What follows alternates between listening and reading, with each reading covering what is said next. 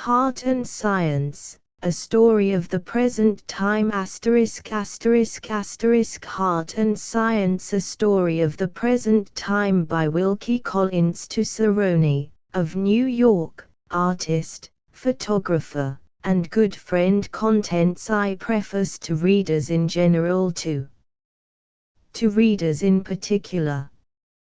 Chapter I, Chapter 2, Chapter 3, Chapter 4, Chapter V, Chapter 6, Chapter 7, Chapter 8, Chapter 9, Chapter X, Chapter 11, Chapter 12, Chapter 13, Chapter 14, Chapter 15, Chapter 16, Chapter 17, Chapter 18, Chapter 19, Chapter XX, Chapter XXI, Chapter XXII, Chapter 23, Chapter XIV, Chapter XXV,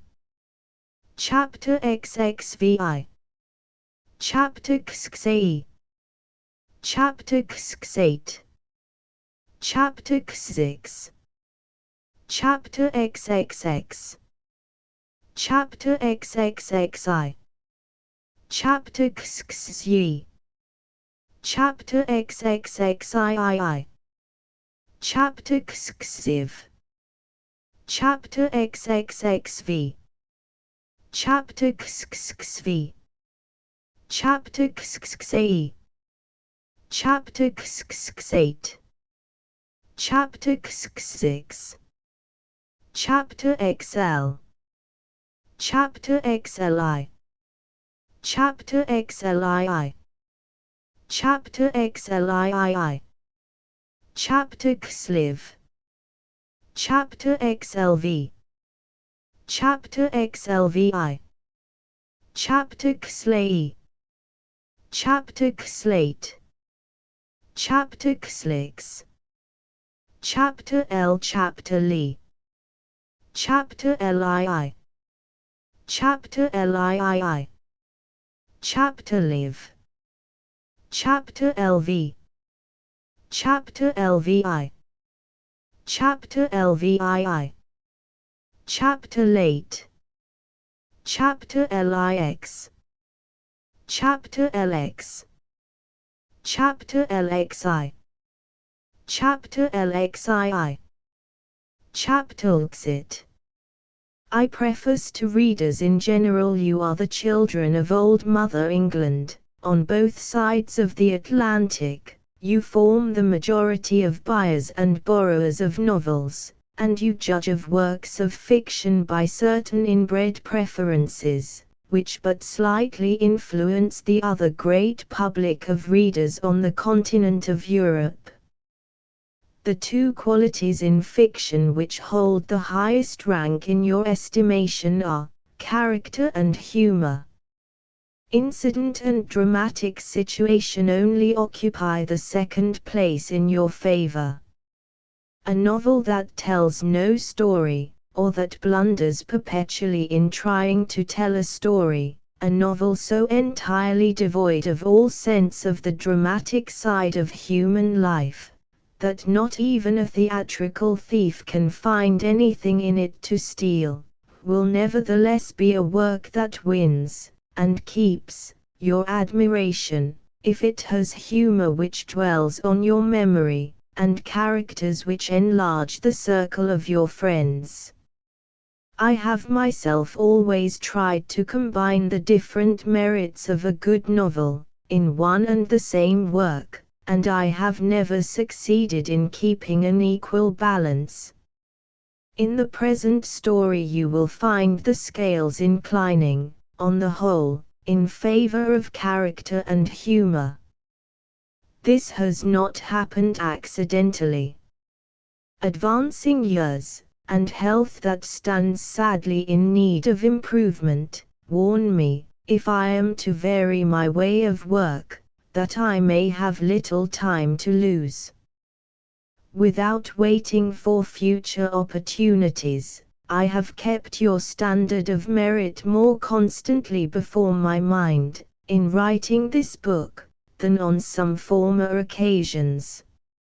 Still persisting in telling you a story, still refusing to get up in the pulpit and preach, or to invade the platform and lecture, or to take you by the buttonhole in confidence and make fun of my art. It has been my chief effort to draw the characters with a vigor and breadth of treatment, derived from the nearest and truest view that I could get of the one model, nature. Whether I shall at once succeed in adding to the circle of your friends in the world of fiction, or whether you will hurry through the narrative, and only discover on a later reading that it is the characters which have interested you in the story, remains to be seen. Either way, your sympathy will find me grateful, for, either way, my motive has been to please you. During its periodical publication correspondence, noting certain passages in Heart and Science, inquired how I came to think of writing this book. The question may be readily answered in better words than mine. My book has been written in harmony with opinions which have an indisputable claim to respect. Let them speak for themselves. Shakespeare's opinion. It was always yet the trick of our English nation, if they have a good thing, to make it too common. King Henry IV, Part 2. Walter Scott's opinion. I am no great believer in the extreme degree of improvement to be derived from the advancement of science, for every study of that nature tends, when pushed to a certain extent, to harden the heart. Letter to Miss Edgeworth. Faraday's opinion. The education of the judgment has for its first and its last step, humility. Lecture on Mental Education, at the Royal Institution. Having given my reasons for writing the book, let me conclude by telling you what I have kept out of the book. It encourages me to think that we have many sympathies in common, and among them, that most of us have taken to our hearts domestic pets. Writing under this conviction, I have not forgotten my responsibility towards you, and towards my art, in pleading the cause of the harmless and affectionate beings of God's creation.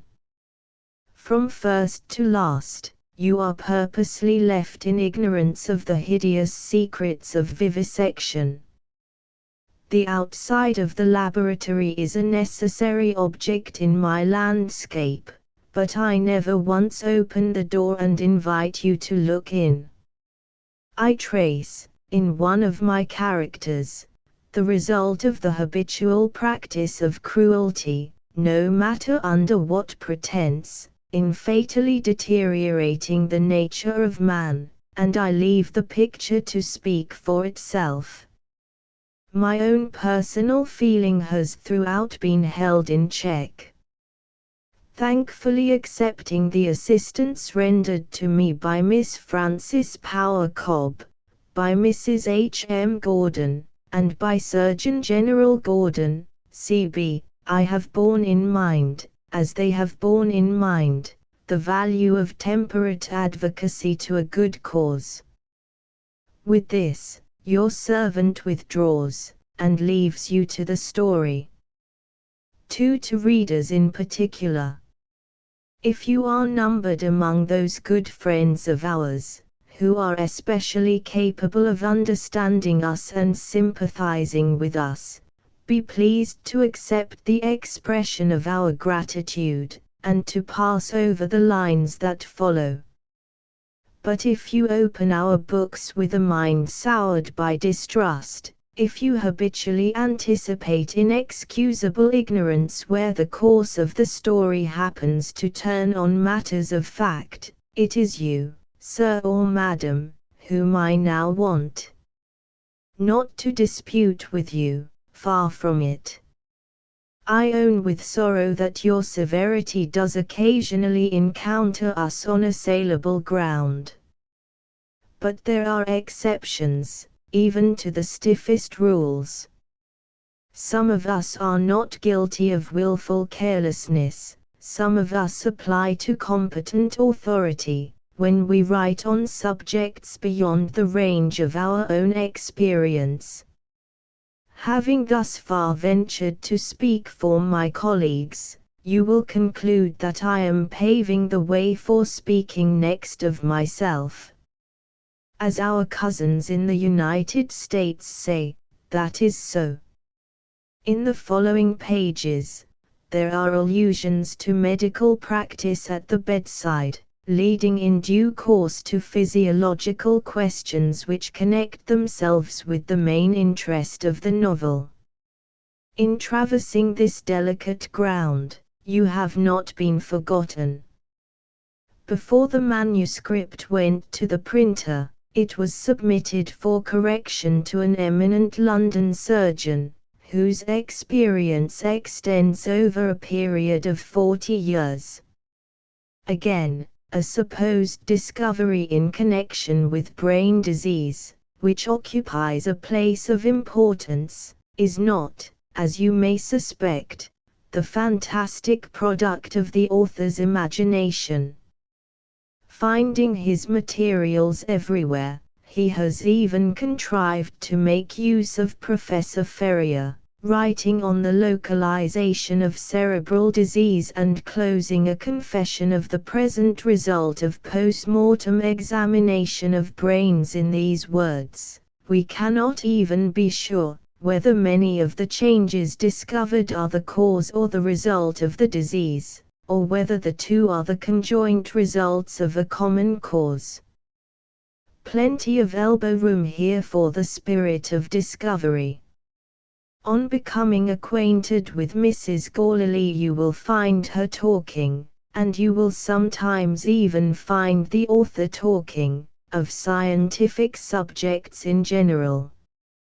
You will naturally conclude that it is all gross caricature. No, it is all promiscuous reading. Let me spare you a long list of books consulted, and of newspapers and magazines mutilated for cuttings, and appeal to examples once more, and for the last time. When Mrs. Gourley wonders whether Carmina has ever heard of the diathermoxy of ebonite, she is thinking of proceedings at a conversation in honor of Professor Helmholtz, reported in the Times of the 12th of April, 1881, at which radiant energy was indeed converted into sonorous vibrations. Again, when she contemplates taking part in a discussion on matter, she has been slyly looking into Chambers's encyclopedia, and has there discovered the interesting conditions on which she can dispense with the idea of atoms. Briefly, not a word of my own invention occurs, when Mrs. Gourley turns the learned side of her character to your worship's view.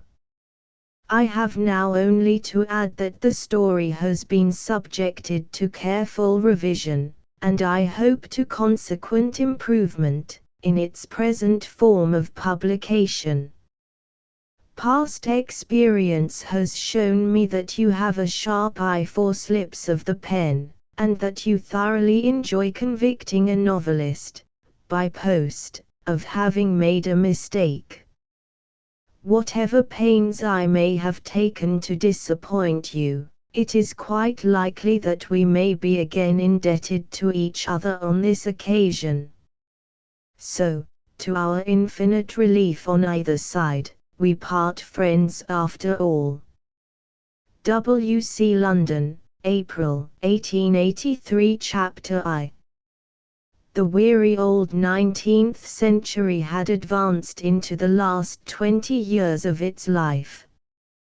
Towards 2 o'clock in the afternoon, Ovid Vere, of the Royal College of Surgeons, stood at the window of his consulting room in London, looking out at the summer sunshine, and the quiet dusty street. He had received a warning, familiar to the busy men of our time, the warning from overwrought nature, which counsels rest after excessive work. With a prosperous career before him, he had been compelled, at only 31 years of age, to ask a colleague to take charge of his practice, and to give the brain which he had cruelly wearied a rest of some months to come. On the next day he had arranged to embark for the Mediterranean in a friend's yacht. An active man, devoted heart and soul to his profession, is not a man who can learn the happy knack of being idle at a moment's notice. Ovid found the mere act of looking out of window, and wondering what he should do next, more than he had patience to endure. He turned to his study table. If he had possessed a wife to look after him, he would have been reminded that he and his study table had nothing in common, under present circumstances. Being deprived of conjugal superintendence, he broke his own rules. His restless hand unlocked a drawer, and took out a manuscript work on medicine of his own writing. Surely, he thought, I may finish a chapter before I go to sea tomorrow. His head, steady enough while he was only looking out of window, began to swim before he had got to the bottom of a page. The last sentences of the unfinished chapter alluded to a matter of fact which he had not yet verified. In emergencies of any sort, he was a patient man and a man of resource. The necessary verification could be accomplished by a visit to the College of Surgeons, situated in the great square called Lincoln's Inn Fields. Here was a motive for a walk, with an occupation at the end of it, which only involved a question to a curator, and an examination of a specimen. He locked up his manuscript, and set forth for Lincoln's Inn Fields. Chapter 2.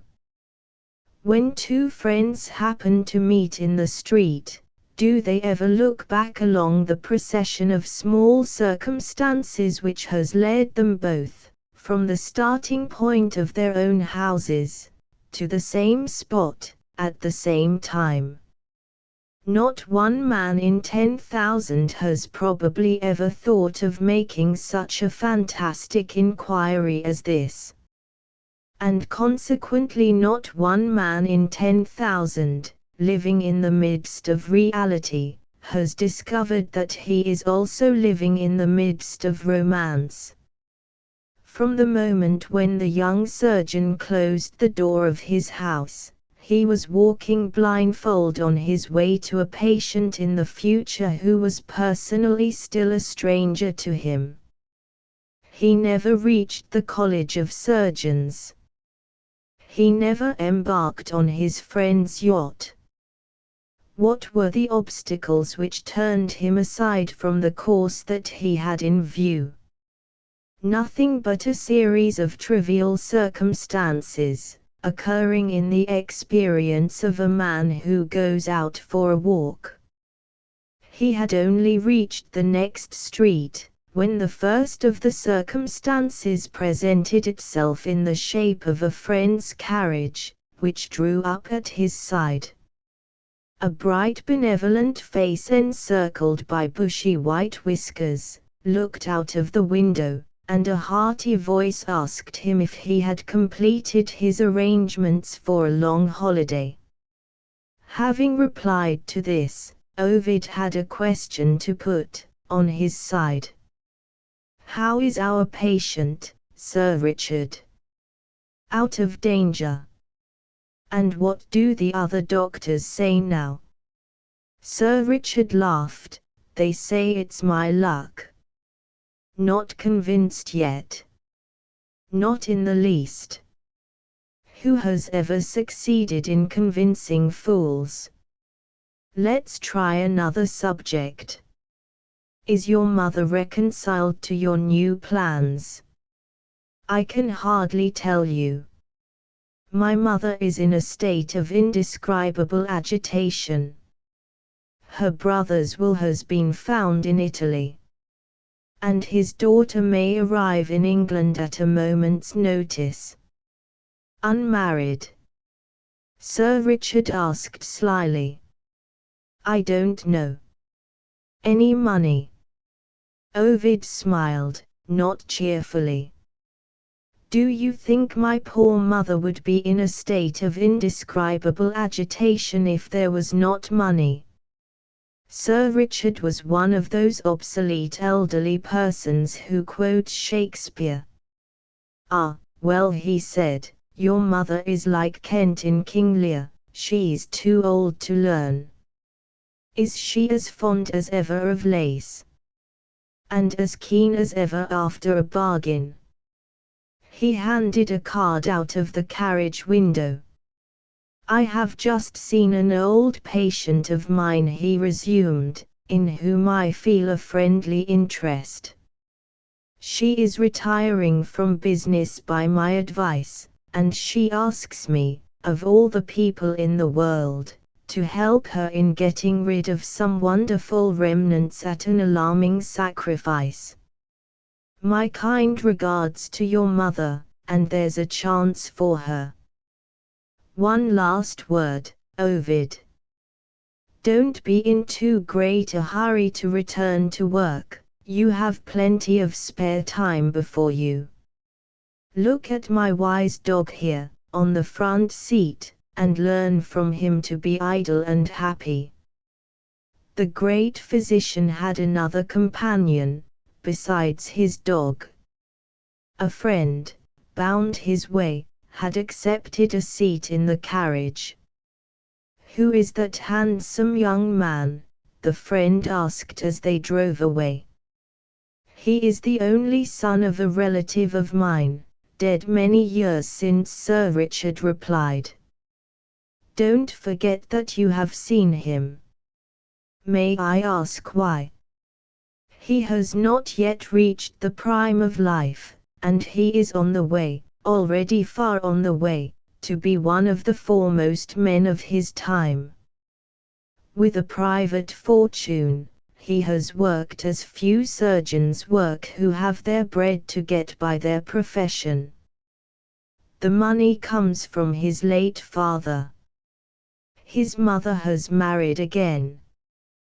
The second husband is a lazy, harmless old fellow, named Gorlily, possessed of one small attraction, £50,000, grubbed up in trade.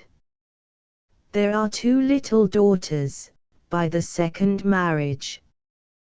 With such a stepfather as I have described, and, between ourselves, with a mother who has rather more than her fair share of the jealous, envious, and money-loving propensities of humanity, my friend Ovid is not diverted by family influences from the close pursuit of his profession.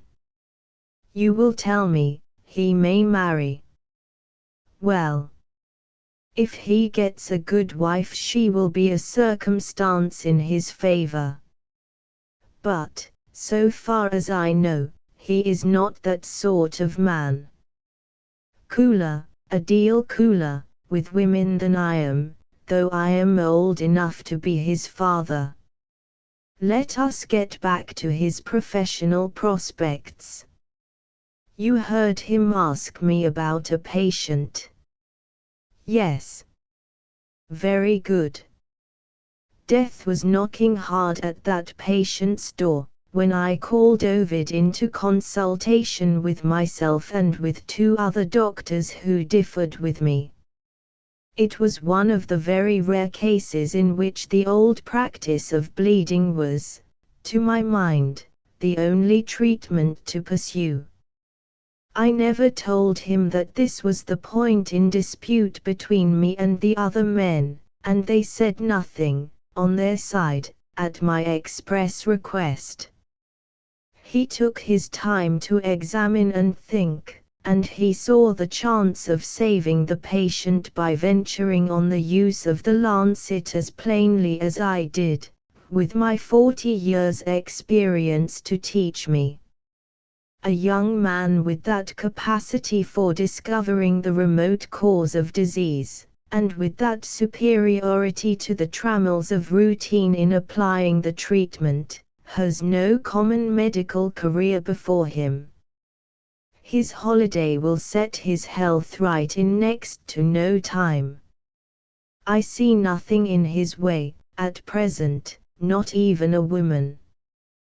But said Sir Richard, with the explanatory wink of one eye peculiar, like quotation from Shakespeare, to persons of the obsolete old time, we know better than to forecast the weather if a petticoat influence appears on the horizon. One prediction, however, I do risk. If his mother buys any of that lace, I know who will get the best of the bargain. The conditions under which the old doctor was willing to assume the character of a prophet never occurred. Ovid remembered that he was going away on a long voyage, and Ovid was a good son. He bought some of the lace, as a present to his mother at parting, and, most assuredly, he got the worst of the bargain. His shortest way back to the straight course, from which he had deviated in making his purchase, led him into a by-street, near the flower and fruit market of Covent Garden. Here he met with the second in number of the circumstances which attended his walk. He found himself encountered by an intolerably filthy smell. The market was not out of the direct way to Lincoln's Inn Fields.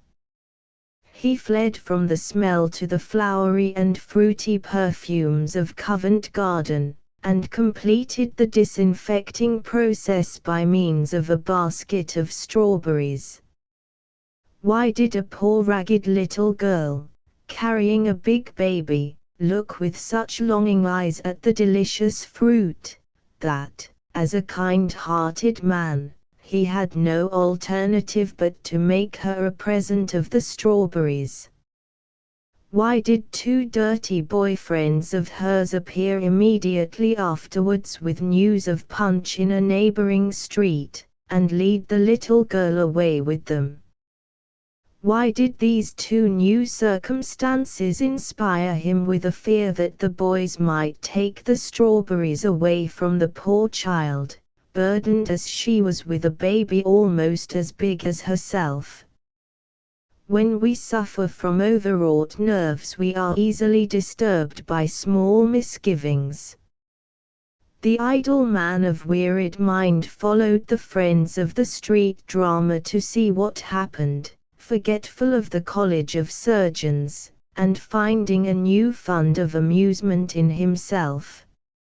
Arrived in the neighboring street, he discovered that the punch performance had come to an end, like some other dramatic performances of higher pretensions, for want of a paying audience. He waited at a certain distance, watching the children. His doubts had done them an injustice. The boys only said, "Give us a taste." And the liberal little girl rewarded their good conduct.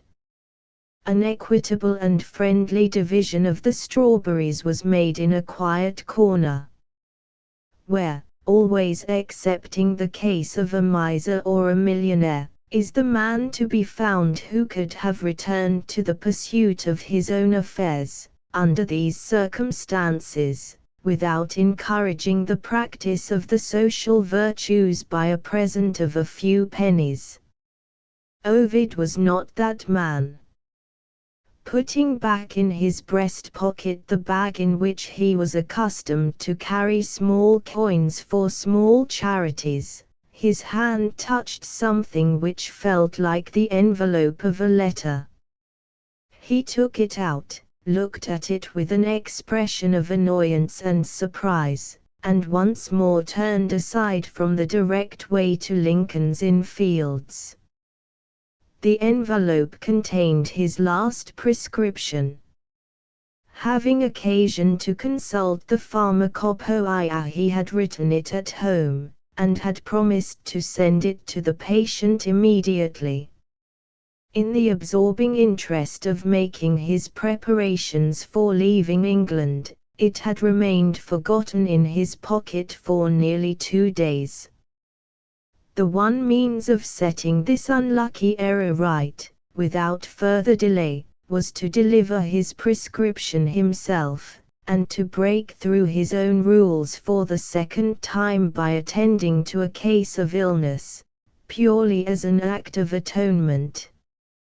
The patient lived in a house nearly opposite to the British Museum.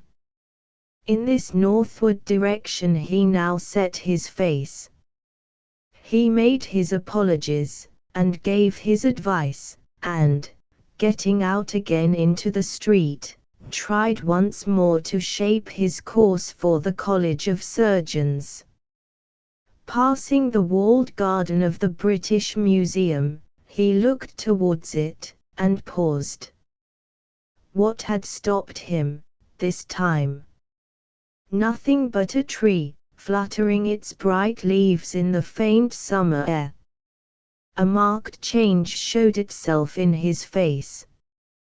The moment before he had been passing in review the curious little interruptions which had attended his walk, and had wondered humorously what would happen next. 2 women, meeting him, and seeing a smile on his lips, had said to each other, "There goes a happy man." If they had encountered him now, they might have reversed their opinion. They would have seen a man thinking of something once dear to him, in the far and unforgotten past. He crossed over the road to the side street which faced the garden. His head drooped, he moved mechanically. Arrived in the street, he lifted his eyes, and stood, within nearer view of it, looking at the tree. Hundreds of miles away from London, under another tree of that gentle family, this man, so cold to women in after life, had made child love, in the days of his boyhood, to a sweet little cousin long since numbered with the dead. The present time, with its interests and anxieties, passed away like the passing of a dream. Little by little, as the minutes followed each other, his sore heart felt a calming influence, breathed mysteriously from the fluttering leaves. Still forgetful of the outward world, he wandered slowly up the street, living in the old scenes, thinking, not unhappily now, the old thoughts. Where, in all London, could he have found a solitude more congenial to a dreamer in daylight? The broad district, stretching northward and eastward from the British Museum, is like the quiet quarter of a country town set in the midst of the roaring activities of the largest city in the world. Here, you can cross the road, without putting limb or life in peril. Here, when you are idle, you can saunter and look about, safe from collision with merciless straight walkers whose time is money, and whose destiny is business. Here, you may meet undisturbed cats on the pavement, in the full glare of noontide, and may watch, through the railings of the squares, the children at play on grass that almost glows with the lustre of the Sussex Downs. This haven of rest is alike out of the way of fashion and business, and is yet within easy reach of the one and the other. Ovid paused in a vast and silent square. If his little cousin had lived, he might perhaps have seen his children at play in some such secluded place as this. The birds were singing blithely in the trees.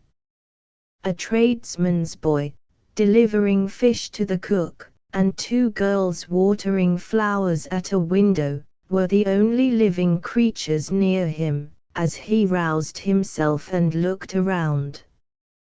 Where was the college? Where were the curator and the specimen? Those questions brought with them no feeling of anxiety or surprise. He turned, in a half-awakened way, without a wish or a purpose, turned, and listlessly looked back. 2 foot passengers, dressed in mourning garments, were rapidly approaching him. One of them, as they came nearer, proved to be an aged woman. The other was a girl. He drew aside to let them pass. They looked at him with the lukewarm curiosity of strangers, as they went by. The girl's eyes and his met. Only the glance of an instant, and its influence held him for life. She went swiftly on, as little impressed by the chance meeting as the old woman at her side. Without stopping to think, without being capable of thought, Ovid followed them. Never before had he done what he was doing now. He was, literally, out of himself. He saw them ahead of him, and he saw nothing else. Towards the middle of the square, they turned aside into a street on the left. A concert hall was in the street, with doors open for an afternoon performance. They entered the hall. Still out of himself, Ovid followed them. Chapter 3. A room of magnificent size, furnished with every conventional luxury that money can buy, lavishly provided with newspapers and books of reference, lighted by tall windows in the daytime, and by gorgeous chandeliers at night, may be nevertheless one of the dreariest places of rest and shelter that can be found on the civilized earth. Such places exist, by hundreds, in those hotels of monstrous proportions and pretensions, which now engulf the traveler who ends his journey on the pier or the platform. It may be that we feel ourselves to be strangers among strangers. It may be that there is something innately repellent in splendid carpets and curtains, chairs and tables, which have no social associations to recommend them. It may be that the mind loses its elasticity under the inevitable restraint on friendly communication, which expresses itself in lowered tones and instinctive distrust of our next neighbor. But this alone is certain: life, in the public drawing-room of a great hotel, is life, with all its healthiest emanations perishing in an exhausted receiver. On the same day, and nearly at the same hour, when Ovid had left his house, 2 women sat in a corner of the public room, in one of the largest of the railway hotels latterly built in London. Without observing it themselves, they were objects of curiosity to their fellow travelers. They spoke to each other in a foreign language. They were dressed in deep mourning, with an absence of fashion and a simplicity of material which attracted the notice of every other woman in the room. One of them wore a black veil over her grey hair. Her hands were brown, and knotty at the joints, her eyes looked unnaturally bright for her age, innumerable wrinkles crossed and recrossed her skinny face, and her aquiline nose, as one of the ladies present took occasion to remark, was so disastrously like the nose of the great Duke of Wellington as to be an offensive feature in the face of a woman. The lady's companion, being a man, took a more merciful view. "She can't help being ugly," he whispered. "But see how she looks at the girl with her. A good old creature, I say, if ever there was one yet." The lady eyed him, as only a jealous woman can eye her husband, and whispered back, "Of course you're in love with that slip of a girl." She was a slip of a girl, and not even a tall slip. At 17 years of age, it was doubtful whether she would ever grow to a better height. But a girl who is too thin, and not even so tall as the Venus de Medici, may still be possessed of personal attractions. It was not altogether a matter of certainty, in this case, that the attractions were sufficiently remarkable to excite general admiration. The fine color and the plump healthy cheeks, the broad smile, and the regular teeth, the well-developed mouth, and the promising bosom which form altogether the average type of beauty found in the purely bred English maiden, were not among the noticeable charms of the small creature in gloomy black, shrinking into a corner of the big room. She had very little color of any sort to boast of. Her hair was of so light a brown that it just escaped being flaxen, but it had the negative merit of not being forced down to her eyebrows, and twisted into the hideous curlywig which exhibits a liberal equality of ugliness on the heads of women in the present day. There was a delicacy of finish in her features, in the nose and the lips especially, a sensitive changefulness in the expression of her eyes, too dark in themselves to be quite in harmony with her light hair, and a subtle yet simple witchery in her rare smile, which atoned, in some degree at least, for want of complexion in the face and of flesh in the figure. Men might dispute her claims to beauty, but no one could deny that she was, in the common phrase, an interesting person. Grace and refinement, a quickness of apprehension and a vivacity of movement, suggestive of some foreign origin, a childish readiness of wonder, in the presence of new objects, and perhaps, under happier circumstances, a childish playfulness with persons whom she loved, were all characteristic attractions of the modest stranger who was in the charge of the ugly old woman, and who was palpably the object of that wrinkled duenna's devoted love. A traveling writing case stood open on a table near them. In an interval of silence the girl looked at it reluctantly. They had been talking of family affairs, and had spoken in Italian, so as to keep their domestic secrets from the ears of the strangers about them. The old woman was the first to resume the conversation. "My Carmina, you really ought to write that letter," she said. "The illustrious Mrs. Gourley is waiting to hear of our arrival in London." Carmina took up the pen, and put it down again with a sigh. "We only arrived last night," she pleaded. "Dear old Teresa, let us have one day in London by ourselves." Teresa received this proposal with undisguised amazement and alarm.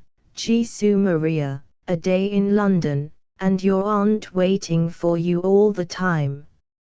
She is your second mother, my dear, by appointment, and her house is your new home. And you propose to stop a whole day at an hotel, instead of going home. Impossible.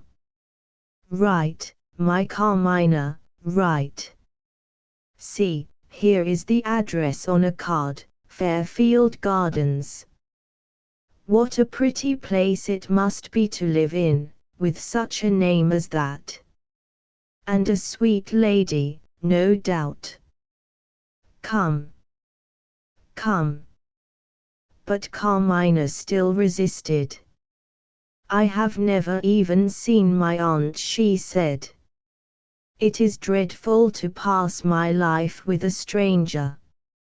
Remember, I was only a child when you came to us after my mother's death. It is hardly 6 months yet since I lost my father. I have no one but you, and, when I go to this new home, you will leave me. I only ask for one more day to be together, before we part. The poor old duenna drew back out of sight, in the shadow of a curtain, and began to cry. Carmina took her hand. Under cover of a tablecloth, Carmina knew how to console her. We will go and see sights, she whispered, and, when dinner time comes, you shall have a glass of the Porto wine. Teresa looked round out of the shadow, as easily comforted as a child. Sights, she exclaimed, and dried her tears. Porto wine, she repeated, and smacked her withered lips at the relishing words. Ah, my child, you have not forgotten the consolations I told you of, when I lived in London in my young days. To think of you, with an English father, and never in London till now. I used to go to museums and concerts sometimes, when my English mistress was pleased with me. That gracious lady often gave me a glass of the fine strong purple wine. The Holy Virgin grant that Aunt Gorlily may be as kind a woman. Such a head of hair as the other one she cannot hope to have. It was a joy to dress it. Do you think I wouldn't stay here in England with you if I could? What is to become of my old man in Italy, with his cursed asthma, and nobody to nurse him? Oh, but those were dull years in London. The black endless streets, the dreadful Sundays, the hundreds of thousands of people, always in a hurry, always with grim faces set on business, business, business. I was glad to go back and be married in Italy. And here I am in London again, after God knows how many years. No matter. We will enjoy ourselves today, and when we go to Madame Gorlily's tomorrow, we will tell a little lie, and say we only arrived on the evening that has not yet come. The duenna's sense of humor was so tickled by this prospective view of the little lie, that she leaned back in her chair and laughed. Carmina's rare smile showed itself faintly. The terrible first interview with the unknown aunt still oppressed her. She took up a newspaper in despair. "Oh, my old dear," she said, "let us get out of this dreadful room, and be reminded of Italy." Teresa lifted her ugly hands in bewilderment. Reminded of Italy, in London? Is there no Italian music in London? Carmina asked suggestively. The duenna's bright eyes answered this in their own language. She snatched up the nearest newspaper. It was then the height of the London concert season. Morning performances of music were announced in rows. Reading the advertised programs, Carmina found them, in one remarkable respect, all alike. They would have led an ignorant stranger to wonder whether any such persons as Italian composers, French composers, and English composers had ever existed. The music offered to the English public was music of exclusively German, and for the most part modern German, origin. Carmina held the opinion, in common with Mozart and Rossini, as well as other people, that music without melody is not music at all. She laid aside the newspaper. The plan of going to a concert being thus abandoned, the idea occurred to them of seeing pictures. Teresa, in search of information, tried her luck at a great table in the middle of the room, on which useful books were liberally displayed. She returned with a catalogue of the Royal Academy exhibition, which someone had left on the table, and with the most universally well-informed book, on a small scale, that has ever enlightened humanity, modestly described on the title page as an almanac. Carmina opened the catalogue at the first page, and discovered a list of Royal Academicians. Were all these gentlemen celebrated painters? Out of nearly 40 names, 3 only had made themselves generally known beyond the limits of England. She turned to the last page. The works of art on show numbered more than 1,500. Teresa, looking over her shoulder, made the same discovery. "Our heads will ache, and our feet will ache," she remarked, "before we get out of that place." Carmina laid aside the catalogue. Teresa opened the almanac at hazard, and hit on the page devoted to amusements. Her next discovery led her to the section inscribed Museums. She scored an approving mark at that place with her thumbnail, and read the list in fluent broken English. The British Museum.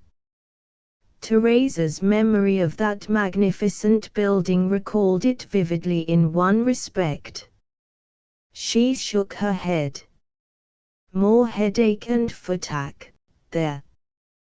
Bethnal Green, Indian Museum, College of Surgeons, Practical Geology, South Kensington, Patent Museum, all unknown to Teresa.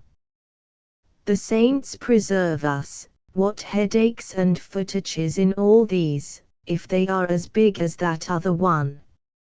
She went on with the list, and astonished everybody in the room by suddenly clapping her hands.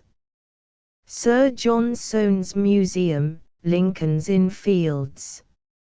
Ah, but I remember that. A nice little easy museum in a private house, and all sorts of pretty things to see. My dear love, trust your old Teresa. Come to Soane. In 10 minutes more they were dressed, and on the steps of the hotel. The bright sunlight, the pleasant air, invited them to walk. On the same afternoon, when Ovid had set forth on foot for Lincoln's Inn Fields, Carmina and Teresa set forth on foot for Lincoln's Inn Fields. Trivial obstacles had kept the man away from the college. Would trivial obstacles keep the women away from the museum? They crossed the Strand, and entered a street which led out of it towards the north, Teresa's pride in her memory forbidding her thus far to ask their way. Their talk, dwelling at first on Italy, and on the memory of Carmina's Italian mother, reverted to the formidable subject of Mrs. Gallilee. Teresa's hopeful view of the future turned to the cousins, and drew the picture of two charming little girls, eagerly waiting to give their innocent hearts to their young relative from Italy. "Are there only two?" she said. "Surely you told me there was a boy, besides the girls." Carmina set her right. "My cousin Ovid is a great doctor," she continued with an air of importance. "Poor Papa used to say that our family would have reason to be proud of him." "Does he live at home?" asked simple Teresa. "Oh, dear, no. He has a grand house of his own. Hundreds of sick people go there to be cured, and give hundreds of golden guineas. Hundreds of golden guineas gained by only curing sick people, represented to Teresa's mind something in the nature of a miracle. She solemnly raised her eyes to heaven. What a cousin to have! Is he young? Is he handsome? Is he married? Instead of answering these questions, Carmina looked over her shoulder. "Is this poor creature following us?" she asked. They had now turned to the right, and had entered a busy street leading directly to Covent Garden. The creature, who was undoubtedly following them, was one of the starved and vagabond dogs of London. Every now and then, the sympathies of their race lead these inveterate wanderers to attach themselves, for the time, to some human companion, whom their mysterious insight chooses from the crowd. Teresa, with the hard feeling towards animals which is one of the serious defects of the Italian character, cried, "Ah, the mangy beast!" and lifted her umbrella. The dog starred back, waited a moment, and followed them again as they went on. Carmina's gentle heart gave its pity to this lost and hungry fellow creature. "I must buy that poor dog something to eat," she said, and stopped suddenly as the idea struck her. The dog, accustomed to kicks and curses, was ignorant of kindness. Following close behind her, when she checked herself, he darted away in terror into the road. A cab was driven by rapidly at the same moment. The wheel passed over the dog's neck. And there was an end, as a man remarked looking on, of the troubles of a cur. This common accident struck the girl's sensitive nature with horror. Helpless and speechless, she trembled piteously. The nearest open door was the door of a music seller's shop. Teresa led her in, and asked for a chair and a glass of water. The proprietor, feeling the interest in Carmina which she seldom failed to inspire among strangers, went the length of offering her a glass of wine. Preferring water, she soon recovered herself sufficiently to be able to leave her chair. "May I change my mind about going to the museum?" she said to her companion. "After what has happened, I hardly feel equal to looking at curiosities." Teresa's ready sympathy tried to find some acceptable alternative. "Music would be better, wouldn't it?" she suggested. The so-called Italian opera was open that night, and the printed announcement of the performance was in the shop.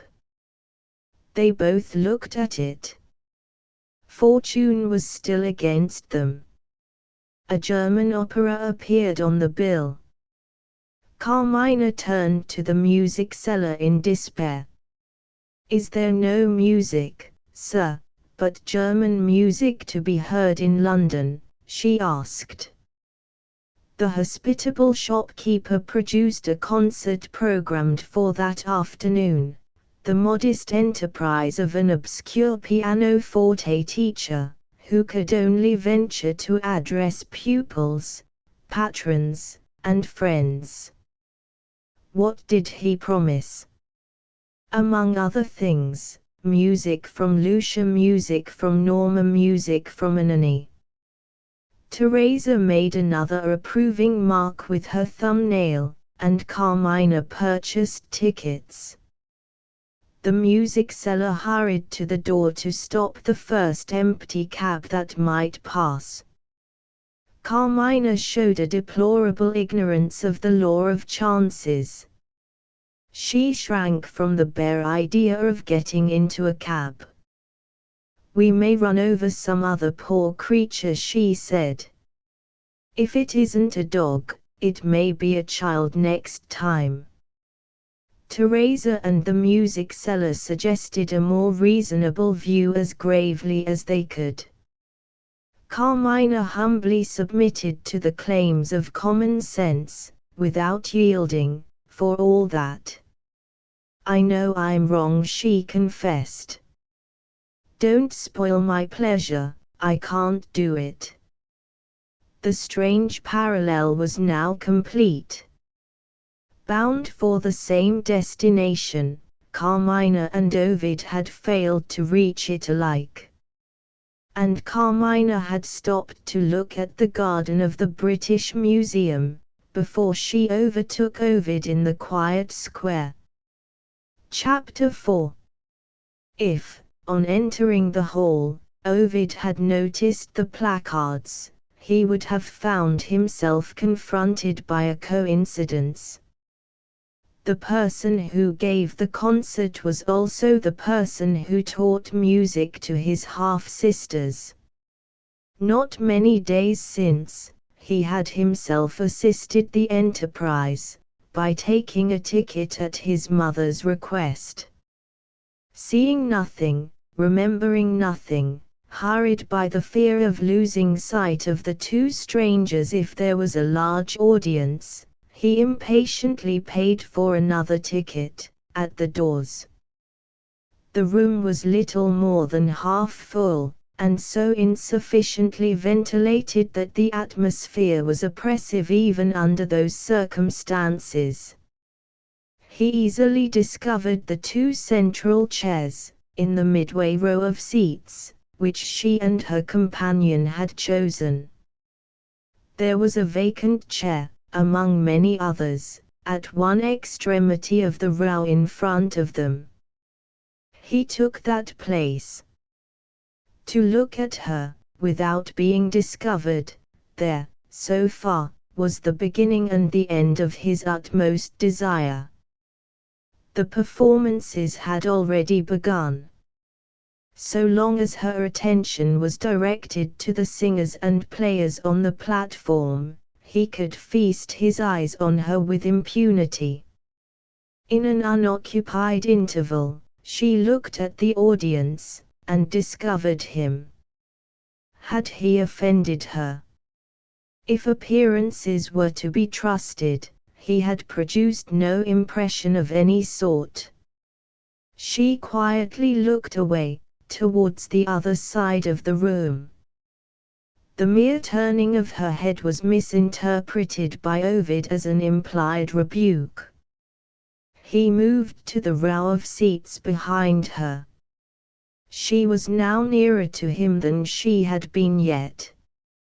He was again content, and more than content. The next performance was a solo on the piano. A round of applause welcomed the player. Ovid looked at the platform for the first time. In the bowing man, with a prematurely bald head and a servile smile, he recognized Mrs. Gourley's music master. The inevitable inference followed. His mother might be in the room. After careful examination of the scanty audience, he failed to discover her, thus far. She would certainly arrive, nevertheless. My money's worth for my money was a leading principle in Mrs. Gourley's life. He sighed as he looked towards the door of entrance. Not for long had he revelled in the luxury of a new happiness. He had openly avowed his dislike of concerts, when his mother had made him take a ticket for this concert. With her quickness of apprehension, what might she not suspect, if she found him among the audience? Come what might of it, he still kept his place, he still feasted his eyes on the slim figure of the young girl, on the gentle yet spirited carriage of her head. But the pleasure was no longer pleasure without alloy. His mother had got between them now. The solo on the piano came to an end. In the interval that followed, he turned once more towards the entrance. Just as he was looking away again, he heard Mrs. Gourley's loud voice. She was administering a maternal caution to one of the children. "Behave better here than you behaved in the carriage, or I shall take you away." If she found him in his present place, if she put her own clever construction on what she saw, her opinion would assuredly express itself in some way. She was one of those women who can insult another woman, and safely disguise it, by an inquiring look. For the girl's sake, Ovid instantly moved away from her to the seats at the back of the hall. Mrs. Gourley made a striking entrance, dressed to perfection, powdered and painted to perfection, leading her daughters, and followed by her governess. The usher courteously indicated places near the platform. Mrs. Galilee astonished him by a little lecture on acoustics, delivered with the sweetest condescension. Her Christian humility smiled, and called the usher, "Sir." Sound, "Sir," is most perfectly heard towards the center of the auditorium. She led the way towards the center. Vacant places invited her to the row of seats occupied by Carmina and Teresa. She, the unknown aunt, seated herself next to the unknown niece. They looked at each other. Perhaps it was the heat of the room. Perhaps she had not perfectly recovered the nervous shock of seeing the dog killed. Carmina's head sank on good Teresa's shoulder. She had fainted. Chapter V. May I ask for a cup of tea, Miss Minerva? Delighted, I'm sure, Mr. Lefrank. And was Mrs. Gourley pleased with the concert? Charmed. Mr. Lefrank shook his head. I am afraid there was a drawback, he suggested. You forget the lady who fainted. So alarming to the audience. So disagreeable to the artists. Take care, Mr. Lefrank. These new houses are flimsily built, they might hear you upstairs. The fainting lady is upstairs. All the elements of a romance are upstairs. Is your tea to your liking? In this playfully provocative manner, Miss Minerva, the governess, trifled with the curiosity of Mr. Lefrank, the music master, as the proverbial cat trifles with the terror of the captive mouse. The man of the bald head and the servile smile showed a polite interest in the coming disclosure. He opened his deeply sunk eyes, and lazily lifted his delicate eyebrows. He had called at Mrs. Gourley's house, after the concert, to get a little tea, with a large infusion of praise, in the schoolroom. A striking personal contrast confronted him, in the face of the lady who was dispensing the hospitalities of the table. Mr. Lefrank's plump cheeks were, in color, of the obtrusively florid sort. The relics of yellow hair, still adhering to the sides of his head, looked as silkily frail as spun glass. His noble beard made amends for his untimely baldness. The glossy glory of it exhaled delicious perfumes. The keenest eyes might have tried in vain to discover a hair that was out of place. Miss Minerva's eager sallow face, so lean, and so hard, and so long, looked, by contrast, as if it wanted some sort of discreet covering thrown over some part of it. Her coarse black hair projected like a penthouse over her bushy black eyebrows and her keen black eyes. "Oh, dear me," as they said in the servants' hall, she would never be married, so yellow and so learned, so ugly and so poor. And yet, if mystery is interesting, this was an interesting woman. The people about her felt an uneasy perception of something secret, ominously secret, in the nature of the governess which defied detection. If inquisitive science, vowed to medical research, could dissect firmness of will, working at its steadiest repressive action, then, the mystery of Miss Minerva's inner nature might possibly have been revealed.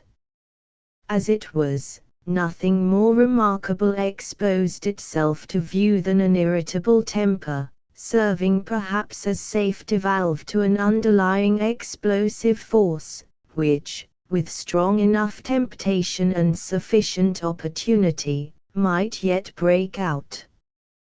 "Gently, Mr. Lefrank. The tea is hot, you may burn your mouth. How am I to tell you what has happened?" Miss Minerva dropped the playfully provocative tone, with infinite tact, exactly at the right moment. "Just imagine," she resumed, "a scene on the stage, occurring in private life. The lady who fainted at your concert turns out to be no less a person than Mrs. Gourley's niece. The general folly which reads a prospectus and blindly speculates in shares, is matched by the equally diffused stupidity, which is incapable of discovering that there can be any possible relation between fiction and truth. Say it's in a novel, and you are a fool if you believe it. Say it's in a newspaper, and you are a fool if you doubt it." Mr. Lefrank, following the general example, followed it on this occasion a little too unreservedly. He avowed his doubts of the circumstance just related, although it was, on the authority of a lady, a circumstance occurring in real life. Far from being offended, Miss Minerva cordially sympathized with him. "It is too theatrical to be believed," she admitted, "but this fainting young person is positively the interesting stranger we have been expecting from Italy. You know Mrs. Gourley. Hers was the first smelling bottle produced, hers was the presence of mind which suggested a horizontal position. 'Help the heart,' she said, 'don't impede it.' The whole theory of fainting fits, in 6 words. In another moment," proceeded the governess, making a theatrical point without suspecting it, "in another moment, Mrs. Gallilee herself stood in need of the smelling bottle. Mr. Lefranc was not a true believer, even yet. "You don't mean she fainted," he said. Miss Minerva held up the indicative forefinger, with which she emphasized instruction when her pupils required rousing. Mrs. Gallilee's strength of mind, as I was about to say, if you had listened to me, resisted the shock. What the effort must have cost her you will presently understand. Our interesting young lady was accompanied by a hideous old foreign woman who completely lost her head. She smacked her hands distractedly, she called on the saints, without producing the slightest effect, but she mixed up a name, remarkable even in Italy, with the rest of the delirium, and that was serious. "Put yourself in Mrs. Gallilee's place." "I couldn't do it," said Mr. Lefranc, with humility. Miss Minerva passed over this reply without notice. Perhaps she was not a believer in the humility of musicians. "The young lady's Christian name," she proceeded, "is Carmina. Put the accent, if you please, on the first syllable." The moment Mrs. Gallilee heard the name, it struck her like a blow. She enlightened the old woman, and asserted herself as Miss Carmina's aunt in an instant. "I am Mrs. Gallilee," that was all she said. The result, Miss Minerva paused, and pointed to the ceiling. "The result is up there." Our charming guest was on the sofa, and the hideous old nurse was fanning her, when I had the honor of seeing them just now. No, Mr. Lefranc. I haven't done yet. There is a last act in this drama of private life still to relate. A medical gentleman was present at the concert, who offered his services in reviving Miss Carmina. The same gentleman is now in attendance on the interesting patient. Can you guess who he is? Mr. Lefranc had sold a ticket for his concert to the medical advisor of the family, one Mr. Null. A cautious guess in this direction seemed to offer the likeliest chance of success. "He is a patron of music," the pianist began. "He hates music," the governess interposed. "I mean Mr. Null," Mr. Lefranc persisted. "I mean," Miss Minerva paused, like the cat with the mouse again. "I mean, Mr. Ovidvere." What form the music master's astonishment might have assumed may be matter for speculation. It was never destined to become matter of fact. At the moment when Miss Minerva overwhelmed him with the climax of her story, a little, rosy, elderly gentleman, with a round face, a sweet smile, and a curly grey head, walked into the room, accompanied by two girls. Persons of small importance, only Mr. Gallilee and his daughters. "How do ye do, Mr. Lefranc? I hope you got plenty of money by the concert. I gave away my own 2 tickets. You will excuse me, I'm sure. Music, I can't think why, always sends me to sleep. Here are your 2 pupils, Miss Minerva, safe and sound. It struck me we were rather in the way, when that sweet young creature was brought home. Sadly in want of quiet, poor thing, not in want of us. Mrs. Gallilee and Ovid, so clever and attentive, were just the right people in the right place. So I put on my hat, I'm always available, Mr. Lefranc. I have the great advantage of never having anything to do, and I said to the girls, let's have a walk. We had no particular place to go to, that's another advantage of mine, so we drifted about. I didn't mean it, but, somehow or other, we stopped at a pastry cook's shop. What was the name of the pastry cook? So far Mr. Gourlay proceeded, speaking in the oddest self-contradictory voice, if such a description is permissible, a voice at once high in pitch and mild in tone, in short, as Mr. Lefranc once professionally remarked, a soft falsetto. When the good gentleman paused to make his little effort of memory, his eldest daughter, aged 12, and always ready to distinguish herself, saw her opportunity, and took the rest of the narrative into her own hands. Miss Maria, named after her mother, was one of the successful new products of the age we live in, the conventionally charming child, who has never been smacked, possessed of the large round eyes that we see in pictures, and the sweet manners and perfect principles that we read of in books. She called everybody dear, she knew to a nicety how much oxygen she wanted in the composition of her native air, and, alas, poor wretch, she had never wetted her shoes or dirtied her face since the day when she was born. Dear Miss Minerva, said Maria, the pastry cook's name was Timble. We have had ices. His mind being now set at rest on the subject of the pastry cook, Mr. Gourlay turned to his youngest daughter, aged 10, and one of the unsuccessful products of the age we live in.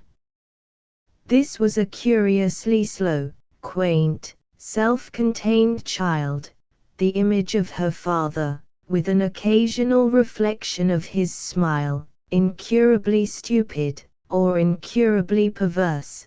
The friends of the family were not quite sure which. Whether she might have been overcrammed with useless knowledge, was not a question in connection with the subject which occurred to anybody. Rouse yourself, Zoe, said Mr. Gourlay. What did we have besides ices? Zoe, known to her father, by vulgar abbreviation, as Zoe, took Mr. Gourlay's stumpy red hand, and held hard by it as if that was the one way in which a dull child could rouse herself, with a prospect of success. I've had so many of them, she said, I don't know. Ask Maria. Maria responded with the sweetest readiness. Dear Zoe, you are so slow. Cheesecakes. Mr. Gourlay patted Zoe's head as encouragingly as if she had discovered the right answer by herself. That's right, ices and cheesecakes, he said. We tried cream ice, and then we tried water ice. The children, Miss Minerva, preferred the cream ice. And, do you know, I'm of their opinion. There's something in a cream ice. What do you think yourself of cream ices, Mr. Lefranc? It was one among the many weaknesses of Mr. Gourlay's character to be incapable of opening his lips without, sooner or later, taking somebody into his confidence. In the merest trifles, he instinctively invited sympathy and agreement from any person within his reach, from a total stranger quite as readily as from an intimate friend. Mr. Lefranc, representing the present court of social appeal, attempted to deliver judgment on the question of ices, and was interrupted without ceremony by Miss Minerva. She, too, had been waiting her opportunity to speak, and she now took it, not amiably. With all possible respect, Mr. Gourley, I venture to entreat that you will be a little more thoughtful, where the children are concerned. I beg your pardon, Mr. Lefranc, for interrupting you, but it is really a little too hard on me. I am held responsible for the health of these girls. I am blamed over and over again, when it is not my fault, for irregularities in their diet, and there they are, at this moment, chilled with ices and cloyed with cakes. What will Mrs. Gourley say? Don't tell her, Mr. Gourley suggested. The girls will be thirsty for the rest of the evening, Miss Minerva persisted. The girls will have no appetite for the last meal before bedtime. And their mother will ask me what it means. My good creature, cried Mr. Gourley, don't be afraid of the girls' appetites. Take off their hats, and give them something nice for supper. They inherit my stomach, Miss Minerva, and they'll tuck in, as we used to say at school. Did they say so in your time, Mr. Lefranc? Mrs. Gourley's governess and vulgar expressions were anomalies never to be reconciled, under any circumstances. Miss Minerva took off the hats in stern silence. Even Papa might have seen the contempt in her face, if she had not managed to hide it in this way, by means of the girls. In the silence that ensued, Mr. Lefranc had his chance of speaking, and showed himself to be a gentleman with a happily balanced character, a musician, with an eye to business. Using gratitude to Mr. Gourley as a means of persuasion, he gently pushed the interests of a friend who was giving a concert next week. We poor artists have our faults, my dear sir, but we are all earnest in helping each other. My friend sang for nothing at my concert. Don't suppose for a moment that he expects it of me.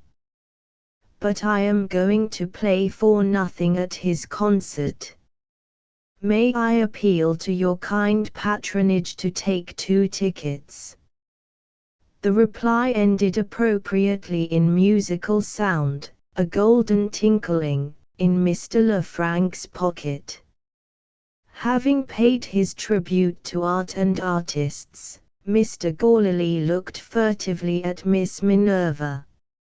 On the wise principle of letting well alone, he perceived that the happy time had arrived for leaving the room. How was he to make his exit? He prided himself on his readiness of resource, in difficulties of this sort, and he was equal to the occasion as usual. He said he would go to his club. We really have a capital smoking room at that club, he said. I do like a good cigar, and, what do you think, Mr. Lefranc, isn't a pint of champagne nice drinking, this hot weather? Just cooled with ice. I don't know whether you feel the weather, Miss Minerva, as I do, and poured, fizzing, into a silver mug. Lord, how delicious! Goodbye, girls. Give me a kiss before I go. Maria led the way, as became the elder. She not only gave the kiss, but threw an appropriate sentiment into the bargain. I do love you, dear Papa, said this perfect daughter, with a look in Miss Minerva's direction, which might have been a malicious look in any eyes but Maria's. Mr. Gourley turned to his youngest child. Well, Zoe, what do you say? Zoe took her father's hand once more, and rubbed her head against it like a cat. This new method of expressing filial affection seemed to interest Mr. Gourley. "Does your head itch, my dear?" he asked. The idea was new to Zoe. She brightened, and looked at her father with a sly smile. "Why do you do it?" Miss Minerva asked sharply. Zoe clouded over again, and answered, "I don't know." Mr. Gourley rewarded her with a kiss, and went away to champagne and the club. Mr. Lefranc left the schoolroom next. He paid the governess the compliment of reverting to her narrative of events at the concert. "I am greatly struck," he said, "by what you told me about Mr. Ovid Vere. We may, perhaps, have misjudged him in thinking that he doesn't like music. His coming to my concert suggests a more cheering view. Do you think there would be any impropriety in my calling to thank him? Perhaps it would be better if I wrote and enclosed 2 tickets for my friend's concert. To tell you the truth, I've pledged myself to dispose of a certain number of tickets. My friend is so much in request, it's expecting too much to ask him to sing for nothing. I think I'll write. Good evening." Left alone with her pupils, Miss Minerva looked at her watch. "Prepare your lessons for tomorrow," she said. The girls produced their books. Maria's library of knowledge was in perfect order. The pages over which Zoe pondered in endless perplexity were crumpled by weary fingers, and stained by frequent tears. Oh, fatal knowledge! Mercifully forbidden to the first 2 of our race, who shall count the crimes and stupidities committed in your name. Miss Minerva leaned back in her easy-chair. Her mind was occupied by the mysterious question of Ovid's presence at the concert. She raised her keenly penetrating eyes to the ceiling, and listened for sounds from above. "I wonder," she thought to herself, "what they are doing upstairs." Chapter 6. Mrs. Gourley was as complete a mistress of the practice of domestic virtue as of the theory of acoustics and fainting fits. At dressing with taste, and ordering dinners with invention, at heading her table gracefully, and making her guests comfortable, at managing refractory servants and detecting dishonest tradespeople, she was the equal of the least intellectual woman that ever lived. Her preparations for the reception of her niece were finished in advance, without an oversight in the smallest detail. Carmina's inviting bedroom, in blue, opened into Carmina's irresistible sitting room, in brown. The ventilation was arranged, the light and shade were disposed, the flowers were attractively placed, under Mrs. Gourley's infallible superintendence. Before Carmina had recovered her senses, she was provided with a second mother, who played the part to perfection. The 4 persons, now assembled in the pretty sitting-room upstairs, were in a position of insupportable embarrassment towards each other. Finding her son at a concert, after he had told her that he hated music, Mrs. Gourley had first discovered him hurrying to the assistance of a young lady in a swoon, with all the anxiety and alarm which he might have shown in the case of a near and dear friend. And yet, when this stranger was revealed as a relation, he had displayed an amazement equal to her own. What explanation could reconcile such contradictions as these? As for Carmina, her conduct complicated the mystery. What was she doing at a concert, when she ought to have been on her way to her aunt's house? Why, if she must faint when the hot room had not overpowered anyone else, had she failed to recover in the usual way? There she lay on the sofa, alternately flushing and turning pale when she was spoken to, ill at ease in the most comfortable house in London, timid and confused under the care of her best friends. Making all allowance for a sensitive temperament, could a long journey from Italy, and a childish fright at seeing a dog run over, account for such a state of things as this?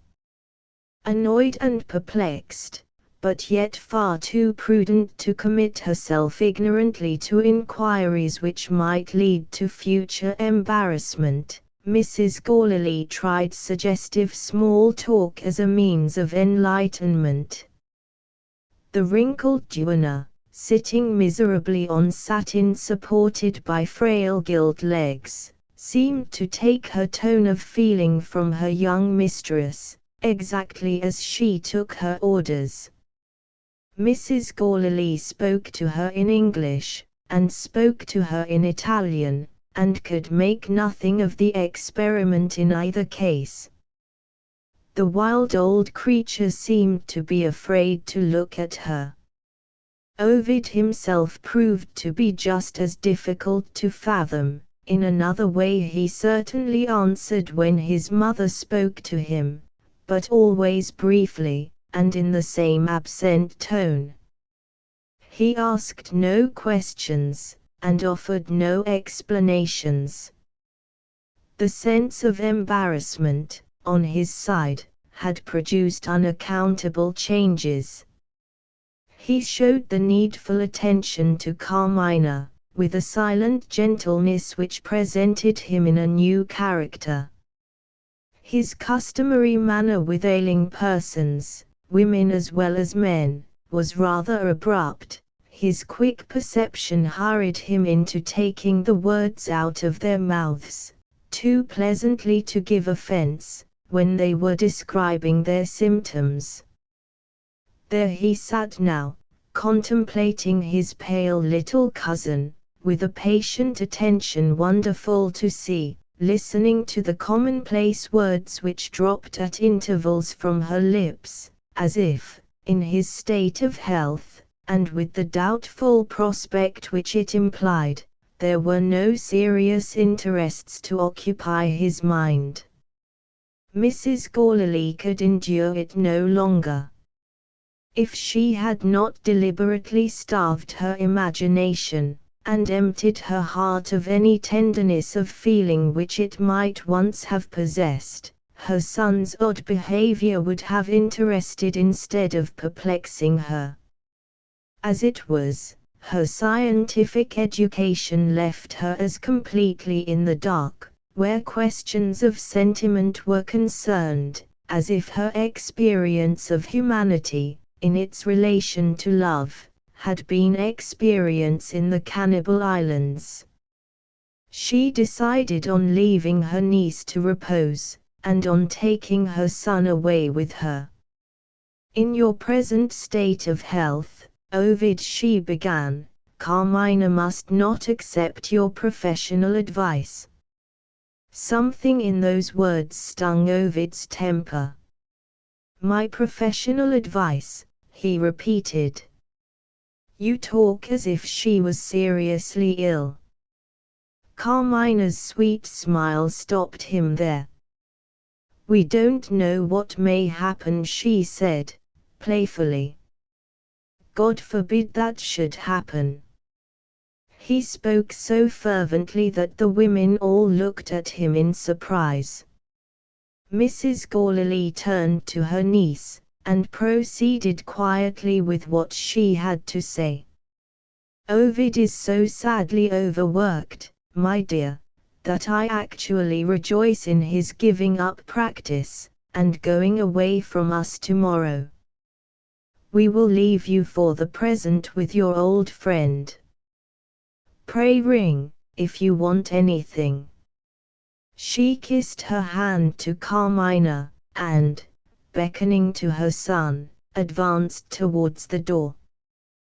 Teresa looked at her, and suddenly looked away again. Mrs. Gorley stopped on her way out, at a chiffonier, and altered the arrangement of some of the china on it. The duenna followed on tiptoe, folded her thumb and 2 middle fingers into the palm of her hand, and, stretching out the forefinger and the little finger, touched Mrs. Gorley on the back, so softly that she was unaware of it. The evil-eye Teresa whispered to herself in Italian, as she stole back to her place. Ovid lingered near his cousin. Neither of them had seen what Teresa had done. He rose reluctantly to go. Feeling his little attentions gratefully, Carmina checked him with innocent familiarity as he left his chair. "I must thank you," she said, simply. "It seems hard indeed that you, who cure others, should suffer from illness yourself." Teresa, watching them with interest, came a little nearer. She could now examine Ovid's face with close and jealous scrutiny. Mrs. Gorley reminded her son that she was waiting for him. He had some last words yet to say. The duenna drew back from the sofa, still looking at Ovid. She muttered to herself, "Holy Teresa, my patroness, show me that man's soul in his face." At last, Ovid took his leave. "I shall call and see how you are tomorrow," he said, "before I go." He nodded kindly to Teresa. Instead of being satisfied with that act of courtesy, she wanted something more. "May I shake hands?" she asked. Mrs. Gorley was a liberal in politics. Never had her principles been tried, as they were tried when she heard those words. Teresa wrung Ovid's hand with tremulous energy, still intent on reading his character in his face. He asked her, smiling, what she saw to interest her. "A good man, I hope," she answered, sternly. Carmina and Ovid were amused. Teresa rebuked them, as if they had been children.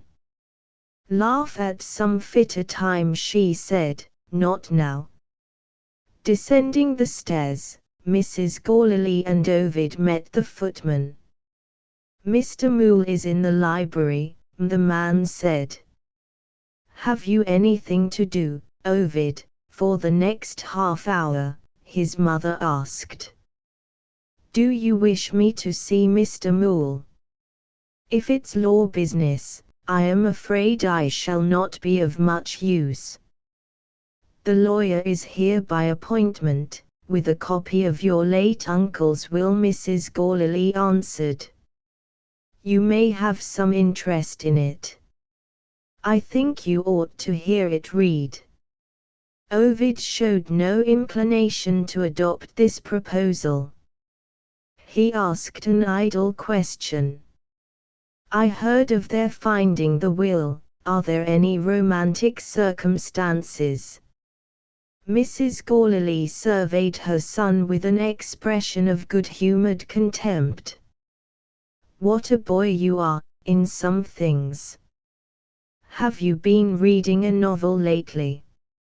"My dear, when the people in Italy made up their minds, at last, to have the furniture in your uncle's room taken to pieces, they found the will. It had slipped behind a drawer, in a rotten old cabinet, full of useless papers. Nothing romantic, thank God, and nothing, as Mr. Moole's letter tells me, that can lead to misunderstandings or disputes. Ovid's indifference was not to be conquered. He left it to his mother to send him word if he had a legacy. I am not as much interested in it as you are, he explained. Plenty of money left to you, of course. He was evidently thinking all the time of something else. Mrs. Gorley stopped in the hall, with an air of downright alarm. Your mind is in a dreadful state, she said. Have you really forgotten what I told you, only yesterday? The will appoints me Carmina's guardian. He had plainly forgotten it. He started, when his mother recalled the circumstance. Curious, he said to himself, that I was not reminded of it, when I saw Carmina's rooms prepared for her. His mother, anxiously looking at him, observed that his face brightened when he spoke of Carmina. He suddenly changed his mind. Make allowances for an overworked man, he said. You are quite right. I ought to hear the will read. I am at your service. Even Mrs. Gorley now drew the right inference at last. She made no remark.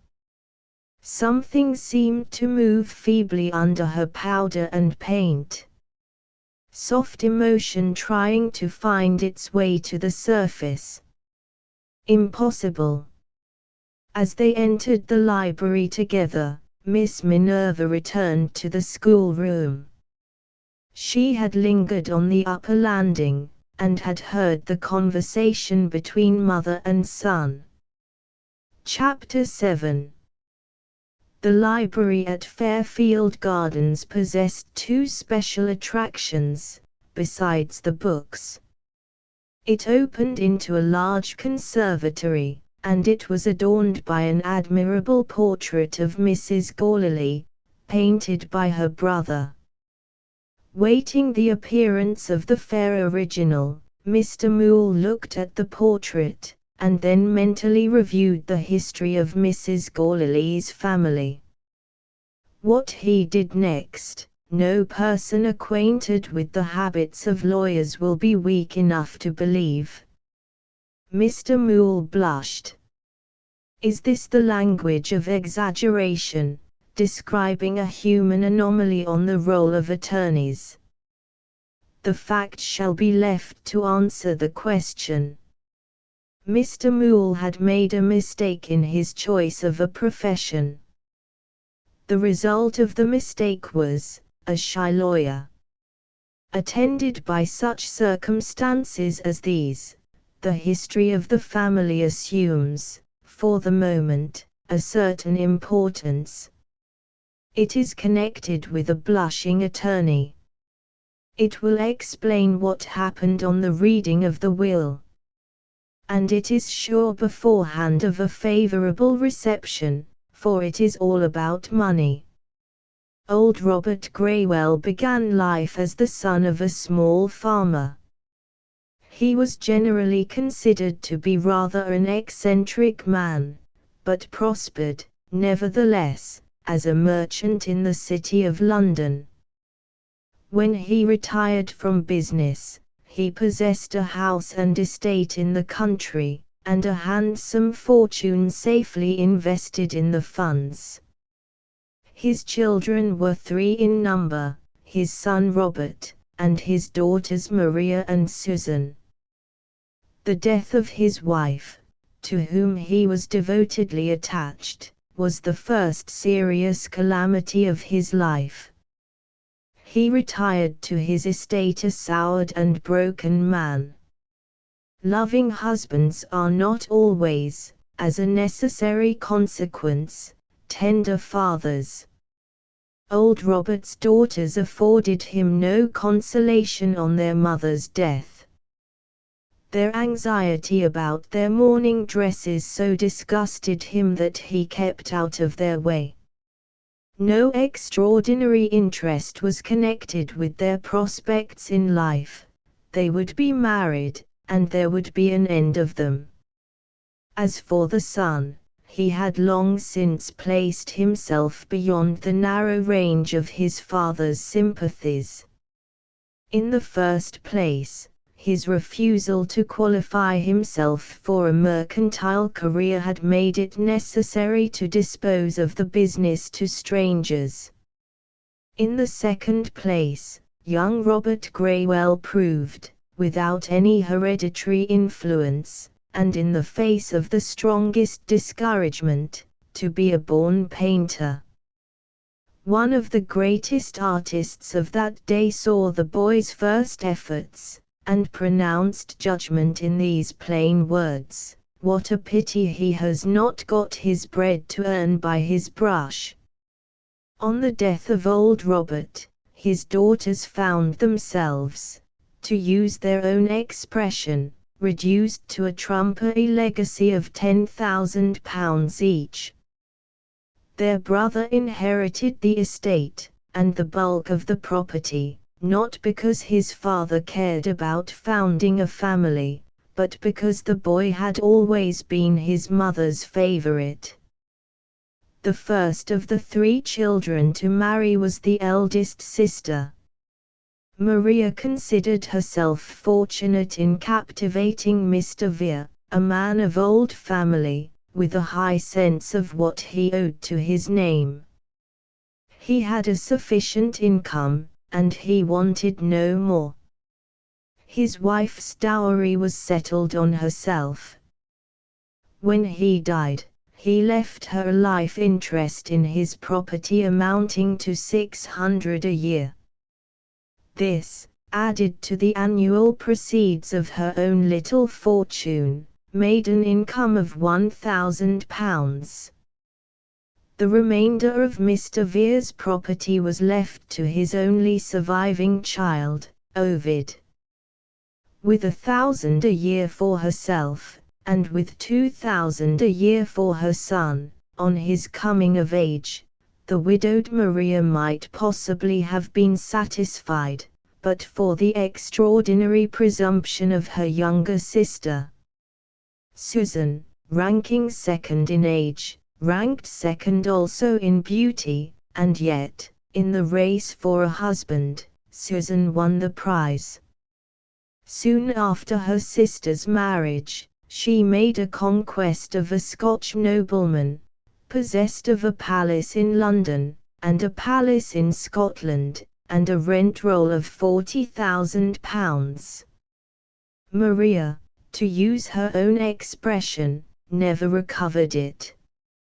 From the horrid day when Susan became Lady Northlake, Maria became a serious woman.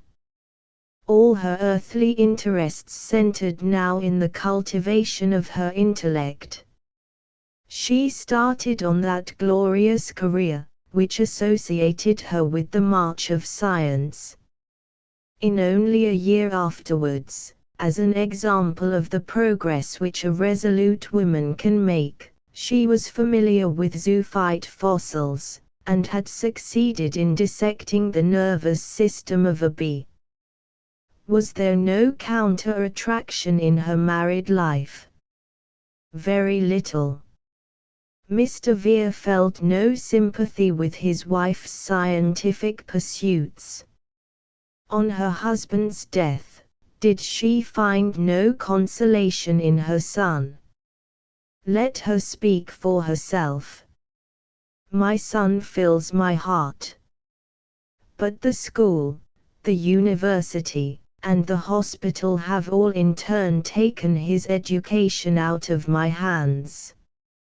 My mind must be filled, as well as my heart. She seized her exquisite instruments, and returned to the nervous system of the bee. In course of time, Mr. John Gourley, drifting about as he said of himself, drifted across the path of science. The widowed Mrs. Vere, as exhibited in public, was still a fine woman. Mr. Gourley admired that style, and Mr. Gourley had £50,000.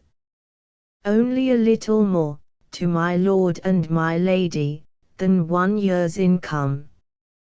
But, invested at 4%, it added an annual £2,000 to Mrs. Vere's annual £1,000. Result, £3,000 a year, encumbered with Mr. Gourley. On reflection, Mrs. Vere accepted the encumbrance, and reaped her reward. Susan was no longer distinguished as the sister who had her dresses made in Paris, and Mrs. Gourley was not now subjected to the indignity of getting a lift in Lady Northlake's carriage. What was the history of Robert, during this interval of time? In 2 words, Robert disgraced himself. Taking possession of his country house, the new squire was invited to contribute towards the expense of a pack of hounds kept by subscription in the neighbourhood, and was advised to make acquaintance with his fellow sportsmen by giving a hunt breakfast. He answered very politely, but the fact was not to be concealed. The new man refused to encourage hunting. He thought that noble amusement stupid and cruel. For the same reason, he refused to preserve game. A last mistake was left to make, and he made it. After returning the rector's visit, he failed to appear at church. No person with the smallest knowledge of the English character, as exhibited in an English county, will fail to foresee that Robert's residence on his estate was destined to come, sooner or later, to an untimely end. When he had finished his sketches of the picturesque aspects of his landed property, he disappeared. The estate was not entailed. Old Robert, who had insisted on the minutest formalities and details in providing for his dearly loved wife, was impenetrably careless about the future of his children. "My fortune has no value now in my eyes," he said to judicious friends. "Let them run through it all, if they please. It would do them a deal of good if they were obliged to earn their own living, like better people than themselves." Left free to take his own way, Robert sold the estate merely to get rid of it. With no expensive tastes, except the taste for buying pictures, he became a richer man than ever. When their brother next communicated with them, Lady Northlake and Mrs. Gourley heard of him as a voluntary exile in Italy. He was building a studio and a gallery, he was contemplating a series of pictures, and he was a happy man for the first time in his life. Another interval passed, and the sisters heard of Robert again. Having already outraged the sense of propriety among his English neighbours, he now degraded himself in the estimation of his family, by marrying a model. The letter announcing this event declared, with perfect truth, that he had chosen a virtuous woman for his wife. She sat to artists, as any lady might sit to any artist, for the head only. Her parents gained a bare subsistence by farming their own little morsel of land. They were honest people, and what did brother Robert care for rank? His own grandfather had been a farmer. Lady Northlake and Mrs. Gourley felt it due to themselves to hold a consultation on the subject of their sister-in-law. Was it desirable, in their own social interests, to cast Robert off from that moment? Susan, previously advised by her kind-hearted husband, leaned to the side of mercy. Robert's letter informed them that he proposed to live, and die, in Italy.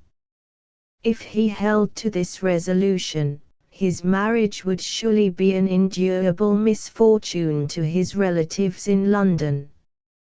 "Suppose we write to him," Susan concluded, "and say we are surprised, but we have no doubt he knows best. We offer our congratulations to Mrs. Robert, and our sincere wishes for his happiness." To Lady Northlake's astonishment, Mrs. Gourley adopted this indulgent point of view, without a word of protest. She had her reasons, but they were not producible to a relative whose husband had 40,000 a year. Robert had paid her debts. An income of £3,000, even in these days, represents a handsome competence, provided you don't owe a duty to society. In Mrs. Gourley's position, an income of £3,000 represented genteel poverty. She was getting into debt again, and she was meditating future designs on her brother's purse. A charming letter to Robert was the result. It ended with, "Do send me a photograph of your lovely wife." When the poor model died, not many years afterwards, leaving one little daughter, Mrs. Gourley implored her brother to return to England. "Come, dearest Robert, and find consolation and a home, under the roof of your affectionate Maria." But Robert remained in Italy, and was buried in Italy. At the date of his death, he had 3 times paid his elder sister's debts. On every occasion when he helped her in this liberal way, she proved her gratitude by anticipating a larger, and a larger, and a larger legacy if she outlived him. Knowing, as the family lawyer, what sums of money Mrs. Gourley had extracted from her brother, Mr. Moole also knew that the advances thus made had been considered as representing the legacy, to which she might otherwise have had some sisterly claim. It was his duty to have warned her of this, when she questioned him generally on the subject of the will, and he had said nothing about it, acting under a most unbecoming motive, in plain words, the motive of fear. From the self-reproachful feeling that now disturbed him, had risen that wonderful blush which made its appearance on Mr. Moole's countenance. He was actually ashamed of himself. After all, is it too much to have suggested that he was a human anomaly on the roll of attorneys? Chapter 8. Mrs. Gourley made her appearance in the library, and Mr. Moole's pulse accelerated its beat. Mrs. Gourley's son followed her into the room, and Mr. Moole's pulse steadied itself again. By special arrangement with the lawyer, Ovid had been always kept in ignorance of his mother's affairs. No matter how angry she might be in the course of the next few minutes, she could hardly express her indignation in the presence of her son. Joyous anticipation has the happiest effect on female beauty. Mrs. Gourley looked remarkably well, that day. Having rather a round and full face, she wore her hair, colored from youthful nature, in a fringe across her forehead, balanced on either side by clusters of charming little curls. Her mourning for Robert was worthy of its Parisian origin. It showed to perfect advantage the bloom of her complexion and the whiteness of her neck, also worthy of their Parisian origin. She looked like a portrait of the period of Charles II, endowed with life. "And how do you do, Mr. Moole? Have you been looking at my ferns?" The ferns were grouped at the entrance, leading from the library to the conservatory. They had certainly not escaped the notice of the lawyer, who possessed a hothouse of his own, and who was an enthusiast in botany. It now occurred to him, if he innocently provoked embarrassing results, that ferns might be turned to useful and harmless account as a means of introducing a change of subject. "Even when she hasn't spoken a word," thought Mr. Moole, consulting his recollections, "I have felt her eyes go through me like a knife." "Spare us the technicalities, please," Mrs. Gallilee continued, pointing to the documents on the table. "I want to be exactly acquainted with the duties I owe to Carmina. And, by the way, I naturally feel some interest in knowing whether Lady Northlake has any place in the will." Mrs. Gallilee never said my sister never spoke in the family circle of Susan. The inexhaustible sense of injury, aroused by that magnificent marriage, asserted itself in keeping her sister at the full distance implied by never forgetting her title. "The first legacy mentioned in the will," said Mr. Moole, "is a legacy to Lady Northlake." Mrs. Gallilee's face turned as hard as iron. £100, Mr. Moole continued, "to buy a mourning ring." Mrs. Gallilee's eyes became eloquent in an instant, and said as if in words, "Thank heaven!" "So like your uncle's unpretending good sense," she remarked to her son. "Any other legacy to Lady Northlake would have been simply absurd." "Yes, Mr. Moole. Perhaps my name follows." Mr. Moole cast a side look at the ferns. He afterwards described his sensations as reminding him of previous experience in a dentist's chair, at the awful moment when the operator says "let me look" and has his devilish instrument hidden in his hand. The situation, to use the language of the stage, was indeed critical enough already. Ovid added to the horror of it by making a feeble joke. "What will you take for your chance, mother?" Before bad became worse, Mr. Moole summoned the energy of despair. He wisely read the exact words of the will, this time, "and I give and bequeath to my sister, Mrs. Maria Gallilee, £100. Ovid's astonishment could only express itself in action. He started to his feet. Mr. Moole went on reading. "Free of legacy duty, to buy a mourning ring, impossible." Ovid broke out. Mr. Moole finished the sentence. "And my sister will understand the motive which animates me in making this bequest." He laid the will on the table, and ventured to look up. At the same time, Ovid turned to his mother, struck by the words which had been just read, and eager to inquire what their meaning might be. Happily for themselves, the two men never knew what the preservation of their tranquillity owed to that one moment of delay.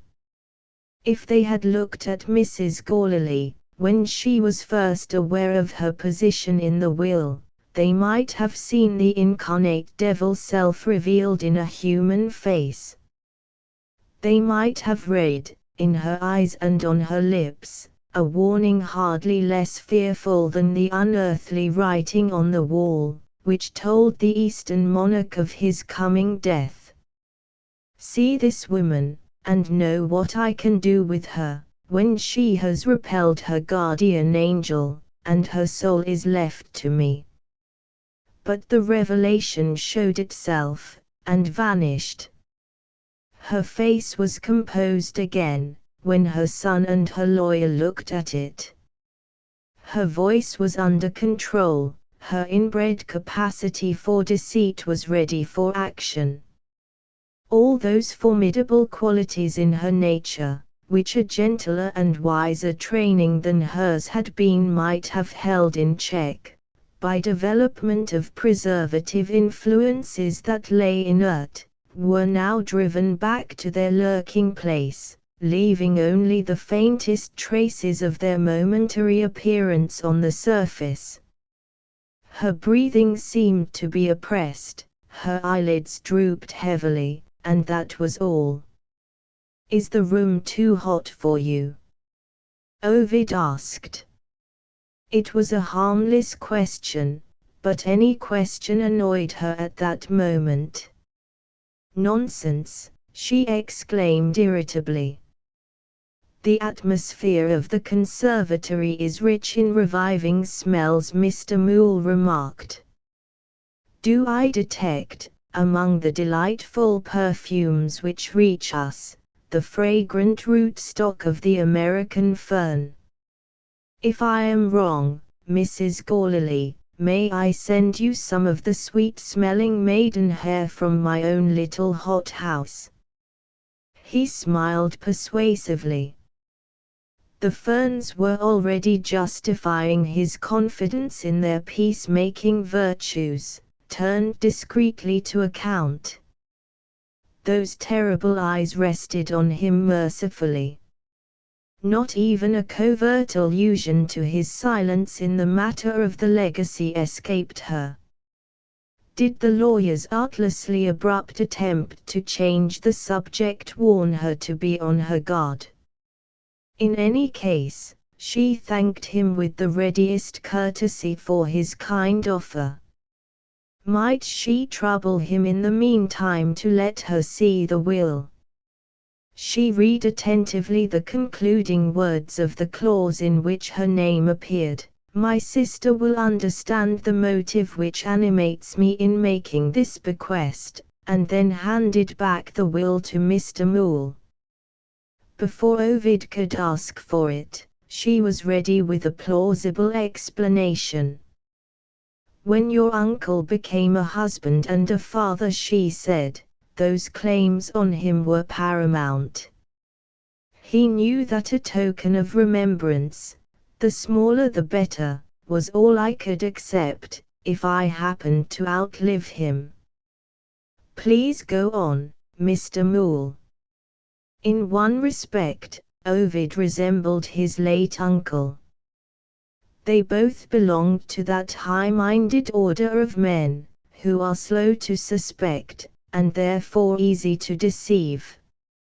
Ovid tenderly took his mother's hand.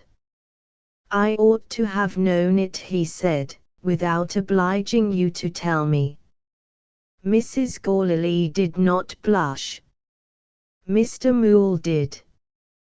"Go on," Mrs. Gallilee repeated.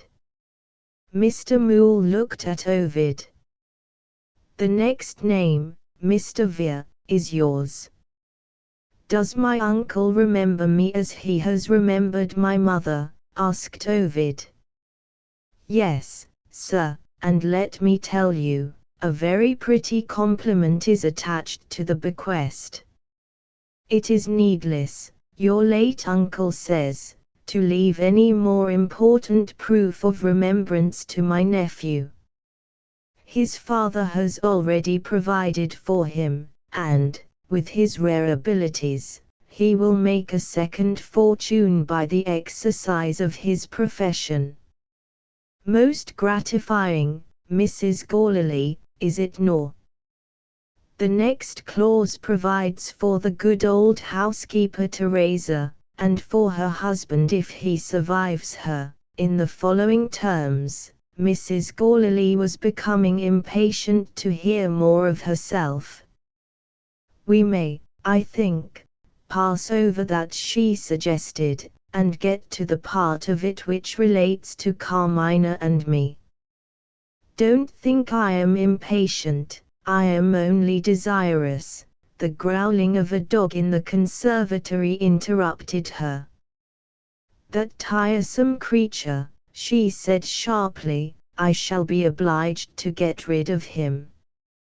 Mr. Moole volunteered to drive the dog out of the conservatory. Mrs. Gorley, as irritable as ever, stopped him at the door. Don't, Mr. Moole. That dog's temper is not to be trusted. He shows it with Miss Minerva, my governess, growls just in that way whenever he sees her. I dare say he smells you. There. Now he barks. You are only making him worse. Come back. Being at the door, gentle Mr. Moole tried the ferns as peacemakers once more. He gathered a leaf, and returned to his place in a state of meek admiration. The flowering fern, he said softly. A really fine specimen, Mrs. Gorley, of the Osmunda regalis. What a world of beauty in this bipinnate frond!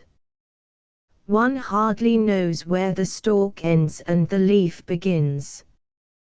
The dog, a bright little terrier, came trotting into the library. He saluted the company briskly with his tail, not excepting Mr. Moole. No growl, or approach to a growl, now escaped him. The manner in which he laid himself down at Mrs. Gorley's feet completely refuted her aspersion on his temper. Ovid suggested that he might have been provoked by a cat in the conservatory. Meanwhile, Mr. Moole turned over a page of the will, and arrived at the clauses relating to Carmina and her guardian. It may not be amiss, he began, to mention, in the first place, that the fortune left to Miss Carmina amounts, in round numbers, to £130,000. The trustees, skip the trustees, said Mrs. Gorley. Mr. Moole skipped.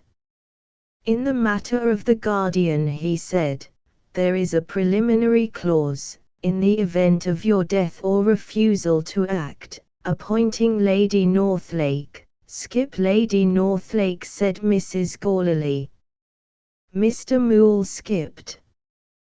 You are appointed Miss Carmina's guardian, until she comes of age, he resumed. If she marries in that interval, he paused to turn over a page. Not only Mrs. Gorley, but Ovid also, now listened with the deepest interest. If she marries in that interval, with her guardian's approval, suppose I don't approve of her choice? Mrs. Gorley interposed. Ovid looked at his mother, and quickly looked away again. The restless little terrier caught his eye, and jumped up to be patted. Ovid was too preoccupied to notice this modest advance. The dog's eyes and ears expressed reproachful surprise. His friend Ovid had treated him rudely for the first time in his life. If the young lady contracts a matrimonial engagement of which you disapprove, Mr. Moole answered, you are instructed by the testator to assert your reasons in the presence of, well, I may describe it, as a family council, composed of Mr. Gorley, and of Lord and Lady Northlake. Excessively foolish of Robert, Mrs. Gorley remarked. And what, Mr. Moole, is this meddling council of three to do? A majority of the council, Mrs. Gorley, is to decide the question absolutely. If the decision confirms your view, and if Miss Carmina still persists in her resolution notwithstanding, am I to give way?" Mrs. Gourley asked. "Not until your niece comes of age, m. Then, she decides for herself, and inherits the fortune. Only an income from part of it, if her marriage is disapproved by her guardian and her relatives. And what becomes of the rest?" "The whole of it," said Mr. Moole, "will be invested by the trustees, and will be divided equally, on her death, among her children." "Suppose she leaves no children?" "That case is provided for, by the last clause. I will only say now, that you are interested in the result." Mrs. Gourley turned swiftly and sternly to her son. "When I am dead and gone," she said, "I look to you to defend my memory." "To defend your memory?" Ovid repeated, wondering what she could possibly mean. "If I do become interested in the disposal of Robert's fortune, which God forbid, can't you foresee what will happen?" his mother inquired bitterly.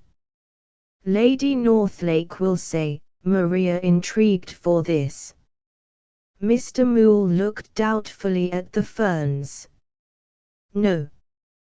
His vegetable allies were not strong enough to check any further outpouring of such family feeling as this. Nothing was to be trusted, in the present emergency, but the superior authority of the will. "Pardon me," he said, "there are some further instructions, Mrs. Gourley, which, as I venture to think, exhibit your late brother's well-known liberality of feeling in a very interesting light. They relate to the provision made for his daughter, while she is residing under your roof. Miss Carmina is to have the services of the best masters, in finishing her education." "Certainly," cried Mrs. Gourley, with the utmost fervour. "And the use of a carriage to herself, whenever she may require it." "No, Mr. Moole. 2 carriages, in such a climate as this. One open, and one closed. And to defray these and other expenses, the trustees are authorized to place at your disposal 1,000 a year." "Too much, too much." Mr. Moole might have agreed with her, if he had nor known that Robert Graywell had thought of his sister's interests, in making this excessive provision for expenses incurred on his daughter's account. "Perhaps, her dresses and her pocket money are included," Mrs. Gourley resumed. Mr. Moole smiled, and shook his head. "Mr. Graywell's generosity has no limits," he said, "where his daughter is concerned.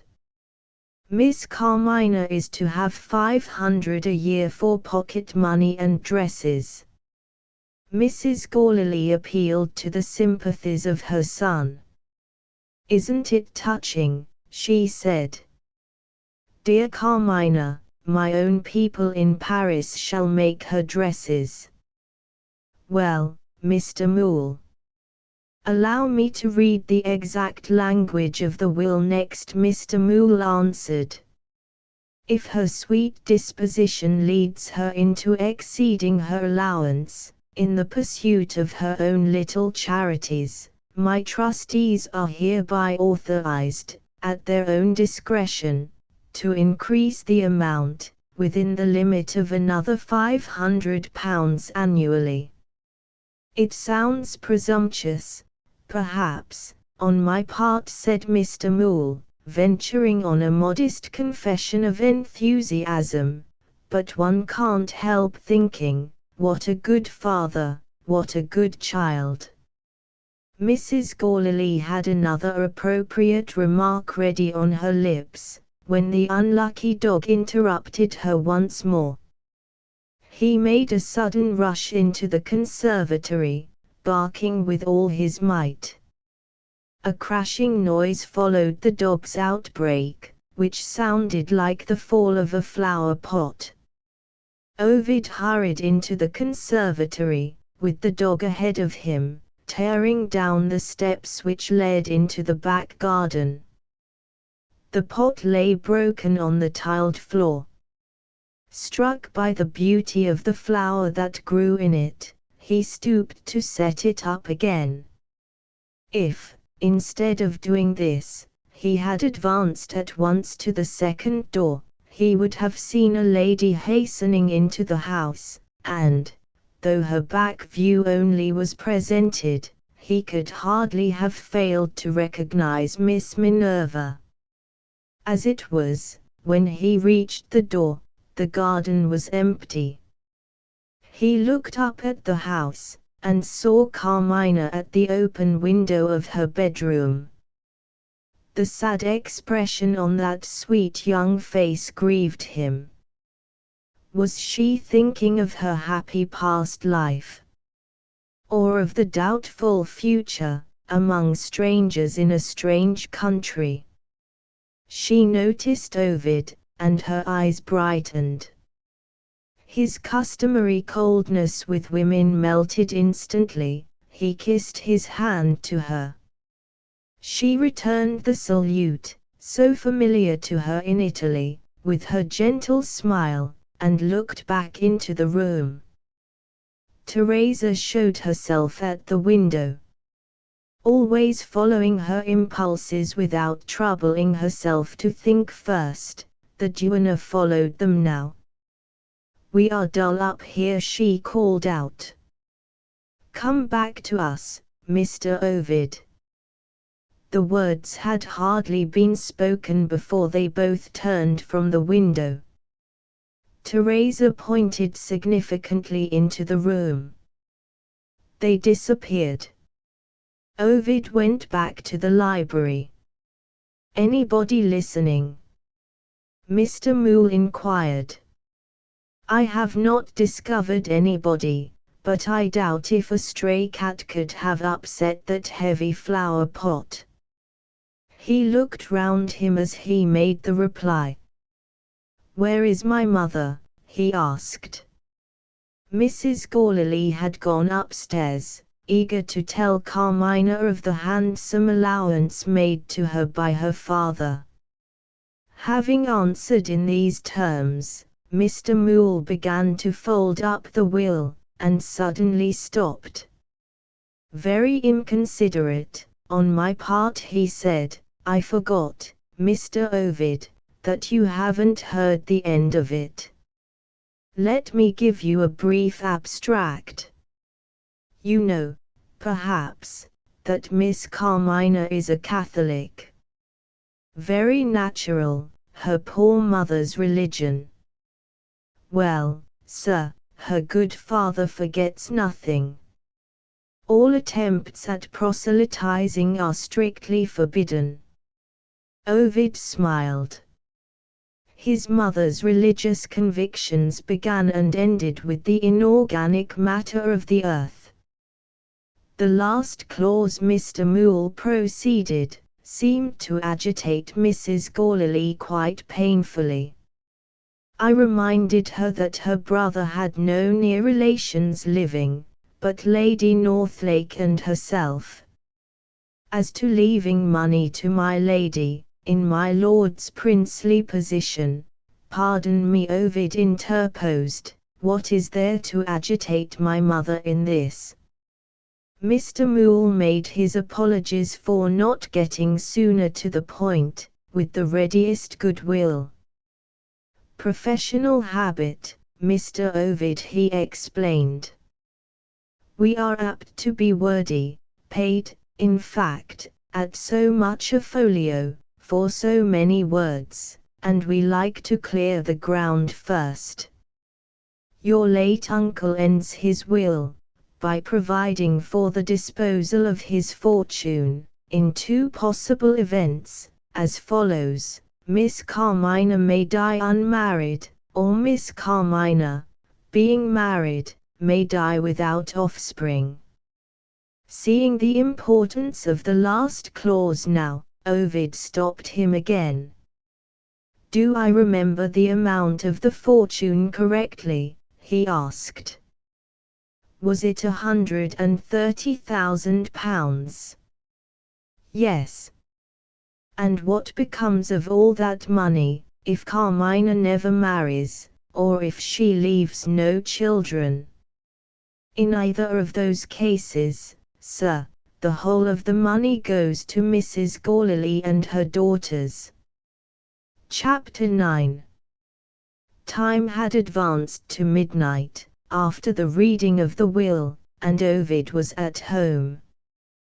The silence of the quiet street in which he lived was only disturbed by the occasional rolling of carriage wheels, and by dance music from the house of one of his neighbors who was giving a ball. He sat at his writing table, thinking. Honest self-examination had laid out the state of his mind before him like a map, and had shown him, in its true proportions, the new interest that filled his life. Of that interest he was now the willing slave. If he had not known his mother to be with her, he would have gone back to Carmina when the lawyer left the house. As it was, he had sent a message upstairs, inviting himself to dinner, solely for the purpose of seeing Carmina again, and he had been bitterly disappointed when he heard that Mr. and Mrs. Gorley were engaged, and that his cousin would take tea in her room. He had eaten something at this club, without caring what it was. He had gone to the opera afterwards, merely because his recollections of a favorite singing lady of that season vaguely reminded him of Carmina. And there he was, at midnight, on his return from the music, eager for the next opportunity of seeing his cousin, a few hours hence, when he had arranged to say goodbye at the family breakfast table. To feel this change in him as vividly as he felt it, could lead to but one conclusion in the mind of a man who was incapable of purposely deceiving himself. He was as certain as ever of the importance of rest and change, in the broken state of his health. And yet, in the face of that conviction, his contemplated sea voyage had already become one of the vanished illusions of his life. His friend had arranged to travel with him, that morning, from London to the port at which the yacht was waiting for them. They were hardly intimate enough to trust each other unreservedly with secrets. The customary apology for breaking an engagement was the alternative that remained. With the paper on his desk and with the words on his mind, he was yet in such a strange state of indecision that he hesitated to write the letter. His morbidly sensitive nerves were sadly shaken. Even the familiar record of the half-hour by the hall clock startled him. The stroke of the bell was succeeded by a mild and mournful sound outside the door, the mewing of a cat. He rose, without any appearance of surprise, and opened the door. With grace and dignity entered a small black female cat, exhibiting, by way of variety of color, a melancholy triangular patch of white over the lower part of her face, and 4 brilliantly clean white paws. Ovid went back to his desk. As soon as he was in his chair again, the cat jumped on his shoulder, and sat there purring in his ear. This was the place she occupied, whenever her master was writing alone. Passing one day through a suburban neighborhood, on his round of visits, the young surgeon had been attracted by a crowd in a by-street. He had rescued his present companion from starvation in a locked-up house, the barbarous inhabitants of which had gone away for a holiday, and had forgotten the cat. When Ovid took the poor creature home with him in his carriage, popular feeling decided that the unknown gentleman was a rum-un. From that moment, this fortunate little member of a brutally slandered race attached herself to her new friend, and to that friend only. If Ovid had owned the truth, he must have acknowledged that her company was a relief to him, in the present state of his mind. When a man's flagging purpose is in want of a stimulant, the most trifling change in the circumstances of the moment often applies the animating influence. Even such a small interruption as the appearance of his cat rendered this service to Ovid. To use the common and expressive phrase, it had shaken him up. He wrote the letter, and his patient companion killed the time by washing her face. His mind being so far relieved, he went to bed, the cat following him upstairs to her bed in a corner of the room. Clothes are unwholesome superfluities not contemplated in the system of nature. When we are exhausted, there is no such thing as true repose for us until we are freed from our dress. Men subjected to any excessive exertion, fighting, rowing, walking, working, must strip their bodies as completely as possible, or they are not equal to the call on them. Ovid's knowledge of his own temperament told him that sleep was not to be hoped for, that night. But the way to bed was the way to rest notwithstanding, by getting rid of his clothes. With the sunrise he rose and went out. He took his letter with him, and dropped it into the box in his friend's door. The sooner he committed himself to the new course that he had taken, the more certain he might feel of not renewing the miserable and useless indecision of the past night. "Thank God, that's done," he said to himself, as he heard the letter fall into the box, and left the house. After walking in the park until he was weary, he sat down by the ornamental lake, and watched the waterfowl enjoying their happy lives. Wherever he went, whatever he did, Carmina was always with him. He had seen thousands of girls, whose personal attractions were far more remarkable, and some few among them whose manner was perhaps equally winning. What was the charm in the little half-foreign cousin that had seized on him in an instant, and that seemed to fasten its subtle hold more and more irresistibly with every minute of his life? He was content to feel the charm without caring to fathom it. The lovely morning light took him in imagination to her bedside. He saw her sleeping peacefully in her new room. Would the time come when she might dream of him? He looked at his watch.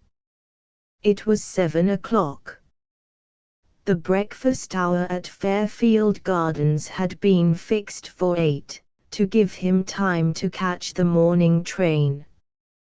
Half an hour might be occupied in walking back to his own house. Add 10 minutes to make some change in his dress, and he might set forth for his next meeting with Carmina. No uneasy anticipation of what the family circle might think of his sudden change of plan troubled his mind. A very different question occupied him. For the first time in his life, he wondered what dress a woman would wear at breakfast time. He opened his house door with his own key.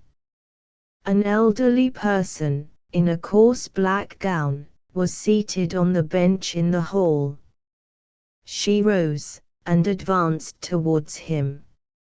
In speechless astonishment, he confronted Carmina's faithful companion, Teresa. "If you please, I want to speak to you," she said, in her best English. Ovid took her into his consulting room. She wasted no time in apologies or explanations. "Don't speak," she broke out. "Carmina has had a bad night. I shall be at the house in half an hour," Ovid eagerly assured her. The duenna shook her forefinger impatiently. "She doesn't want a doctor. She wants a friend, when I am gone. What is her life here? A new life, among new people. Don't speak. She's frightened and miserable. So young, so shy, so easily startled. And I must leave her, I must. I must. My old man is failing fast, he may die, without a creature to comfort him, if I don't go back. I could tear my hair when I think of it. Don't speak. It's my business to speak. Ha! I know what I know. Young doctor, you're in love with Carmina. I've read you like a book. You're quick to see, sudden to feel, like one of my people. Be one of my people. Help me." She dragged a chair close to Ovid, and laid her hand suddenly and heavily on his arm. "It's not my fault, mind, I have said nothing to disturb her. No. I've made the best of it. I've lied to her. What do I care? I would lie like Judas Iscariot himself to spare Carmina a moment's pain. It's such a new life for her, try to see it for yourself, such a new life. You and I shook hands yesterday. Do it again. Are you surprised to see me? I asked your mother's servants where you lived, and here I am, with the cruel teeth of anxiety gnawing me alive when I think of the time to come. Oh, my lamb. My angel. She's alone. Oh, my God, only 17 years old, and alone in the world. No father, no mother, and soon, oh, too soon, not even Teresa. What are you looking at? What is there so wonderful in the tears of a stupid old fool? Drops of hot water. Ha! Ha! If they fall on your fine carpet here, they won't hurt it. You're a good fellow, you're a dear fellow. Hush! I know the evil eye when I see it. No more of that. A secret in your ear, I've said a word for you to Carmina already. Give her time, she's not cold, young and innocent, that's all. Love will come, I know, what I know, love will come. She laughed, and, in the very act of laughing, changed again.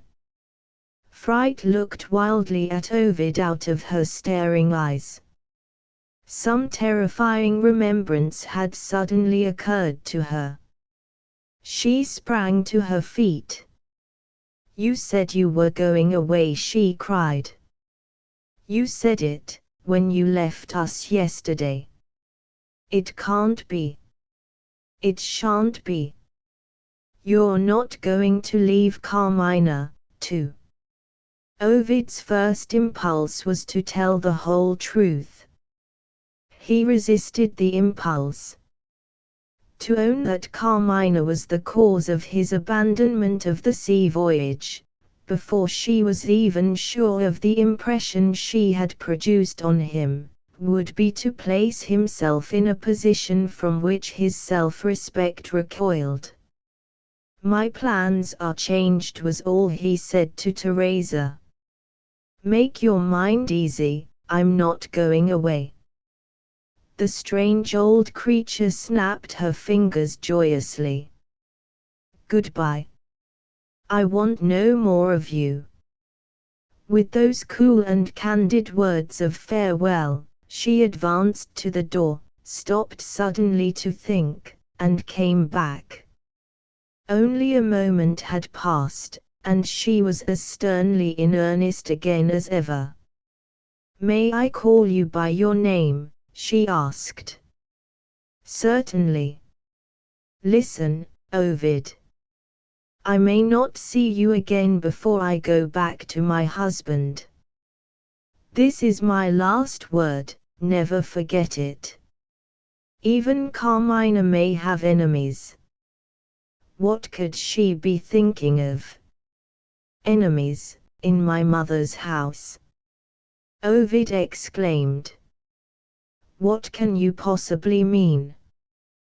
Teresa returned to the door, and only answered him when she had opened it to go. The evil eye never lies, she said. Wait, and you will see. Chapter X. Mrs. Gourley was on her way to the breakfast room, when her son entered the house. They met in the hall.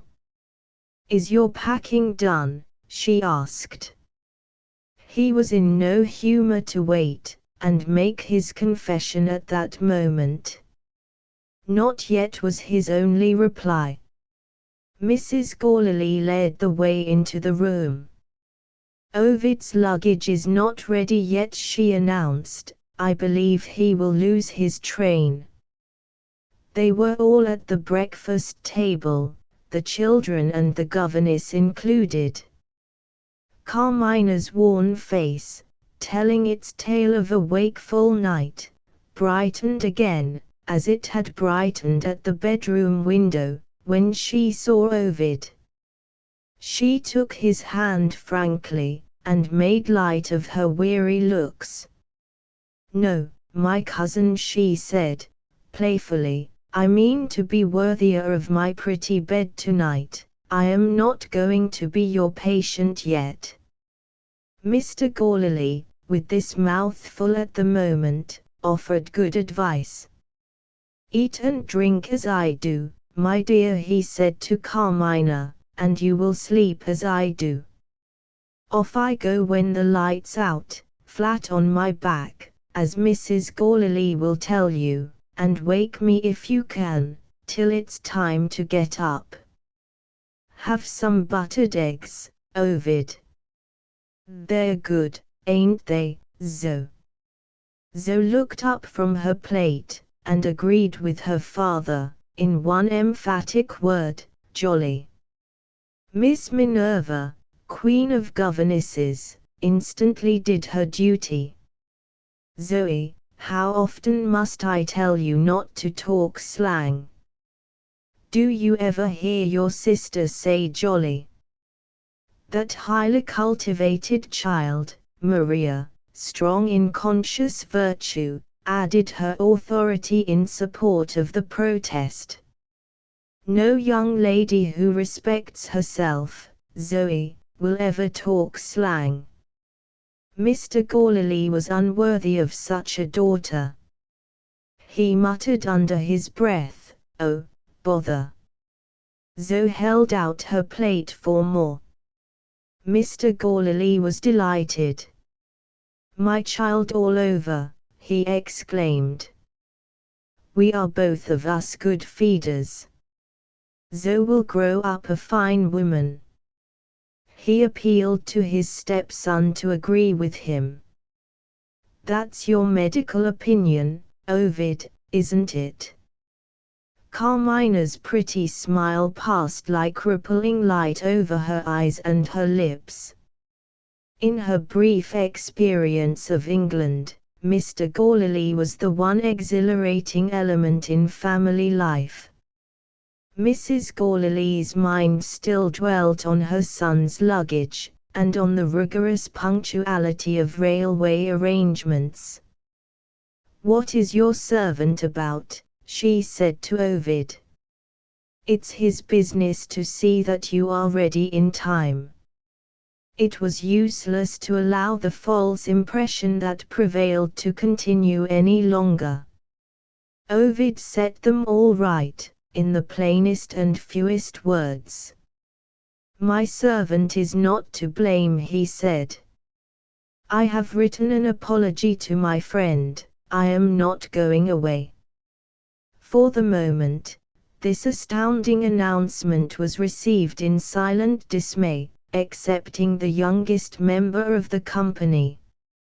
After her father, Ovid was the one other person in the world who held a place in Zoe's odd little heart. Her sentiments were now expressed without hesitation and without reserve. She put down her spoon, and she cried, "Hooray!" Another exhibition of vulgarity. But even Miss Minerva was too completely preoccupied by the revelation which had burst on the family to administer the necessary reproof. Her eager eyes were riveted on Ovid. As for Mr. Gourley, he held his bread and butter suspended in midair, and stared open-mouthed at his stepson, in helpless consternation. Mrs. Gourley always set the right example. Mrs. Gourley was the first to demand an explanation. "What does this extraordinary proceeding mean?" she asked. Ovid was impenetrable to the tone in which that question was put. He had looked at his cousin, when he declared his change of plan, and he was looking at her still. Whatever the feeling of the moment might be, Carmina's sensitive face expressed it vividly. Who could mistake the faintly rising color in her cheeks, the sweet quickening of light in her eyes, when she met Ovid's look? Still hardly capable of estimating the influence that she exercised over him, her sense of the interest taken in her by Ovid was the proud sense that makes girls innocently bold. Whatever the others might think of his broken engagement, her artless eyes said plainly, "My feeling is happy surprise." Mrs. Gourley summoned her son to attend her, in no friendly voice. She, too, had looked at Carmina, and had registered the result of her observation privately. "Are we to hear your reasons?" she inquired. Ovid had made the one discovery in the world, on which his whole heart was set.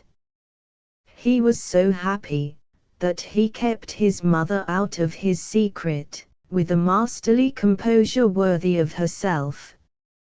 "I don't think a sea voyage is the right thing for me," he answered. "Rather a sudden change of opinion," Mrs. Gourley remarked. Ovid coolly agreed with her. "It was rather sudden," he said.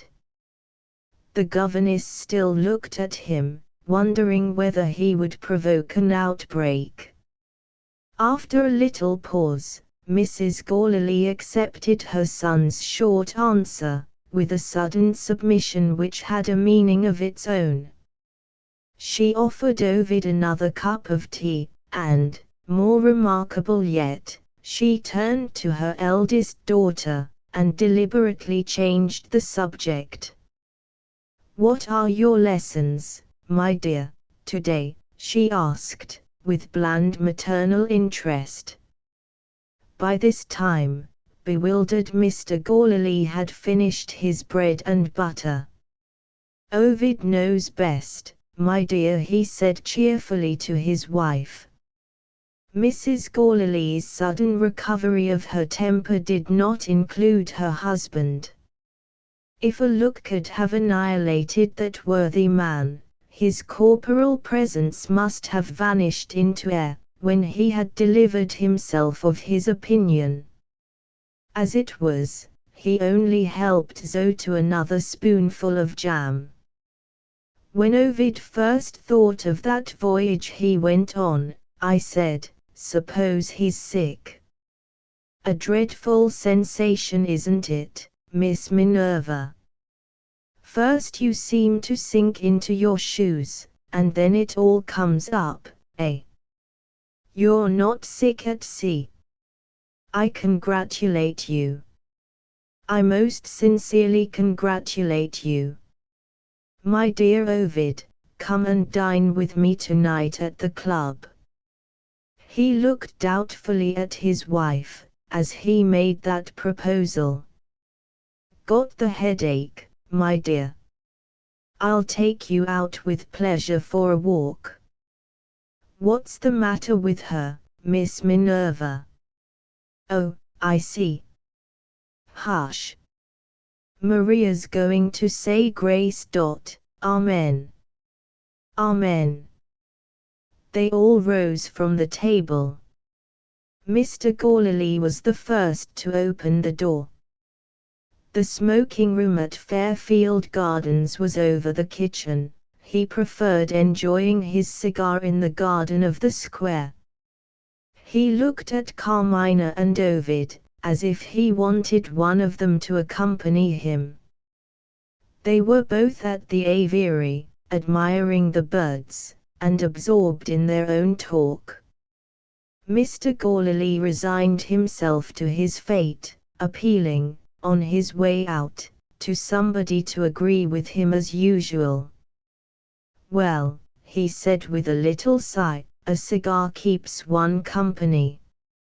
Miss Minerva, absorbed in her own thoughts, passed near him, on her way to the schoolroom with her pupils. "You would find it so yourself, Miss Minerva, that is to say, if you smoked, which of course you don't. Be a good girl, Zoe, attend to your lessons." Zoe's perversity in the matter of lessons put its own crooked construction on this excellent advice. She answered in a whisper, "Give us a holiday." The passing aspirations of idle minds, being subject to the law of chances, are sometimes fulfilled, and so exhibit poor human wishes in a consolatory light. Thanks to the conversation between Carmina and Ovid, Zoe got her holiday after all. Mrs. Gourley, still as amiable as ever, had joined her son and her niece at the aviary. Ovid said to his mother, "Carmina is fond of birds. I have been telling her she may see all the races of birds assembled in the zoological gardens. It's a perfect day. Why shouldn't we go?" The stupidest woman living would have understood what this proposal really meant. Mrs. Gourley sanctioned it as composedly as if Ovid and Carmina had been brother and sister. "I wish I could go with you," she said, "but my household affairs fill my morning. And there is a lecture this afternoon, which I cannot possibly lose. I don't know, Carmina, whether you are interested in these things. We are to have the apparatus, which illustrates the conversion of radiant energy into sonorous vibrations. Have you ever heard, my dear, of the diathermoxy of ebonite? Not in your way, perhaps.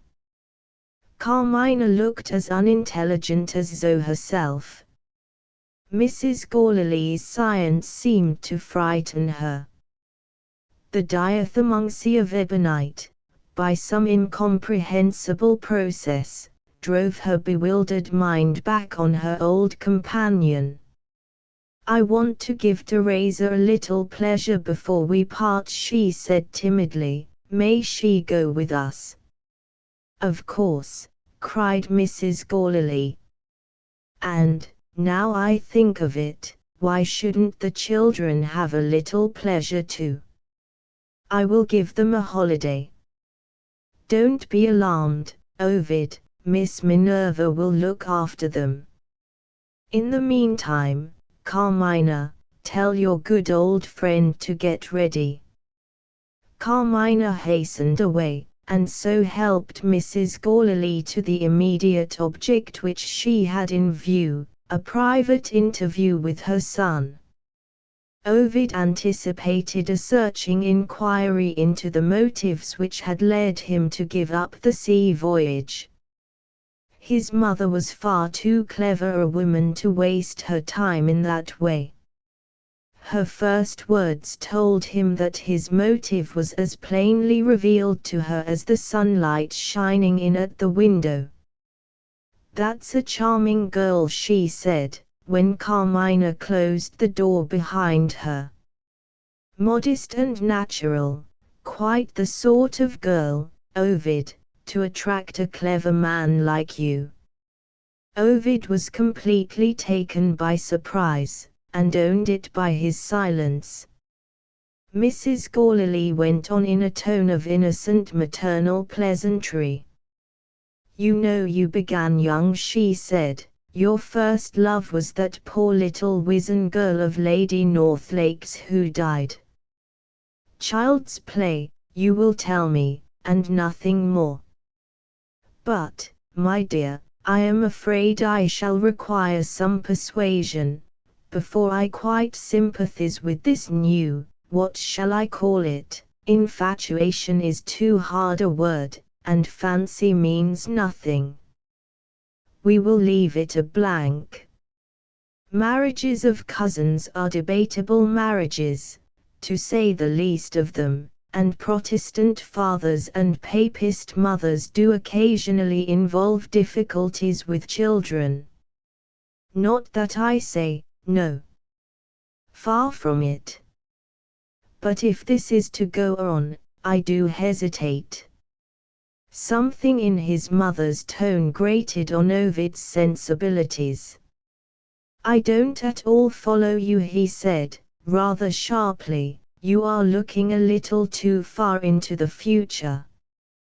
"Then we will return to the present," Mrs. Gourley replied, still with the readiest submission to the humor of her son. On recent occasions, she had expressed the opinion that Ovid would do wisely, at his age, and with his professional prospects, to wait a few years before he thought of marrying. Having said enough in praise of her niece to satisfy him for the time being, without appearing to be meanly influenced, in modifying her opinion, by the question of money, her next object was to induce him to leave England immediately, for the recovery of his health. With Ovid absent, and with Carmina under her sole superintendence, Mrs. Gourley could see her way to her own private ends. "Really," she resumed, "you ought to think seriously of change of air and scene. You know you would not allow a patient, in your present state of health, to trifle with himself as you are trifling now. If you don't like the sea, try the continent. Get away somewhere, my dear, for your own sake." It was only possible to answer this, in one way. Ovid owned that his mother was right and asked for time to think. To his infinite relief, he was interrupted by a knock at the door.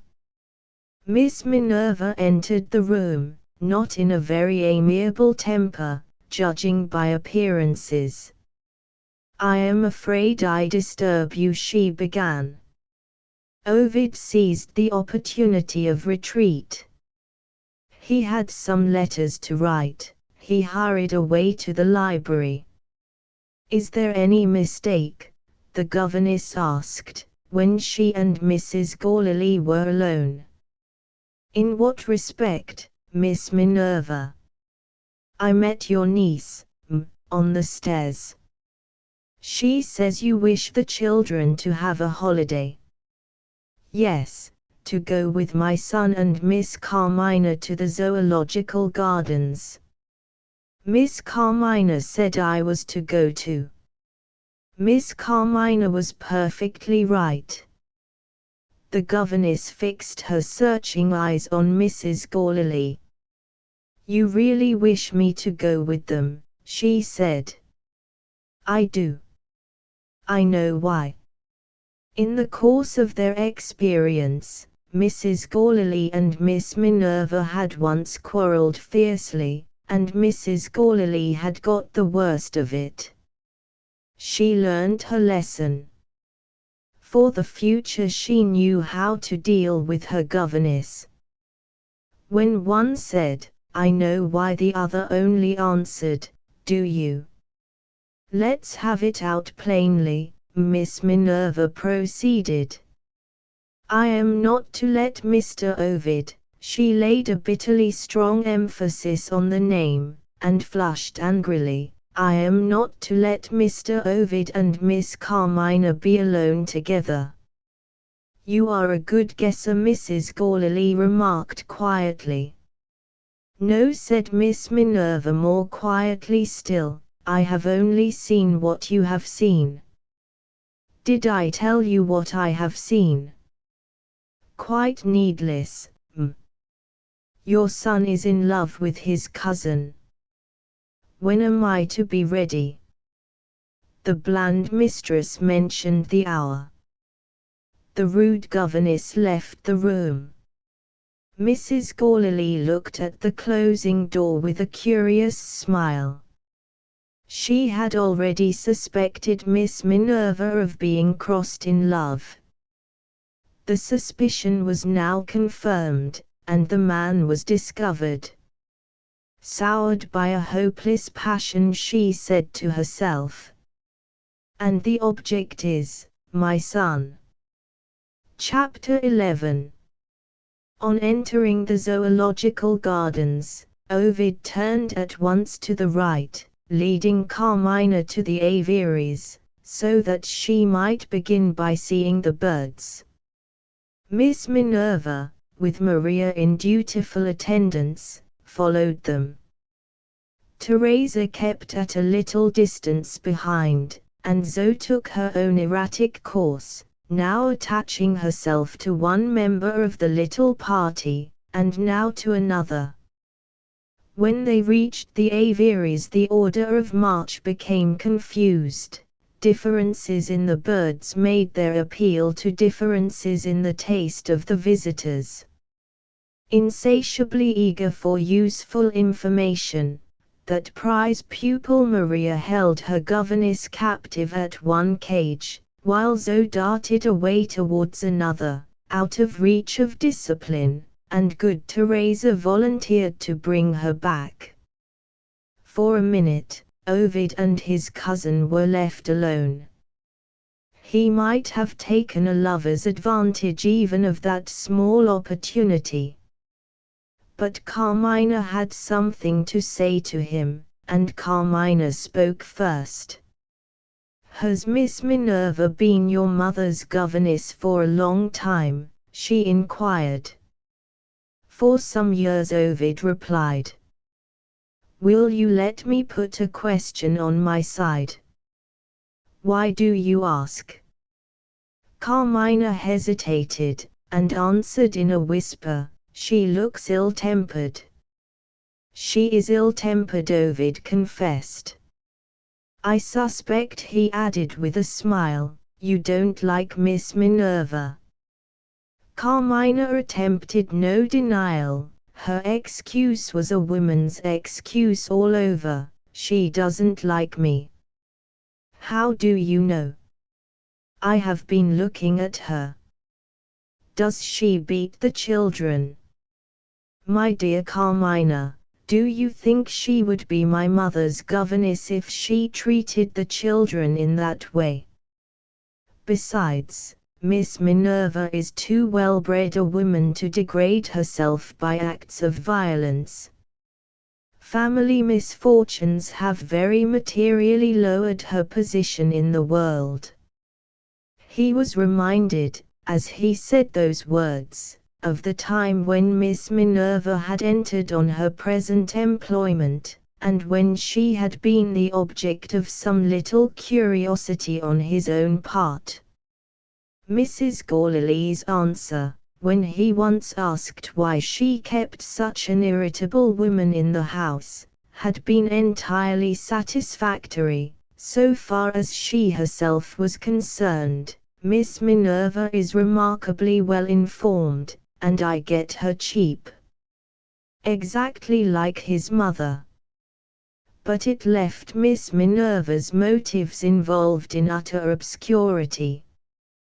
Why had this highly cultivated woman accepted an inadequate reward for her services, for years together? Why, to take the event of that morning as another example, after plainly showing her temper to her employer, had she been so ready to submit to a suddenly decreed holiday, which disarranged her whole course of lessons for the week? Little did Ovid think that the one reconciling influence which adjusted these contradictions, and set at rest every doubt that grew out of them, was to be found in himself.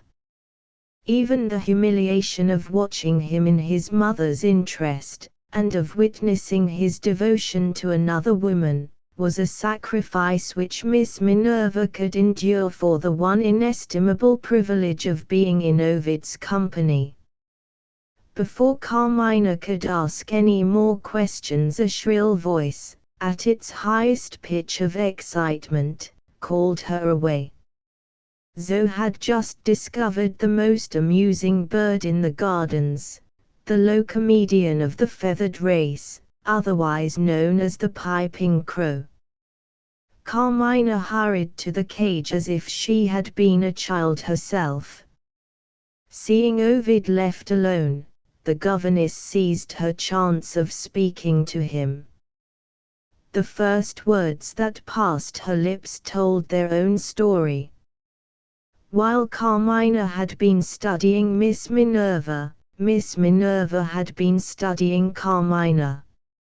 Already, the same instinctive sense of rivalry had associated, on a common ground of feeling, the two most dissimilar women that ever breathed the breath of life.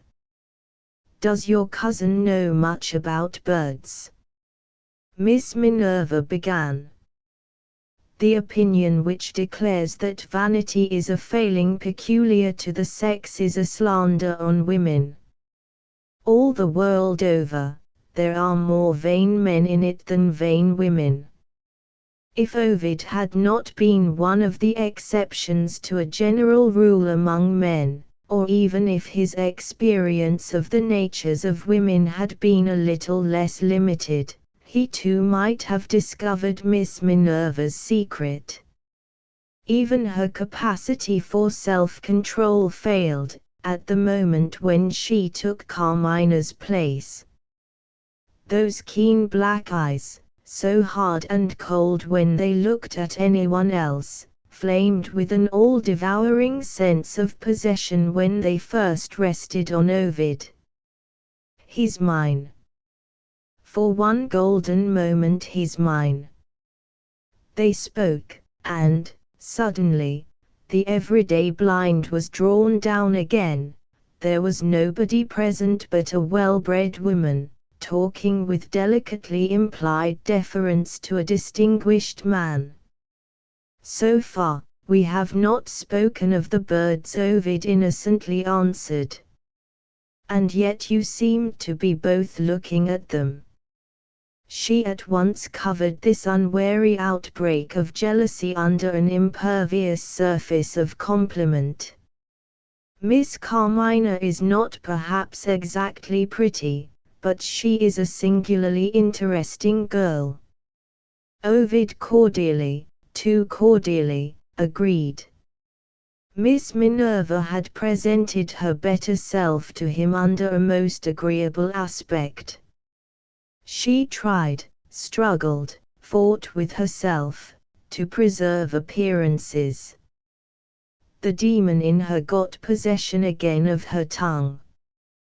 "Do you find the young lady intelligent?" she inquired. "Certainly." Only one word, spoken perhaps a little sharply. The miserable woman shrank under it. "An idle question on my part," she said, with the pathetic humility that tries to be cheerful. "And another warning, Mr. Vere, never to judge by appearances." She looked at him, and returned to the children. Ovid's eyes followed her compassionately. "Poor wretch," he thought. "What an infernal temper, and how hard she tries to control it." He joined Carmina, with a new delight in being near her again. Zoe was still in ecstasies over the piping crow. "Oh, the jolly little chap! Look how he cocks his head. He mocks me when I whistle." "By him," cried Zoe, tugging at Ovid's coat-tails in the excitement that possessed her, "by him, and let me take him home with me." Some visitors within hearing began to laugh. Miss Minerva opened her lips, Maria opened her lips. To the astonishment of both of them the coming rebuke proved to be needless. A sudden transformation to silence and docility had made a new creature of Zoe, before they could speak, and Ovid had unconsciously worked the miracle. For the first time in the child's experience, he had suffered his coat-tails to be pulled without immediately attending to her. Who was he looking at? It was only too easy to see that Carmina had got him all to herself. The jealous little heart swelled in Zoe's bosom. In silent perplexity she kept watch on the friend who had never disappointed her before. Little by little, her slow intelligence began to realize the discovery of something in his face which made him look handsomer than ever, and which she had never seen in it yet. They all left the aviaries, and turned to the railed paddocks in which the larger birds were assembled. And still Zoe followed so quietly, so silently, that her elder sister, threatened with a rival in good behavior, looked at her in undisguised alarm. Incited by Maria, who felt the necessity of vindicating her character, Miss Minerva began a dissertation on cranes, suggested by the birds with the brittle-looking legs hopping up to her in expectation of something to eat. Ovid was absorbed in attending to his cousin.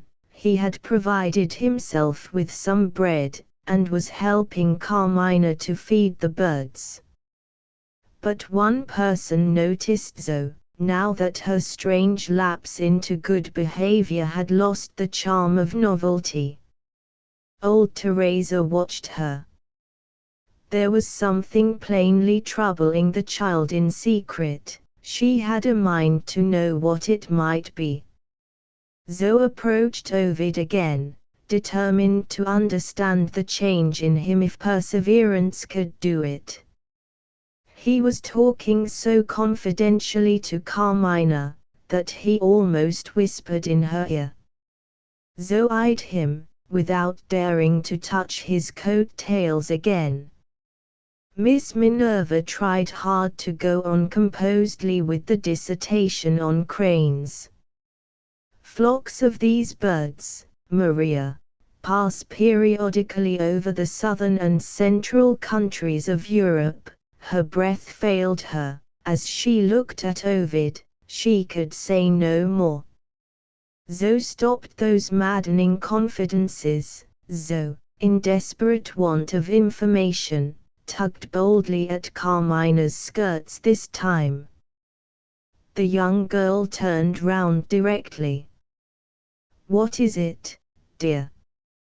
With big tears of indignation rising in her eyes, Zoe pointed to Ovid.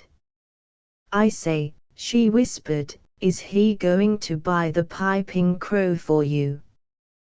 To Zedo's discomfiture they both smiled.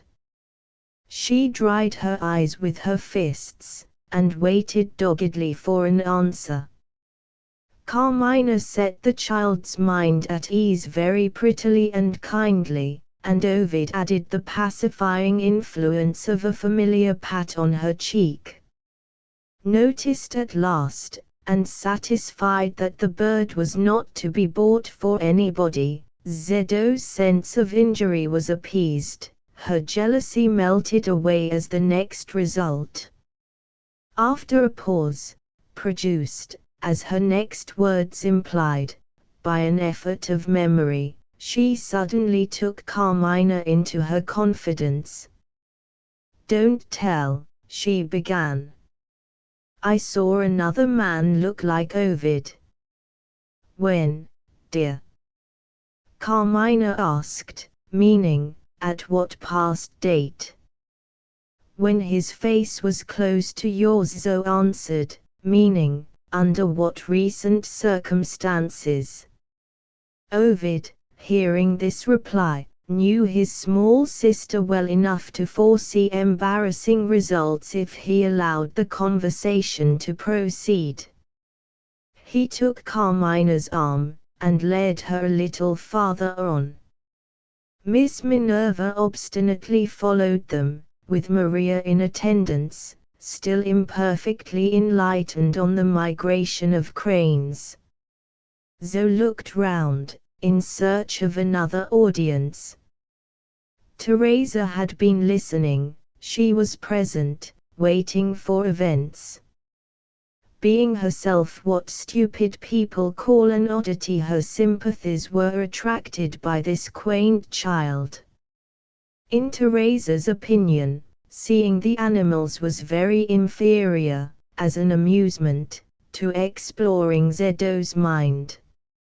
She produced a cake of chocolate, from a traveling bag which she carried with her everywhere. The cake was sweet. It was flavored with vanilla, and it was offered to Zoe, unembittered by advice not to be greedy and make herself ill. Staring hard at Teresa, she took an experimental bite. The wily duenna chose that propitious moment to present herself in the capacity of a new audience. "Who was that other man you saw, who looked like Mr. Ovid?" she asked, speaking in the tone of serious equality which is always flattering to the self-esteem of children in intercourse with elders. Zoe was so proud of having her own talk reported by a grown-up stranger, that she even forgot the chocolate. "I wanted to say more than that," she announced. "Would you like to hear the end of it?" And this admirable foreign person answered, "I should very much like." Zoe hesitated. To follow out its own little train of thought, in words, was no easy task to the immature mind which Miss Minerva had so mercilessly overworked. Led by old Dame Nature, first of governesses, Zoe found her way out of the labyrinth by means of questions. "Do you know Joseph?" she began. Teresa had heard the footman called by his name. She knew who Joseph was. "Do you know Matilda?" Zoe proceeded. Teresa had heard the housemaid called by her name. She knew who Matilda was. And better still, she helped her little friend by a timely guess at what was coming, presented under the form of a reminder. "You saw Mr. Ovid's face close to Carmina's face," she suggested. Zoe nodded furiously. The end of it was coming already. "And before that," Teresa went on, "you saw Joseph's face close to Matilda's face." "I saw Joseph kiss Matilda," Zoe burst out, with a scream of triumph. "Why doesn't Ovid kiss Carmina?" A deep bass voice, behind them, answered gravely, "Because the governess is in the way." And a big bamboo walking stick pointed over their heads at Miss Minerva. Zoe instantly recognized the stick, and took it into her own hands. Teresa turned, and found herself in the presence of a remarkable man. Chapter 12. In the first place, the stranger was almost tall enough to be shown as a giant. He towered to a stature of 6 feet 6 inches, English measure. If his immense bones had been properly covered with flesh, he might have presented the rare combination of fine proportions with great height. He was so miserably, it might almost be said, so hideously, thin that his enemies spoke of him as the living skeleton. His massive forehead, his great gloomy grey eyes, his protuberant cheekbones, overhung a fleshless lower face naked of beard, whiskers, and moustache. His complexion added to the startling effect which his personal appearance produced on strangers. It was of the true gypsy brown, and, being darker in tone than his eyes, added remarkably to the weird look, the dismal thoughtful scrutiny, which it was his habit to fix on persons talking with him, no matter whether they were worthy of attention or not. His straight black hair hung as gracelessly on either side of his hollow face as the hair of an American Indian.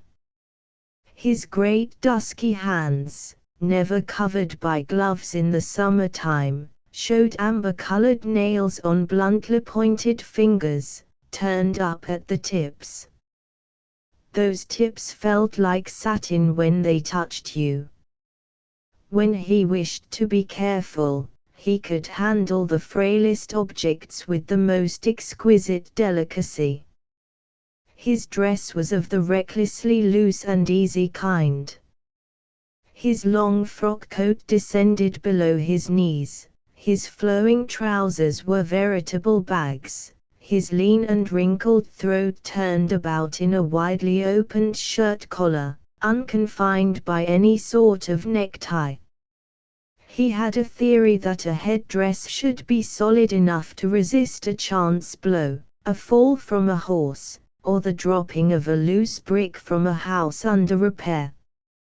His hard black hat, broad and curly at the brim, might have graced the head of a bishop, if it had not been secularized by a queer resemblance to the bell-shaped hat worn by dandies in the early years of the present century.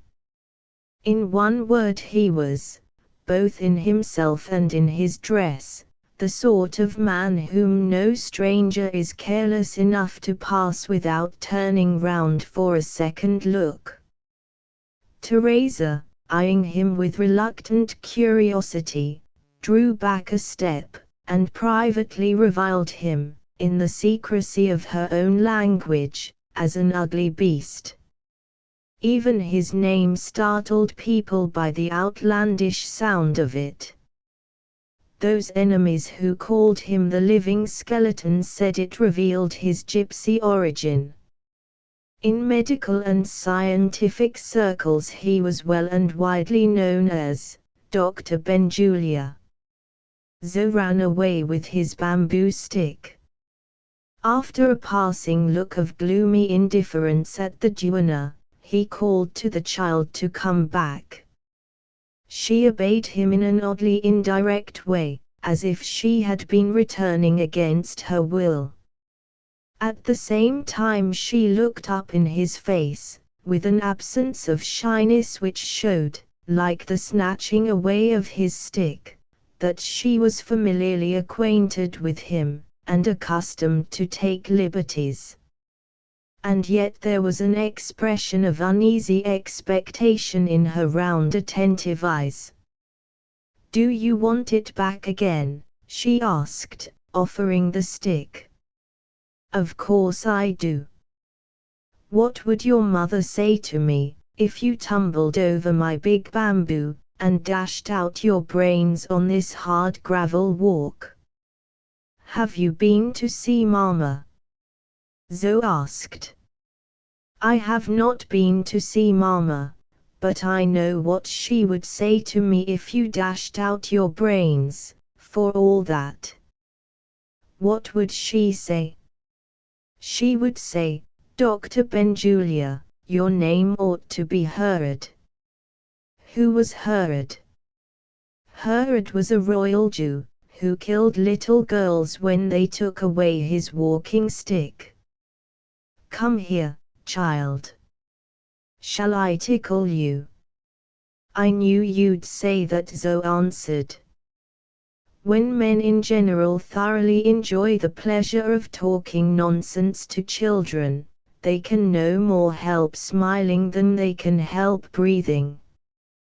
The doctor was an extraordinary exception to this rule. His grim face never relaxed, not even when Zo reminded him that one of his favorite recreations was tickling her. She obeyed, however, with the curious appearance of reluctant submission showing itself once more. He put two of his soft big fingertips on her spine, just below the back of her neck, and pressed on the place. Zo started and wriggled under his touch.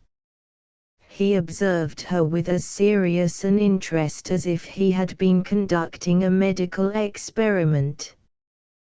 "That's how you make our dog kick with his leg," said Zo, recalling her experience of the doctor in the Society of the Dog. "How do you do it?" "I touch the cervical plexus," Dr. Benjulia answered as gravely as ever. This attempt at mystifying the child failed completely. Zo considered the unknown tongue in which he had answered her as being equivalent to lessons. She declined to notice the cervical plexus, and returned to the little terrier at home. "Do you think the dog likes it?" she asked. "Never mind the dog. Do you like it?" "I don't know." Dr. Benjulia turned to Teresa. His gloomy grey eyes rested on her, as they might have rested on any inanimate object near him, on the railing that imprisoned the birds, or on the pipes that kept the monkey house warm. "I have been playing the fool, with this child," he said, "and I fear I have detained you. I beg your pardon." He pulled off his episcopal hat, and walked grimly on, without taking any further notice of Zo. Teresa made her best courtesy in return. The magnificent civility of the ugly giant daunted, while it flattered her. "The manners of a prince," she said, "and the complexion of a gypsy." "Is he a nobleman?" Zo answered, "He's a doctor," as if that was something much better. "Do you like him?" Teresa inquired next. Zoe answered the duenna as she had answered the doctor, I don't know. In the meantime, Ovid and his cousin had not been unobservant of what was passing at a little distance from them. Benjulia's great height, and his evident familiarity with the child, stirred Carmina's curiosity. Ovid seemed to be disinclined to talk of him. Miss Minerva made herself useful, with the readiest politeness. She mentioned his odd name, and described him as one of Mrs. Gourley's old friends. Of late years, she proceeded, he is said to have discontinued medical practice, and devoted himself to chemical experiments. Nobody seems to know much about him. He has built a house in a desolate field, in some lost suburban neighborhood that nobody can discover.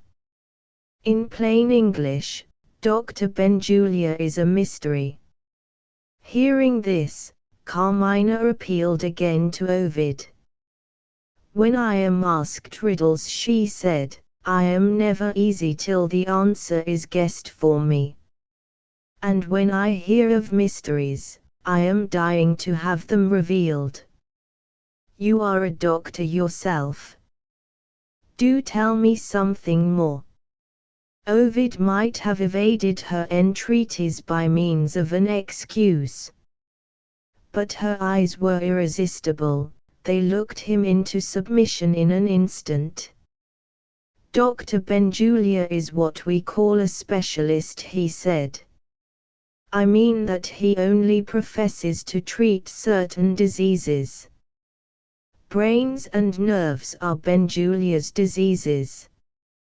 Without quite discontinuing his medical practice, he limits himself to serious cases, when other doctors are puzzled, you know, and want him to help them. With this exception, he has certainly sacrificed his professional interests to his mania for experiments in chemistry. What those experiments are, nobody knows but himself. He keeps the key of his laboratory about him by day and by night. When the place wants cleaning, he does the cleaning with his own hands. Carmina listened with great interest. Has nobody peeped in at the windows? She asked. There are no windows, only a skylight in the roof. Can't somebody get up on the roof and look in through the skylight? Ovid laughed.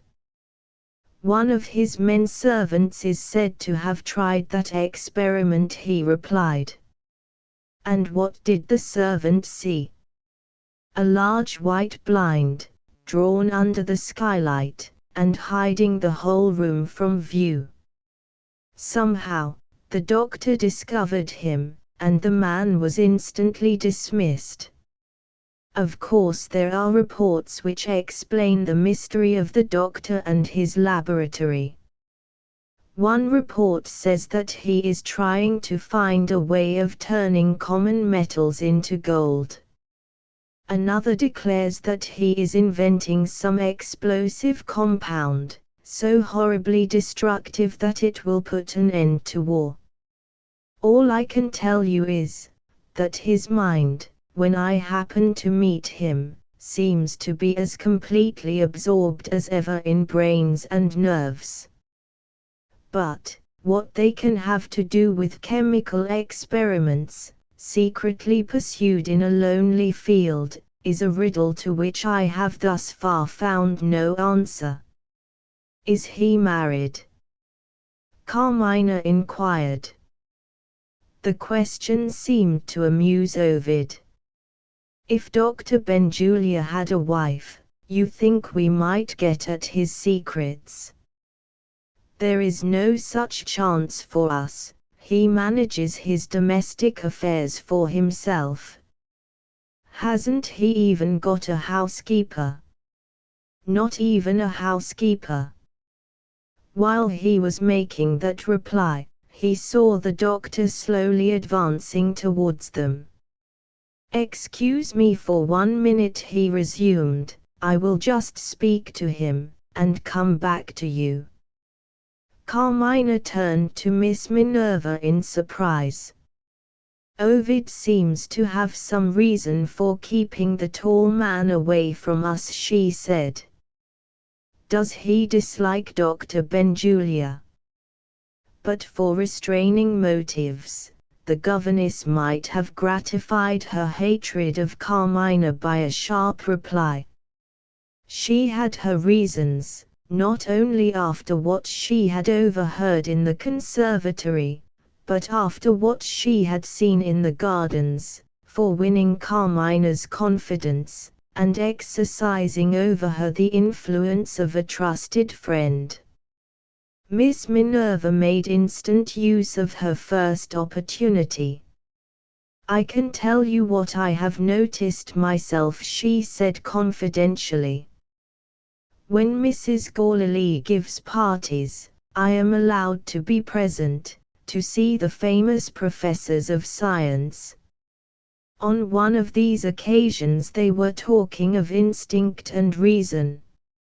Your cousin, Mr. Ovid Vere, said it was no easy matter to decide where instinct ended and reason began. In his own experience, he had sometimes found people of feeble minds, who judged by instinct, arrive at sounder conclusions than their superiors in intelligence, who judged by reason." The talk took another turn, and, soon after, Dr. Benjulia joined the guests.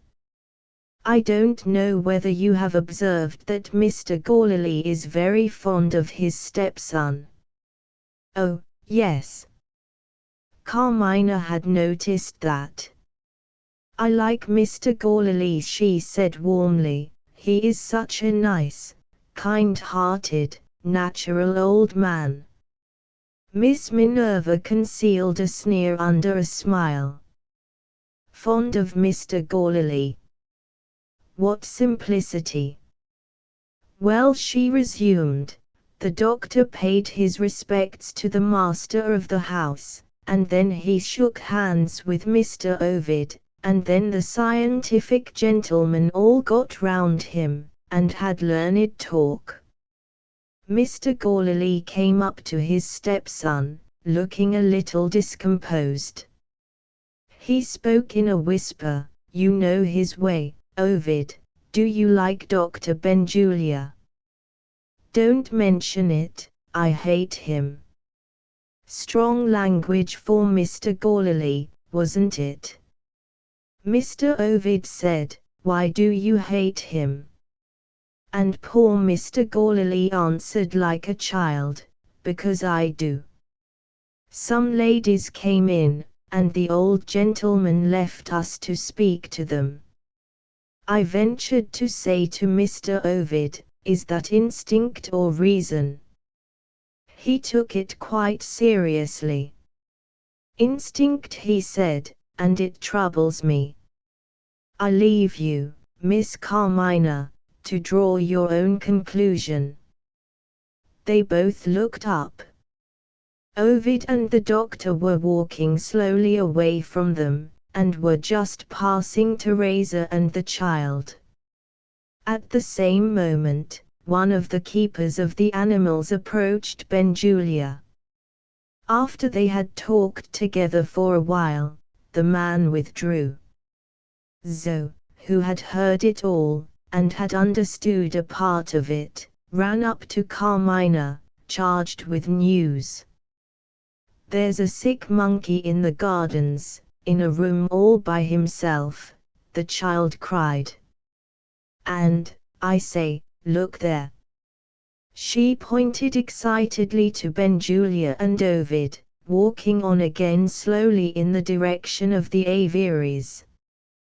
There's the big doctor who tickles me. He says he'll see the poor monkey, as soon as he's done with Ovid. And what do you think he said besides? He said perhaps he'd take the monkey home with him. I wonder what's the matter with the poor creature? Carmina asked. After what Mr. Ovid has told us, I think I know, Miss Minerva answered. Dr. Benjulia wouldn't be interested in the monkey unless it had a disease of the brain. Chapter 13. Ovid had promised to return to Carmina in a minute. The minutes passed, and still Dr. Benjulia held him in talk. Now that he was no longer seeking amusement, in his own dreary way, by mystifying Zoe, the lines seemed to harden in the doctor's fleshless face. A scrupulously polite man, he was always cold in his politeness. He waited to have his hand shaken, and waited to be spoken to. And yet, on this occasion, he had something to say. When Ovid opened the conversation, he changed the subject directly. Benjulia, what brings you to the zoological gardens? One of the monkeys has got brain disease, and they fancy I might like to see the beast before they kill him. Have you been thinking lately of that patient we lost? Not at the moment. Remembering the patient, Ovid made no immediate reply. The doctor seemed to distrust his silence. You don't mean to say you have forgotten the case, he resumed. We called it hysteria, not knowing what else it was. I don't forgive the girl for slipping through our fingers. I hate to be beaten by death, in that way. Have you made up your mind what to do, on the next occasion? Perhaps you think you could have saved her life if you had been sent for, now. No, indeed, I am just as ignorant. Give ignorance time, Benjulia interposed, and ignorance will become knowledge, if a man is in earnest. The proper treatment might occur to you tomorrow. He held to his idea with such obstinacy that Ovid set him right, rather impatiently. The proper treatment has as much chance of occurring to the greatest ass in the profession, he answered, as it has of occurring to me. I can put my mind to no good medical use. My work has been too much for me.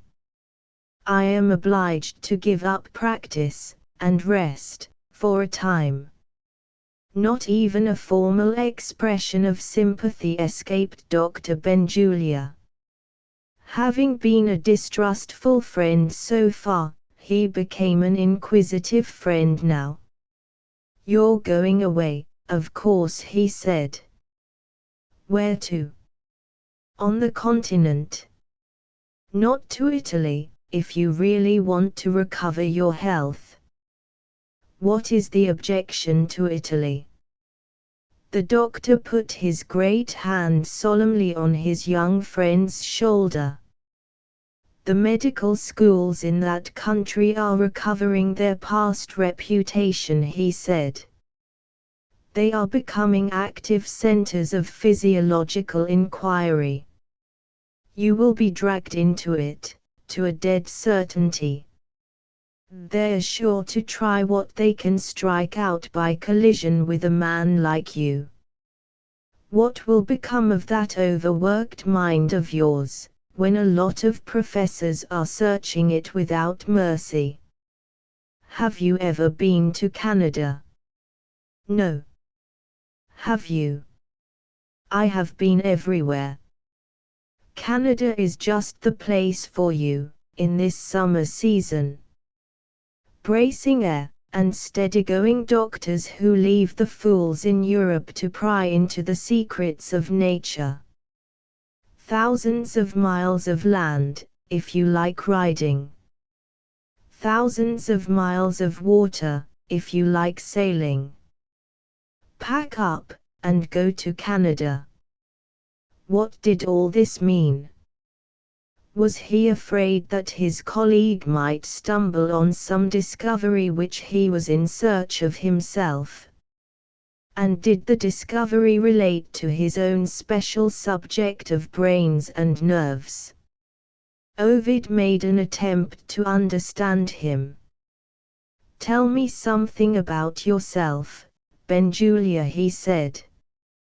"Are you returning to your regular professional work?" Benjulia struck his bamboo stick emphatically on the gravel walk. "Never. Unless I know more than I know now." This surely meant that he was as much devoted to his chemical experiments as ever. In that case, how could Ovid, who knew nothing of chemical experiments, be an obstacle in the doctor's way? Baffled thus far, he made another attempt at inducing Benjulia to explain himself. "When is the world to hear of your discoveries?" he asked. The doctor's massive forehead gathered ominously into a frown. "Damn the world!" That was his only reply. Ovid was not disposed to allow himself to be kept in the dark in this way. "I suppose you are going on with your experiments," he said. The gloom of Benjulia's grave eyes deepened. They stared with a stern fixedness into vacancy. His great head bent slowly over his broad breast. The whole man seemed to be shut up in himself. "I go on a way of my own," he growled. "Let nobody cross it." After that reply, to persist in making inquiries would only have ended in needlessly provoking an irritable man. Ovid looked back towards Carmina. "I must return to my friends," he said. The doctor lifted his head, like a man awakened. "Have I been rude?" he asked. "Don't talk to me about my experiments. That's my raw place, and you hit me on it. What did you say just now?" "Friends." "Who are your friends?" He rubbed his hand savagely over his forehead. It was a way he had of clearing his mind. "I know," he went on. "I saw your friends just now." "Who's the young lady?" His most intimate companions had never heard him laugh. They had sometimes seen his thin-lipped mouth widen drearily into a smile. It widened now. "Whoever she is," he proceeded, "Zoe wonders why you don't kiss her." This specimen of Benjulia's attempts at pleasantry was not exactly to Ovid's taste. He shifted the topic to his little sister. "You were always fond of Zoe," he said. Benjulia looked thoroughly puzzled. Fondness for anybody was, to all appearance, one of the few subjects on which he had not qualified himself to offer an opinion. He gave his head another savage rub, and returned to the subject of the young lady. "Who is she?" he asked again. "My cousin," Ovid replied as shortly as possible. "Your cousin? A girl of Lady Northlake's?" "No, my late uncle's daughter." Benjulia suddenly came to a standstill. "What," he cried, "has that misbegotten child grown up to be a woman?" Ovid started. Words of angry protest were on his lips, when he perceived Teresa and Zoe on one side of him, and the keeper of the monkeys on the other. Benjulia dismissed the man, with the favorable answer which Zoe had already reported. They walked on again. Ovid was at liberty to speak. "Do you know what you said of my cousin, just now?" he began. His tone seemed to surprise the doctor. "What did I say?" he asked. "You used a very offensive word. You called Carmina a misbegotten child. Are you repeating some vile slander on the memory of her mother?" Benjulia came to another standstill. "Slander," he repeated, and said no more. Ovid's anger broke out. "Yes," he replied. "Or a lie, if you like, told of a woman as high above reproach as your mother or mine." "You are hot," the doctor remarked, and walked on again. "When I was in Italy," he paused to calculate, "when I was at Rome, 15 years ago, your cousin was a wretched little rickety child. I said to Robert Graywell, 'Don't get too fond of that girl, she'll never live to grow up.' He said something about taking her away to the mountain air. I didn't think, myself, the mountain air would be of any use. It seems I was wrong.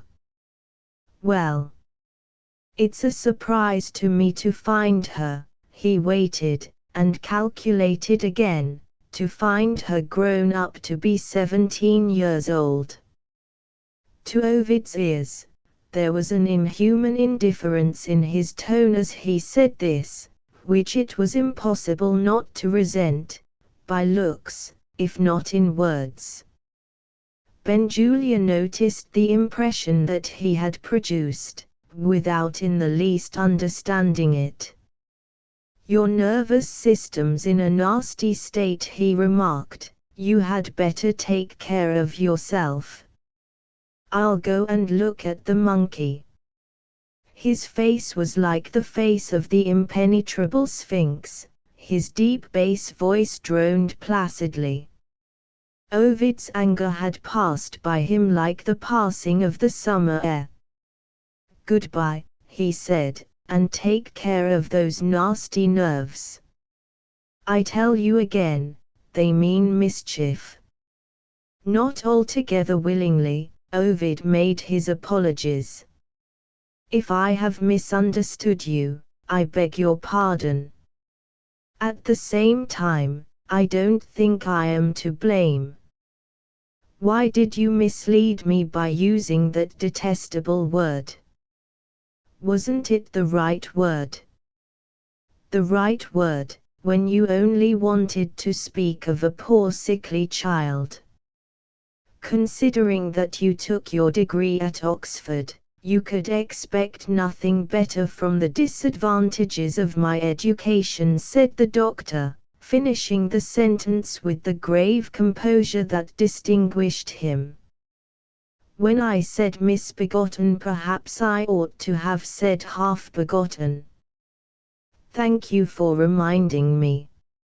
I'll look at the dictionary when I get home." Ovid's mind was not set at ease yet. "There's one other thing," he persisted, "that seems unaccountable." He started, and seized Benjulia by the arm. "Stop!" he cried, with a sudden outburst of alarm. "Well?" asked the doctor, stopping directly. "What is it?"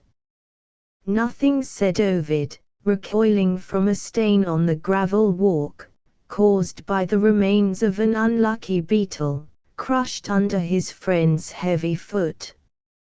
"You trod on the beetle before I could stop you." Benjulia's astonishment at finding an adult male human being, not in a lunatic asylum, anxious to spare the life of a beetle, literally struck him speechless. His medical instincts came to his assistance. You had better leave London at once, he suggested. Get into pure air, and be out of doors all day long. He turned over the remains of the beetle with the end of his stick. The common beetle, he said, I haven't damaged a specimen. Ovid returned to the subject, which had suffered interruption through his abortive little act of mercy. You knew my uncle in Italy. It seems strange, Benjulia, that I should never have heard of it before. Yes, I knew your uncle, and he added with especial emphasis, I knew his wife.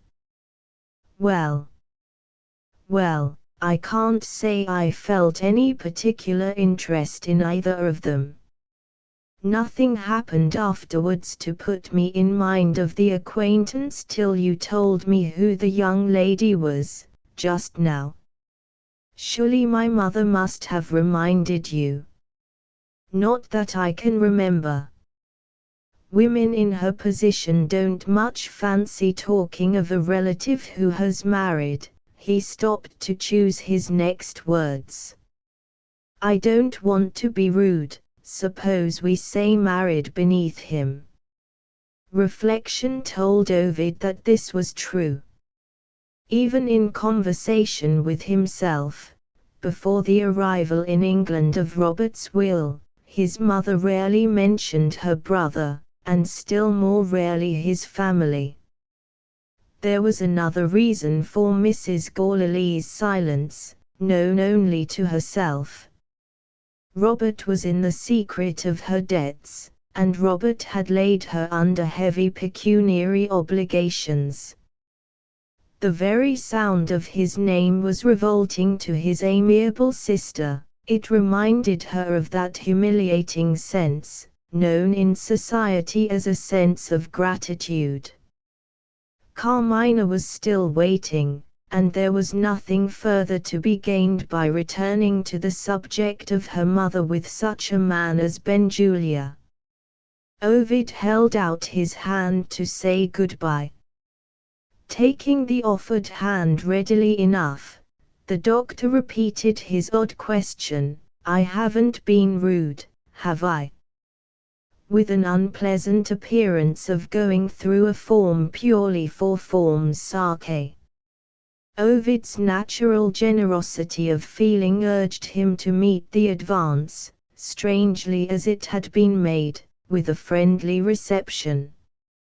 I am afraid it is I who have been rude, he said. Will you go back with me, and be introduced to Carmina?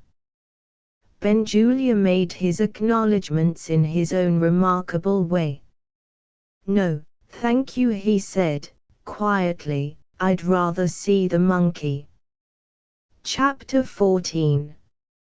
In the meantime, Zoe had become the innocent cause of a difference of opinion between two no less dissimilar personages than Maria and the duenna. Having her mind full of the sick monkey, the child felt a natural curiosity to see the other monkeys who were well. Amiable Miss Minerva consulted her young friend from Italy before she complied with Zeddo's wishes. Would Miss Carmina like to visit the monkey house? Ovid's cousin, remembering Ovid's promise, looked towards the end of the walk.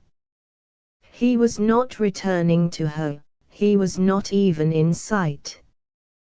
Carmina resigned herself to circumstances, with a little air of pique which was duly registered in Miss Minerva's memory.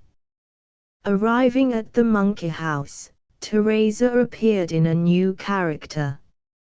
She surprised her companions by showing an interest in natural history. Are they all monkeys in that big place? She asked. I don't know much about foreign beasts. How do they like it, I wonder? This comprehensive inquiry was addressed to the governess, as the most learned person present. Miss Minerva referred to her elder pupil with an encouraging smile. "Maria will inform you," she said. Her studies in natural history have made her well acquainted with the habits of monkeys. Thus authorized to exhibit her learning, even the discreet Maria actually blushed with pleasure. It was that young lady's most highly prized reward to display her knowledge, in imitation of her governess's method of instruction, for the benefit of unfortunate persons of the lower rank, whose education had been imperfectly carried out. The tone of amiable patronage with which she now imparted useful information to a woman old enough to be her grandmother, would have made the hands of the bygone generation burn to box her ears. "The monkeys are kept in large and airy cages," Maria began, "and the temperature is regulated with the utmost care. I shall be happy to point out to you the difference between the monkey and the ape. You are not perhaps aware that the members of the latter family are called Simiidae and are without tails and cheek pouches." Listening so far in dumb amazement, Teresa checked the flow of information at tails and cheek pouches. "What gibberish is this child talking to me?" she asked. "I want to know how the monkeys amuse themselves in that large house." Maria's perfect training condescended to enlighten even this state of mind. "They have ropes to swing on," she answered sweetly, "and visitors feed them through the wires of the cage. Branches of trees are also placed for their diversion, reminding many of them no doubt of the vast tropical forests in which, as we learn from travelers, they pass in flocks from tree to tree." Teresa held up her hand as a signal to stop. "A little of you, my young lady, goes a long way," she said. "Consider how much I can hold, before you cram me at this rate." Maria was bewildered, but nor daunted yet. "Pardon me," she pleaded, "I fear I don't quite understand you." "Then there are two of us puzzled," the duenna remarked. "I don't understand you." "I shan't go into that house. A Christian can't be expected to care about beasts, but right is right all the world over. Because a monkey is a nasty creature, as I have heard, not even good to eat when he's dead, that's no reason for taking him out of his own country and putting him into a cage. If we are to see creatures in prison, let's see creatures who have deserved it, men and women, rogues and sluts. The monkeys haven't deserved it. Go in, I'll wait for you at the door." Setting her bitterest emphasis on this protest, which expressed inveterate hostility to Maria, using compassion for caged animals as the readiest means at hand, Teresa seated herself in triumph on the nearest bench. A young person, possessed of no more than ordinary knowledge, might have left the old woman to enjoy the privilege of saying the last word.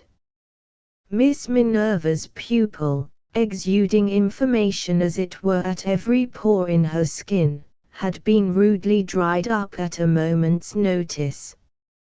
Even earthly perfection has its weak places within reach. Maria lost her temper.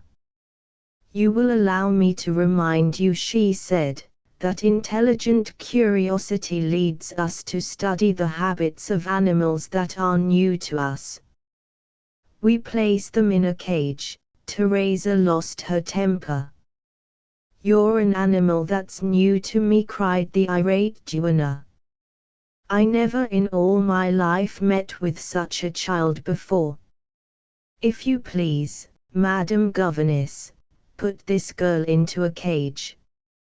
My intelligent curiosity wants to study a monkey that's new to me. It was fortunate for Teresa that she was Carmina's favorite and friend, and, as such, a person to be carefully handled. Miss Minerva stopped the growing quarrel with the readiest discretion and good feeling. She patted Teresa on the shoulder, and looked at Carmina with a pleasant smile. Worthy old creature, how full of humor she is. The energy of the people, Miss Carmina. I often remark the quaint force with which they express their ideas. No, not a word of apology, I beg and pray. Maria, my dear, take your sister's hand, and we will follow. She put her arm in Carmina's arm with the happiest mixture of familiarity and respect, and she nodded to Carmina's old companion with the cordiality of a good-humored friend. Teresa was not further irritated by being kept waiting for any length of time. In a few minutes Carmina joined her on the bench. Tired of the beasts already, my pretty one? Worse than tired, driven away by the smell. Dear old Teresa, why did you speak so roughly to Miss Minerva and Maria? Because I hate them, because I hate the family. Was your poor father demented in his last moments, when he trusted you among these detestable people? Carmina listened in astonishment. You said just the contrary of the family, she exclaimed, only yesterday. Teresa hung her head in confusion. Her well-meant attempt to reconcile Carmina to the new life on which she had entered was now revealed as a sham, thanks to her own outbreak of temper.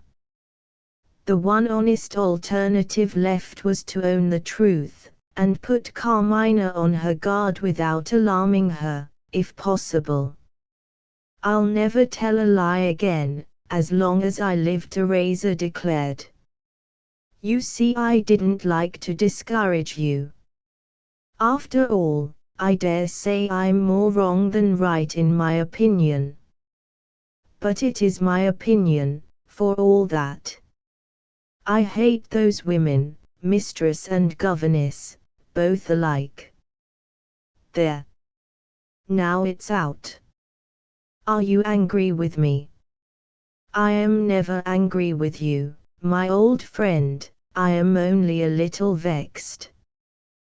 Don't say you hate people, after only knowing them for a day or two. I am sure Miss Minerva has been very kind, to me, as well as to you.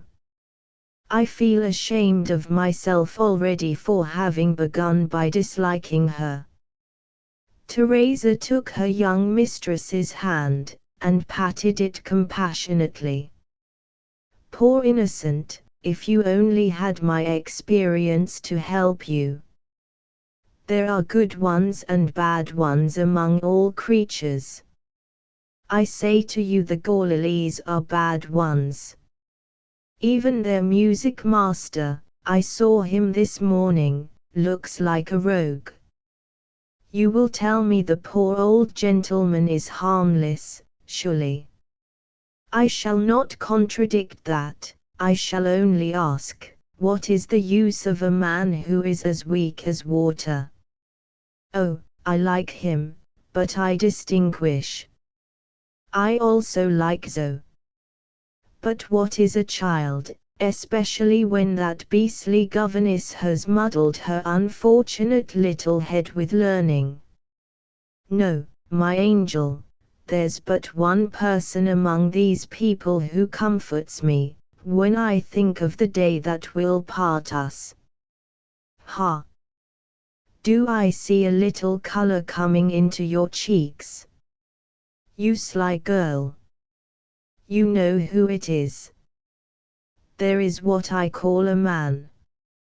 If I was as young as you are, and as pretty as you are, a warning gesture from Carmina closed Teresa's lips. Ovid was rapidly approaching them.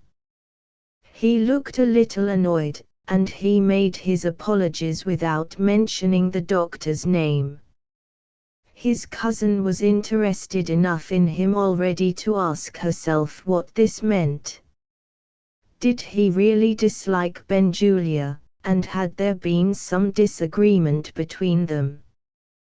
Was the tall doctor so very interesting? She ventured to inquire. Not in the least. He answered as if the subject was disagreeable to him, and yet he returned to it. By the by, did you ever hear Benjulia's name mentioned, at home in Italy? Never. Did he know my father and mother? He says so. Oh, do introduce me to him. We must wait a little. He prefers being introduced to the monkey today. Where are Miss Minerva and the children? Teresa replied. She pointed to the monkey house, and then drew Ovid aside. Take her to see some more birds, and trust me to keep the governess out of your way, whispered the good creature. Make love, hot love to her, doctor.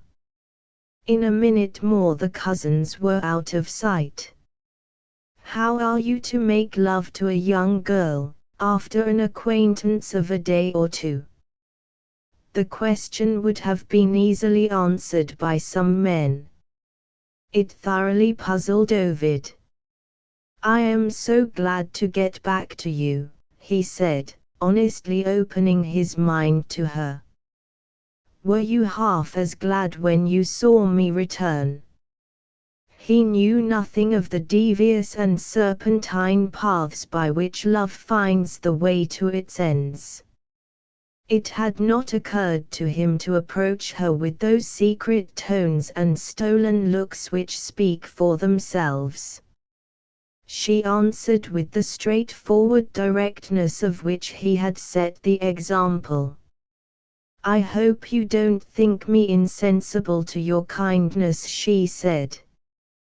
I am more pleased and more proud than I can tell you. Proud? Ovid repeated, not immediately understanding her. Why not? She asked. My poor father used to say you would be an honor to the family. Ought I not to be proud, when I find such a man taking so much notice of me? She looked up at him shyly. At that moment, he would have resigned all his prospects of celebrity for the privilege of kissing her. He made another attempt to bring her, in spirit, a little nearer to him. Carmina, do you remember where you first saw me? How can you ask? It was in the concert room. When I saw you there, I remembered passing you in the large square. It seems a strange coincidence that you should have gone to the very concert that Teresa and I went to by accident. Ovid ran the risk, and made his confession. It was no coincidence, he said. After our meeting in the square I followed you to the concert. This bold avowal would have confused a less innocent girl. It only took Carmina by surprise. What made you follow us? She asked. Us? Did she suppose he had followed the old woman? Ovid lost no time in setting her right. I didn't even see Teresa, he said. I followed you. She was silent. What did her silence mean? Was she confused, or was she still at a loss to understand him? That morbid sensitiveness, which was one of the most serious signs of his failing health, was by this time sufficiently irritated to hurry him into extremities. "Did you ever hear," he asked, "of such a thing as love at first sight?" She started. Surprise, confusion, doubt, succeeded each other in rapid changes on her mobile and delicate face. Still silent, she roused her courage, and looked at him.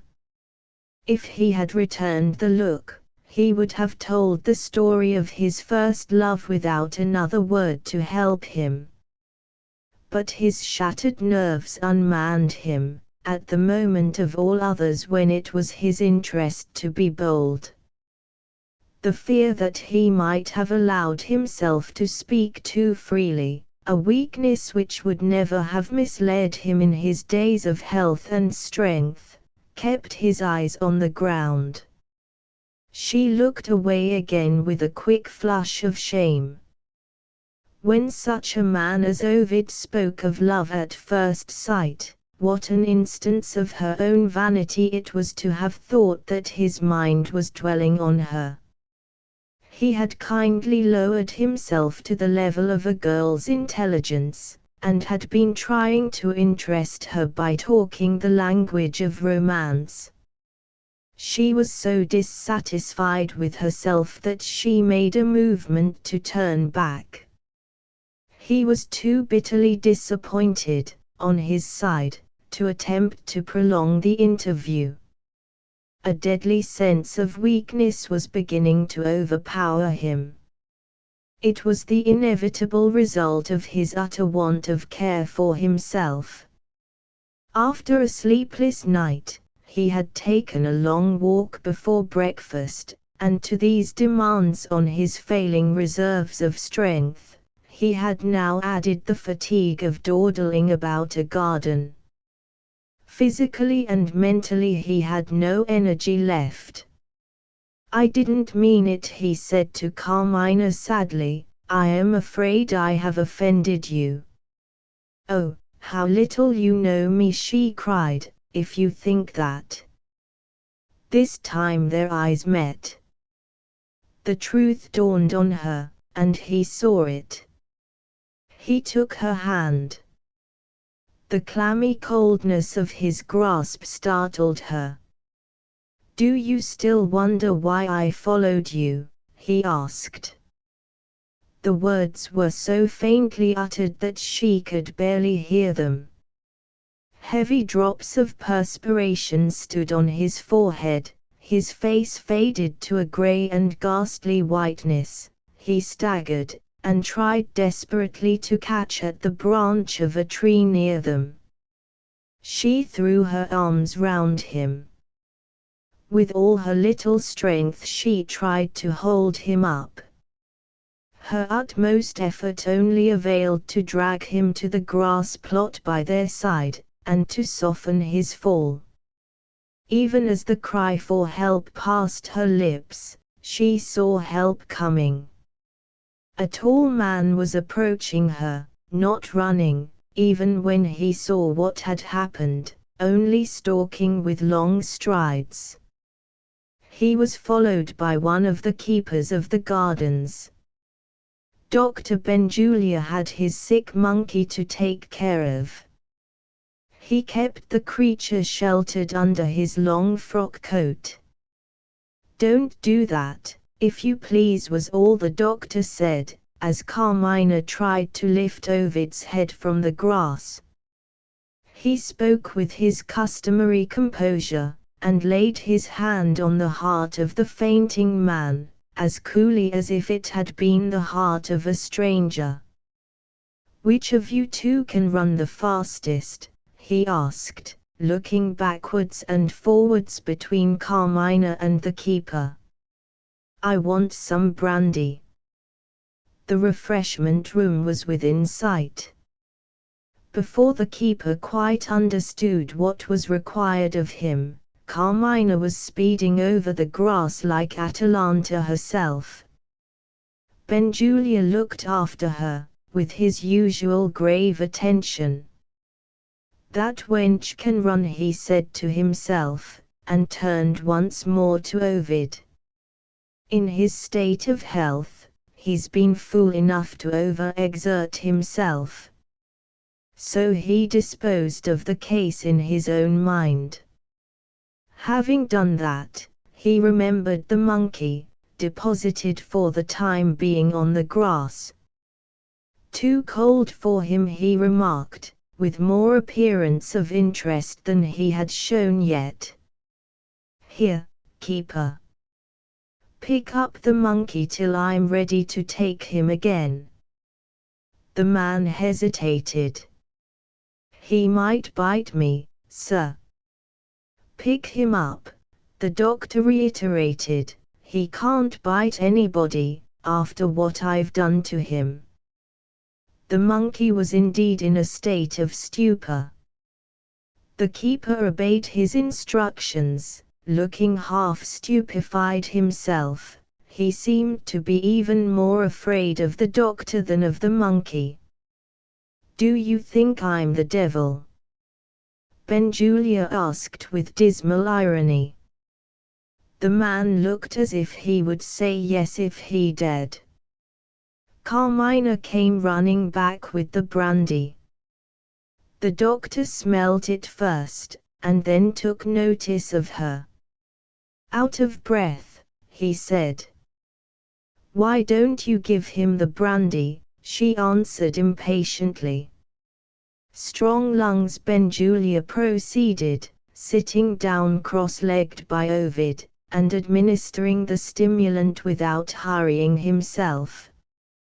"Some girls would not have been able to speak, after such a run as you have had. I didn't think much of you or your lungs when you were a baby." "Is he coming to himself?" Carmina asked. "Do you know what a pump is?" Benjulia rejoined. "Very well, a pump sometimes gets out of order. Give the carpenter time, and he'll put it right again." He let his mighty hand drop on Ovid's breast.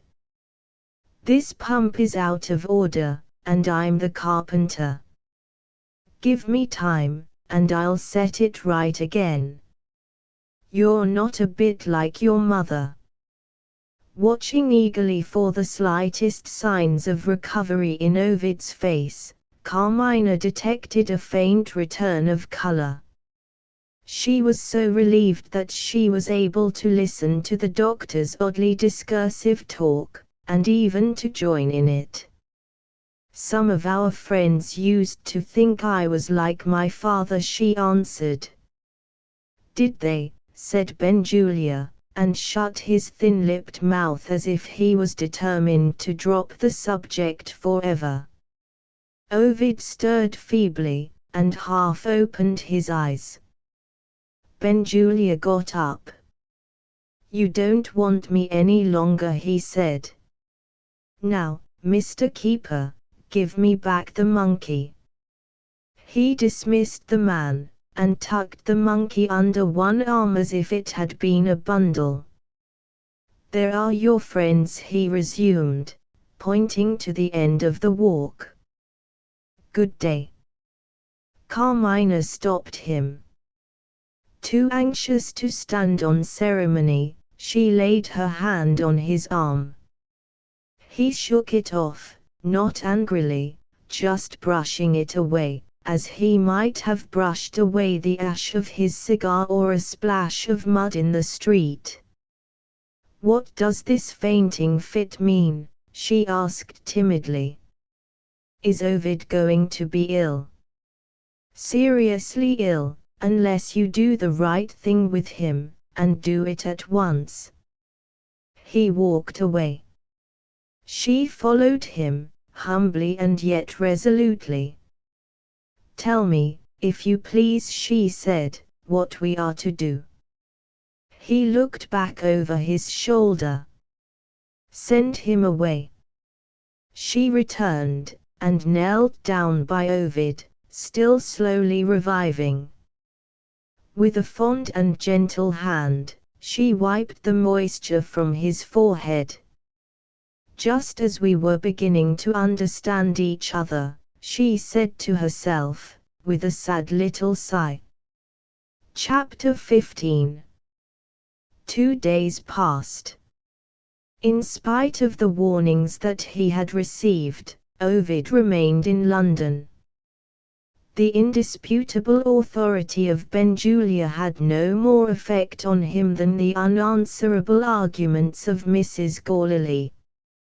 Recent circumstances, as his mother expressed it, had strengthened his infatuated resistance to reason. The dreaded necessity for Teresa's departure had been hastened by a telegram from Italy. Ovid felt for Carmina's distress with sympathies which made her dearer to him than ever. On the second morning after the visit to the Zoological Gardens, her fortitude had been severely tried. She had found the telegram under her pillow, enclosed in a farewell letter. Teresa had gone. My Carmina, I have kissed you, and cried over you, and I am writing goodbye as well as my poor eyes will let me.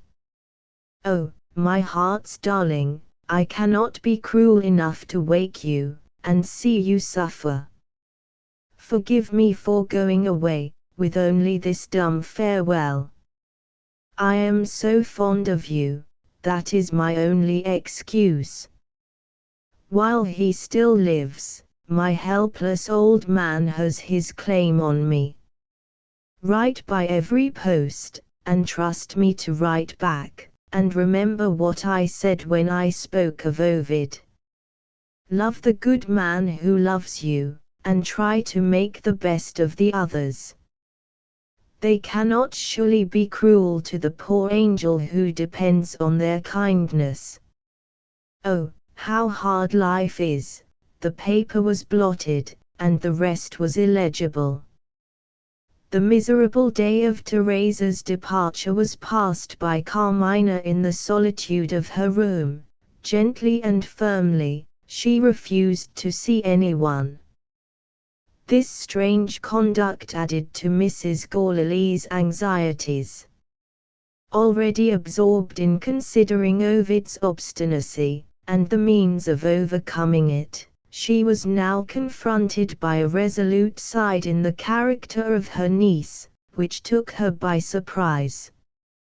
There might be difficulties to come, in managing Carmina, which she had not foreseen.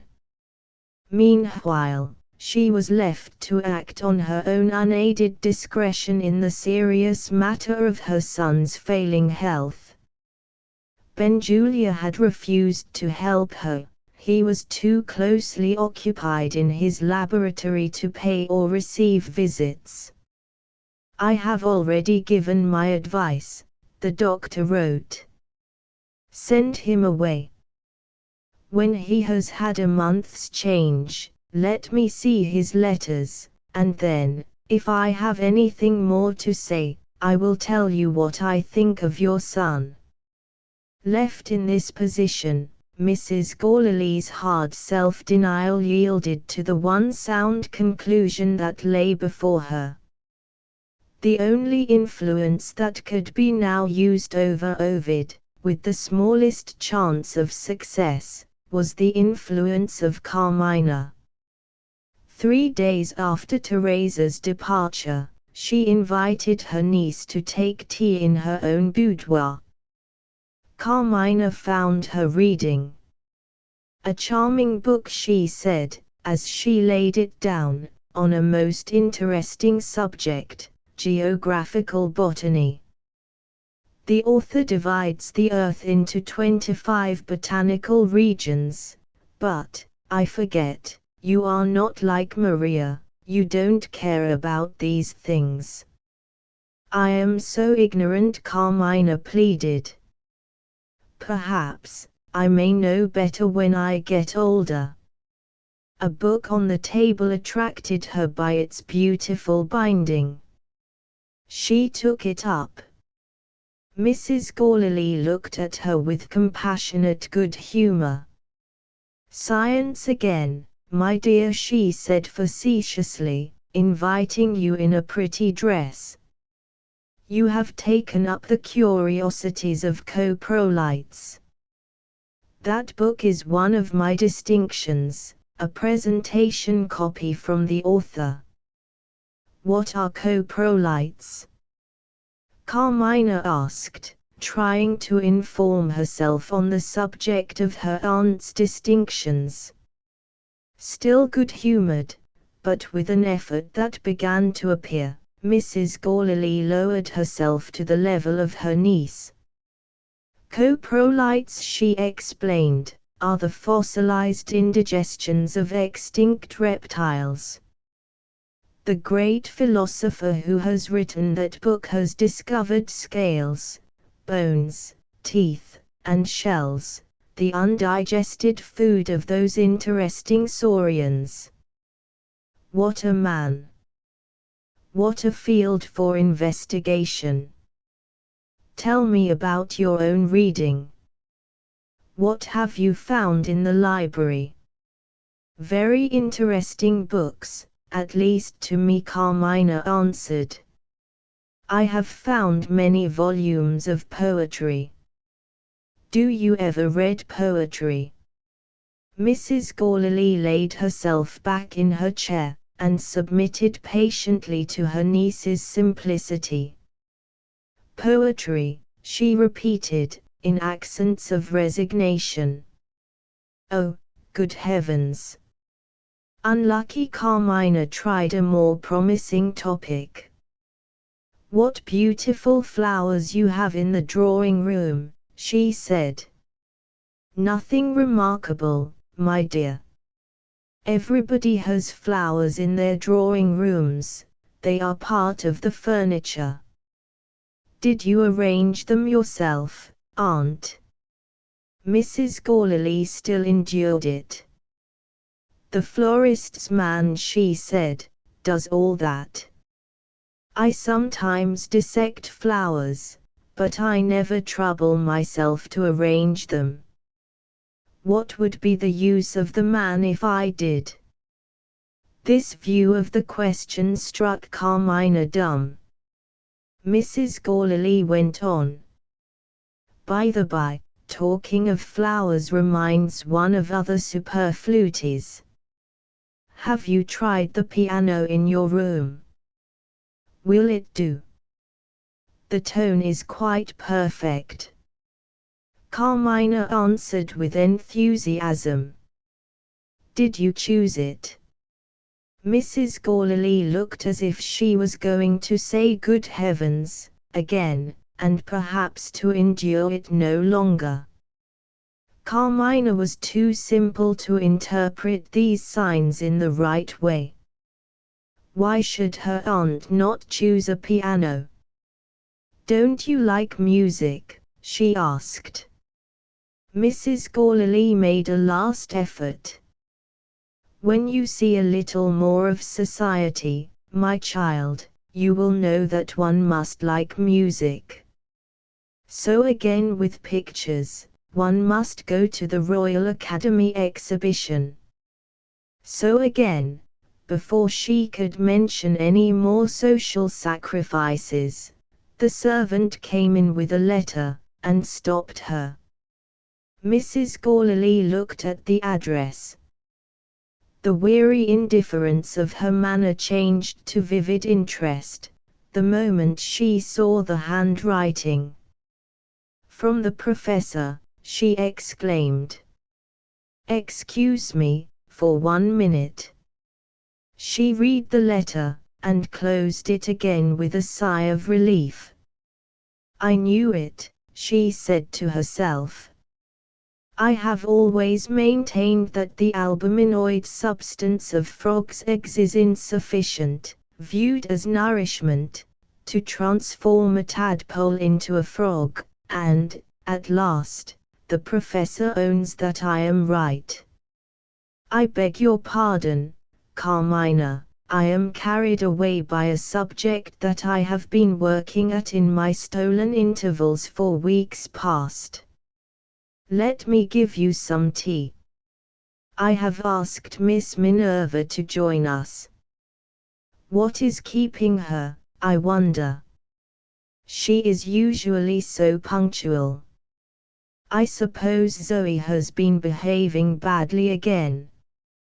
In a few minutes more, the governess herself confirmed this maternal forewarning of the truth. Zoe had declined to commit to memory the political consequences of the granting of Magna Charta, and now stood reserved for punishment, when her mother had time to attend to it. Mrs. Gourley at once disposed of this little responsibility. Bread and water for tea, she said, and proceeded to the business of the evening. I wish to speak to you both, she began, on the subject of my son. The two persons addressed waited in silence to hear more. Carmina's head drooped, she looked down. Miss Minerva attentively observed Mrs. Gourley. Why am I invited to hear what she has to say about her son? Was the question which occurred to the governess. Is she afraid that Carmina might tell me about it, if I was not let into the family secrets? Admirably reasoned, and correctly guessed. Mrs. Gourley had latterly observed that the governess was insinuating herself into the confidence of her niece, that is to say, into the confidence of a young lady, whose father was generally reported to have died in possession of a handsome fortune. Personal influence, once obtained over an heiress, is not infrequently misused. To check the further growth of a friendship of this sort, without openly offending Miss Minerva, was an imperative duty. Mrs. Gourley saw her way to the discreet accomplishment of that object. Her niece and her governess were interested, diversely interested, in Ovid. If she invited them both together, to consult with her on the delicate subject of her son, there would be every chance of exciting some difference of opinion, sufficiently irritating to begin the process of estrangement, by keeping them apart when they had left the tea-table. It is most important that there should be no misunderstanding among us, Mrs. Gourley proceeded. Let me set the example of speaking without reserve. We all three know that Ovid persists in remaining in London. She paused, on the point of finishing the sentence. Although she had converted a professor, Mrs. Gourley was still only a woman. There did enter into her other calculations the possibility of exciting some accidental betrayal of her governess's passion for her son. On alluding to Ovid, she turned suddenly to Miss Minerva. I am sure you will excuse my troubling you with family anxieties, she said, especially when they are connected with the health of my son. It was cleverly done, but it labored under one disadvantage. Miss Minerva had no idea of what the needless apology meant, having no suspicion of the discovery of her secret by her employer. But to feel herself baffled in trying to penetrate Mrs. Gourley's motives was enough, of itself, to put Mrs. Gourley's governess on her guard for the rest of the evening. You honor me, madam, by admitting me to your confidence, was what she said. Trip me up, you cat, if you can, was what she thought. Mrs. Gallilee resumed. We know that Ovid persists in remaining in London, when change of air and scene are absolutely necessary to the recovery of his health. And we know why. Carmina, my child, don't think for a moment that I blame you. Don't even suppose that I blame my son. You are too charming a person not to excuse, nay even to justify, any man's admiration. But let us, as we hard old people say, look the facts in the face. If Ovid had not seen you, he would be now on the health-giving sea, on his way to Spain and Italy. You are the innocent cause of his obstinate indifference, his most deplorable and dangerous disregard of the duty which he owes to himself. He refuses to listen to his mother, he sets the opinion of his skilled medical colleague at defiance. But one person has any influence over him now. She paused again, and tried to trip up the governess once more. Miss Minerva, let me appeal to you.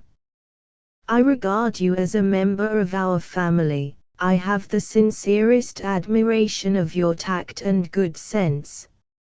Am I exceeding the limits of delicacy, if I say plainly to my niece, persuade Ovid to go? If Carmina had possessed an elder sister, with a plain personal appearance and an easy conscience, not even that sister could have matched the perfect composure with which Miss Minerva replied. I don't possess your happy faculty of expressing yourself, Mrs. Gallilee. But, if I had been in your place, I should have said to the best of my poor ability exactly what you have said now. She bent her head with a graceful gesture of respect, and looked at Carmina with a gentle sisterly interest while she stirred her tea. At the very opening of the skirmish, Mrs. Gallilee was defeated. She had failed to provoke the slightest sign of jealousy, or even of ill temper. Unquestionably the most crafty and most cruel woman of the two, possessing the most dangerously deceitful manner, and the most mischievous readiness of language, she was, nevertheless, Miss Minerva's inferior in the one supreme capacity of which they both stood in need, the capacity for self-restraint. She showed this inferiority on expressing her thanks. The underlying malice broke through the smooth surface that was intended to hide it. I am apt to doubt myself, she said, and such sound encouragement as yours always relieves me. Of course I don't ask you for more than a word of advice. Of course I don't expect you to persuade Ovid. Of course not. Miss Minerva agreed. May I ask for a little more sugar in my tea? Mrs. Gallilee turned to Carmina. Well, my dear. I have spoken to you, as I might have spoken to one of my own daughters, if she had been of your age. Tell me frankly, in return, whether I may count on your help. Still pale and downcast, Carmina obeyed. I will do my best, if you wish it. But, yes. Go on. She still hesitated. Mrs. Gallilee tried gentle remonstrance. My child, surely you are not afraid of me. She was certainly afraid. But she controlled herself. You are Ovid's mother, and I am only his cousin, she resumed. I don't like to hear you say that my influence over him is greater than yours. It was far from the poor girl's intention, but there was an implied rebuke in this. In her present state of irritation, Mrs. Gorley felt it. "Come, come," she said. "Don't affect to be ignorant, my dear, of what you know perfectly well." Carmina lifted her head. For the first time in the experience of the two elder women, this gentle creature showed that she could resent an insult. The fine spirit that was in her fired her eyes, and fixed them firmly on her aunt. "Do you accuse me of deceit?" she asked. "Let us call it false modesty," Mrs. Gorley retorted. Carmina rose without another word, and walked out of the room. In the extremity of her surprise, Mrs. Gorley appealed to Miss Minerva. "Is she in a passion?" "She didn't bang the door," the governess quietly remarked. "I am not joking, Miss Minerva." "I am not joking either, madam." The tone of that answer implied an uncompromising assertion of equality. "You are not to suppose," it said, "that a lady drops below your level, because she receives a salary and teaches your children." Mrs. Gorley was so angry, by this time, that she forgot the importance of preventing a conference between Miss Minerva and her niece. For once, she was the creature of impulse, the overpowering impulse to dismiss her insolent governess from her hospitable table. "May I offer you another cup of tea?" "Thank you, no more." "May I return to my pupils?" "By all means." Carmina had not been 5 minutes in her own room before she heard a knock at the door. Had Mrs. Gorley followed her? "Who is there?" she asked. And a voice outside answered, "Only Miss Minerva." Chapter 16. "I am afraid I have startled you," said the governess, carefully closing the door. "I thought it was my aunt," Carmina answered, as simply as a child. "Have you been crying?" "I couldn't help it, Miss Minerva." "Mrs. Gorley spoke cruelly to you. I don't wonder at your feeling angry." Carmina gently shook her head.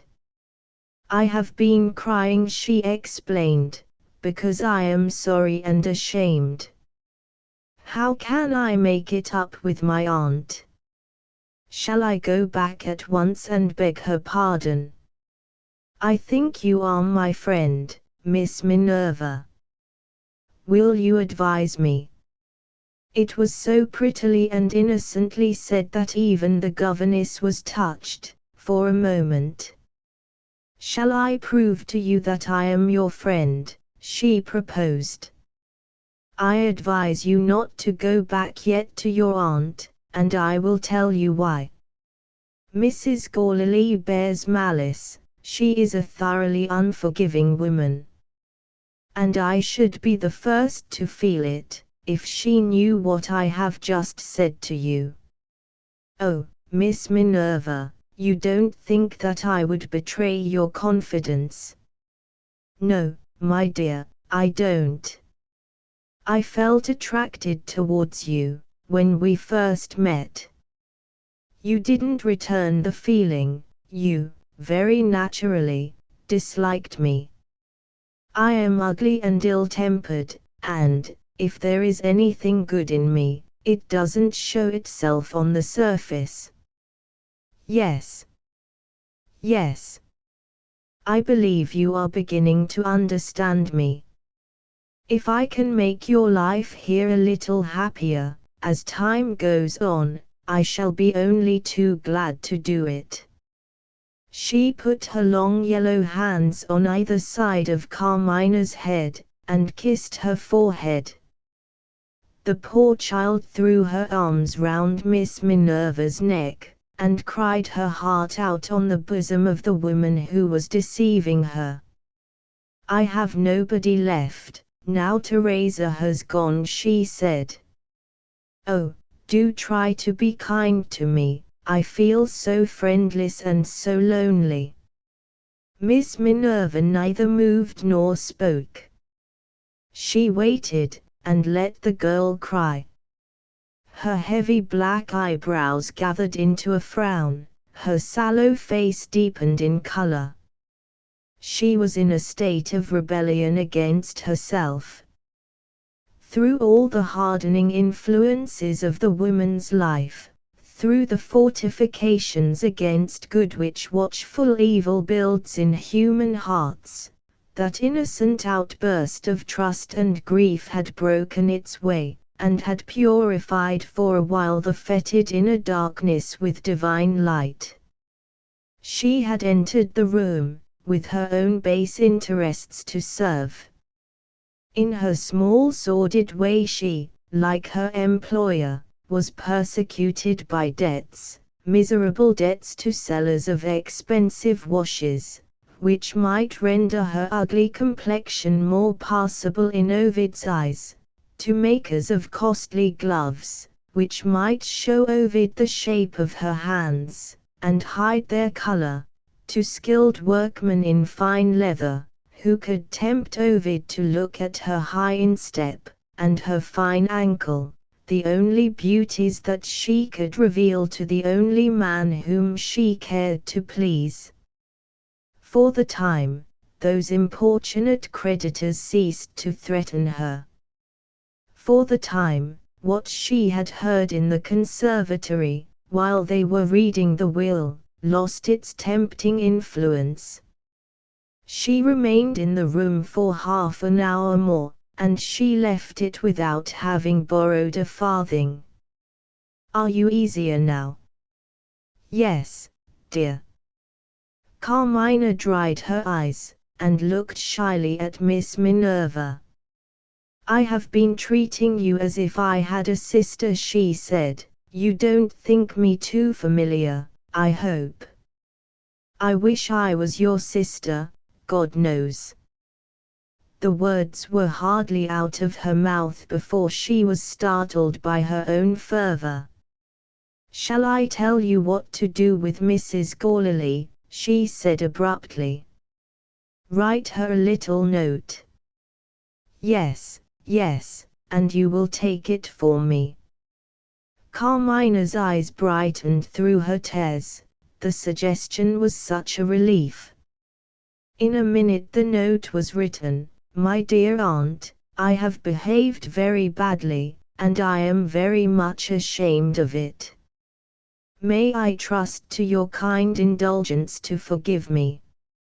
I will try to be worthier of your kindness for the future, and I sincerely beg your pardon." She signed her name in breathless haste. "Please take it at once," she said eagerly. Miss Minerva smiled.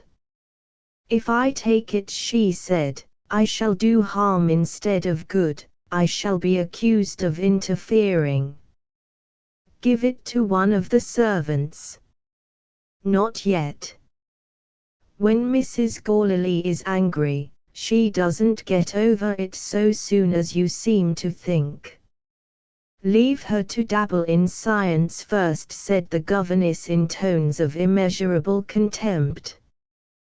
"When she has half stifled herself with some filthy smell, or dissected some wretched insect or flower, she may be in a better humor. Wait." Carmina thought of the happy days at home in Italy, when her father used to laugh at her little outbreaks of temper, and good Teresa only shrugged her shoulders. What a change, oh, me, what a change for the worse! She drew from her bosom a locket, hung round her neck by a thin gold chain, and opened it, and kissed the glass over the miniature portraits inside. "Would you like to see them?" she said to Miss Minerva. "My mother's likeness was painted for me by my father, and then he had his photograph taken to match it. I open my portraits and look at them, while I say my prayers. It's almost like having them alive again, sometimes. Oh, if I only had my father to advise me now."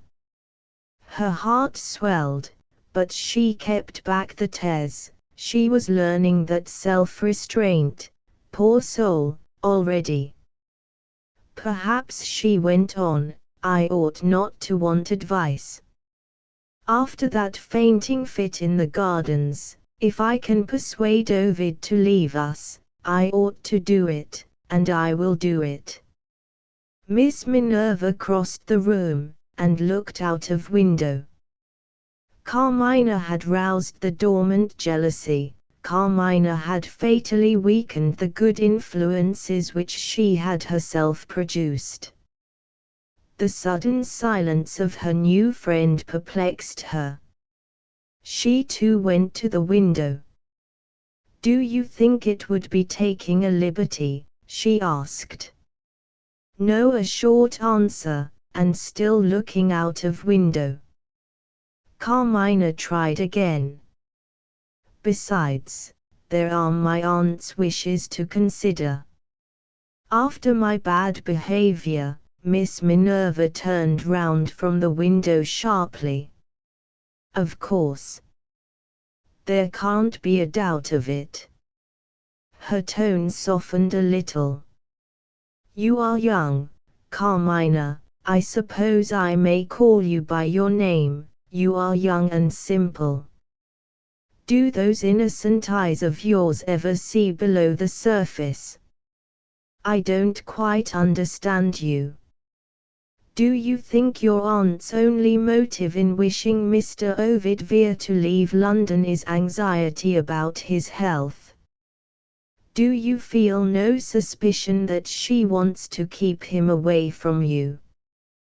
Carmina toyed with her locket, in an embarrassment which she was quite unable to disguise. "Are you afraid to trust me?" Miss Minerva asked. That reproach opened the girl's lips instantly. "I am afraid to tell you how foolish I am," she answered.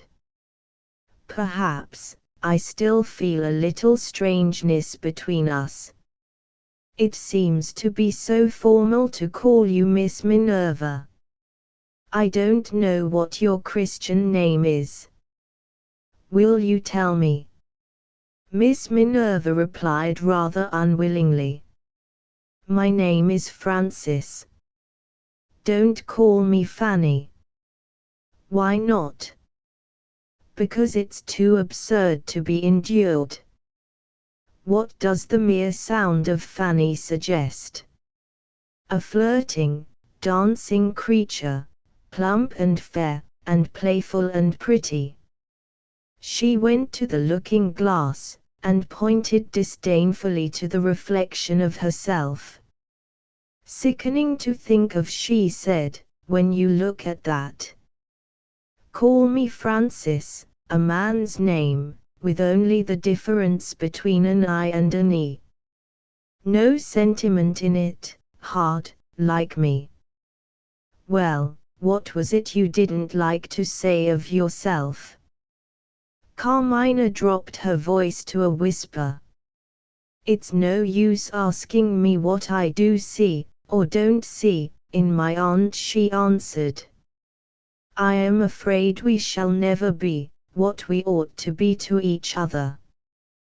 When she came to that concert, and sat by me and looked at me," she stopped, and shuddered over the recollection of it. Miss Minerva urged her to go on, first by a gesture, then by a suggestion. "They said you fainted under the heat." "I didn't feel the heat." I felt a horrid creeping all over me. Before I looked at her, mind, when I only knew that somebody was sitting next to me. And then, I did look round. Her eyes and my eyes flashed into each other. In that one moment, I lost all sense of myself as if I was dead. I can only tell you of it in that way. It was a dreadful surprise to me to remember it, and a dreadful pain, when they brought me to myself again. Though I do look so little and so weak, I am stronger than people think. I never fainted before. My aunt is, how can I say it properly, hard to get on with since that time.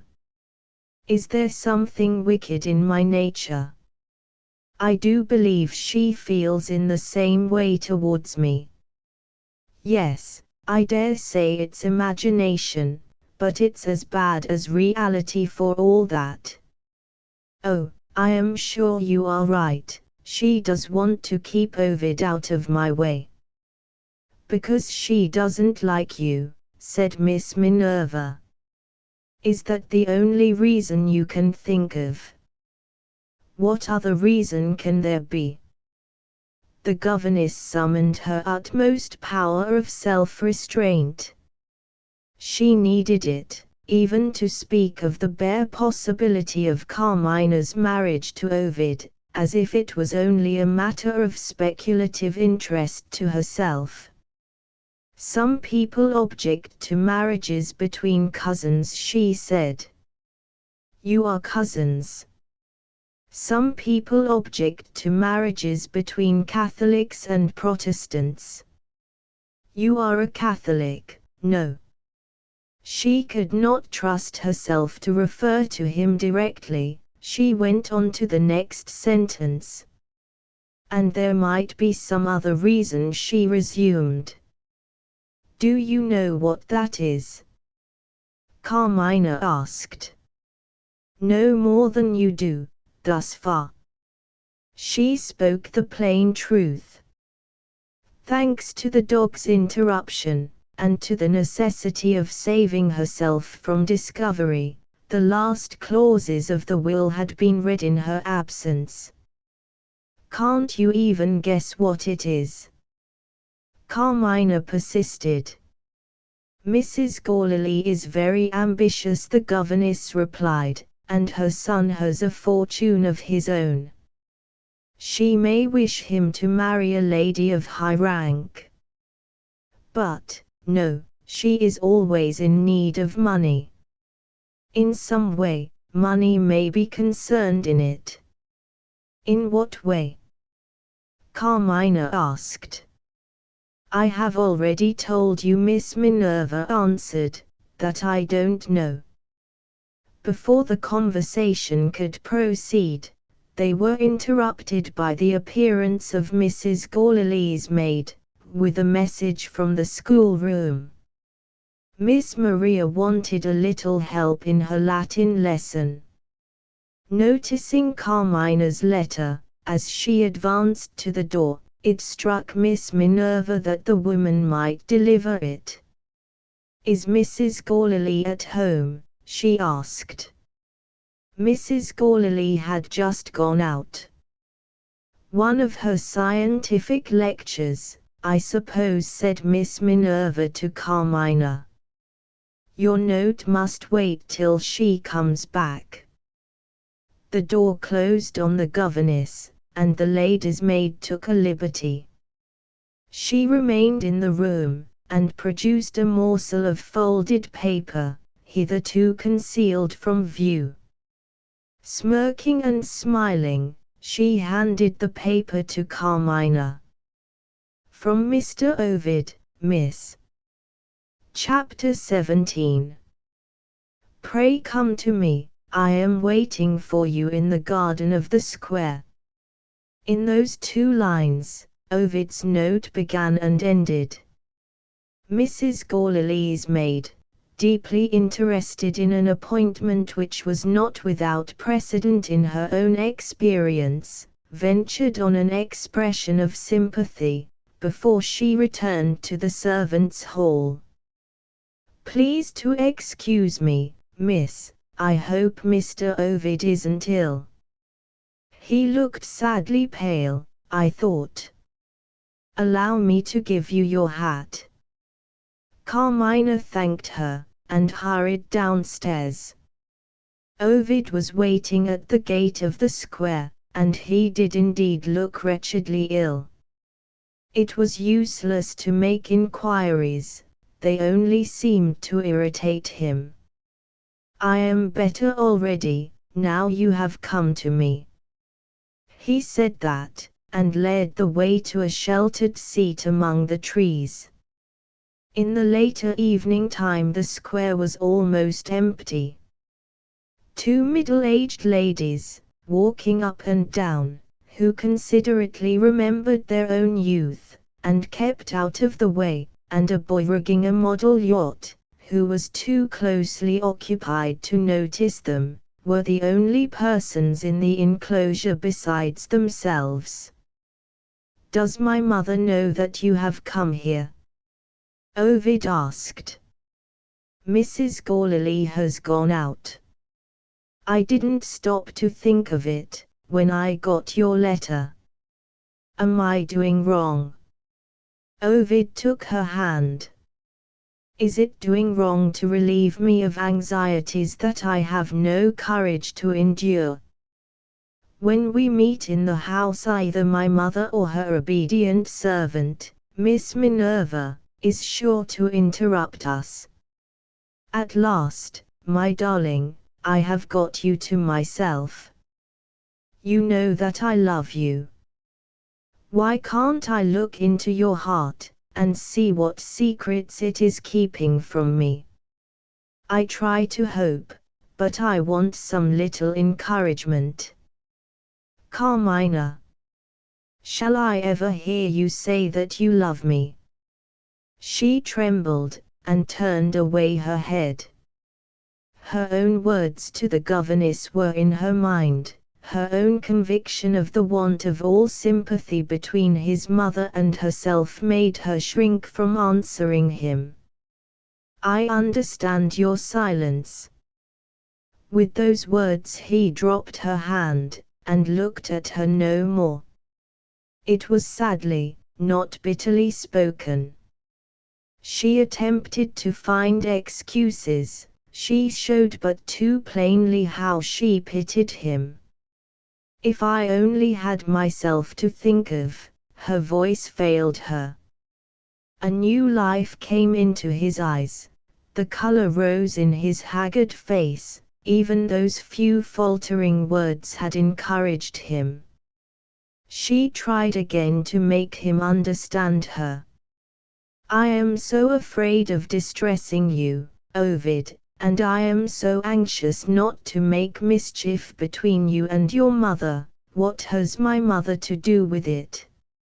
She went on, without noticing the interruption. "You won't think me ungrateful. We had better speak of something else. Only this evening, your mother sent for me, and, don't be angry, I am afraid she might be vexed if she knew what you have been saying to me. Perhaps I am wrong. Perhaps she only thinks I am too young. Oh, Ovid, how you look at me! Your mother hasn't said in so many words, what has she said?" In that question she saw the chance of speaking to him of other interests than the interests of love. "You must go away to another climate," she said, "and your mother tells me I must persuade you to do it. I obey her with a heavy heart. Dear Ovid, you know how I shall miss you, you know what a loss it will be to me, when you say goodbye. But there is only one way to get well again. I entreat you to take that way. Your mother thinks I have some influence over you. Have I any influence? Judge for yourself, he answered. You wish me to leave you. For your own sake.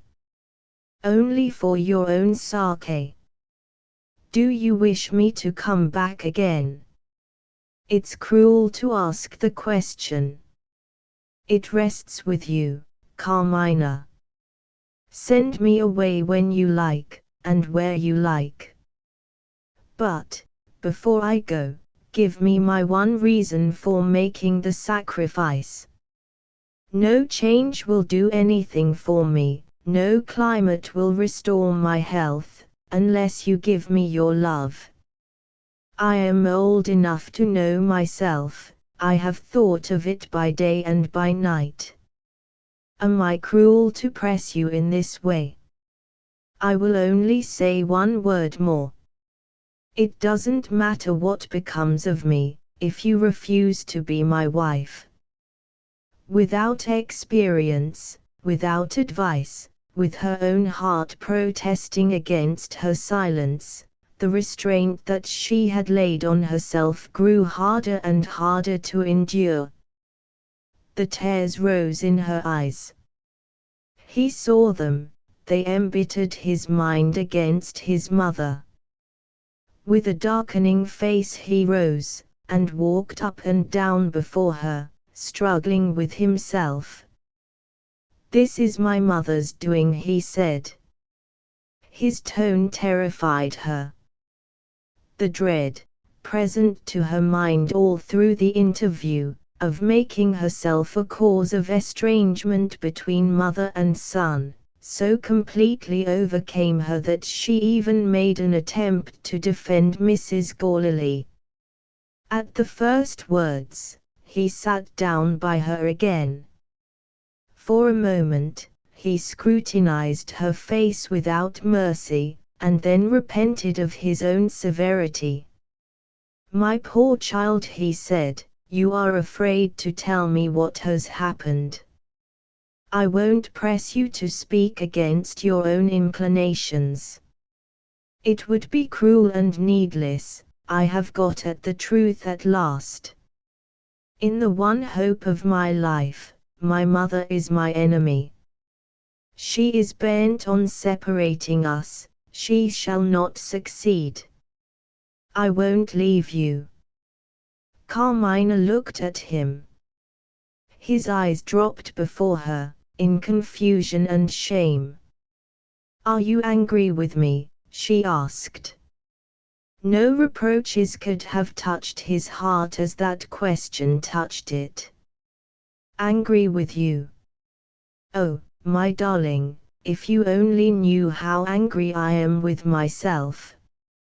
It cuts me to the heart to see how I have distressed you.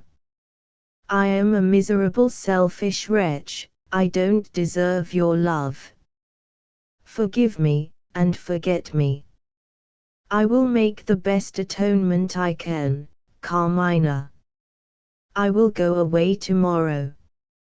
Under hard trial, she had preserved her self-control. She had resisted him, she had resisted herself. His sudden submission disarmed her in an instant.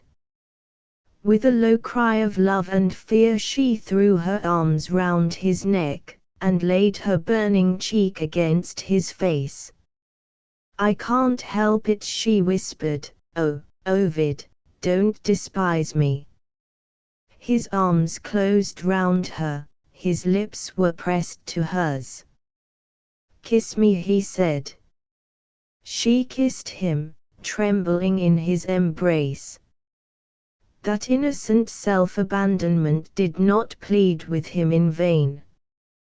He released her, and only held her hand. There was silence between them, long, happy silence. He was the first to speak again. How can I go away now? He said. She only smiled at that reckless forgetfulness of the promise, by which he had bound himself a few minutes since. What did you tell me? She asked playfully, when you called yourself by hard names, and said you didn't deserve my love." Her smile vanished softly, and left only a look of tender entreaty in its place. "Set me an example of firmness, Ovid, don't leave it all to me. Remember what you have made me say. Remember," she only hesitated for a moment, "remember what an interest I have in you now. I love you, Ovid. Say you will go." He said it gratefully. "My life is yours, my will is yours. Decide for me, and I will begin my journey." She was so impressed by her sense of this new responsibility, that she answered him as gravely as if she had been his wife. "I must give you time to pack up," she said. "Say time to be with you." She fell into thought. He asked if she was still considering when to send him away. "No," she said, "it isn't that.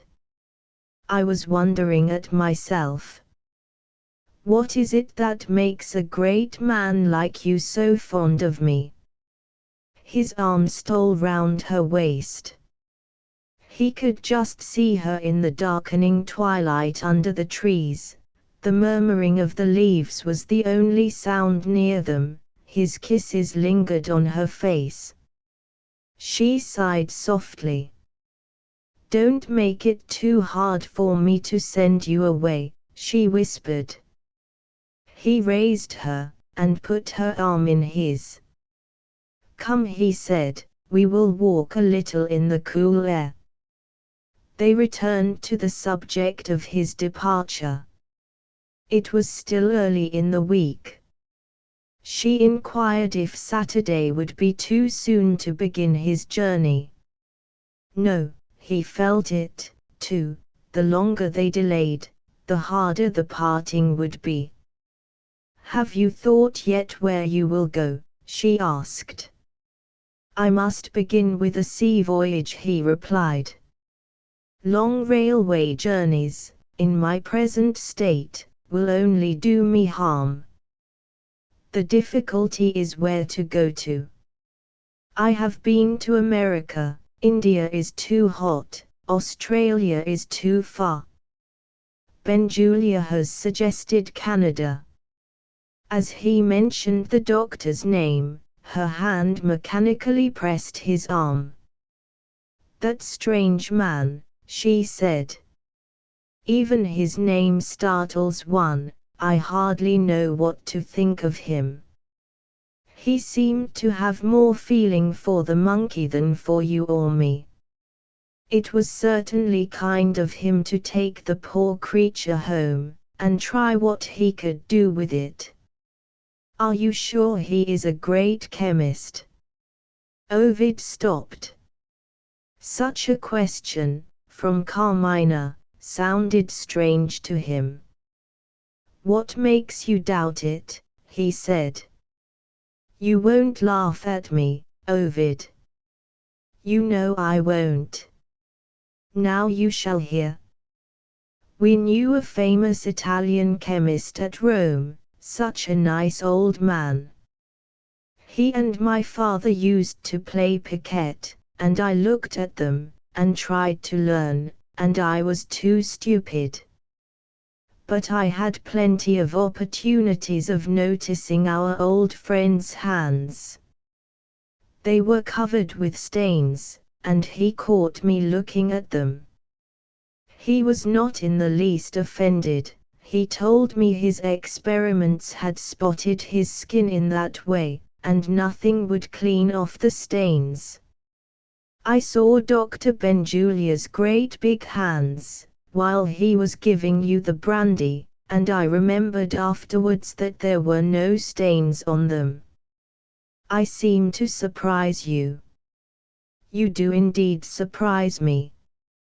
After knowing Benjulia for years, I have never noticed what you have discovered on first seeing him. Perhaps he has some way of cleaning the stains off his hands. Ovid agreed to this, as the readiest means of dismissing the subject. Carmina had really startled him. Some irrational connection between the great chemist's attention to the monkey, and the perplexing purity of his hands, persisted in vaguely asserting itself in Ovid's mind. His unacknowledged doubts of Benjulia troubled him as they had never troubled him yet. He turned to Carmina for relief. "Still thinking, my love?" "Thinking of you," she answered. "I want you to promise me something, and I am afraid to ask it." "Afraid? You don't love me, after all." "Then I will say it at once. How long do you expect to be away?" "For 2 or 3 months, perhaps." "Promise to wait till you return, before you tell your mother that we are engaged." "Yes." "You have my promise, Carmina, but you make me uneasy." "Why?" "In my absence, you will be under my mother's care. And you don't like my mother." Few words and plain words, and they sorely troubled her. If she owned that he was right, what would the consequence be? He might refuse to leave her. Even assuming that he controlled himself, he would take his departure harassed by anxieties, which might exercise the worst possible influence over the good effect of the journey. To prevaricate with herself or with him was out of the question. That very evening she had quarrelled with his mother, and she had yet to discover whether Mrs. Gourley had forgiven her. In her heart of hearts she hated deceit, and in her heart of hearts she longed to set his mind at ease. In that embarrassing position, which was the right way out? Satan persuaded Eve, and love persuaded Carmina. Love asked if she was cruel enough to make her heart's darling miserable when he was so fond of her. Before she could realize it, she had begun to deceive him. Poor humanity! Poor Carmina! You are almost as hard on me as if you were Dr. Benjulia himself, she said. I feel your mother's superiority, and you tell me I don't like her. Haven't you seen how good she has been to me? She thought this way of putting it irresistible. Ovid resisted, nevertheless. Carmina plunged into lower depths of deceit immediately. Haven't you seen my pretty rooms, my piano, my pictures, my china, my flowers? I should be the most insensible creature living if I didn't feel grateful to your mother.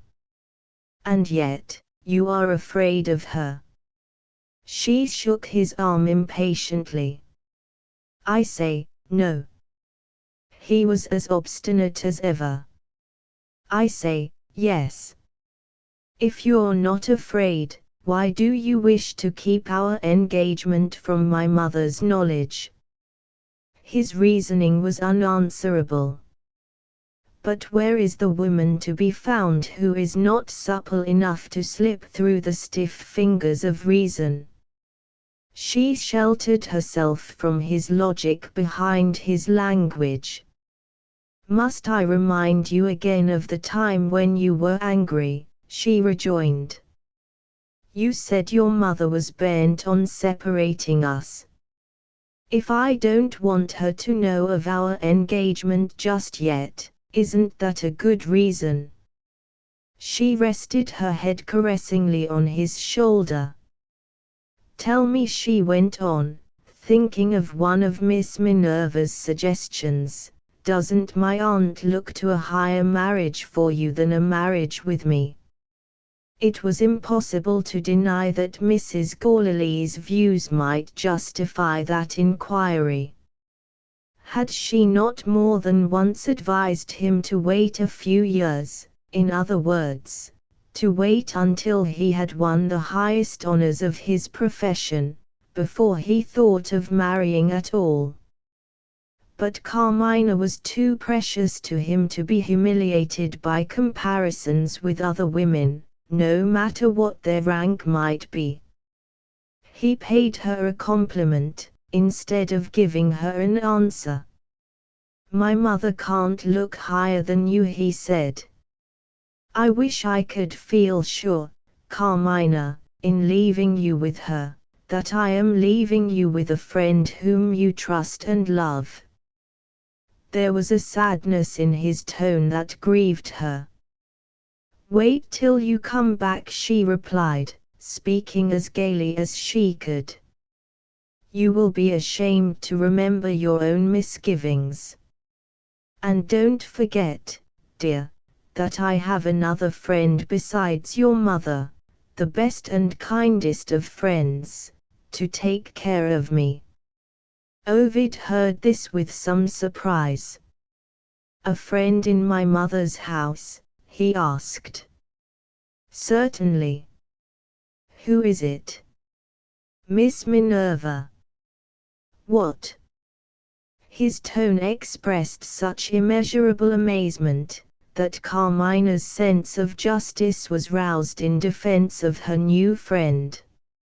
"If I began by wronging Miss Minerva, I had the excuse of being a stranger," she said, warmly.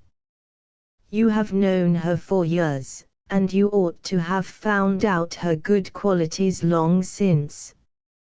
Are all men alike, I wonder?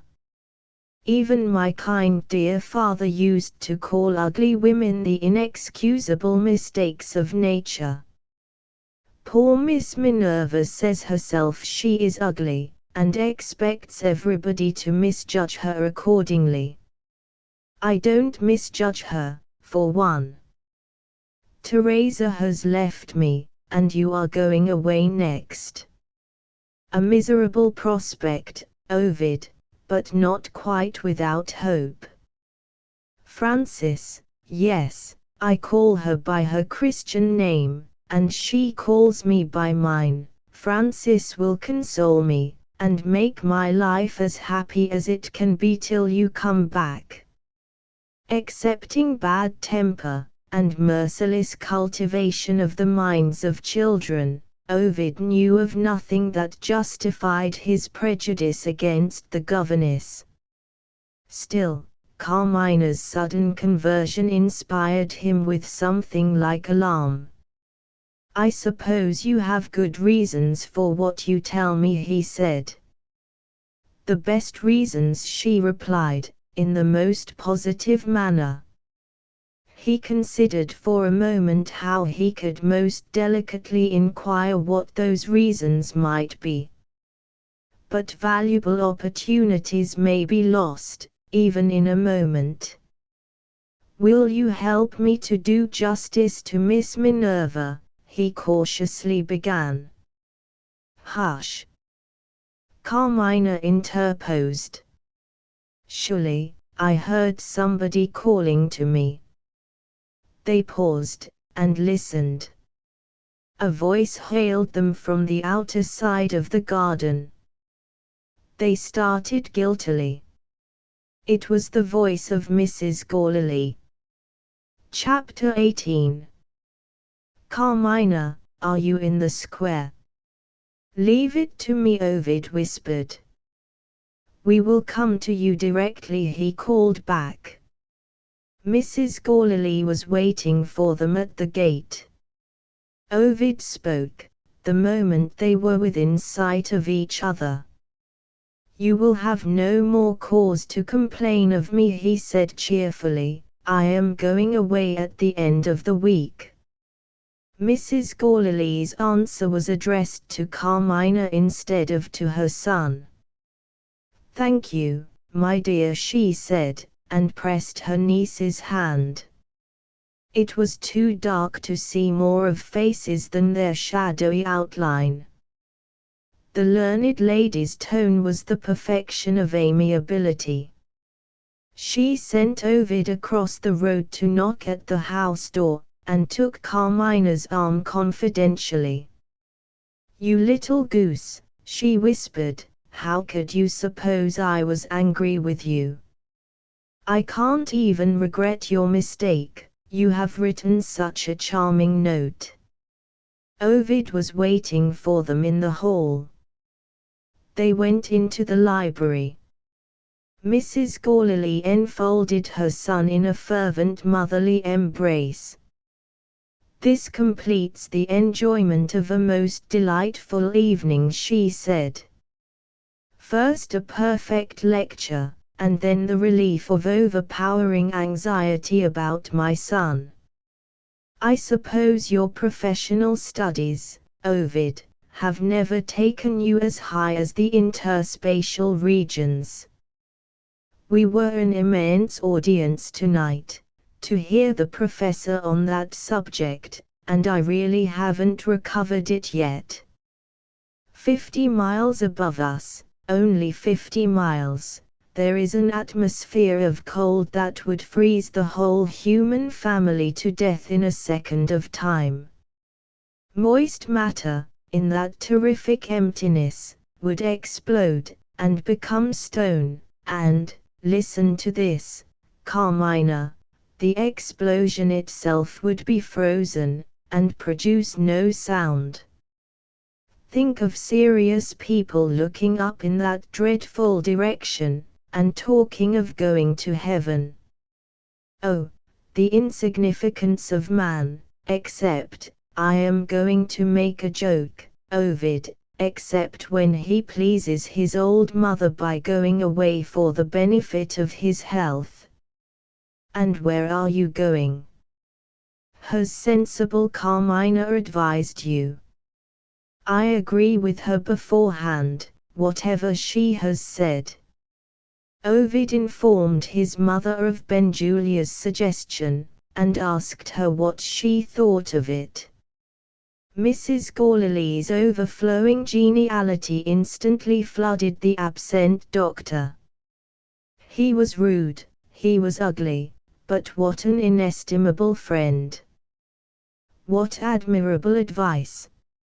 In Ovid's state of health he must not write letters. His mother would write and thank the doctor, and ask for introductions to local grandees who occupied a position in colonial society. She seized the newspaper. A steamer for Canada sailed from Liverpool on Saturday. Ovid could secure his cabin the next morning, amidships, my dear, if you can possibly get it, and could leave London by Friday's train.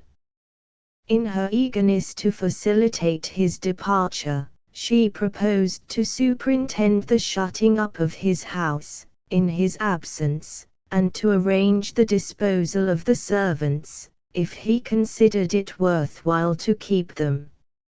She even thought of the cat. The easiest way to provide for the creature would be of course to have her poisoned, but Ovid was so eccentric in some things, that practical suggestions were thrown away on him. "6d. a week for cat's meat isn't much," cried Mrs. Gourley in an outburst of generosity. "We will receive the cat." Ovid made his acknowledgments resignedly. Carmina could see that Mrs. Gourley's overpowering vitality was beginning to oppress her son. "I needn't trouble you, mother," he said. "My domestic affairs were all settled when I first felt the necessity of getting rest. My manservant travels with me. My housemaid and kitchen maid will go to their friends in the country. The cook will look after the house, and her nephew, the little page, is almost as fond of the cat as I am. If you will send for a cab, I think I will go home. Like other people in my wretched state, I feel fatigued towards night time. His lips just touched Carmina's delicate little ear, while his mother turned away to ring the bell.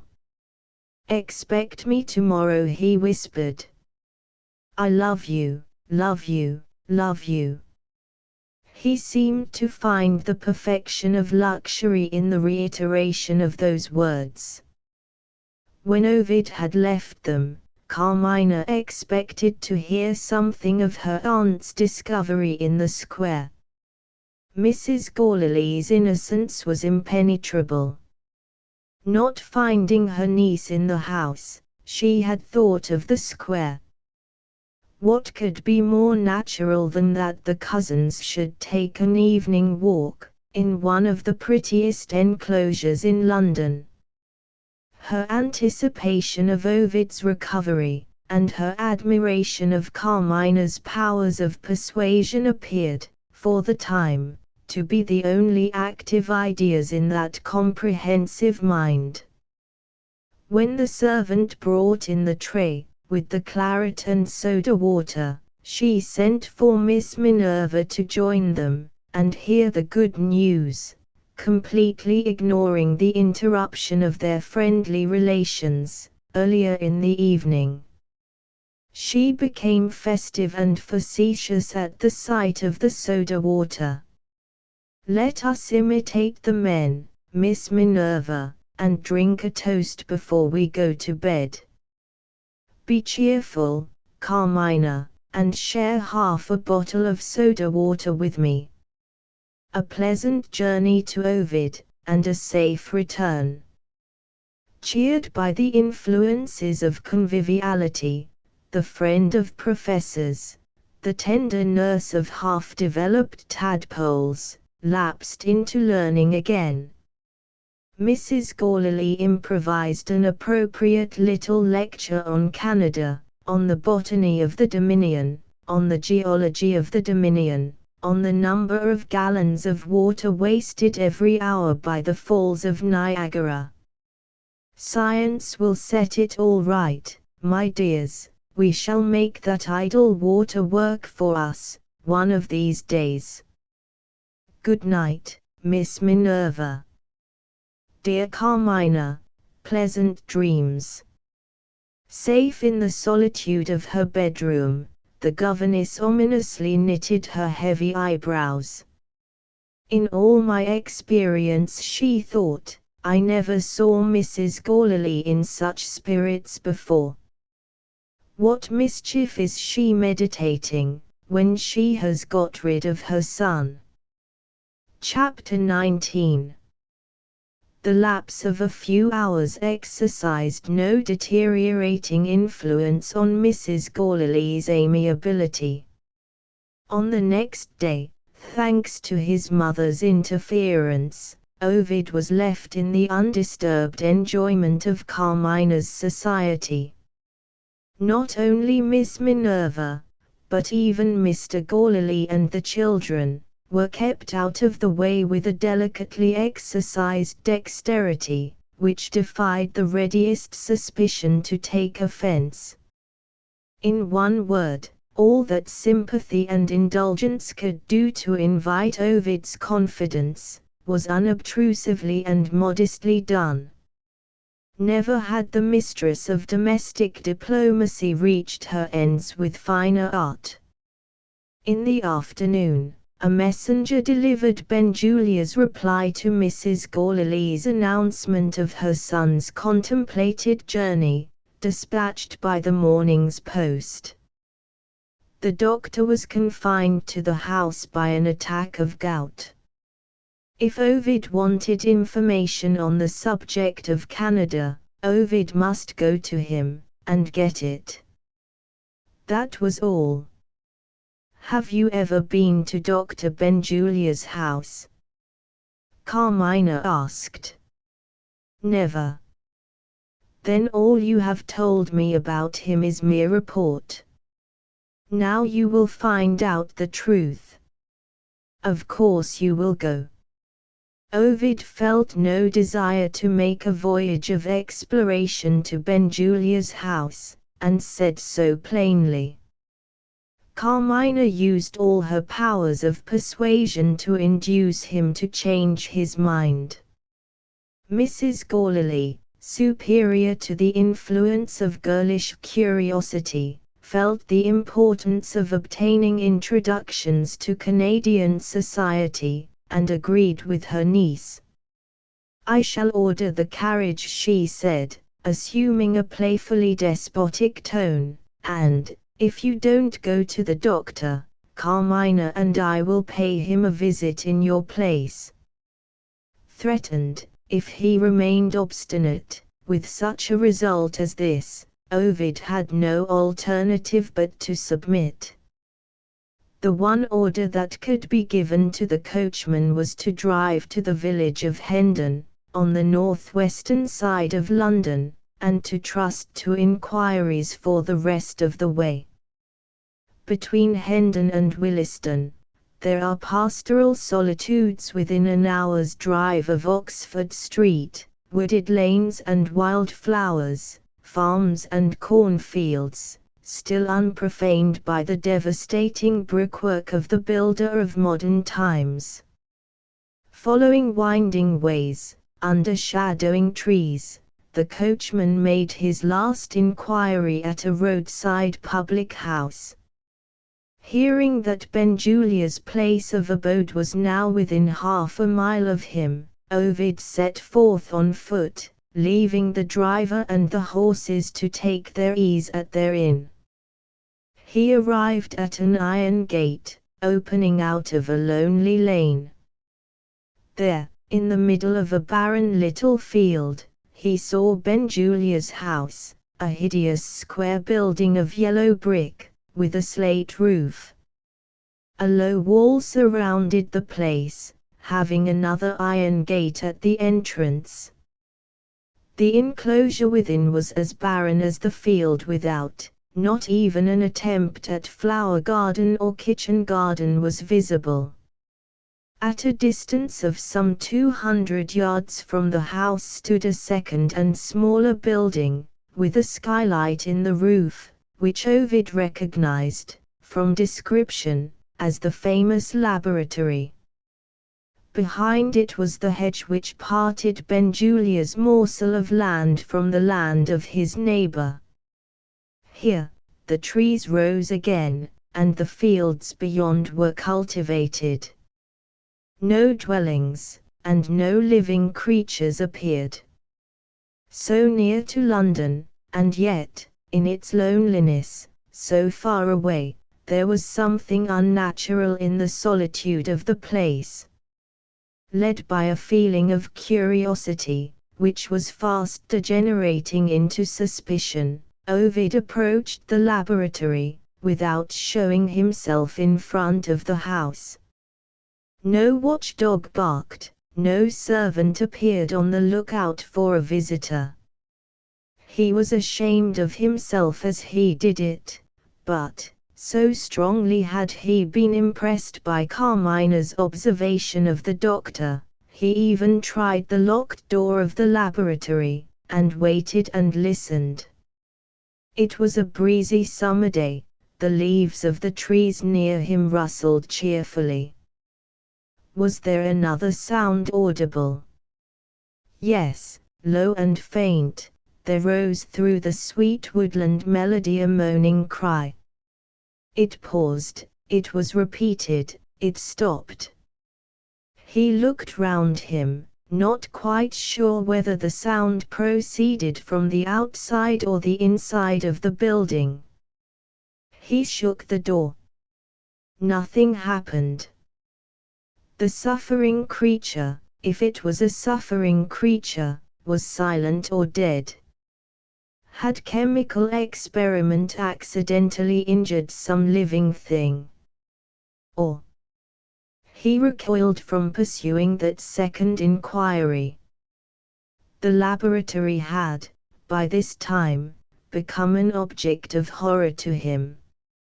He returned to the dwelling house. He put his hand on the latch of the gate, and looked back at the laboratory. He hesitated. That moaning cry, so piteous and so short-lived, haunted his ears. The idea of approaching Benjulia became repellent to him. What he might afterwards think of himself, what his mother and Carmina might think of him, if he returned without having entered the doctor's house, were considerations which had no influence over his mind, in its present mood. The impulse of the moment was the one power that swayed him. He put the latch back in the socket. "I won't go in," he said to himself. It was too late. As he turned from the house, a manservant appeared at the door, crossed the enclosure, and threw the gate open for Ovid, without uttering a word. They entered the passage. The speechless manservant opened a door on the right, and made a bow, inviting the visitor to enter. Ovid found himself in a room as barren as the field outside. There were the plastered walls, there was the bare floor, left exactly as the builders had left them when the house was finished. After a short absence, the man appeared again. He might be depressed in spirits, or crabbed in temper. The fact remained that, even now, he had nothing to say. He opened a door on the opposite side of the passage, made another bow, and vanished. "Don't come near me," cried Benjulia, the moment Ovid showed himself. The doctor was seated in an inner corner of the room, robed in a long black dressing gown, buttoned round his throat, which hid every part of him below his fleshless face, except his big hands, and his tortured gouty foot. Rage and pain glared in his gloomy grey eyes, and shook his clenched fists, resting on the arms of an easy chair. 10,000 red-hot devils are boring 10,000 holes through my foot, he said. If you touch the pillow on my stool, I shall fly at your throat. He poured some cooling lotion from a bottle into a small watering pot, and irrigated his foot as if it had been a bed of flowers. By way of further relief to the pain, he swore ferociously, addressing his oaths to himself, in thunderous undertones which made the glasses ring on the sideboard.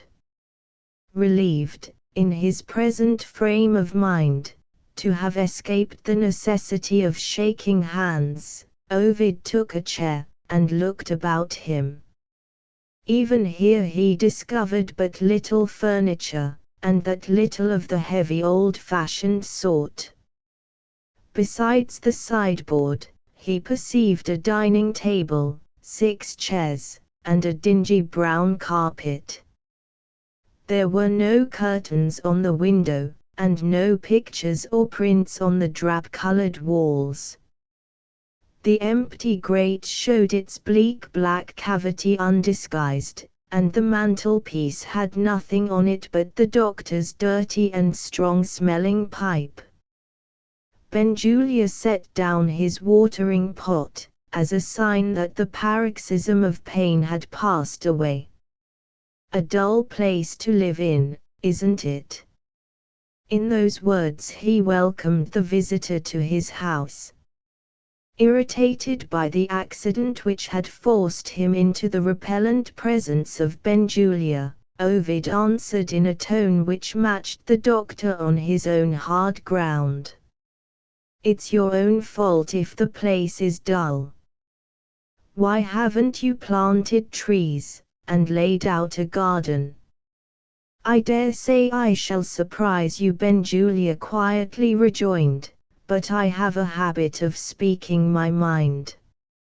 I don't object to a dull place, and I don't care about trees and gardens. You don't seem to care about furniture either, said Ovid. Now that he was out of pain for a while, the doctor's innate insensibility to what other people might think of him, or might say to him, resumed its customary torpor in its own strangely unconscious way. He seemed only to understand that Ovid's curiosity was in search of information about trifles. Well, there would be less trouble in giving him his information than in investigating his motives. So Benjulia talked of his furniture. I dare say you're right, he said. My sister-in-law, did you know I had a relation of that sort? My sister-in-law got the tables and chairs, and beds and basins. Buying things at shops doesn't interest me. I gave her a check, and I told her to furnish a room for me to eat in, and a room for me to sleep in, and not to forget the kitchen and the garrets for the servants. What more do I want? His intolerable composure only added to his guest's irritability. A selfish way of putting it, Ovid broke out. Have you nobody to think of but yourself? Nobody, I am happy to say. That's downright cynicism, Benjulia. The doctor reflected. Is it? He said. Perhaps you may be right again. I think it's only indifference, myself. Curiously enough, my brother looks at it from your point of view. He even used the same word that you used just now. I suppose he found my cynicism beyond the reach of reform. At any rate, he left off coming here. I got rid of him on easy terms. What do you say? That inhuman way of talking is unworthy of me. Really, I don't think so. I'm not a downright savage. It's only indifference. Does your brother return your indifference? You must be a nice pair, if he does. Benjulia seemed to find a certain dreary amusement in considering the question that Ovid had proposed. He decided on doing justice to his absent relative. My brother's intelligence is perhaps equal to such a small effort as you suggest, he said. He has just brains enough to keep himself out of an asylum for idiots. Shall I tell you what he is in 2 words? A stupid sensualist, that's what he is. I let his wife come here sometimes, and cry. It doesn't trouble me, and it seems to relieve her. More of my indifference, eh? Well, I don't know. I gave her the change out of the furniture check, to buy a new bonnet with. You might call that indifference, and you might be right once more. I don't care about money. Will you have a drink? You see, I can't move. Please ring for the man. Ovid refused the drink, and changed the subject. Your servant is a remarkably silent person, he said. That's his merit, Benjulia answered. The women servants have quarrelled with every other man I've had. They can't quarrel with this man. I have raised his wages in grateful acknowledgement of his usefulness to me. I hate noise. Is that the reason why you don't keep a watchdog? I don't like dogs. They bark. He had apparently some other disagreeable association with dogs, which he was not disposed to communicate. His hollow eyes stared gloomily into vacancy. Ovid's presence in the room seemed to have become, for the time being, an impression erased from his mind. He recovered himself, with the customary vehement rubbing of his head, and turned the talk to the object of Ovid's visit. "So you have taken my advice," he said. "You're going to Canada, and you want to get at what I can tell you before you start. Here's my journal. It will jog my memory, and help us both." His writing materials were placed on a movable table, screwed to his chair. Near them lay a shabby-looking book, guarded by a lock. 10 minutes after he had opened his journal, and had looked here and there through the pages, his hard intellect had grasped all that it required. Steadily and copiously his mind emptied its information into Ovid's mind, without a single digression from beginning to end, and with the most mercilessly direct reference to the traveller's practical wants. Not a word escaped him, relating to national character or to the beauties of nature. Mrs. Gourley had criticized the Falls of Niagara as a reservoir of wasted power.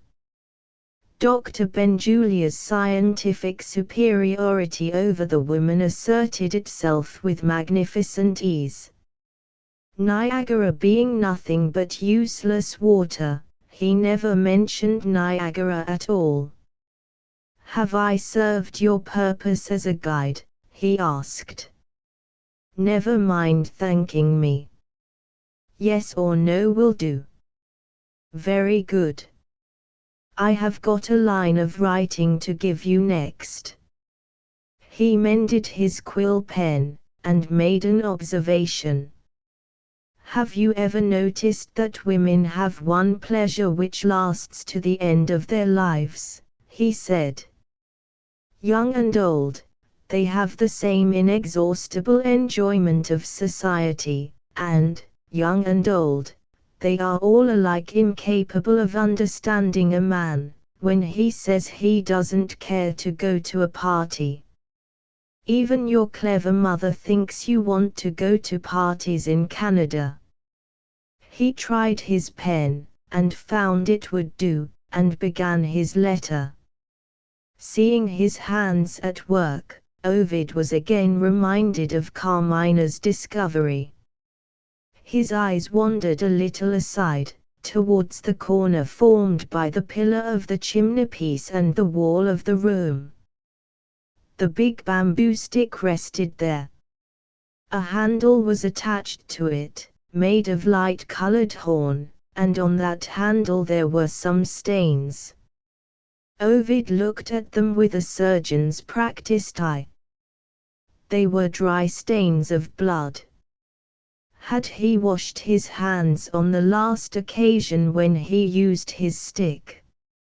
And had he forgotten that the handle wanted washing too? Benjulia finished his letter, and wrote the address.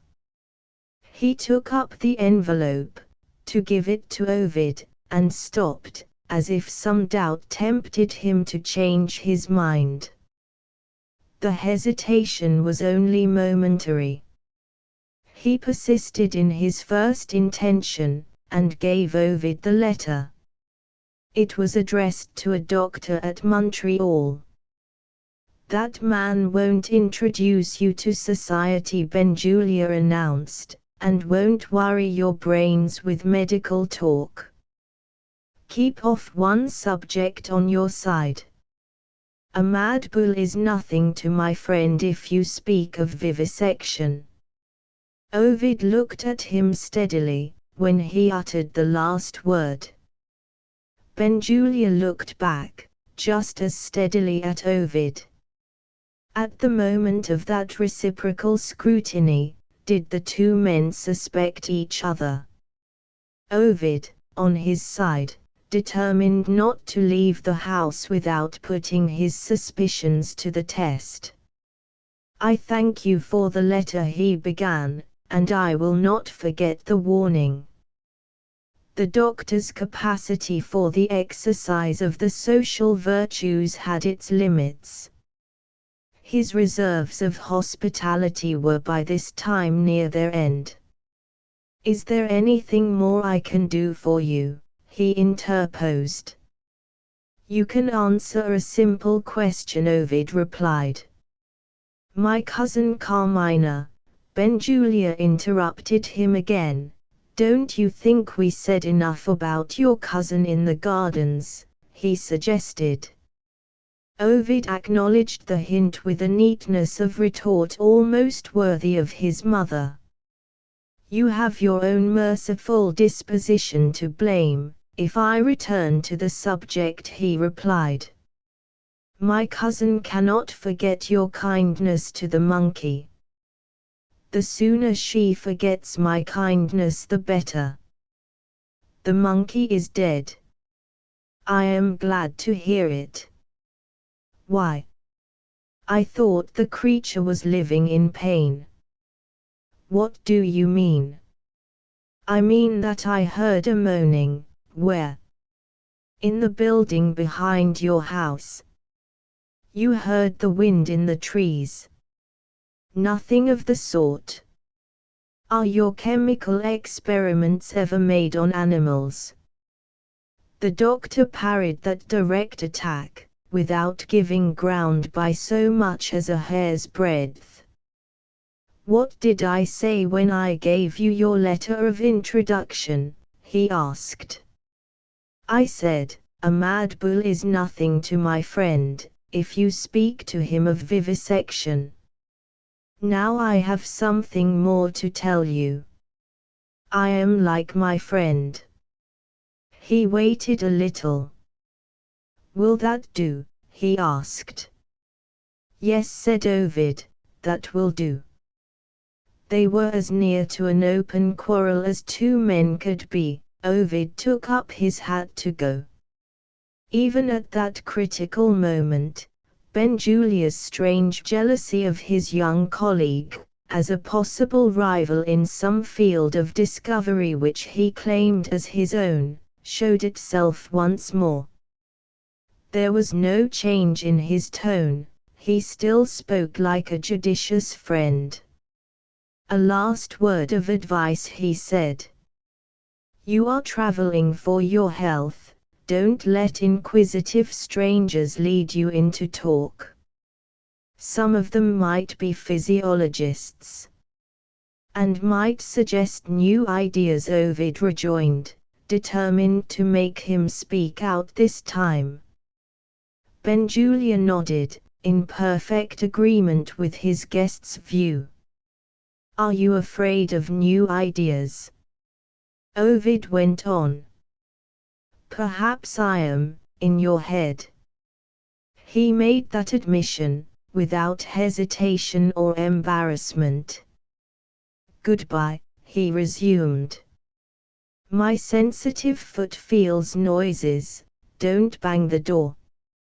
Getting out into the lane again, Ovid looked at his letter to the doctor at Montreal. His first impulse was to destroy it. As Benjulia had hesitated before giving him the letter, so he now hesitated before tearing it up. Contrary to the usual practice in such cases, the envelope was closed. Under those circumstances, Ovid's pride decided him on using the introduction. Time was still to pass, before events opened his eyes to the importance of his decision. To the end of his life he remembered that Benjulia had been near to keeping back the letter, and that he had been near to tearing it up. Chapter XX. The wise ancient who asserted that time flies must have made that remarkable discovery while he was in a state of preparation for a journey. When are we most acutely sensible of the shortness of life? When do we consult our watches in perpetual dread of the result? When does the night steal on us unawares, and the morning take us by surprise? When we are going on a journey. The remaining days of the week went by with a rush. Ovid had hardly time to ask himself if Friday had really come, before the hours of his life at home were already numbered. He had still a little time to spare when he presented himself at Fairfield Gardens late in the afternoon. Finding no one in the library, he went up to the drawing-room. His mother was alone, reading. "Have you anything to say to me, before I tell Carmina that you are here?" Mrs. Gourley put that question quietly, so far as her voice was concerned. But she still kept her eyes on her book. Ovid knew that she was offering him his first and last chance of speaking plainly, before he went away. In Carmina's interests he spoke. "Mother," he said, "I am leaving the one person in the world who is most precious to me, under your care." "Do you mean," Mrs. Gourley asked, "that you and Carmina are engaged to be married?" "I mean that, and I am not sure that you approve of the engagement." "Will you be plainer with me than you were on the last occasion when we spoke on this subject?" "When was that?" Mrs. Gourley inquired. "When you and I were alone for a few minutes, on the morning when I breakfasted here. You said it was quite natural that Carmina should have attracted me, but you were careful not to encourage the idea of a marriage between us. I understood that you disapproved of it, but you didn't plainly tell me why." "Can women always give their reason?" "Yes, when they are women like you." "Thank you, my dear, for a pretty compliment. I can trust my memory. I think I hinted at the obvious objections to an engagement. You and Carmina are cousins, and you belong to different religious communities. I may add that a man with your brilliant prospects has, in my opinion, no reason to marry unless his wife is in a position to increase his influence and celebrity. I had looked forward to seeing my clever son rise more nearly to a level with persons of rank, who are members of our family. There is my confession, Ovid. If I did hesitate on the occasion to which you have referred, I have now, I think, told you why. Am I to understand that you hesitate still?" Ovid asked. No. With that brief reply she rose to put away her book.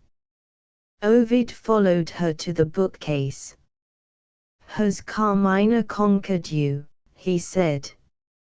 She put her book back in its place. "Carmina has conquered me," she answered. "You say it coldly. What does that matter, if I say it truly?"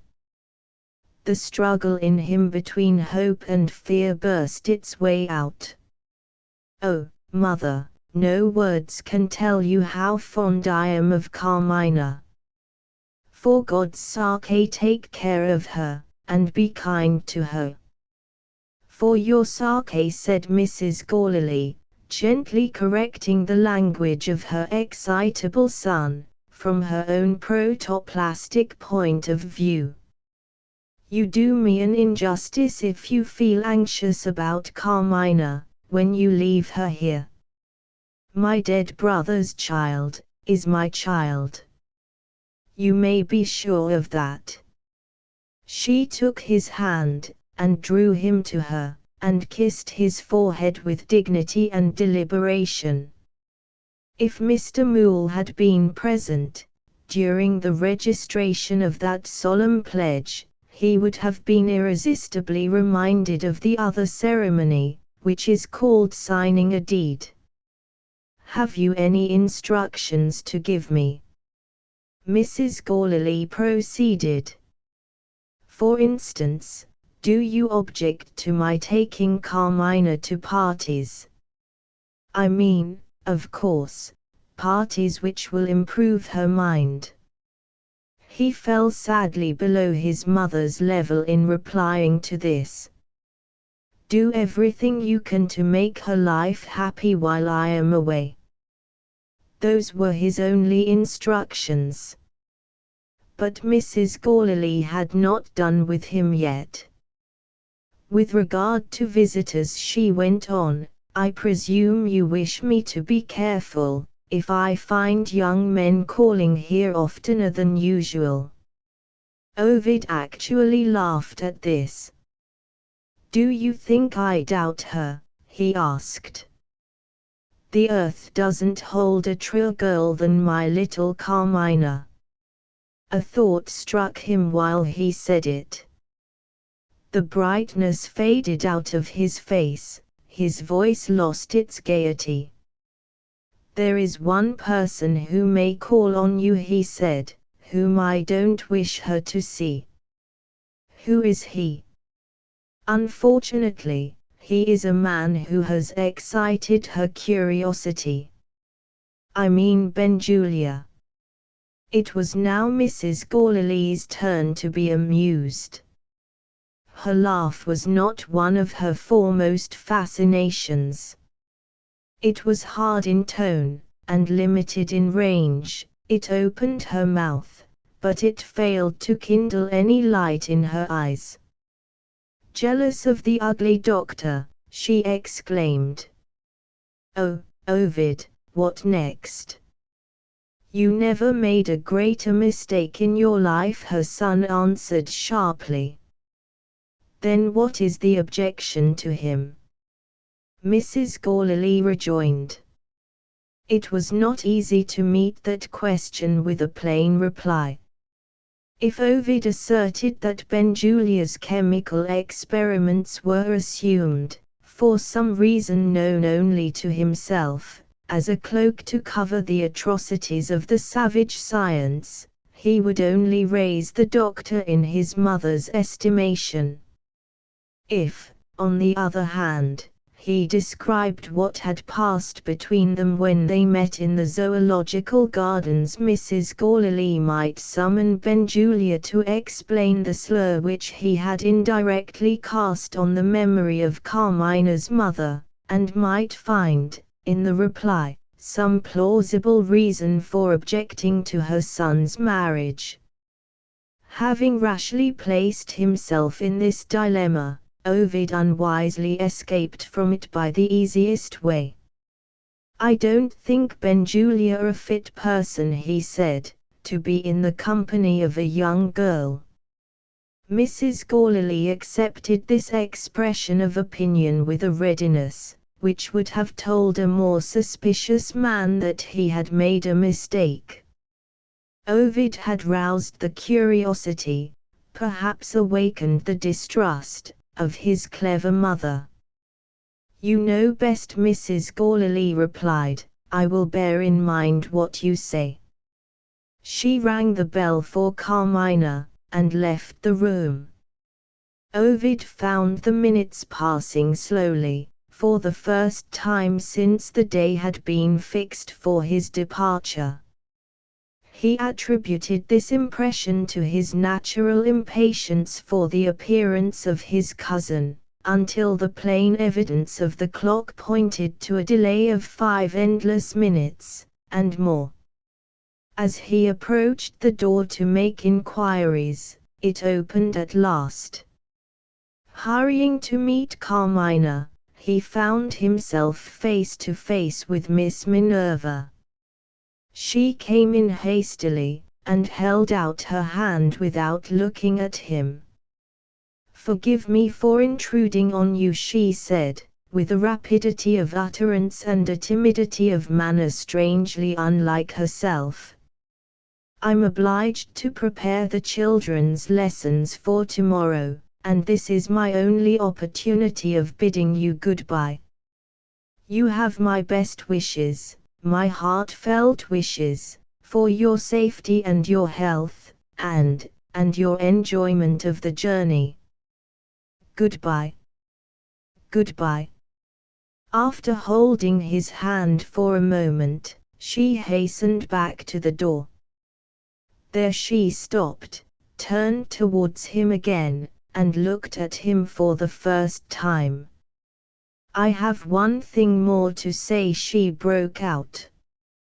I will do all I can to make Carmina's life pleasant in your absence. Before he could thank her, she was gone. In another minute Carmina came in, and found Ovid looking perplexed and annoyed. She had passed Francis on the stairs. Had there been any misunderstanding between Ovid and the governess? Have you seen Miss Minerva? She asked. He put his arm round her, and seated her by him on the sofa. I don't understand Miss Minerva, he said. How is it that she came here, when I was expecting you? She asked me, as a favor, to let her see you first, and she seemed to be so anxious about it that I gave way. I didn't do wrong, Ovid, did I? My darling, you are always kind, and always right.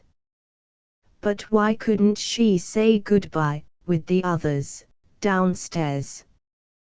Do you understand this curious woman? I think I do. She paused, and toyed with the hair over Ovid's forehead.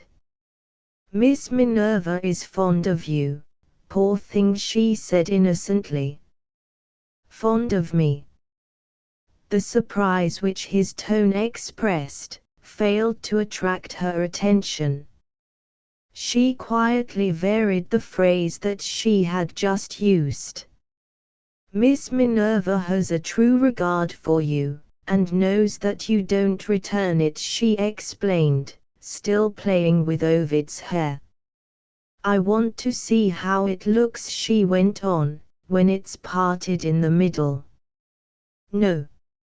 It looks better as you always wear it. How handsome you are, Ovid. Don't you wish I was beautiful, too? Everybody in the house loves you, and everybody is sorry you are going away. I like Miss Minerva, I like everybody, for being so fond of my dear, dear hero. Oh, what shall I do when day after day passes, and only takes you farther and farther away from me? No. I won't cry. You shan't go away with a heavy heart, my dear one, if I can help it. Where is your photograph? You promised me your photograph. Let me look at it. Yes. It's like you, and yet not like you. It will do to think over, when I am alone. My love, it has copied your eyes, but it has not copied the divine kindness and goodness that I see in them. She paused, and laid her head on his bosom. I shall cry, in spite of my resolution, if I look at you any longer. We won't look, we won't talk, I can feel your arm round me, I can hear your heart. Silence is best. I have been told of people dying happily, and I never understood it before. I think I could die happily now. She put her hand over his lips before he could reprove her, and nestled closer to him. Hush, she said softly, hush. They neither moved nor spoke.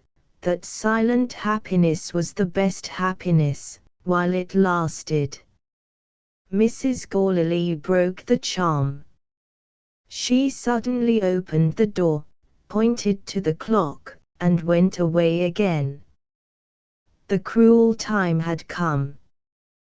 They made their last promises, shared their last kisses, held each other in the last embrace. She threw herself on the sofa, as he left her, with a gesture which entreated him to go, while she could still control herself. Once, he looked round, when he reached the door, and then it was over. Alone on the landing, he dashed the tears away from his eyes. Suffering and sorrow tried hard to get the better of his manhood. They had shaken, but had not conquered him. He was calm, when he joined the members of the family, waiting in the library. Perpetually setting an example, Mrs. Gourley ascended her domestic pedestal as usual. She favored her son with one more kiss, and reminded him of the railway. "We understand each other, Ovid, you have only 5 minutes to spare. Right, when you get to Quebec. Now, Maria. Say goodbye." Maria presented herself to her brother with a grace which did honor to the family dancing master.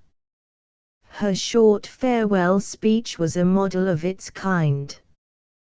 "Dear Ovid, I am only a child, but I feel truly anxious for the recovery of your health. At this favorable season you may look forward to a pleasant voyage. Please accept my best wishes." She offered her cheek to be kissed, and looked like a young person who had done her duty, and knew it. Mr. Gourley, modestly secluded behind the window curtains, appeared, at a sign from his wife. One of his plump red hands held a bundle of cigars. The other clutched an enormous new traveling flask, the giant of its tribe. "My dear boy, it's possible there may be good brandy and cigars on board, but that's not my experience of steamers, is it yours?" He stopped to consult his wife. "My dear, is it yours?" Mrs. Gourley held up the railway guide and shook it significantly. Mr. Gourley went on in a hurry. "There's some of the right stuff in this flask, Ovid, if you will accept it. 45 years old, would you like to taste it?" "Would you like to taste it, my dear?" Mrs. Gourley seized the railway guide again, with a terrible look. Her husband crammed the big flask into one of Ovid's pockets, and the cigars into the other. "You'll find them a comfort when you're away from us. God bless you, my son. You don't mind my calling you my son? I couldn't be fonder of you, if I really was your father. Let's part as cheerfully as we can," said poor Mr. Gourley, with the tears rolling undisguisedly over his fat cheeks. "We can write to each other, can't we? Oh dear. Dear. I wish I could take it as easy as Maria does. Zo. Come and give him a kiss, poor fellow. Where's Zo?" Mrs. Gourley made the discovery. She dragged Zo into view, from under the table. Ovid took his little sister on his knee, and asked why she had hidden herself. "Because I don't want to say goodbye," cried the child, giving her reason with a passionate outbreak of sorrow that shook her from head to foot. "Take me with you, Ovid, take me with you." He did his best to console her, under adverse circumstances. Mrs. Gourley's warning voice sounded like a knell. "Time, time." Zedo's shrill treble rang out louder still. Zoe was determined to write to Ovid, if she was not allowed to go with him. "PA's going to write to you, why shouldn't I?" she screamed through her tears. "Dear Zoe, you are too young," Maria remarked. "Damned nonsense," sobbed Mr. Gourley, "she shall write." "Time, time," Mrs. Gourley reiterated. Taking no part in the dispute, Ovid directed 2 envelopes for Zoe, and quieted her in that way. He hurried into the hall. He glanced at the stairs that led to the drawing room. Carmina was on the landing, waiting for a farewell look at him. On the higher flight of stairs, invisible from the hall, Miss Minerva was watching the scene of departure. Reckless of railways and steamers, Ovid ran up to Carmina. Another and another kiss, and then away to the house door, with Zoe at his heels, trying to get into the cab with him. A last kind word to the child, as they carried her back to the house, a last look at the familiar faces in the doorway, a last effort to resist that foretaste of death which embitters all human partings, and Ovid was gone. Volume 2 Chapter XXI. On the afternoon of the day that followed Ovid's departure, the 3 ladies of the household were in a state of retirement, each in her own room. The writing table in Mrs. Gourley's boudoir was covered with letters. Her banker's passbook and her checkbook were on the desk, Mr. Gourley's affairs having been long since left as completely in the hands of his wife, as if Mr. Gourley had been dead. A sheet of paper lay near the checkbook, covered with calculations divided into 2 columns. The figures in the right-hand column were contained in 1 line at the top of the page. The figures in the left-hand column filled the page from top to bottom. With her fan in her hand, and her pen in the ink bottle, Mrs. Gourley waited, steadily thinking. It was the hottest day of the season. All the fat women in London fanned themselves on that sultry afternoon, and Mrs. Gourley followed the general example. When she looked to the right, her calculations showed the balance at the bank. When she looked to the left, her calculations showed her debts, some partially paid, some not paid at all.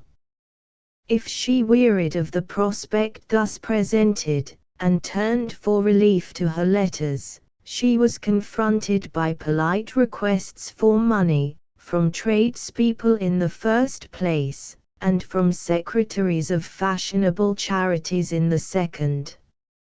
Here and there, by way of variety, were invitations to parties, representing more pecuniary liabilities, incurred for new dresses, and for hospitalities acknowledged by dinners and conversations at her own house. Money that she owed, money that she must spend, nothing but outlay of money, and where was it to come from? So far as her pecuniary resources were concerned, she was equally removed from hope and fear. Twice a year the same income flowed in regularly from the same investments. What she could pay at any future time was far more plainly revealed to her than what she might owe.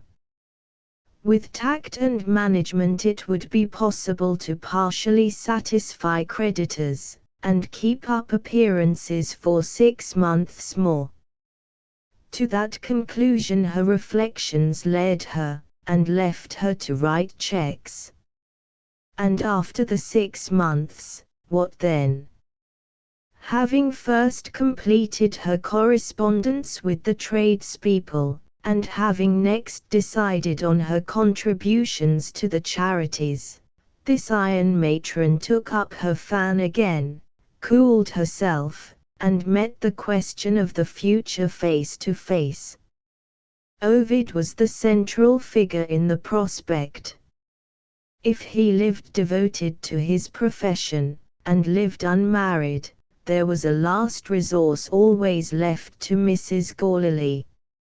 For years past, his professional gains had added largely to the income which he had inherited from his father. Unembarrassed by expensive tastes, he had some thousands of pounds put by, for the simple reason that he was at a loss what else to do with them. Thus far, her brother's generosity had spared Mrs. Gourley the hard necessity of making a confession to her son. As things were now, she must submit to tell the humiliating truth, and Ovid, with no wife to check his liberal instincts, would do what Ovid's uncle, with no wife living to check his liberal instincts, had done already. There was the prospect, if her son remained a bachelor. But her son had resolved to marry Carmina. What would be the result if she was weak enough to allow it? There would be, not one result, but 3 results. Natural, legal, pecuniary. The natural result would be children.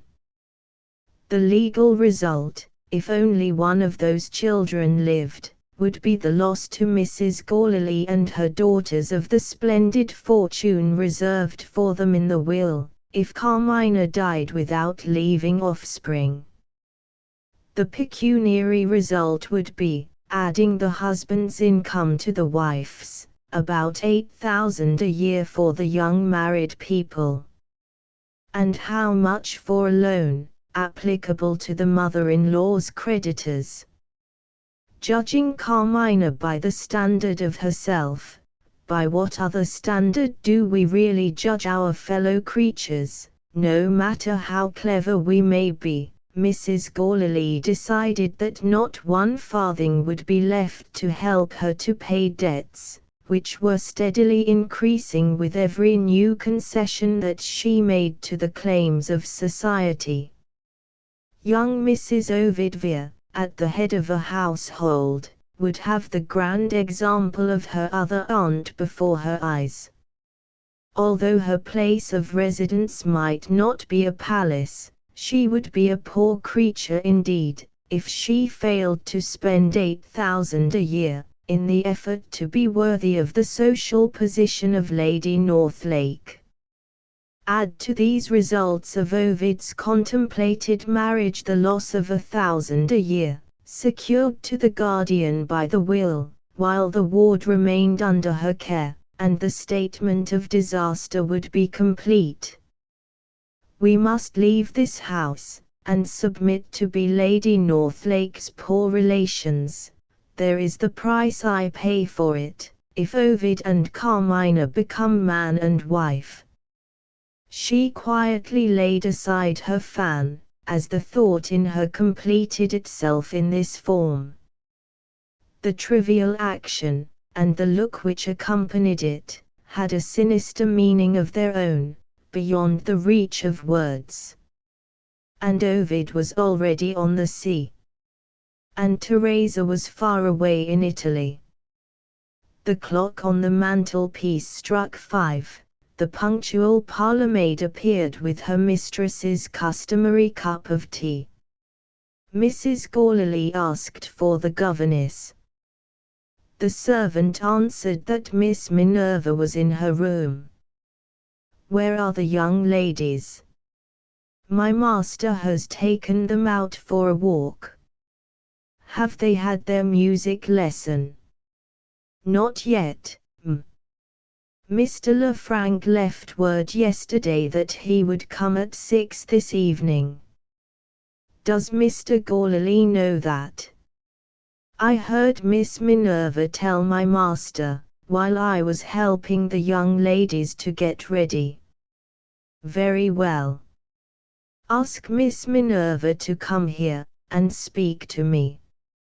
Miss Minerva sat at the open window of her bedroom, looking out vacantly at the backs of houses, in the street behind Fairfield Gardens. The evil spirit was the dominant spirit in her again. She, too, was thinking of Ovid and Carmina. Her memory was busy with the parting scene on the previous day. The more she thought of all that had happened in that short space of time, the more bitterly she reproached herself. Her one besetting weakness had openly degraded her, without so much as an attempt at resistance on her part. The fear of betraying herself if she took leave of the man she secretly loved, in the presence of his family, had forced her to ask a favor of Carmina, and to ask it under circumstances which might have led her rival to suspect the truth. Admitted to a private interview with Ovid, she had failed to control her agitation, and, worse still, in her ungovernable eagerness to produce a favorable impression on him at parting, she had promised, honestly promised, in that moment of impulse, to make Carmina's happiness her own peculiar care. Carmina, who had destroyed in a day the hope of years. Carmina, who had taken him away from her, who had clung round him when he ran upstairs, and had kissed him, fervently, shamelessly kissed him, before the servants in the hall. She started to her feet, roused to a frenzy of rage by her own recollections. Standing at the window, she looked down at the pavement of the courtyard. It was far enough below to kill her instantly if she fell on it. Through the heat of her anger there crept the chill and stealthy prompting of despair. She leaned over the window sill. She was not afraid. She might have done it, but for a trifling interruption. Somebody spoke outside. It was the parlour-maid. Instead of entering the room, she spoke through the open door. The woman was one of Miss Minerva's many enemies in the house. "Mrs. Gourley wishes to see you," she said, and shut the door again, the instant the words were out of her mouth. Mrs. Gourley. The very name was full of promise at that moment. It suggested hope, merciless hope. She left the window, and consulted her looking-glass. Even to herself, her haggard face was terrible to see.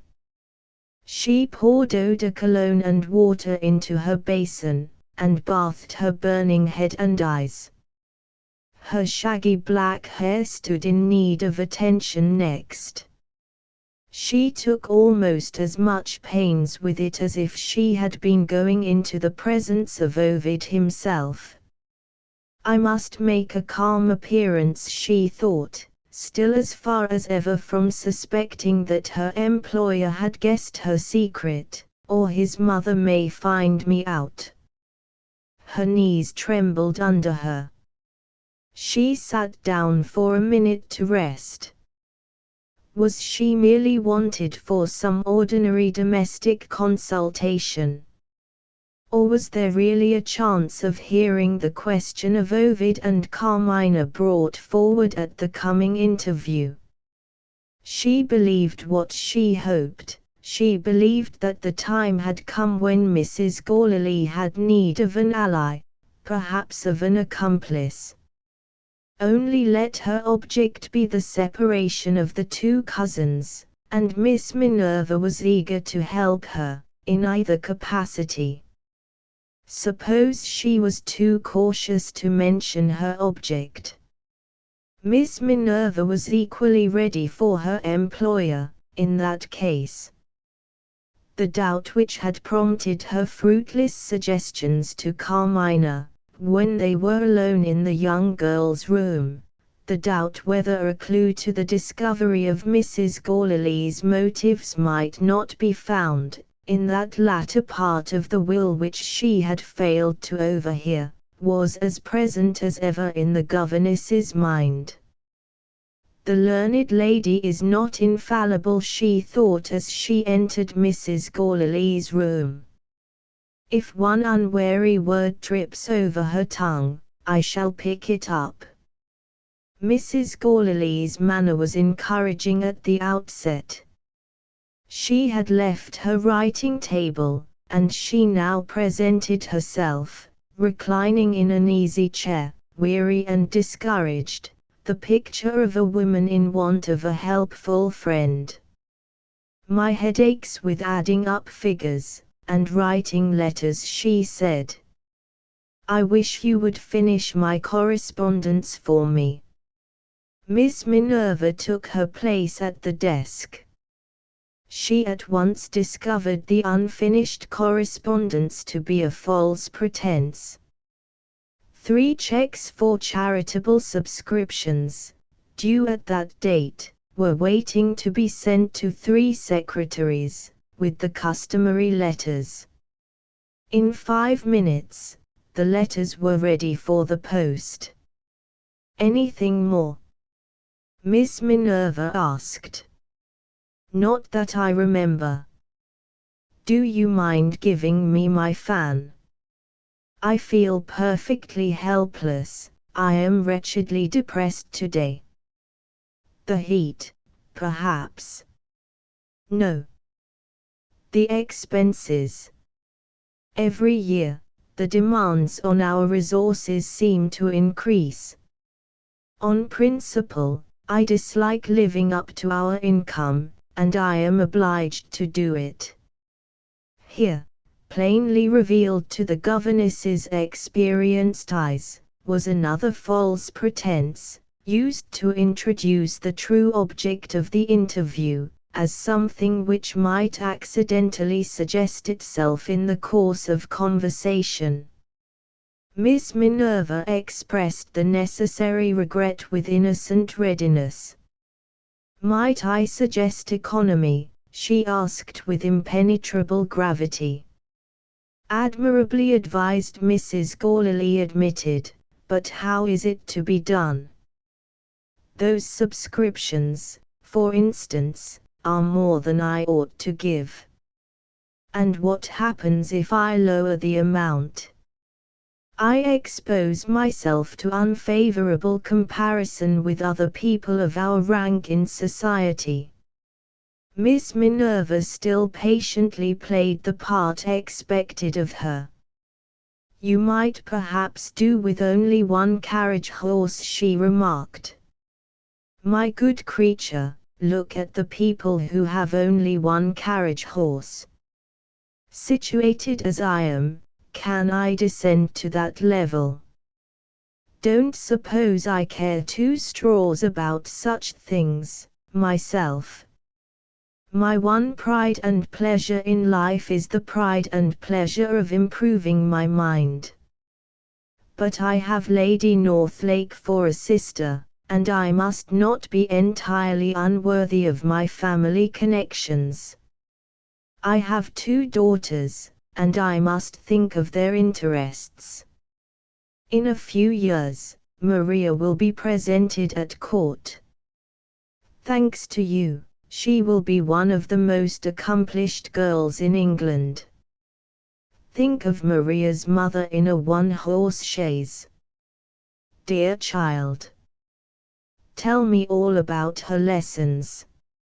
Is she getting on as well as ever?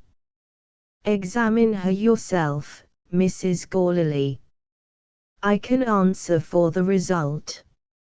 No, Miss Minerva. I have too much confidence in you to do anything of the kind. Besides, in one of the most important of Maria's accomplishments, I am entirely dependent on yourself. I know nothing of music. You are not responsible for her progress in that direction.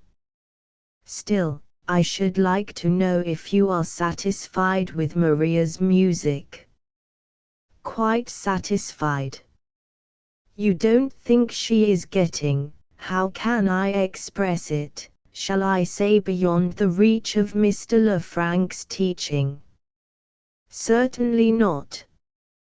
Perhaps you would consider Mr. Lefranc equal to the instruction of an older and more advanced pupil than Maria. Thus far, Miss Minerva had answered the questions submitted to her with well-concealed indifference. This last inquiry roused her attention. Why did Mrs. Gourlay show an interest, for the first time, in Mr. Lefranc's capacity as a teacher? Who was this older and more advanced pupil for whose appearance in the conversation the previous questions had so smoothly prepared the way? Feeling delicate ground under her, the governess advanced cautiously. I have always thought Mr. Lefranc an excellent teacher, she said. Can you give me no more definite answer than that? Mrs. Gourlay asked. I am quite unacquainted, madam, with the musical proficiency of the pupil to whom you refer. I don't even know, which adds to my perplexity, whether you are speaking of a lady or a gentleman. I am speaking, said Mrs. Gourlay quietly, of my niece, Carmina. Those words set all further doubt at rest in Miss Minerva's mind. Introduced by such elaborate preparation, the allusion to Carmina's name could only lead, in due course, to the subject of Carmina's marriage. By indirect methods of approach, Mrs. Gourlay had at last reached the object that she had in view. Chapter XXII. There was an interval of silence between the two ladies. Mrs. Gourlay waited for Miss Minerva to speak next. Miss Minerva waited to be taken into Mrs. Gourlay's confidence. The sparrows twittered in the garden, and, far away in the schoolroom, the notes of the piano announced that the music lesson had begun. The birds are noisy, said Mrs. Gourlay. And the piano sounds out of tune, Miss Minerva remarked. There was no help for it. Either Mrs. Gourlay must return to the matter in hand, or the matter in hand must drop. I am afraid I have not made myself understood, she resumed. I am afraid I have been very stupid, Miss Minerva confessed. Resigning herself to circumstances, Mrs. Gourlay put the adjourned question under a new form. We were speaking of Mr. Lefranc as a teacher, and of my niece as a pupil, she said. Have you been able to form any opinion of Carmina's musical abilities? Miss Minerva remained as prudent as ever. She answered, I have had no opportunity of forming an opinion. Mrs. Gourlay met this cautious reply by playing her trump card. She handed a letter to Miss Minerva. I have received a proposal from Mr. Lefranc, she said. Will you tell me what you think of it? The letter was short and servile. Mr. Lefranc presented his best respects. If Mrs. Gourley's charming niece stood in need of musical instruction, he ventured to hope that he might have the honor and happiness of superintending her studies. Looking back to the top of the letter, the governess discovered that this modest request bore a date of 8 days since. "Have you written to Mr. Lefranc?" she asked. "Only to say that I will take his request into consideration," Mrs. Gourley replied. Had she waited for her son's departure, before she committed herself to a decision? On the chance that this might be the case, Miss Minerva consulted her memory.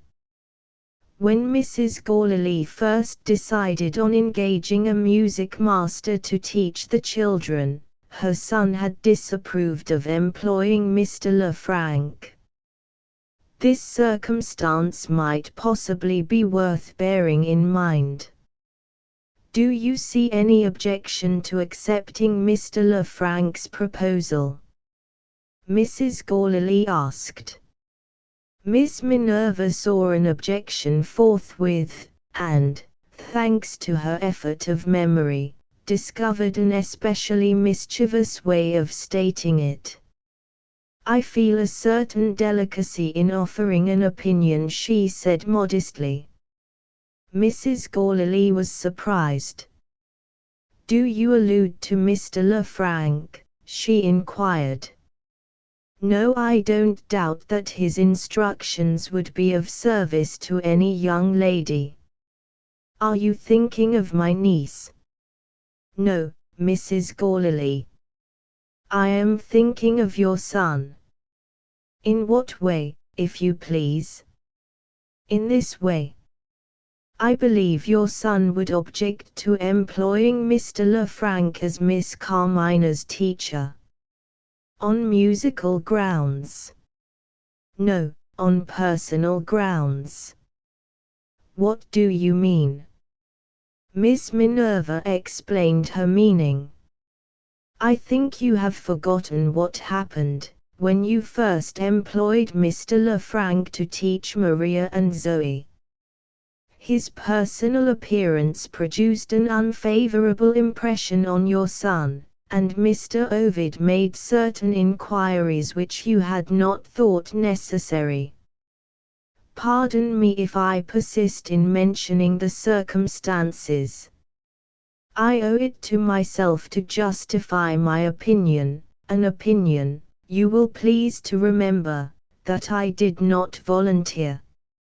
Mr. Ovid's investigations brought to light a very unpleasant report, relating to Mr. Lefranc and a young lady who had been one of his pupils.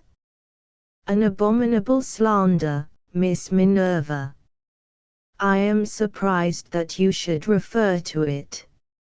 I am referring, madam, to the view of the matter taken by Mr. Ovid. If Mr. Lefranc had failed to defend himself successfully, he would of course not have been received into this house.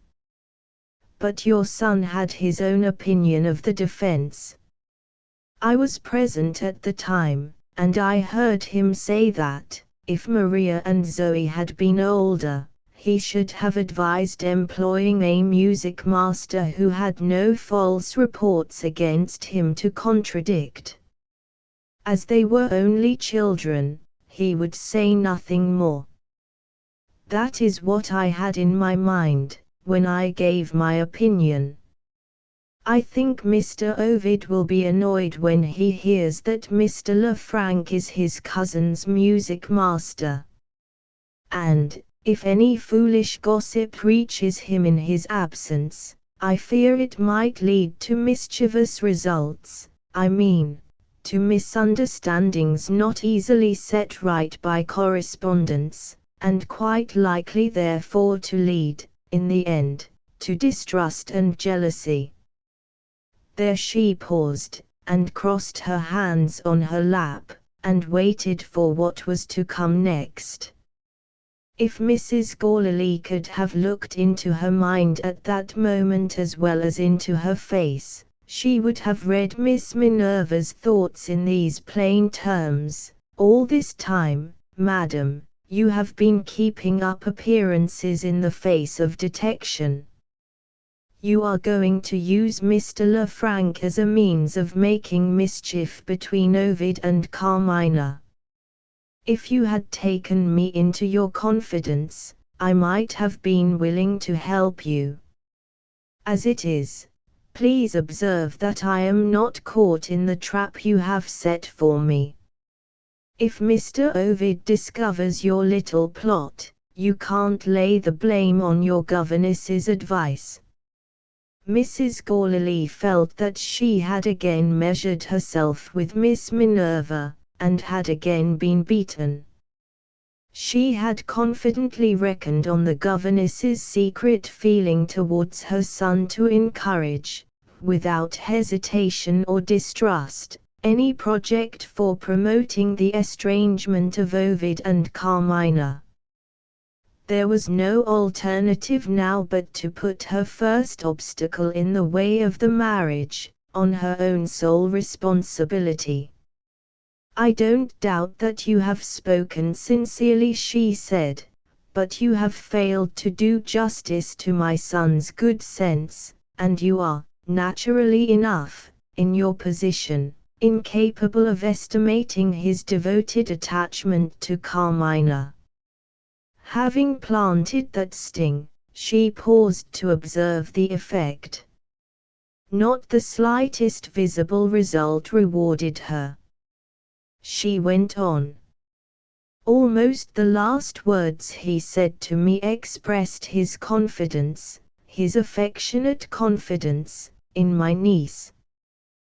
The bare idea of his being jealous of anybody, and especially of such a person as Mr. Lefranc, is simply ridiculous. I am astonished that you don't see it in that light.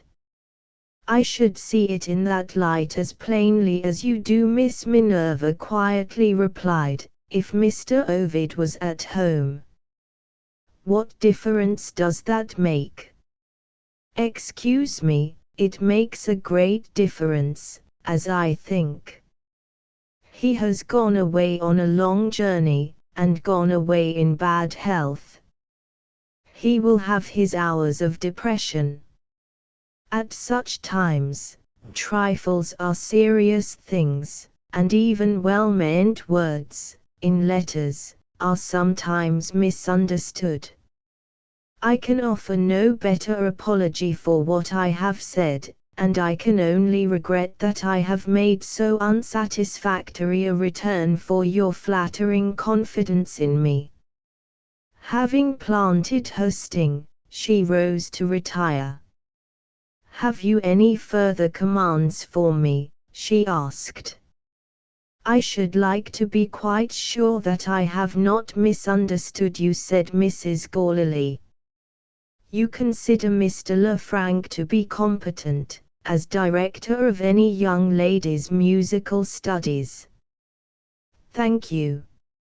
On the one point on which I wished to consult you, my mind is at ease. Do you know where Carmina is? In her room, I believe. Will you have the goodness to send her here? With the greatest pleasure. Good evening. So ended Mrs. Gourley's first attempt to make use of Miss Minerva, without trusting her. Chapter 23. The mistress of the house, and the governess of the house, had their own special reasons for retiring to their own rooms. Carmina was in solitude as a matter of necessity. The only friends that the poor girl could gather round her now, were the absent and the dead. She had written to Ovid, merely for the pleasure of thinking that her letter would accompany him, in the mail steamer which took him to Quebec. She had written to Teresa. She had opened her piano, and had played the divinely beautiful music of Mozart, until its tenderness saddened her, and she closed the instrument with an aching heart. For a while she sat by the window, thinking of Ovid. The decline of day has its melancholy affinities with the decline of life. As the evening wore on, her loneliness had become harder and harder to endure. She rang for the maid, and asked if Miss Minerva was at leisure. Miss Minerva had been sent for by Mrs. Gourley. Where was Zoe? In the schoolroom, waiting until Mr. Lefranc had done with Maria, to take her turn at the piano. Left alone again, Carmina opened her locket, and put Ovid's portrait by it on the table. Her sad fancy revived her dead parents, imagined her lover being presented to them, saw him winning their hearts by his genial voice, his sweet smile, his wise and kindly words. Miss Minerva, entering the room, found her still absorbed in her own little melancholy daydream, recalling the absent, reviving the dead, as if she had been nearing the close of life. And only 17 years old. Alas for Carmina, only 17. Mrs. Gourley wishes to see you. She started. Is there anything wrong? She asked. No. What makes you think so? You speak in such a strange way. Oh, Francis, I have been longing for you to keep me company. And now you are here, you look at me as coldly as if I had offended you. Perhaps you are not well. That's it. I am not well. Have some of my lavender water. Let me bathe your forehead, and then blow on it to cool you this hot weather. No. Sit down, dear, at any rate. What does my aunt want with me? I think I had better not tell you. Why? Your aunt is sure to ask you what I have said. I have tried her temper, you know what her temper is. She has sent me here instead of sending a maid, on the chance that I may commit some imprudence. I give you her message exactly as the servant might have given it, and you can tell her so with a safe conscience. No more questions. One more, please. Is it anything about Ovid? No, then my aunt can wait a little. Do sit down. I want to speak to you. About what? About Ovid, of course. Carmina's look and tone at once set Miss Minerva's mind at ease. Her conduct, on the day of Ovid's departure, had aroused no jealous suspicion in her innocent rival. She refused to take the offered chair. I have already told you your aunt is out of temper, she said. Go to her at once. Carmina rose unwillingly. There were so many things I wanted to say to you, she began, and was interrupted by a rapid little series of knocks at the door. Was the person in a hurry? The person proved to be the discreet and accomplished Maria. She made her excuses to Carmina with sweetness, and turned to Miss Minerva with sorrow. I regret to say that you are wanted in the schoolroom.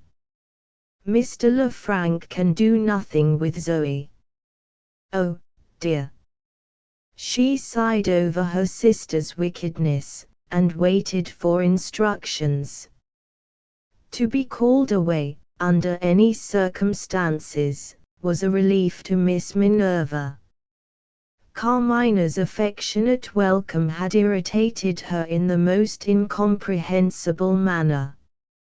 She was angry with herself for being irritated. She felt inclined to abuse the girl for believing her. "You fool, why don't you see through me? Why don't you write to that other fool who is in love with you, and tell him how I hate you both?"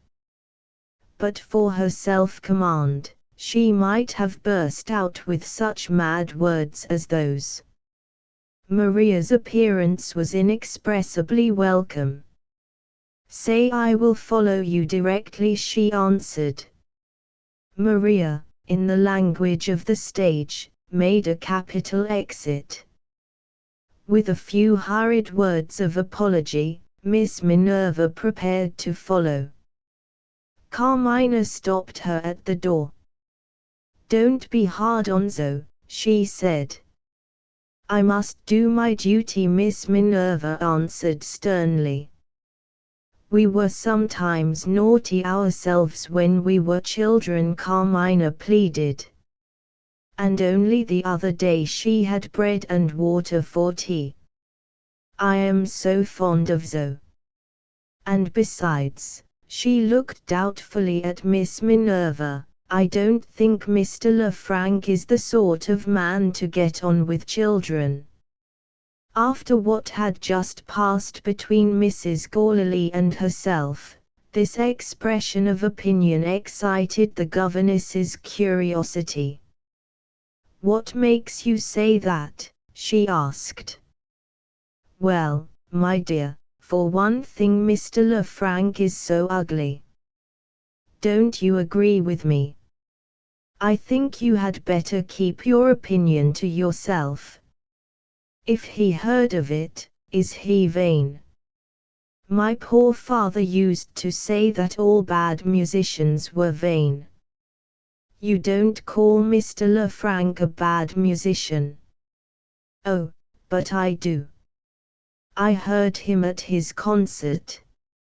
Mere execution of the most mechanical kind. A musical box is as good as that man's playing. This is how he does it." Her girlish good spirits had revived in her friend's company. She turned gaily to the piano, and amused herself by imitating Mr. Lefranc. Another knock at the door, a single peremptory knock this time, stopped the performance. Miss Minerva had left the door ajar, when Carmina had prevented her from quitting the room. She looked through the open space, and discovered Mr. Lefranc. His bald head trembled, his florid complexion was livid with suppressed rage.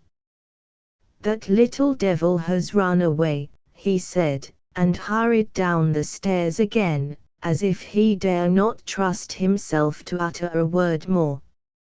"Has he heard me?" Carmina asked in dismay. "He may only have heard you playing." Offering this hopeful suggestion, Miss Minerva felt no doubt, in her own mind, that Mr. Lefranc was perfectly well acquainted with Carmina's opinion of him. It was easy enough to understand that he should himself inform the governess of an incident so entirely beyond the reach of his own interference as the flight of Zoe. But it was impossible to assume that the furious anger which his face betrayed could have been excited by a child who had run away from a lesson. No, the vainest of men and musicians had heard that he was ugly, and that his pianoforte playing resembled the performance of a musical box. They left the room together, Carmina, ill at ease, to attend on her aunt, Miss Minerva, pondering on what had happened, to find the fugitive Zoe. The footman had already spared her the trouble of searching the house. He had seen Zoe running out bareheaded into the square, and had immediately followed her. The young rebel was locked up. "I don't care," said Zoe, "I hate Mr. Lefranc." Miss Minerva's mind was too seriously preoccupied to notice this aggravation of her pupil's offense.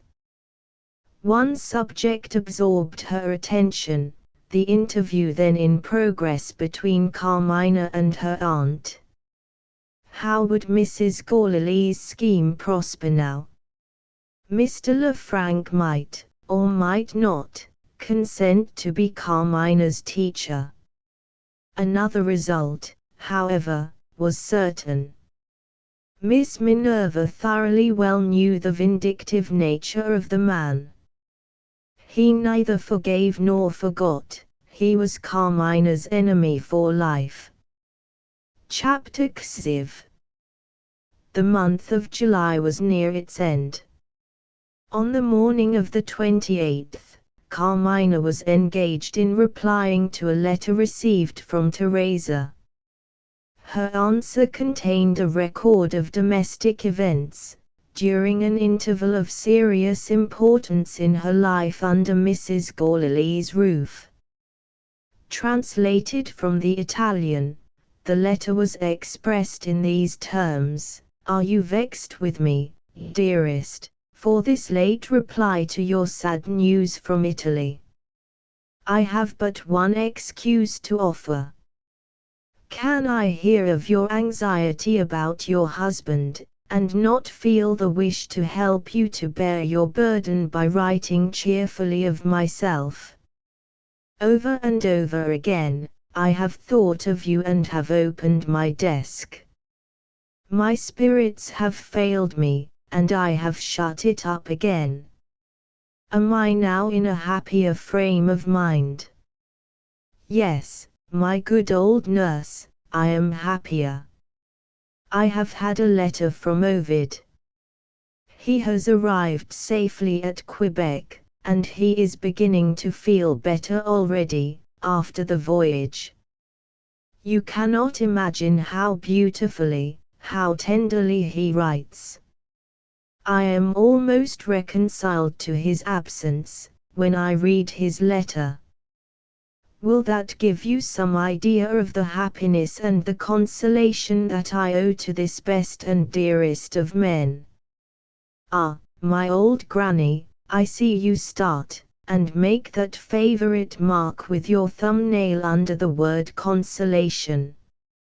I hear you say to yourself, is she unhappy in her English home? And is Aunt Gourley to blame for it? Yes. It is even so. What I would not for the whole world write to Ovid, I may confess to you. Aunt Gourley is indeed a hard woman. Do you remember telling me, in your dear downright way, that Mr. Lefranc looked like a rogue? I don't know whether he is a rogue, but I do know that it is through his conduct that my aunt is offended with me. It happened 3 weeks ago. She sent for me, and said that my education must be completed, and that my music in particular must be attended to. I was quite willing to obey her, and I said so with all needful readiness and respect. She answered that she had already chosen a music master for me, and then, to my astonishment, she mentioned his name. Mr. Lefranc, who taught her children, was also to teach me. I have plenty of faults, but I really think vanity is not one of them. It is only due to my excellent master in Italy to say that I am a better pianoforte player than Mr. Lefranc. I never breathed a word of this, mind, to my aunt. It would have been ungrateful and useless. She knows and cares nothing about music. So we parted good friends, and she wrote the same evening to engage my master. The next day she got his reply. Mr. Lefranc refused to be my professor of music, and this, after he had himself proposed to teach me, in a letter addressed to my aunt. Being asked for his reasons, he made an excuse. The spare time at his disposal, when he had written, had been since occupied by another pupil.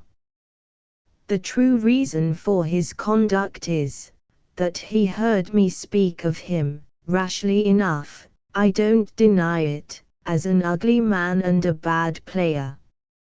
Miss Minerva sounded him on the subject, at my request, for the purpose of course of making my apologies.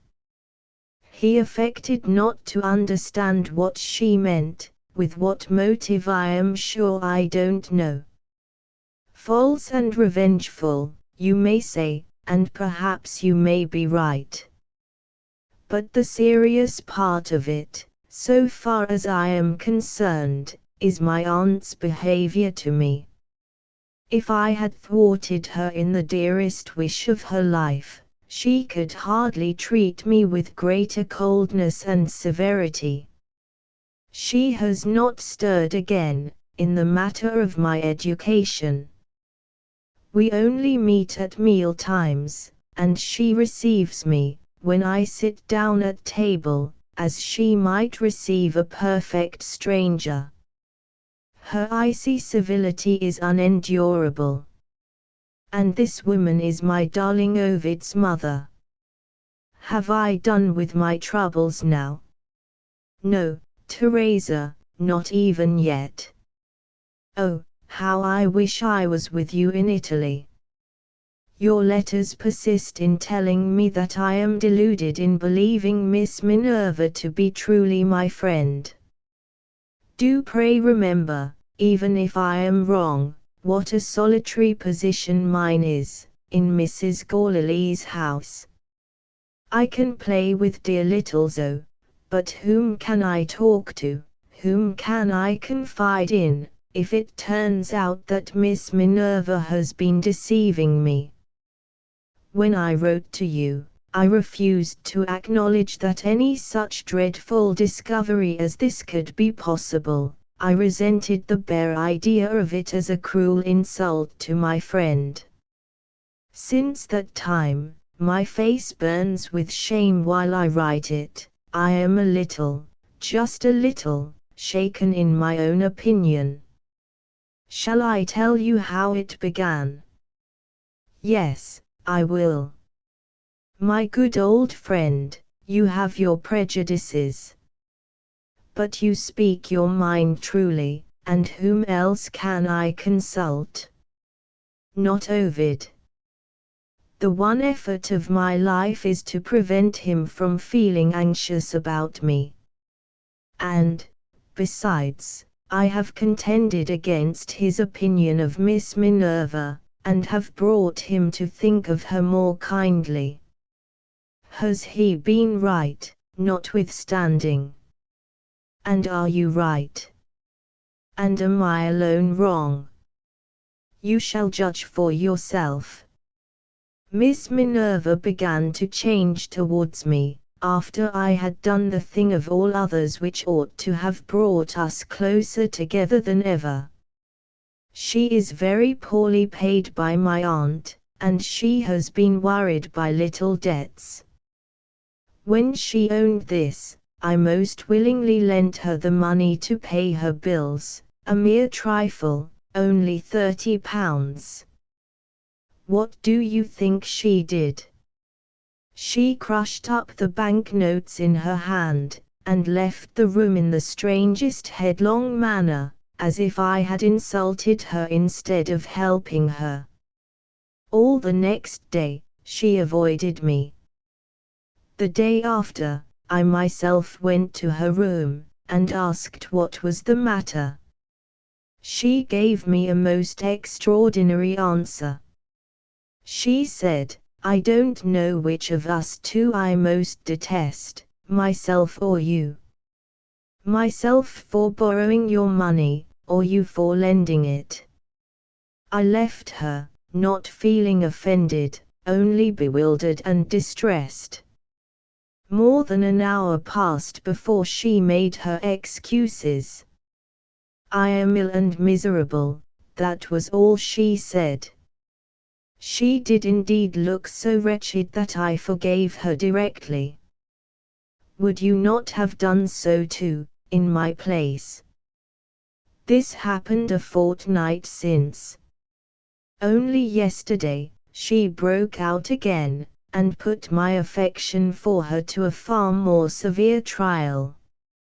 I have not got over it yet. There was a message for her in Ovid's letter, expressed in the friendliest terms.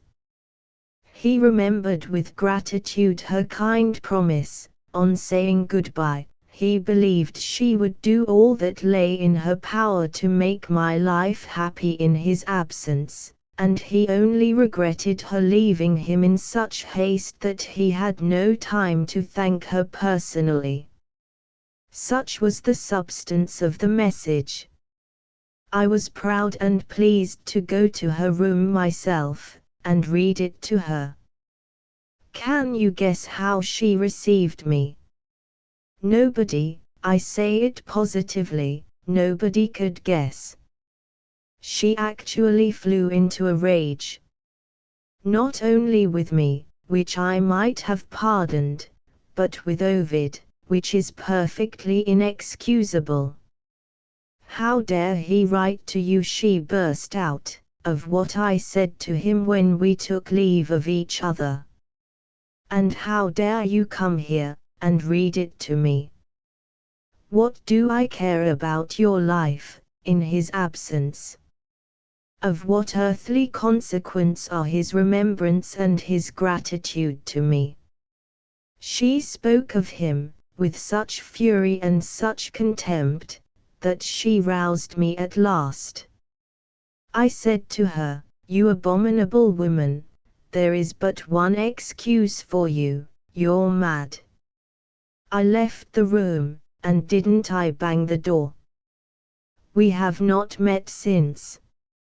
Let me hear your opinion, Teresa. I was in a passion when I told her she was mad, but was I altogether wrong? Do you really think the poor creature is in her right senses? Looking back at your letter, I see that you ask if I have made any new acquaintances. I have been introduced to one of the sweetest women I ever met with. And who do you think she is? My other aunt, Mrs. Gourley's younger sister, Lady Northlake. They say she was not so handsome as Mrs. Gourley, when they were both young. For my part, I can only declare that no such comparison is possible between them now. In look, in voice, in manner there is something so charming in Lady Northlake that I quite despair of describing it. My father used to say that she was amiable and weak, led by her husband, and easily imposed upon. I am not clever enough to have his eye for character, and perhaps I am weak and easily imposed upon too. Before I had been 10 minutes in Lady Northlake's company, I would have given everything I possess in the world to have had her for my guardian. She had called to say goodbye, on leaving London, and my aunt was not at home. We had a long delightful talk together. She asked me so kindly to visit her in Scotland, and be introduced to Lord Northlake, that I accepted the invitation with a glad heart. When my aunt returned, I quite forgot that we were on bad terms. I gave her an enthusiastic account of all that had passed between her sister and myself. How do you think she met this little advance on my part? She positively refused to let me go to Scotland. As soon as I had in some degree got over my disappointment, I asked for her reasons. "I am your guardian," she said, "and I am acting in the exercise of my own discretion. I think it better you should stay with me." I made no further remark.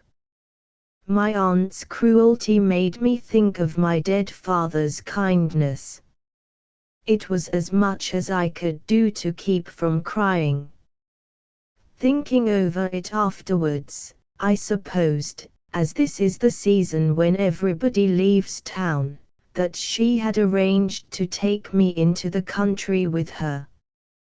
Mr. Gourley, who is always good to me, thought so too, and promised me some sailing at the seaside. To the astonishment of everybody, she has not shown any intention of going away from London. Even the servants ask what it means. This is a letter of complaints. Am I adding to your anxieties instead of relieving them? My kind old nurse, there is no need to be anxious. At the worst of my little troubles, I have only to think of Ovid, and his mother's ice melts away from me directly. I feel brave enough to endure anything. Take my heart's best love, dear, no, next best love, after Ovid, and give some of it to your poor suffering husband. May I ask one little favor? The English gentleman who has taken our old house at Rome will not object to give you a few flowers out of what was once my garden.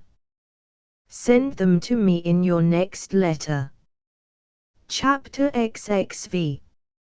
On the 12th of August, Carmina heard from Ovid again. He wrote from Montreal, describing the presentation of that letter of introduction which he had once been tempted to destroy. In the consequences that followed the presentation, apparently harmless consequences at the time, the destinies of Ovid, of Carmina, and of Benjulia proved to be seriously involved. Ovid's letter was thus expressed: "I want to know, my love, if there is any other man in the world who is as fond of his darling as I am of you. If such a person exists, and if adverse circumstances compel him to travel, I should like to ask a question. Is he perpetually calling to mind forgotten things, which he ought to have said to his sweetheart before he left her? This is my case. Let me give you an instance. I have made a new friend here, one Mr. Morphew.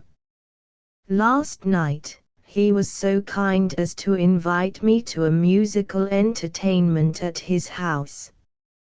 He is a medical man, and he amuses himself in his leisure hours by playing on that big and dreary member of the family of fiddles, whose name is violoncello.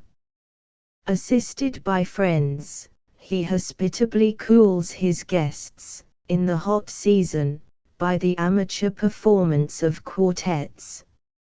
My dear, I passed a delightful evening. Listening to the music. Not listening to a single note of it.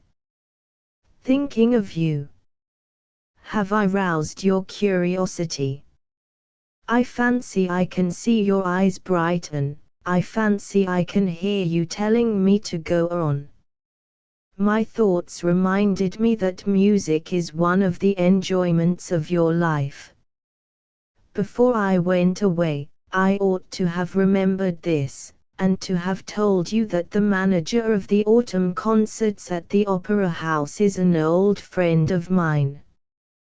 He will be only too glad to place a box at your disposal, on any night when his program attracts your notice. I have already made amends for my forgetfulness, by writing to him by this mail. Miss Minerva will be your companion at the theatre. If Mr. Lefrank, who is sure to be on the free list, pays you a visit in your box, tell him from me to put a wig on his bald head, and to try if that will make him look like an honest man. Did I forget anything else before my departure? Did I tell you how precious you are to me? How beautiful you are to me? How entirely worthless my life is without you? I dare say I did, but I tell it all over again, and, when you are tired of the repetition, you have only to let me know. In the meanwhile, have I nothing else to say? Have I no travelling adventures to relate? You insist on hearing of everything that happens to me, and you are to have your own way before we are married, as well as after. My sweet Carmina, your willing slave has something more serious than common travelling adventures to relate. He has a confession to make. In plain words, I have been practicing my profession again, in the city of Montreal. I wonder whether you will forgive me, when you are informed of the circumstances. It is a sad little story, but I am vain enough to think that my part in it will interest you. I have been a vain man, since that brightest and best of all possible days when you first made your confession, when you said that you loved me. Look back in my letter, and you will see Mr. Morphew mentioned as a new friend of mine, in Canada. I became acquainted with him through a letter of introduction, given to me by Benjulia. Say nothing to anybody of what I am now going to tell you, and be especially careful, if you happen to see him, to keep Benjulia in the dark. I sincerely hope you will not see him. He is a hard-hearted man, and he might say something which would distress you, if he knew of the result which has followed his opening to me the door of his friend's house.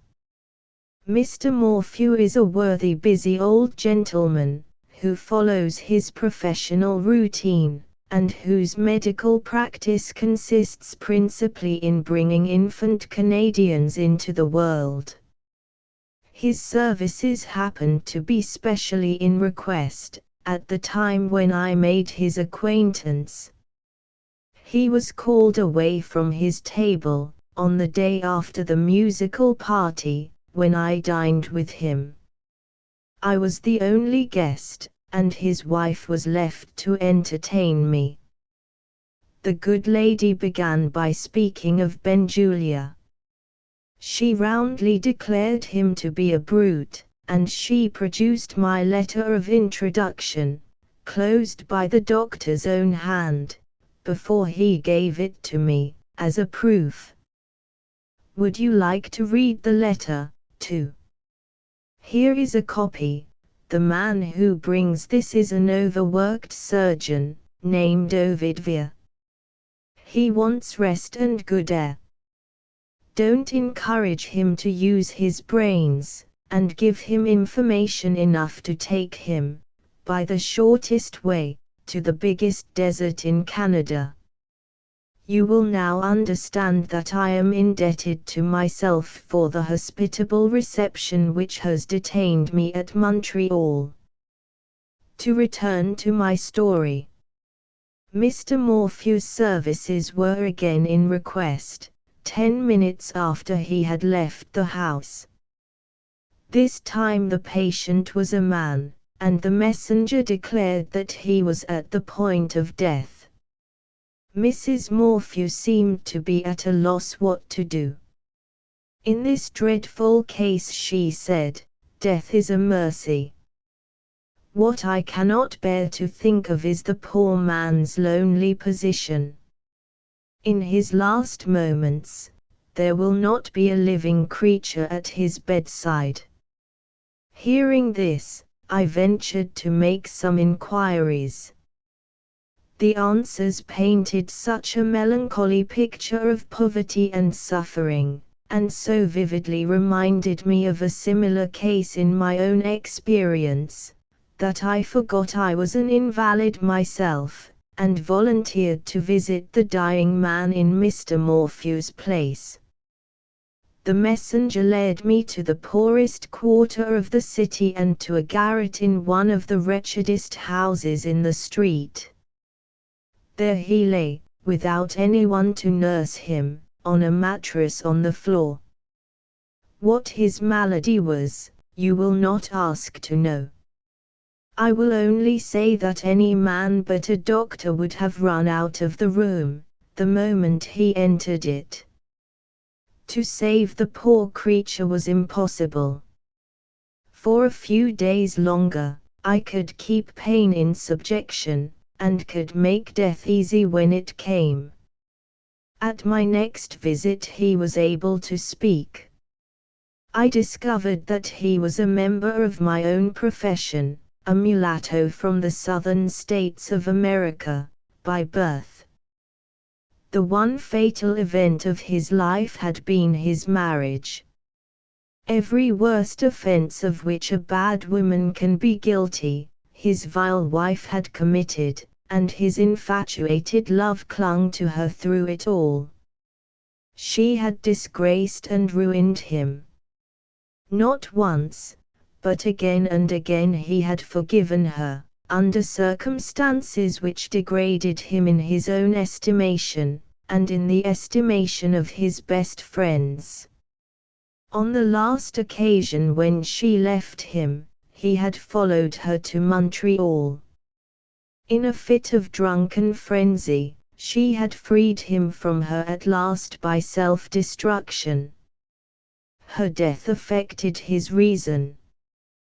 When he was discharged from the asylum, he spent his last miserable savings in placing a monument over her grave. As long as his strength held out, he made daily pilgrimages to the cemetery. And now, when the shadow of death was darkening over him, his one motive for clinging to life, his one reason for vainly entreating me to cure him, still centered in devotion to the memory of his wife. "Nobody will take care of her grave," he said, "when I am gone. My love, I have always thought fondly of you." After hearing this miserable story, my heart overflowed with gratitude to God for giving me Carmina. He died yesterday. His last words implored me to have him buried in the same grave with the woman who had dishonored him.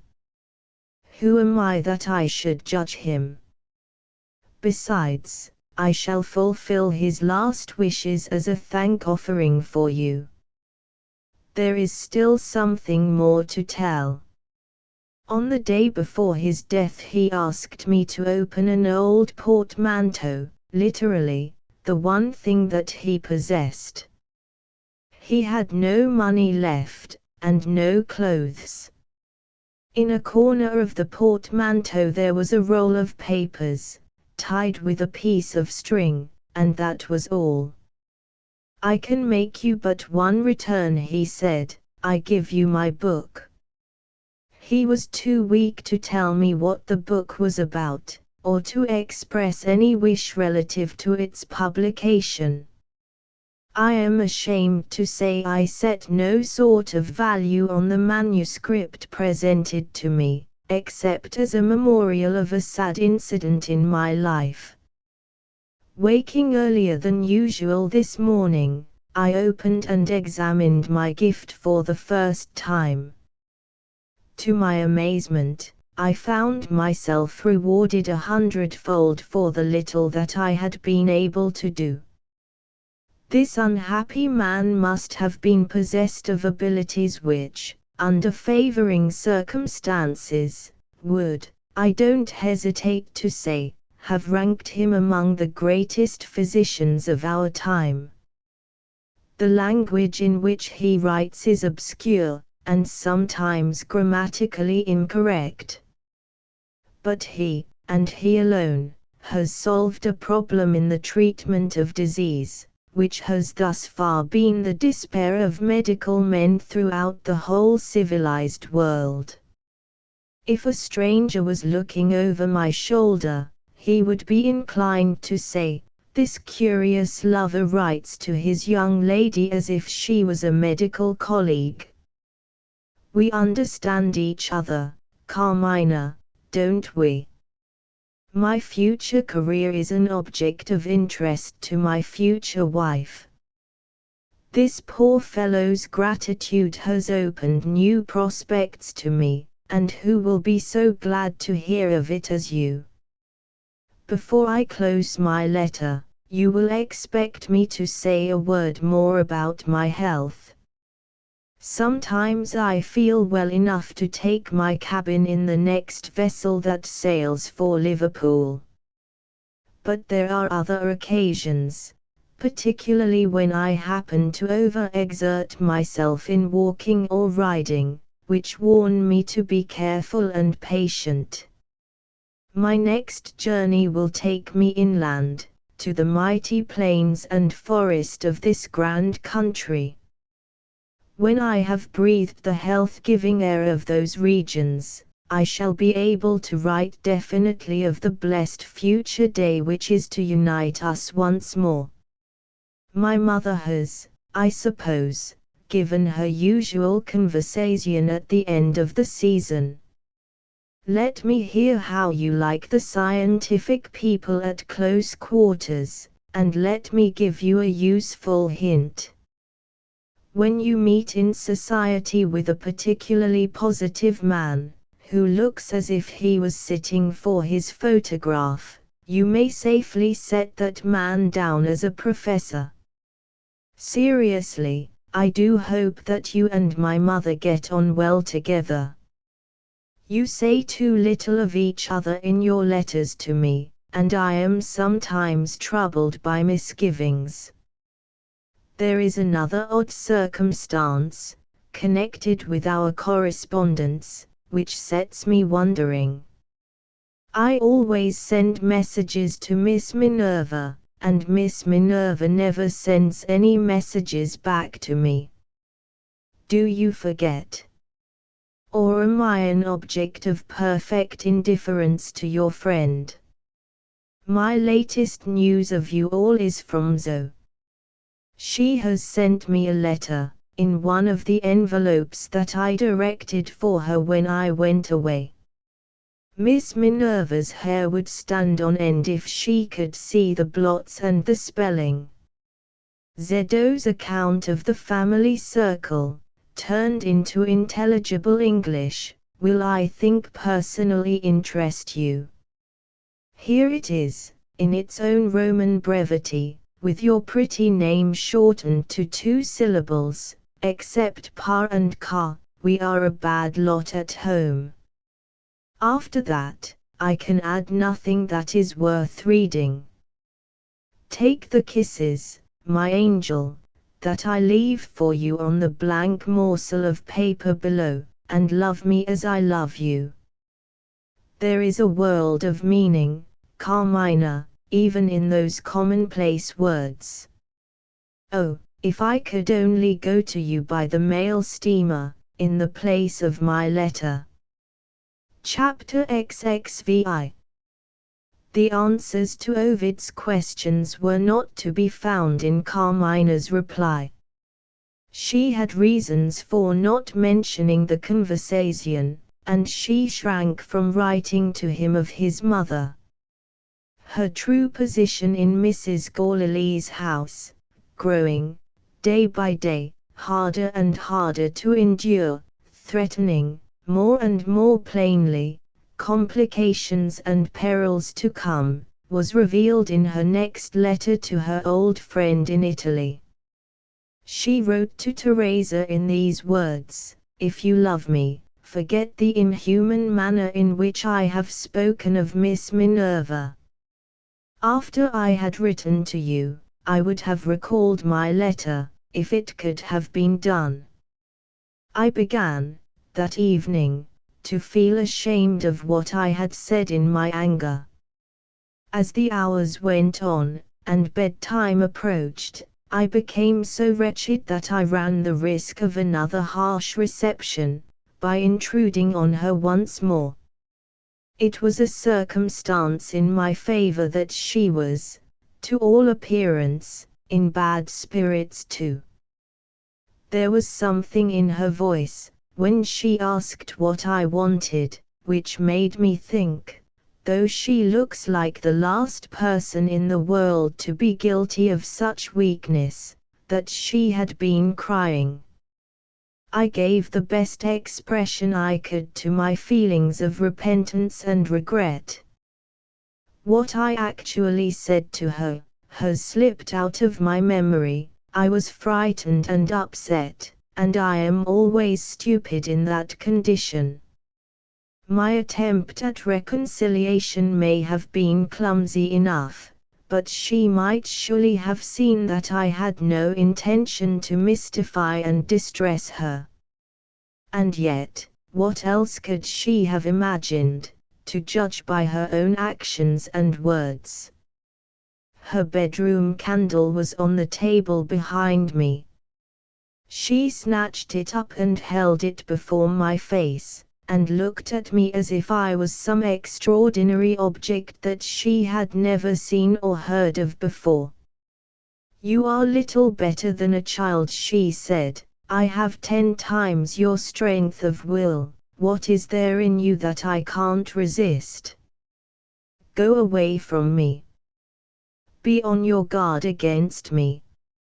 I am false, I am suspicious, I am cruel.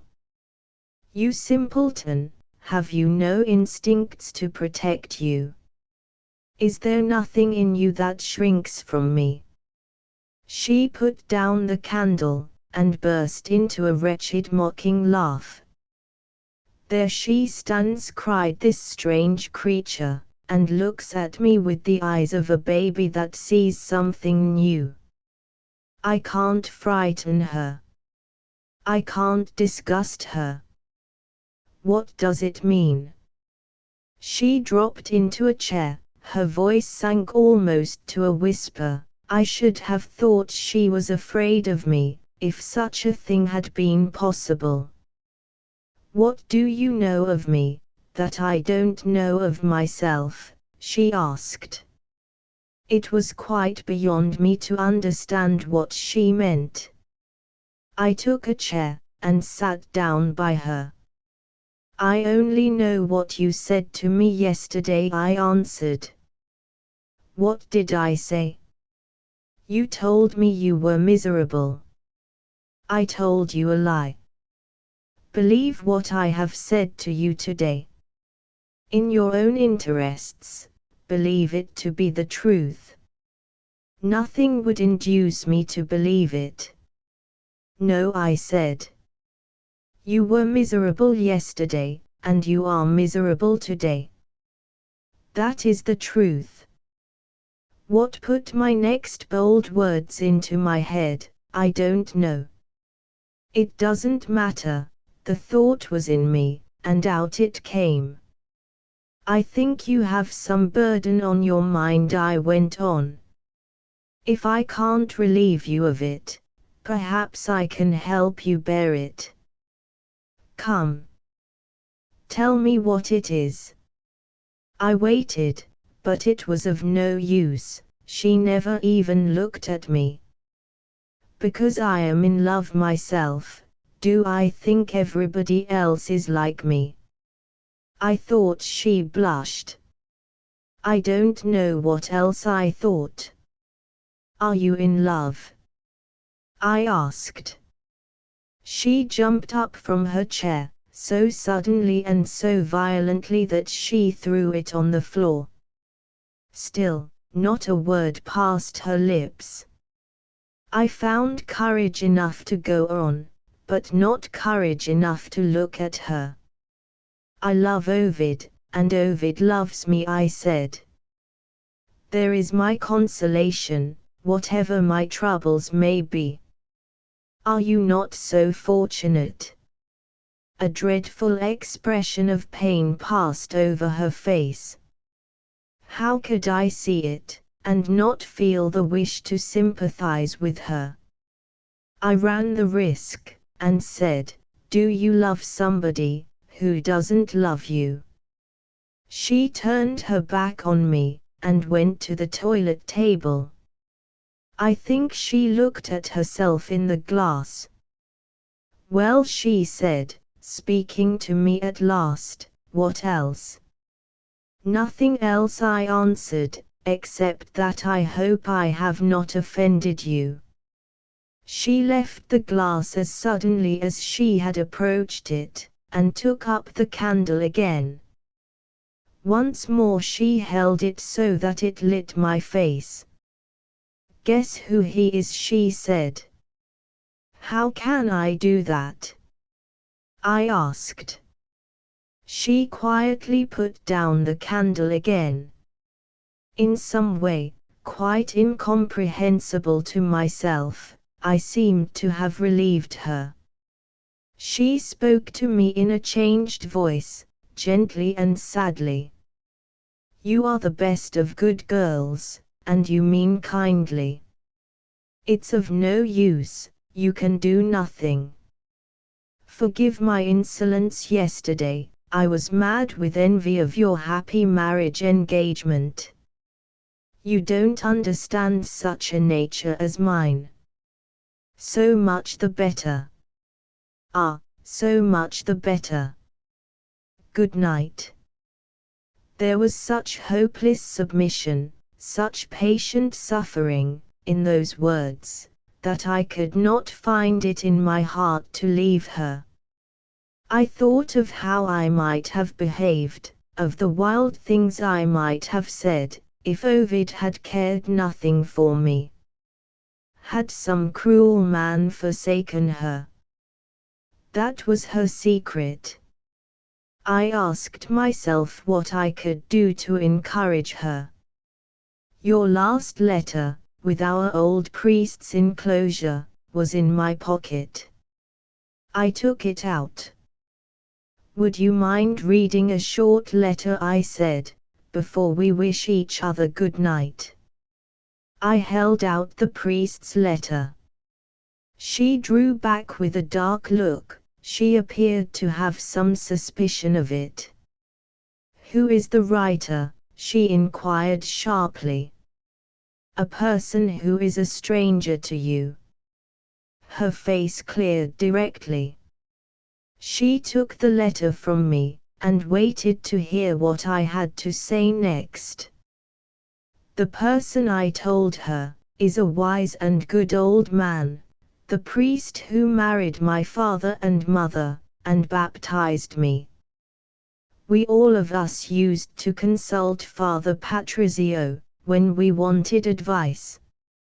My nurse Teresa felt anxious about me in Ovid's absence. She spoke to him about my marriage engagement, and of my exile, forgive me for using the word, in this house. He said he would consider, before he gave her his opinion. The next day, he sent her the letter which you have got in your hand. There, I came to a full stop, having something yet to say, but not knowing how to express myself with the necessary delicacy. "Why do you wish me to read the letter?" she asked, quietly. "I think there is something in it which might. There, like a fool, I came to another full stop. She was as patient as ever, she only made a little sign to me to go on.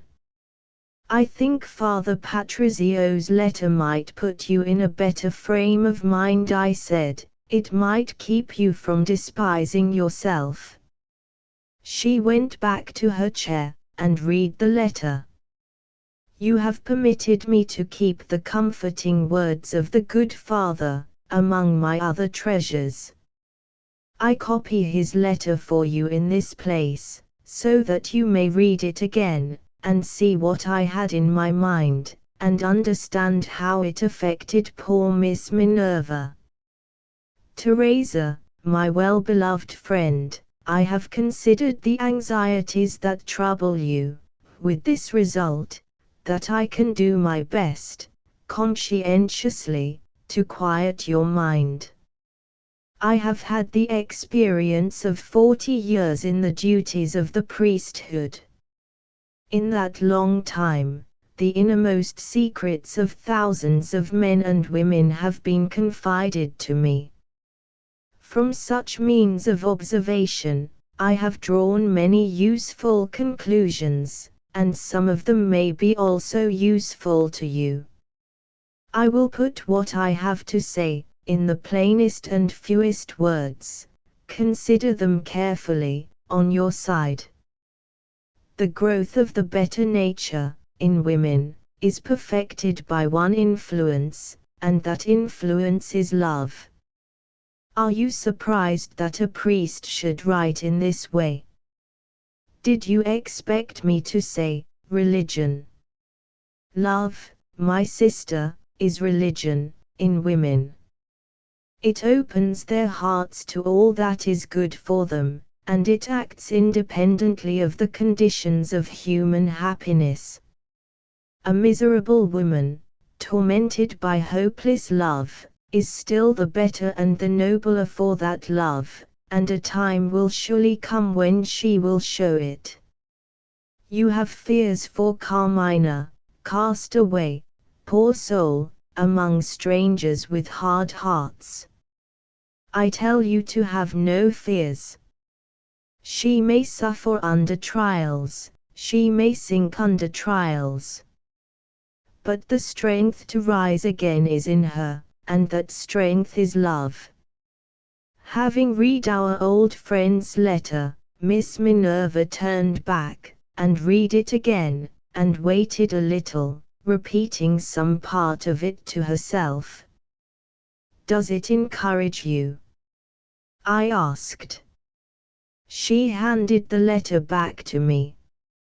I have got one sentence in it by heart, she said. You will know what that sentence is, without my telling you. I felt so relieved, when I saw the change in her for the better, I was so inexpressibly happy in the conviction that we were as good friends again as ever, that I bent down to kiss her, on saying good night. She put up her hand and stopped me. No, she said, not till I have done something to deserve it. You are more in need of help than you think.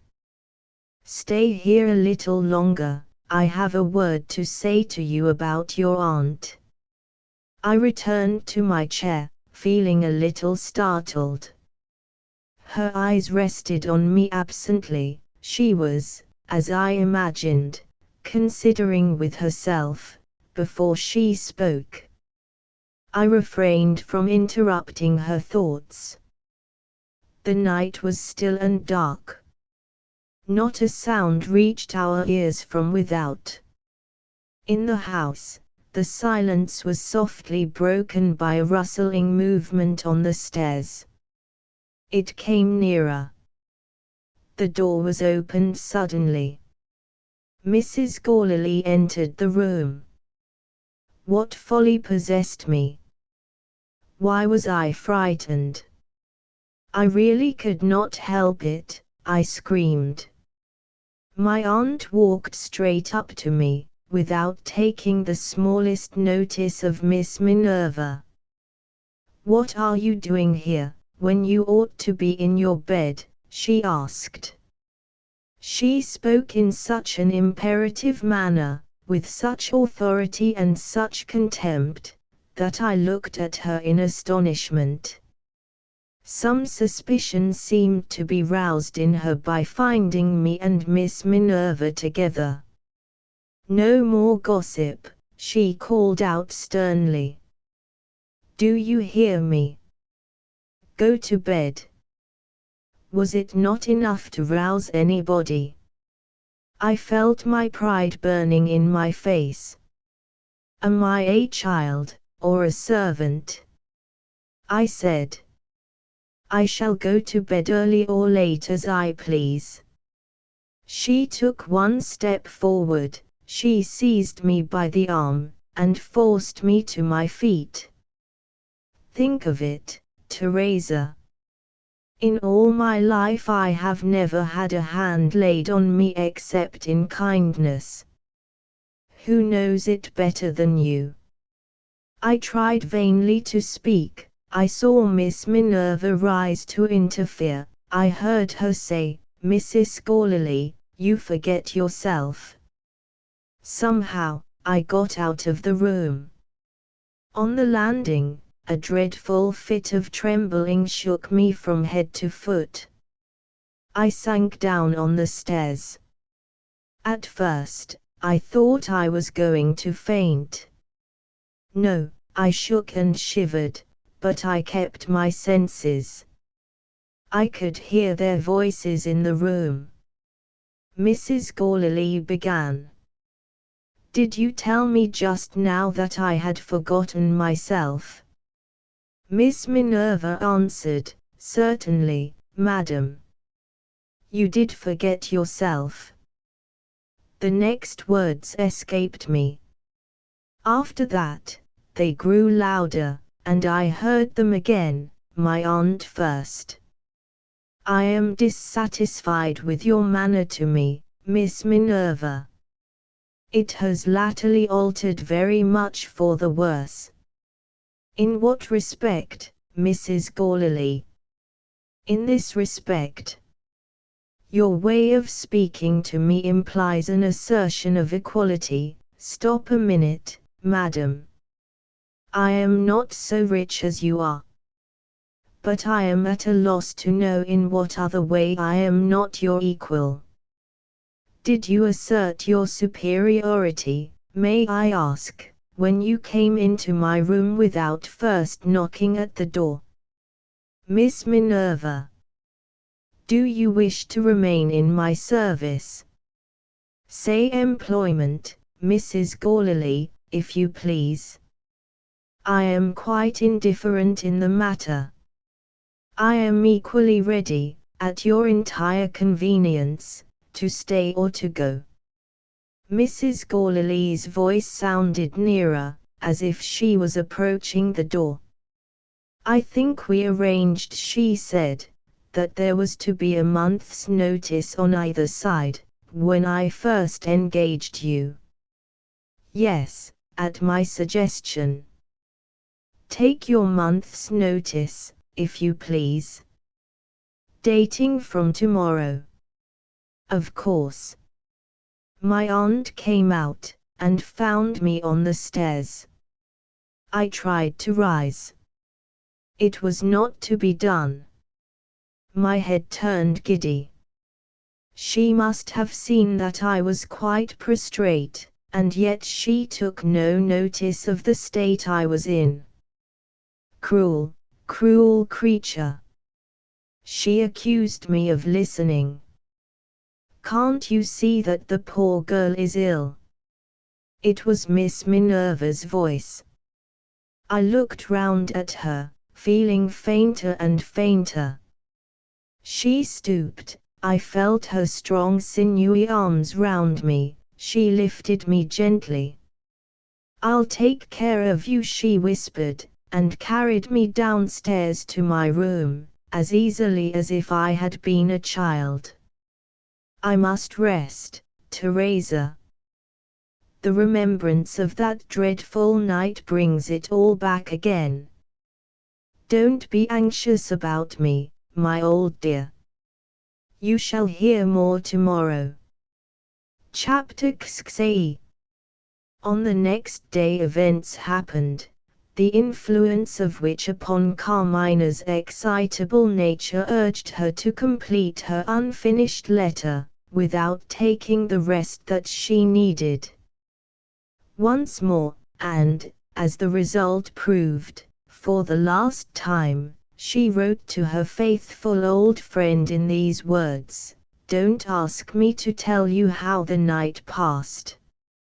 Miss Minerva was the first person who came to me in the morning. She had barely said a few kind words, when Maria interrupted us, reminding her governess of the morning's lessons. Mrs. Gourley has sent her." Miss Minerva whispered, "I will return to you in the hour before the children's dinner." The next person who appeared was, as we had both anticipated, Mrs. Gourley herself. She brought me a cup of tea, and the first words she spoke were words of apology for her conduct on the previous night. Her excuse was that she had been harassed by anxieties which completely upset her. And, can you believe it, she implored me not to mention the little misunderstanding between us when I next wrote to her son. Is this woman made of iron and stone, instead of flesh and blood? Does she really think me such a wretch as to cause Ovid, under any provocation, a moment's anxiety while he is away? The fewest words that would satisfy her, and so send her out of my room, were the only words I said. After this, an agreeable surprise was in store for me. The familiar voice of good Mr. Gourley applied for admission, through the keyhole. "Are you asleep, my dear? May I come in?" His kind, fat old face peeped round the door when I said yes, and reminded me of Zoe, at dinner, when she asks for more pudding, and doesn't think she will get it. Mr. Gourley had something to ask for, and some doubt of getting it, which accounted for the resemblance. "I've taken the liberty, Carmina, of sending for our doctor. You're a delicate plant, my dear." Here, his face disappeared and he spoke to somebody outside. "You think so yourself, don't you, Mr. Null? And you have a family of daughters, haven't you?" His face appeared again, more like Zoe than ever. "Do please see him, my child, I'm not easy about you. I was on the stairs last night. Nobody ever notices me, do they, Mr. Null? And I saw Miss Minerva, good creature, and, Lord, how strong, carrying you to your bed. Mr. Null's waiting outside. Don't distress me by saying no. Is there anybody cruel enough to distress Mr. Gourley?" The doctor came in, looking like a clergyman, dressed all in black, with a beautiful frill to his shirt, and a spotless white cravat. He stared hard at me. He produced a little glass tube, he gave it a shake, and put it under my arm. He took it away again, and consulted it. He said, "Aha," he approved of my tongue, he disliked my pulse, he gave his opinion at last. Perfect quiet. I must see Mrs. Gourley. And there was an end of it. Mr. Gourley observed the medical proceedings with awe. "Mr. Null is a wonderful man," he whispered, before he followed the doctor out. Ill and wretched as I was, this little interruption amused me. I wonder why I write about it here. There are serious things waiting to be told. Am I weakly putting them off? Miss Minerva came back to me as she had promised. "It is well," she said gravely, "that the doctor has been to see you." I asked if the doctor thought me very ill. He thinks you have narrowly escaped a nervous fever, and he has given some positive orders. One of them is that your slightest wishes are to be humored. If he had not said that, Mrs. Gorley would have prevented me from seeing you. She has been obliged to give way, and she hates me, almost as bitterly, Carmina, as she hates you. This called to my mind the interruption of the previous night, when Miss Minerva had something important to tell me.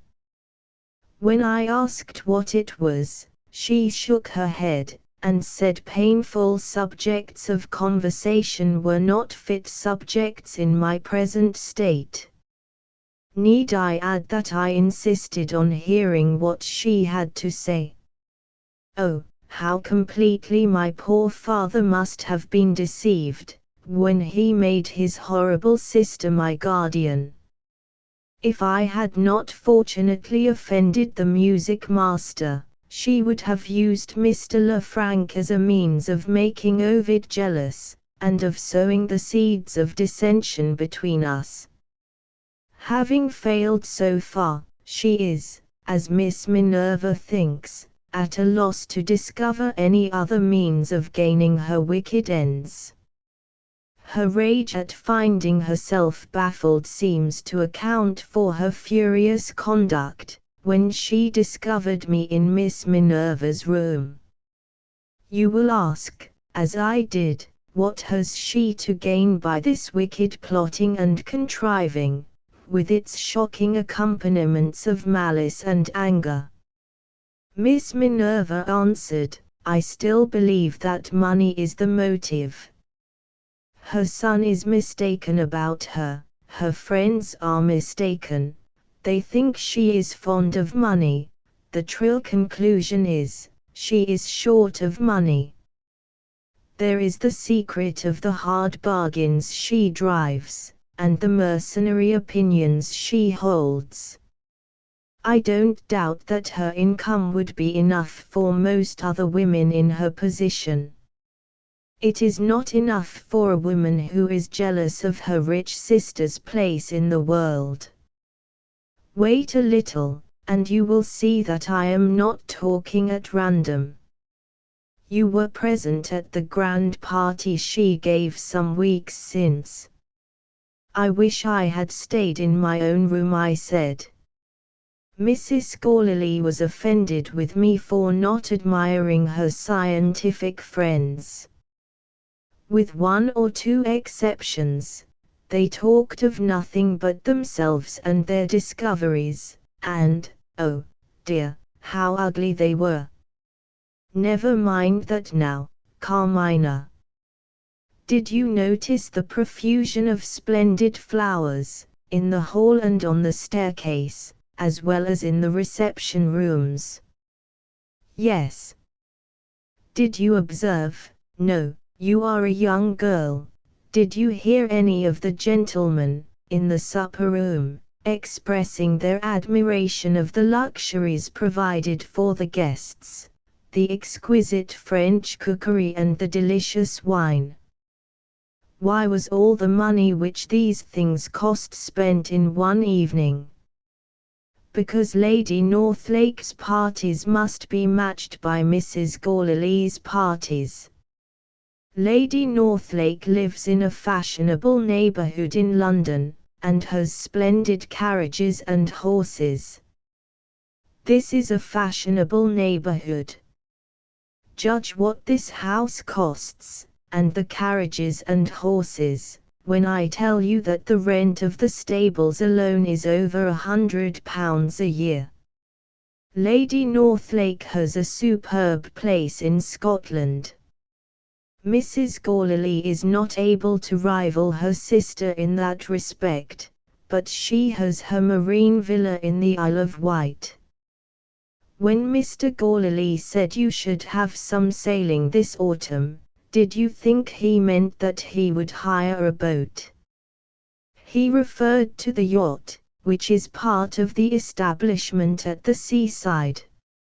Lady Northlake goes yachting with her husband, and Mrs. Gourley goes yachting with her husband. Do you know what it costs, when the first milliner in Paris supplies English ladies with dresses? That milliner's lowest charge for a dress which Mrs. Gourley would despise, ordinary material, my dear, and imitation lace, is £40. Think a little, and even your inexperience will see that the mistress of this house is spending more than she can afford, and is likely, unless she has resources that we know nothing about, to be, sooner or later, in serious need of money. This was a new revelation to me, and it altered my opinion, of course.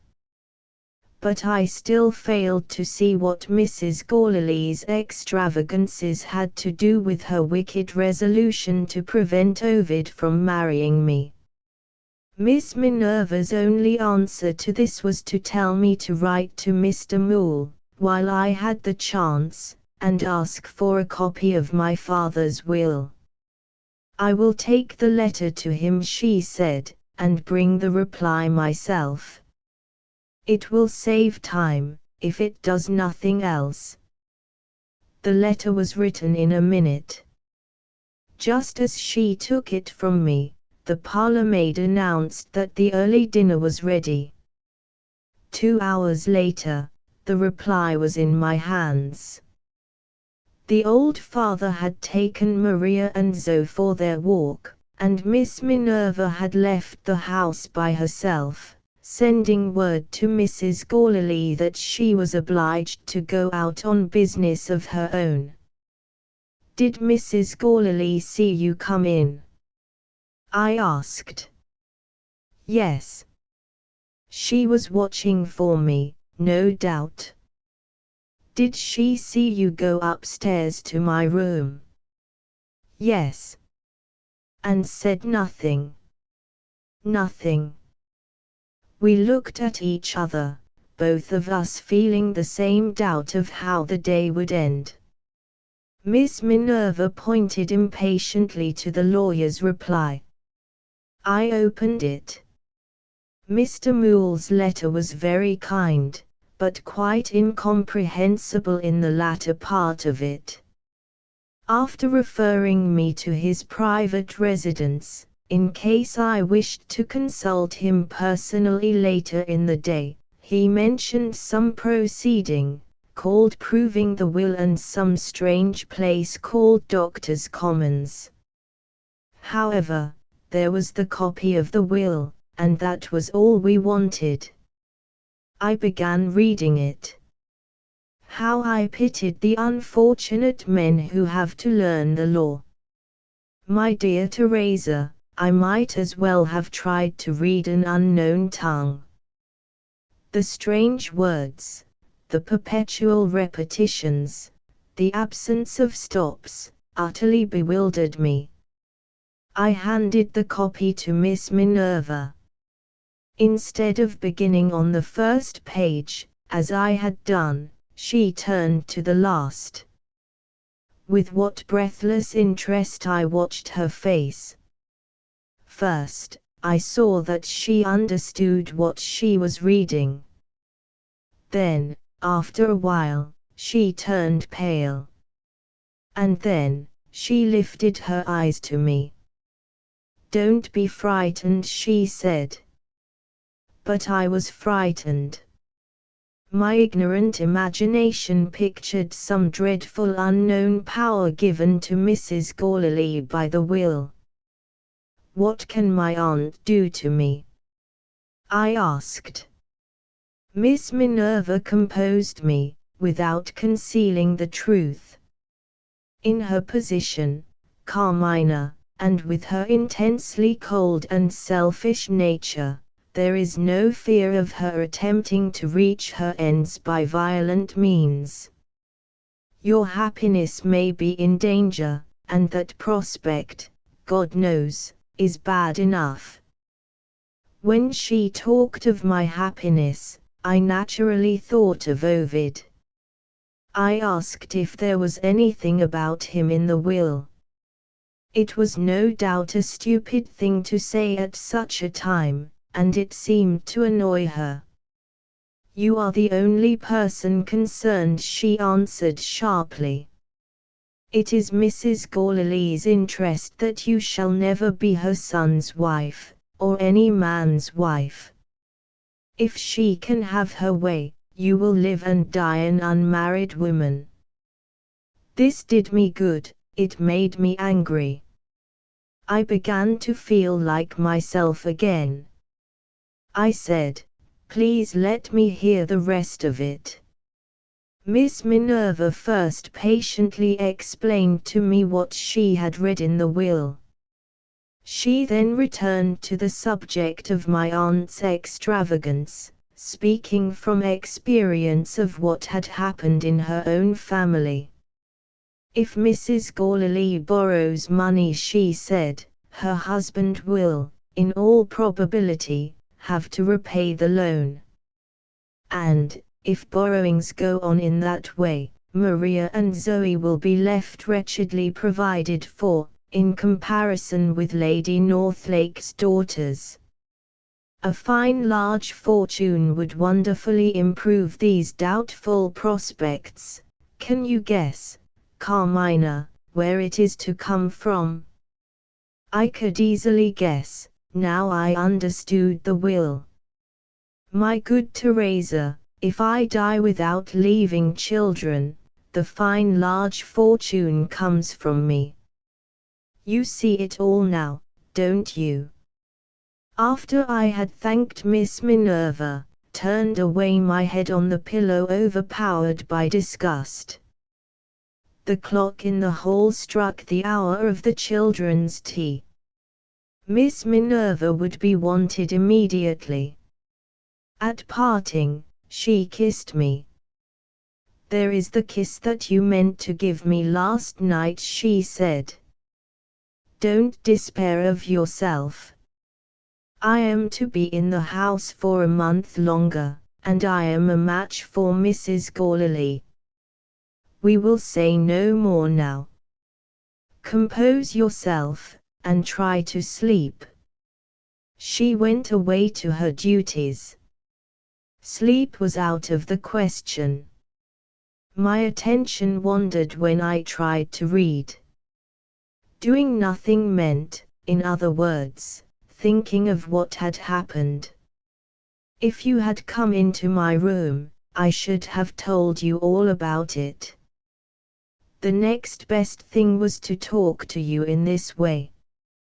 You don't know what a relief it has been to me to write these lines. The night has come, and Mrs. Gourley's cruelty has at last proved too much even for my endurance. Try not to be surprised, try not to be alarmed. If my mind tomorrow is the same as my mind tonight, I shall attempt to make my escape. I shall take refuge with Lady Northlake. Oh, if I could go to Ovid! But he is traveling in the deserts of Canada. Until his return to the coast, I can only write to him to the care of his bankers at Quebec. I should not know where to find him, when I arrived, and what a dreadful meeting, if I did find him, to be obliged to acknowledge that it is his mother who has driven me away. There will be nothing to alarm him, if I go to his mother's sister. If you could see Lady Northlake, you would feel as sure as I do that she will take my part. After writing to you, I must have fallen asleep. It was quite dark, when I was awakened by the striking of a match in my room. I looked round, expecting to see Miss Minerva. The person lighting my candle was Mrs. Gourley. She poured out the composing medicine which Mr. Null had ordered for me. I took it in silence. She sat down by the bedside. My child, she began, we are friends again now. You bear no malice, I am sure. Distrust still kept me silent. I remembered that she had watched for Miss Minerva's return, and that she had seen Miss Minerva go up to my room. The idea that she meant to be revenged on us both for having our secrets, and keeping them from her knowledge, took complete possession of my mind. "Are you feeling better?" she asked. "Yes." "Is there anything I can get for you?" "Not now, thank you." "Would you like to see Mr. Null again, before tomorrow?" "Oh, no." These were ungraciously short replies, but it cost me an effort to speak to her at all. She showed no signs of taking offense, she proceeded as smoothly as ever. "My dear Carmina, I have my faults of temper, and, with such pursuits as mine, I am not perhaps a sympathetic companion for a young girl. But I hope you believe that it is my duty and my pleasure to be a second mother to you." Yes, she did really say that. Whether I was only angry, or whether I was getting hysterical, I don't know. I began to feel an oppression in my breathing that almost choked me. There are 2 windows in my room, and one of them only was open. I was obliged to ask her to open the other. She did it, she came back, and fanned me. I submitted as long as I could, and then I begged her not to trouble herself any longer. She put down the fan, and went on with what she had to say. "I wish to speak to you about Miss Minerva. You are aware that I gave her notice, last night, to leave her situation. For your sake, I regret that I did not take this step before you came to England. My confidence in myself returned when I heard Miss Minerva spoken of in this way. I said at once that I considered her to be one of my best and truest friends. My dear child, that is exactly what I lament. This person has insinuated herself into your confidence, and she is utterly unworthy of it." Could I let those abominable words pass in silence? "Mrs. Gorley," I said, "you are cruelly wronging a woman whom I love and respect." "Mrs. Gorley," she repeated. "Do I owe it to Miss Minerva that you have left off calling me aunt? Your obstinacy, Carmina, leaves me no alternative but to speak out. If I had done my duty, I ought to have said long since, what I am going to say now. You are putting your trust in the bitterest enemy you have, an enemy who secretly hates you with the unforgiving hatred of a rival. Look back at my letter, describing what passed between Miss Minerva and me, when I went to her room, and you will know what I felt on hearing her spoken of as a rival. My sense of justice refused to believe it. But, oh, my dear old nurse, there was some deeper sense in me that said, as if in words, it is true. Mrs. Gorley went on, without mercy. I know her thoroughly, I have looked into her false heart. Nobody has discovered her but me. Charge her with it, if you like, and let her deny it if she dare. Miss Minerva is secretly in love with my son." She got up. Her object was gained, she was even with me, and with the woman who had befriended me, at last. Lie down in your bed again, she said, and think over what I have told you. In your own interests, think over it well. I was left alone. Shall I tell you what saved me from sinking under the shock? Ovid, thousands and thousands of miles away, Ovid saved me. I love him with all my heart and soul, and I do firmly believe that I know him better than I know myself. If his mother had betrayed Miss Minerva to him, as she has betrayed her to me, that unhappy woman would have had his truest pity. I am as certain of this, as I am that I see the moon, while I write, shining on my bed. Ovid would have pitied her. And I pitied her. I wrote the lines that follow, and sent them to her by the maid. In the fear that she might mistake my motives, and think me angry and jealous, I addressed her with my former familiarity by her Christian name. Last night, Francis, I ventured to ask if you loved someone who did not love you. And you answered by saying to me, "Guess who he is." My aunt has just told me that he is her son. Has she spoken the truth? I am now waiting to receive Miss Minerva's reply. For the first time since I have been in the house, my door is locked. I cannot, and will not, see Mrs. Gorley again. All her former cruelties are, as I feel it, nothing to the cruelty of her coming here when I am ill, and saying to me what she has said. The weary time passes, and still there is no reply. Is Frances angry? Or is she hesitating how to answer me, personally or by writing? No. She has too much delicacy of feeling to answer in her own person. I have only done her justice. The maid has just asked me to open the door. I have got my answer. Read it. Mrs. Gorley has spoken the truth.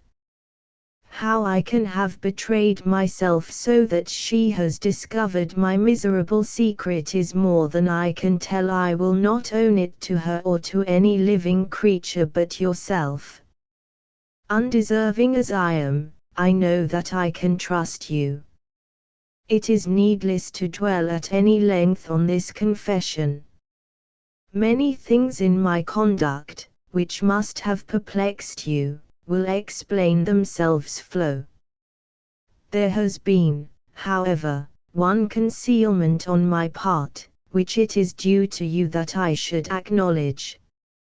If Mrs. Gorley had taken me into her confidence, I confess that my jealousy would have degraded me into becoming her accomplice.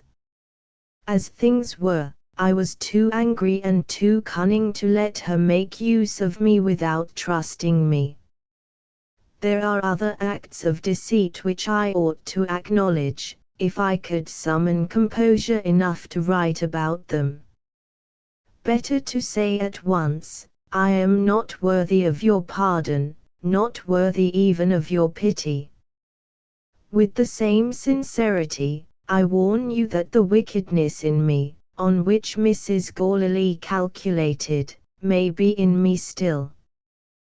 The influence of your higher and better nature, helped perhaps by that other influence of which the old priest spoke in his letter, has opened my heart to tenderness and penitence of which I never believed myself capable, has brought the burning tears into my eyes which make it a hard task to write to you.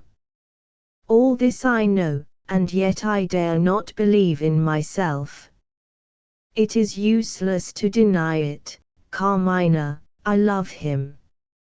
Even now, when you have found me out, I love him. Don't trust me. Oh, God, what torture it is to write it, but I do write it, I will write it, don't trust me. One thing I may say for myself. I know the utter hopelessness of that love which I have acknowledged. I know that he returns your love, and will never return mine. So let it be. I am not young, I have no right to comfort myself with hopes that I know to be vain. If one of us is to suffer, let it be that one who is used to suffering. I have never been the darling of my parents, like you. I have not been used at home to the kindness and the love that you remember. A life without sweetness and joy has well fitted me for a loveless future. And, besides, you are worthy of him, and I am not. Mrs. Gourley is wrong, Carmina, if she thinks I am your rival. I am not your rival, I never can be your rival. Believe nothing else, but, for God's sake, believe that. I have no more to say, at least no more that I can remember now. Perhaps, you shrink from remaining in the same house with me. Let me know it, and I shall be ready, I might almost say, glad, to go. Have you read her letter, Teresa? Am I wrong in feeling that this poor wounded heart has surely some claim on me? If I am wrong, oh, what am I to do? What am I to do? Chapter 8. The last lines addressed by Carmina to her old nurse were completed on the 17th of August, and were posted that night. The day that followed was memorable to Carmina, and memorable to Mrs. Gourley. Dr. Benjulia had his reasons also for remembering the 18th of August. Still in search of a means to undermine the confidence which united Ovid and Carmina, and still calling on her invention in vain, Mrs. Gourley had passed a sleepless night. Her maid, entering the room at the usual hour, was ordered to leave her in bed, and not to return until the bell rang. On ordinary occasions, Mrs. Gourley was up in time to receive the letters arriving by the first delivery, the correspondence of the other members of the household being sorted by her own hands, before it was distributed by the servant. On this particular morning, after sleeping a little through sheer exhaustion, she entered the empty breakfast room 2 hours later than usual. The letters waiting for her were addressed only to herself. She rang for the maid. "Any other letters this morning?" she asked. "2, for my master." "No more than that?" "Nothing more, except a telegram for Miss Carmina." "When did it come?" "Soon after the letters." "Have you given it to her?" "Being a telegram, I thought I ought to take it to Miss Carmina at once." "Quite right. You can go." A telegram for Carmina. Was there some private correspondence going on? And were the interests involved too important to wait for the ordinary means of communication by post? Considering these questions, Mrs. Gourley poured out a cup of tea and looked over her letters. Only one of them especially attracted her notice in her present frame of mind. The writer was Benjulia. He dispensed as usual with the customary forms of address. "I have had a letter about Ovid, from a friend of mine in Canada." There is an allusion to him of the complimentary sort, which I don't altogether understand. I want to ask you about it, but I can't spare the time to go visiting. So much the better for me. I hate conversation, and I like work. You have got your carriage, and your fine friends are out of town. If you want a drive, come to me, and bring your last letters from Ovid with you. Mrs. Gourley decided on considering this characteristic proposal later in the day. Her first and foremost interest took her upstairs to her niece's room. Carmina had left her bed. Robed in her white dressing gown, she lay on the sofa in the sitting room. When her aunt came in, she started and shuddered. Those signs of nervous aversion escaped the notice of Mrs. Gourley. Her attention had been at once attracted by a travelling bag, opened as if in preparation for packing. The telegram lay on Carmina's lap. The significant connection between those two objects asserted itself plainly. But it was exactly the opposite of the connection suspected by Mrs. Gourley. The telegram had prevented Carmina from leaving the house. Mrs. Gourley paved the way for the necessary investigation, by making a few commonplace inquiries. How had Carmina passed the night?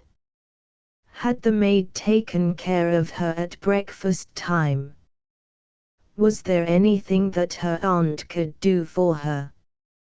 Carmina replied with a reluctance which she was unable to conceal. Mrs. Gourley passed over the cold reception accorded to her without remark, and pointed with a bland smile to the telegram. "No bad news, I hope?" Carmina handed the telegram silently to her aunt. The change of circumstances which the arrival of the message had produced, made concealment superfluous. Mrs. Gourley opened the telegram, keeping her suspicions in reserve. It had been sent from Rome by the old foreign woman, named Teresa, and it contained these words: "My husband died this morning. Expect me in London from day to day." "Why is this person coming to London?" Mrs. Gourley inquired. Stung by the insolent composure of that question, Carmina answered sharply, "Her name is on the telegram, you ought to know." "Indeed," said Mrs. Gourley. "Perhaps she likes London." "She hates London. You have had her in the house, you have seen us together. Now she has lost her husband, do you think she can live apart from the one person in the world whom she loves best?" "My dear, these matters of mere sentiment escape my notice," Mrs. Gourley rejoined. "It's an expensive journey from Italy to England." "What was her husband?" "Her husband was foreman in a manufactory till his health failed him." And then Mrs. Gourley concluded, "The money failed him, of course." "What did he manufacture?" "Artists' colours." "Oh, an artist's colourman.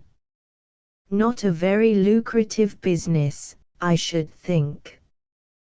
"Has his widow any resources of her own?" "My purse is hers." "Very generous, I am sure. Even the humblest lodgings are dear in this neighborhood. However, with your assistance, your old servant may be able to live somewhere near you." Having settled the question of Teresa's life in London in this way, Mrs. Gourley returned to the prime object of her suspicion. She took possession of the traveling bag. Carmina looked at her with the submission of utter bewilderment. Teresa had been the companion of her life. Teresa had been received as her attendant, when she was first established under her aunt's roof. She had assumed that her nurse would become a member of the household again, as a matter of course. With Teresa to encourage her, she had summoned the resolution to live with Ovid's mother, until Ovid came back. And now she had been informed, in words too plain to be mistaken, that Teresa must find a home for herself when she returned to London. Surprise, disappointment, indignation held Carmina speechless. "This thing," Mrs. Gourley proceeded, holding up the bag, "will only be in your way here. I will have it put with our own bags and boxes, in the lumber room. And, by the by, I fancy you don't quite understand, naturally enough, at your age, our relative positions in this house. My child, the authority of your late father is the authority which your guardian holds over you. I hope never to be obliged to exercise it, especially, if you will be good enough to remember two things. I expect you to consult me in your choice of companions, and to wait for my approval before you make arrangements which, well, let us say, which require the bag to be removed from the lumber room." Without waiting for a reply, she turned to the door. After opening it, she paused, and looked back into the room. "Have you thought of what I told you, last night?" she asked. Sorely as they had been tried, Carmina's energies rallied at this. "I have done my best to forget it," she answered. "At Miss Minerva's request." Carmina took no notice of the question. Mrs. Gourley persisted. "Have you had any communication with that person?" There was still no reply. Preserving her temper, Mrs. Gourley stepped out on the landing, and called to Miss Minerva. The governess answered from the upper floor. "Please come down here," said Mrs. Galilee. Miss Minerva obeyed. Her face was paler than usual, her eyes had lost something of their piercing brightness. She stopped outside Carmina's door. Mrs. Gourley requested her to enter the room.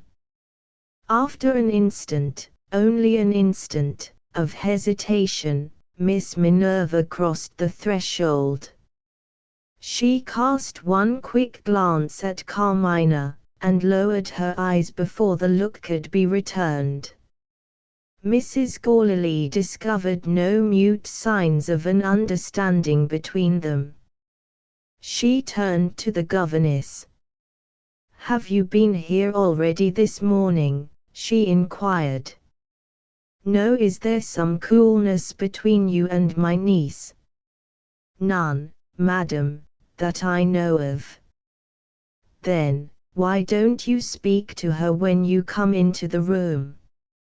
"Miss Carmina has been ill. I see her resting on the sofa, and I am unwilling to disturb her." "Not even by saying good morning?" "Not even that." "You are exceedingly careful, Miss Minerva." "I have had some experience of sick people, and I have learned to be careful." "May I ask if you have any particular reason for calling me downstairs?" Mrs. Gourley prepared to put her niece and her governess to the final test. I wish you to suspend the children's lesson for an hour or two, she answered. Certainly. Shall I tell them? No, I will tell them myself. What do you wish me to do? Said Miss Minerva. I wish you to remain here with my niece. If Mrs. Gourley, after answering in those terms, had looked at her niece, instead of looking at her governess, she would have seen Carmina, distrustful of her own self-control, move on the sofa so as to turn her face to the wall. As it was, Miss Minerva's attitude and look silently claimed some explanation. Mrs. Gourley addressed her in a whisper. Let me say a word to you at the door. Miss Minerva followed her to the landing outside. Carmina turned again, listening anxiously. I am not at all satisfied with her looks this morning, Mrs. Gourley proceeded, and I don't think it right she should be left alone. My household duties must be attended to. Will you take my place at the sofa, until Mr. Null comes? Now she thought, if there is jealousy between them, I shall see it. She saw nothing. The governess quietly bowed to her, and went back to Carmina. She heard nothing, although the half-closed door gave her opportunities for listening. Ignorant, she had entered the room. Ignorant, she left it. Carmina lay still and silent. With noiseless step, Miss Minerva approached the sofa, and stood by it, waiting. Neither of them lifted her eyes, the one to the other. The woman suffered her torture in secret. The girl's sweet eyes filled slowly with tears. One by one the minutes of the morning passed, not many in number, before there was a change. In silence, Carmina held out her hand. In silence, Miss Minerva took it and kissed it. Chapter 6. Mrs. Gourley saw her housekeeper as usual, and gave her orders for the day. If there is anything forgotten, she said, I must leave it to you. For the next hour or two, don't let me be disturbed. Some of her letters of the morning were still unread, others required immediate acknowledgement. She was not as ready for her duties as usual. For once, the most unendurably industrious of women was idle, and sat thinking. Even her unimaginative nature began to tremble on the verge of superstition. Twice had the subtle force of circumstances defeated her, in the attempt to meddle with the contemplated marriage of her son. By means of the music master, she had planned to give Ovid jealous reasons for doubting Carmina, and she had failed. By means of the governess, she had planned to give Carmina jealous reasons for doubting Ovid, and she had failed.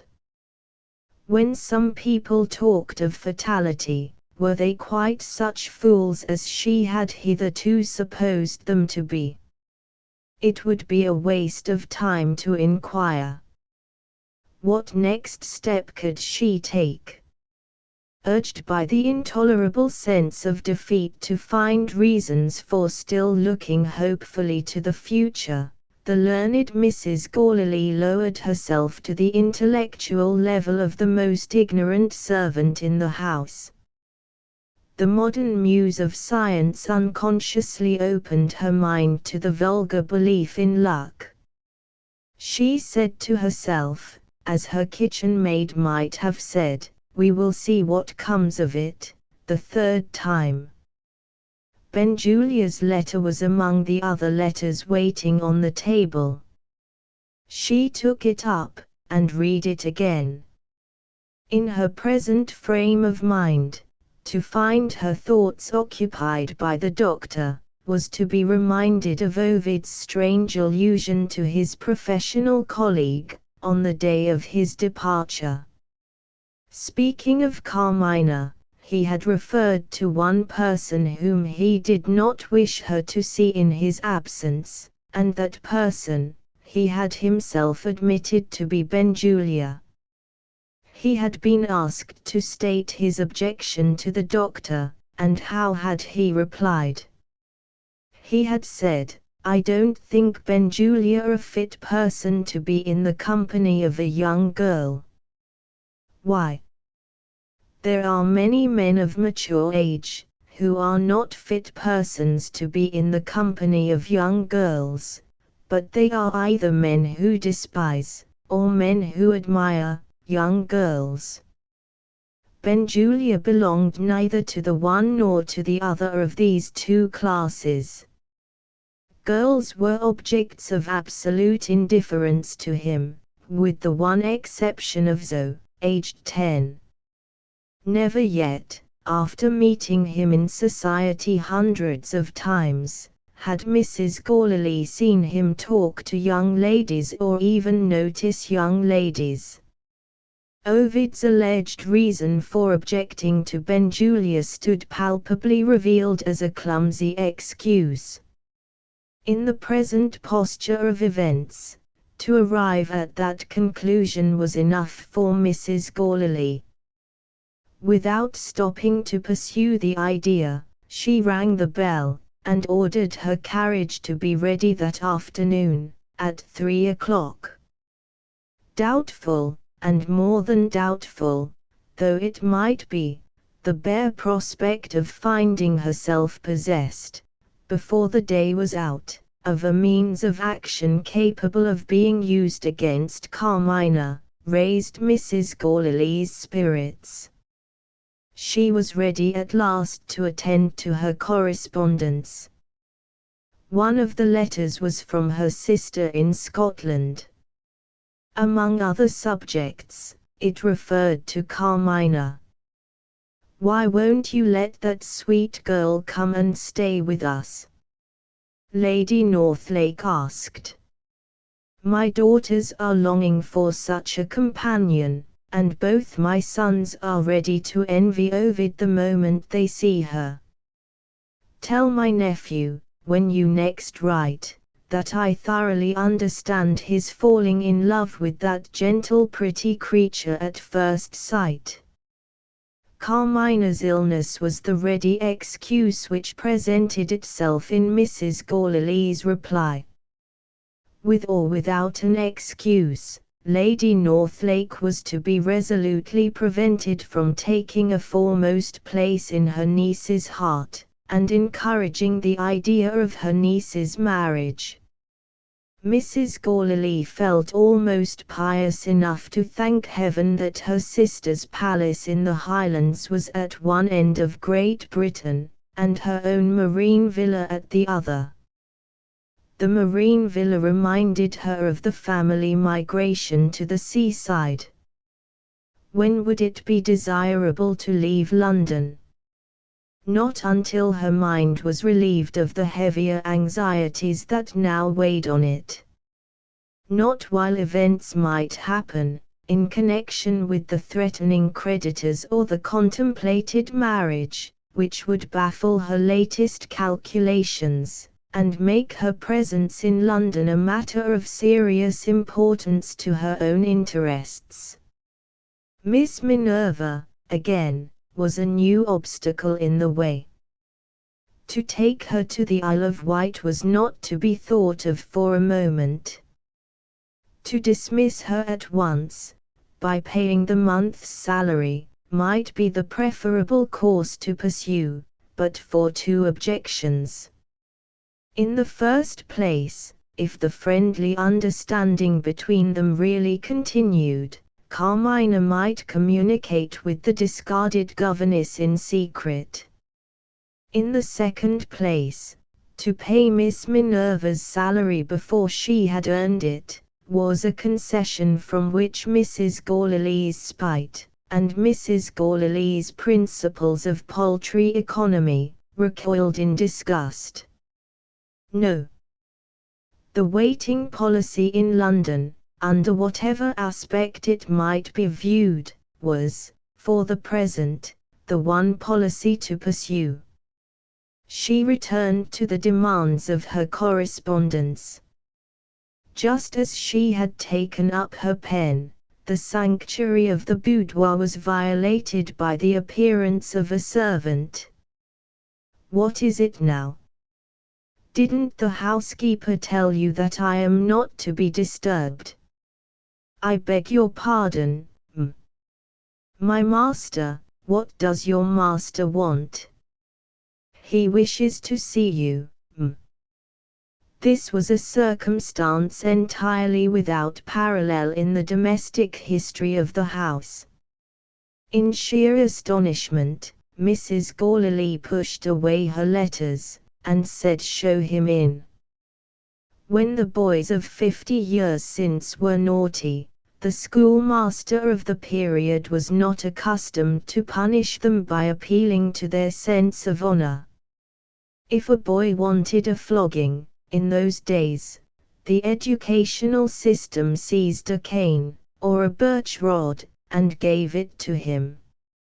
Mr. Gourley entered his wife's room, with the feelings which had once animated him, on entering the schoolmaster's study to be caned.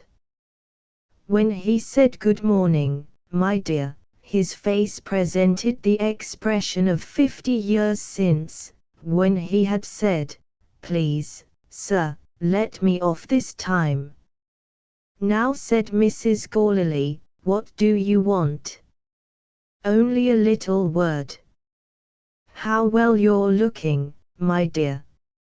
After a sleepless night, followed by her defeat in Carmina's room, Mrs. Gourley looked, and knew that she looked, ugly and old.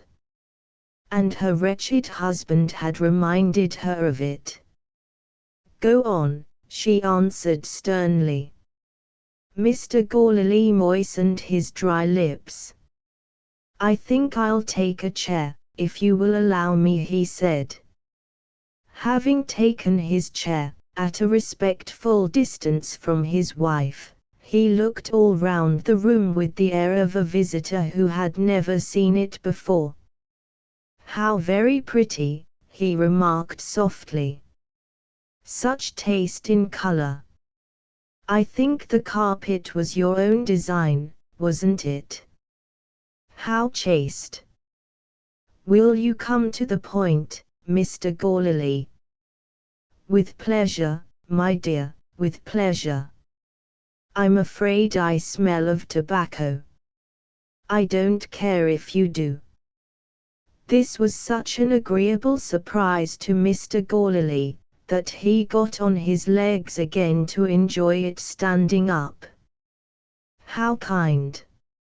Really now, how kind."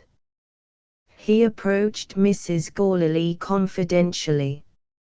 "And do you know, my dear, it was one of the most remarkable cigars I ever smoked." Mrs. Gourley laid down her pen, and eyed him with an annihilating frown.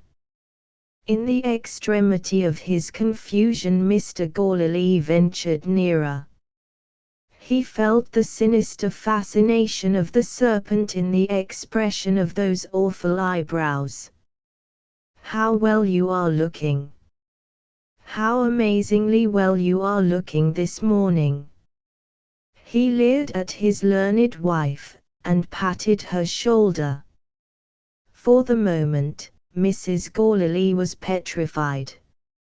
At his time of life, was this fat and feeble creature approaching her with conjugal endearments?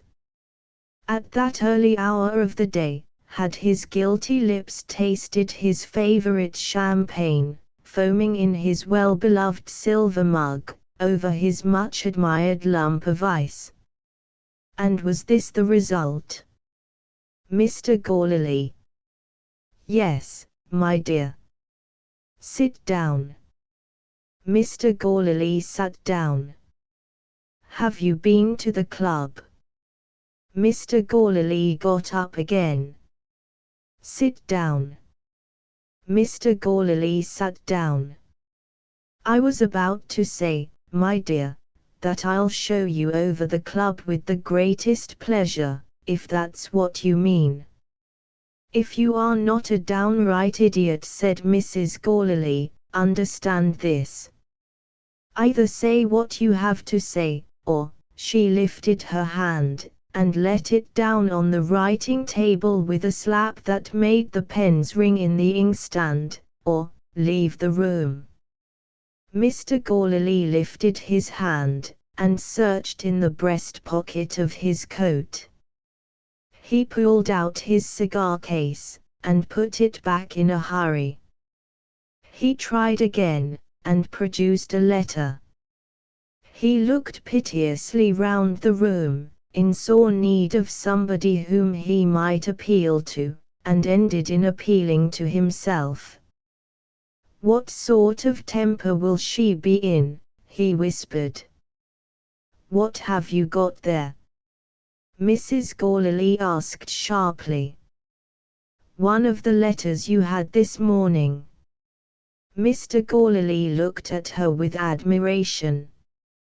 Wonderful woman, he said. Nothing escapes her. Allow me, my dear. He rose and presented the letter, as if he was presenting a petition. Mrs. Gourley snatched it out of his hand. Mr. Gourley went softly back to his chair, and breathed a devout ejaculation. Oh, Lord!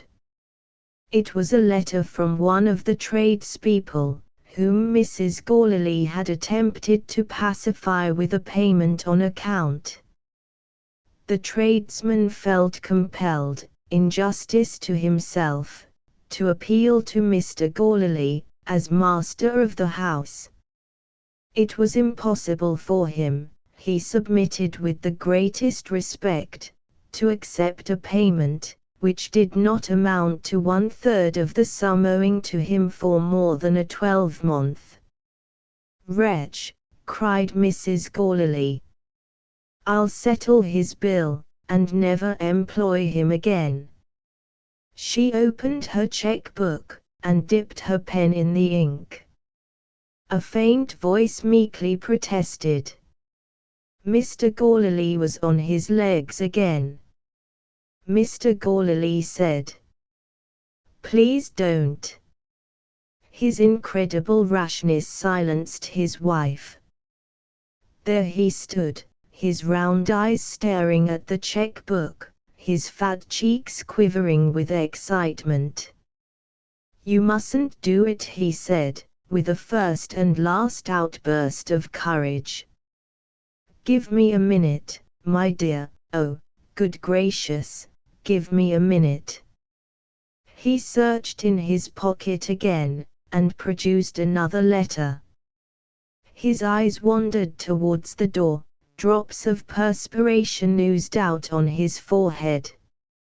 He laid the second letter on the table, he looked at his wife, and ran out of the room. Mrs. Gourley opened the second letter. Another dissatisfied tradesman. No, creditors far more formidable than the grocer and the butcher. An official letter from the bankers, informing Mr. Gourley that the account was overdrawn. She seized her passbook, and her paper of calculations. Never yet had her rigid arithmetic committed an error. Column by column she revised her figures, and made the humiliating discovery of her first mistake.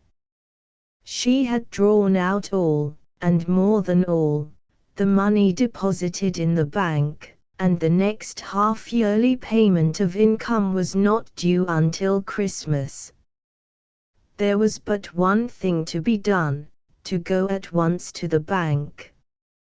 If Ovid had not been in the wilds of Canada, Mrs. Gorley would have made her confession to him without hesitation. As it was, the servant called a cab, and she made her confession to the bankers. The matter was soon settled to her satisfaction. It rested, exactly as Miss Minerva had anticipated, with Mr. Gorley. In the house, he might abdicate his authority to his heart's content. Out of the house, in matters of business, he was master still. His investments represented excellent security. He had only to say how much he wanted to borrow, and to sign certain papers, and the thing was done. Mrs. Gorley went home again, with her pecuniary anxieties at rest for the time. The carriage was waiting for her at the door. Should she fulfill her intention of visiting Benjulia? She was not a person who readily changed her mind, and, besides, after the troubles of the morning, the drive into the country would be a welcome relief. Hearing that Mr. Gorley was still at home, she looked in at the smoking room. Unerring instinct told her where to find her husband, under present circumstances. There he was, enjoying his cigar in comfort, with his coat off and his feet on a chair. She opened the door. "I want you, this evening," she said, and shut the door again, leaving Mr. Gorley suffocated by a mouthful of his own smoke. Before getting into the carriage, she only waited to restore her face with a flush of health, from Paris, modified by a sprinkling of pallor, from London. Benjulia's humour was essentially an uncertain humour. It might be necessary to fascinate the doctor. Chapter XXX. The complimentary allusion to Ovid, which Benjulia had not been able to understand, was contained in a letter from Mr. Morphew, and was expressed in these words: "Let me sincerely thank you for making us acquainted with Mr. Ovid Vere. Now that he has left us, we really feel as if we had said goodbye to an old friend. I don't know when I have met with such a perfectly unselfish man, and I say this, speaking from experience of him. In my unavoidable absence, he volunteered to attend a serious case of illness, accompanied by shocking circumstances, and this at a time when, as you know, his own broken health forbids him to undertake any professional duty. While he could preserve the patient's life, and he did wonders, in this way, he was every day at the bedside, taxing his strength in the service of a perfect stranger. I fancy I see you, with your impatience of letter writing at any length, looking to the end. Don't be alarmed. I am writing to your brother Lemuel by this mail, and I have little time to spare. Was this serious case of illness, described as being accompanied by shocking circumstances, a case of disease of the brain? There was the question, proposed by Benjulia's inveterate suspicion of Ovid. The bare doubt cost him the loss of a day's work.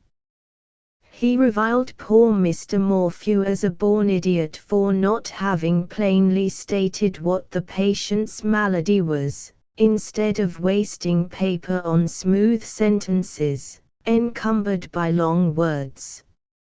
If Ovid had alluded to his Canadian patient in his letters to his mother, His customary preciseness of language might be trusted to relieve Benjulia's suspense.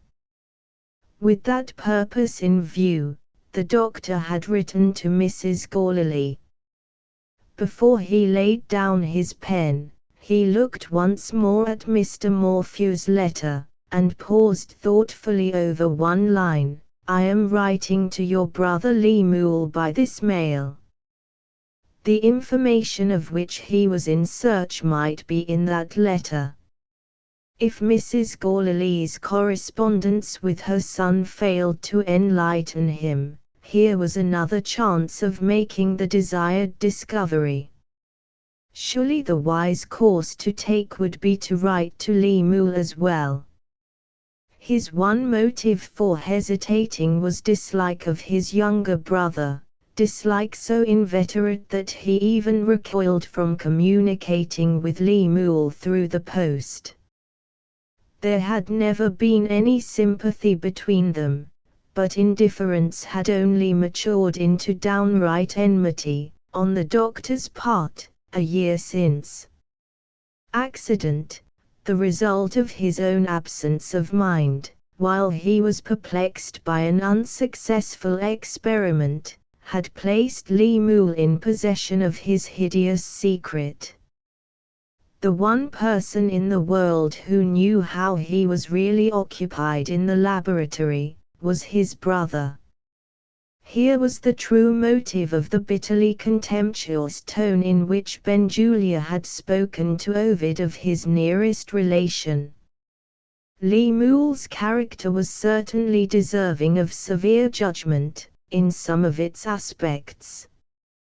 In his hours of employment, as clerk in the office of a London publisher, he steadily and punctually performed the duties entrusted to him. In his hours of freedom, his sensual instincts got the better of him, and his jealous wife had her reasons for complaint. Among his friends, he was the subject of a wide diversity of opinion. Some of them agreed with his brother in thinking him little better than a fool. Others suspected him of possessing natural abilities, but of being too lazy, perhaps too cunning, to exert them.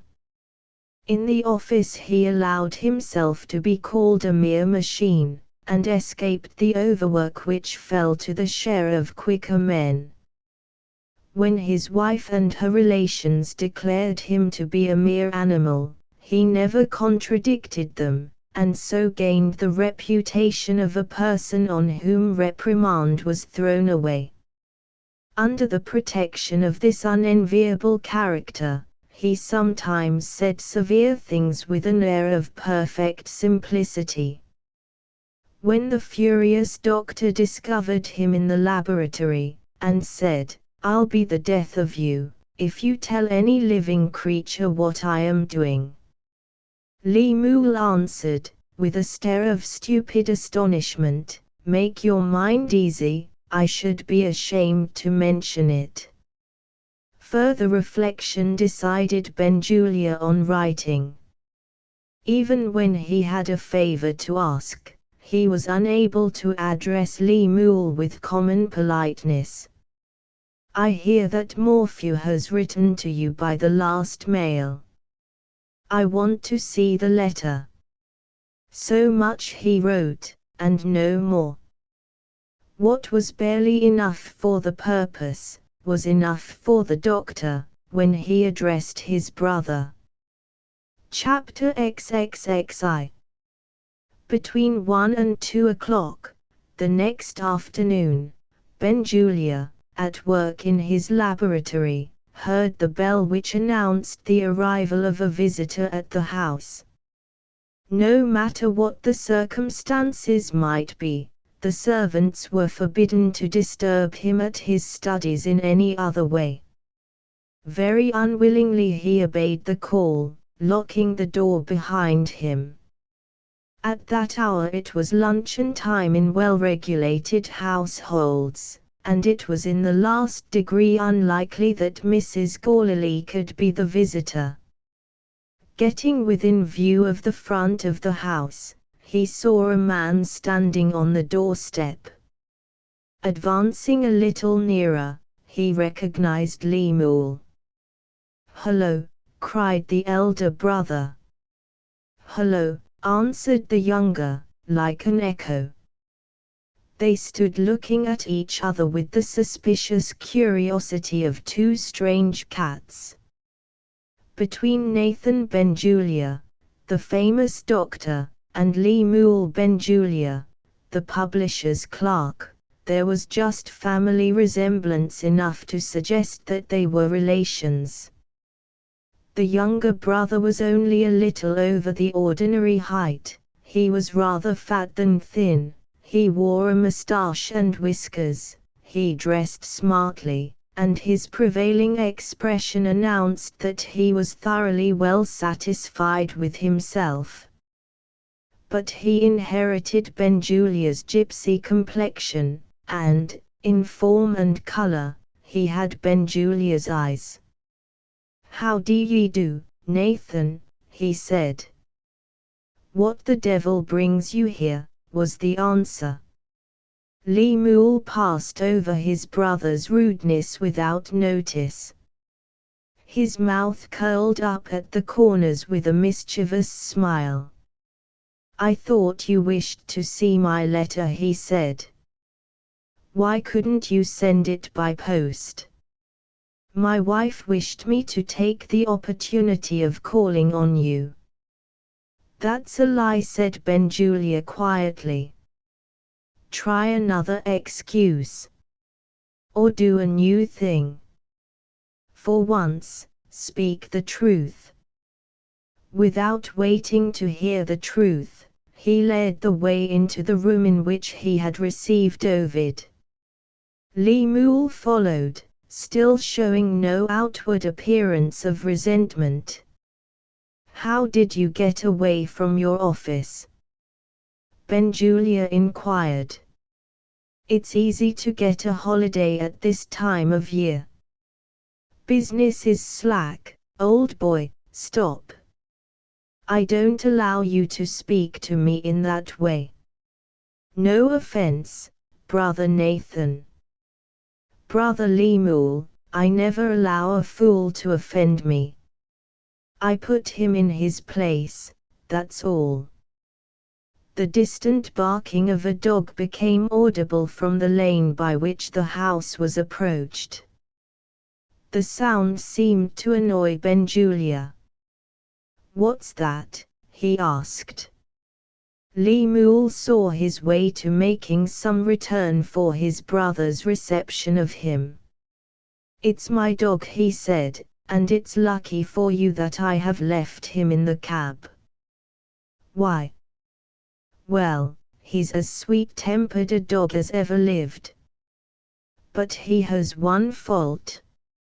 He doesn't take kindly to scientific gentlemen in your line of business."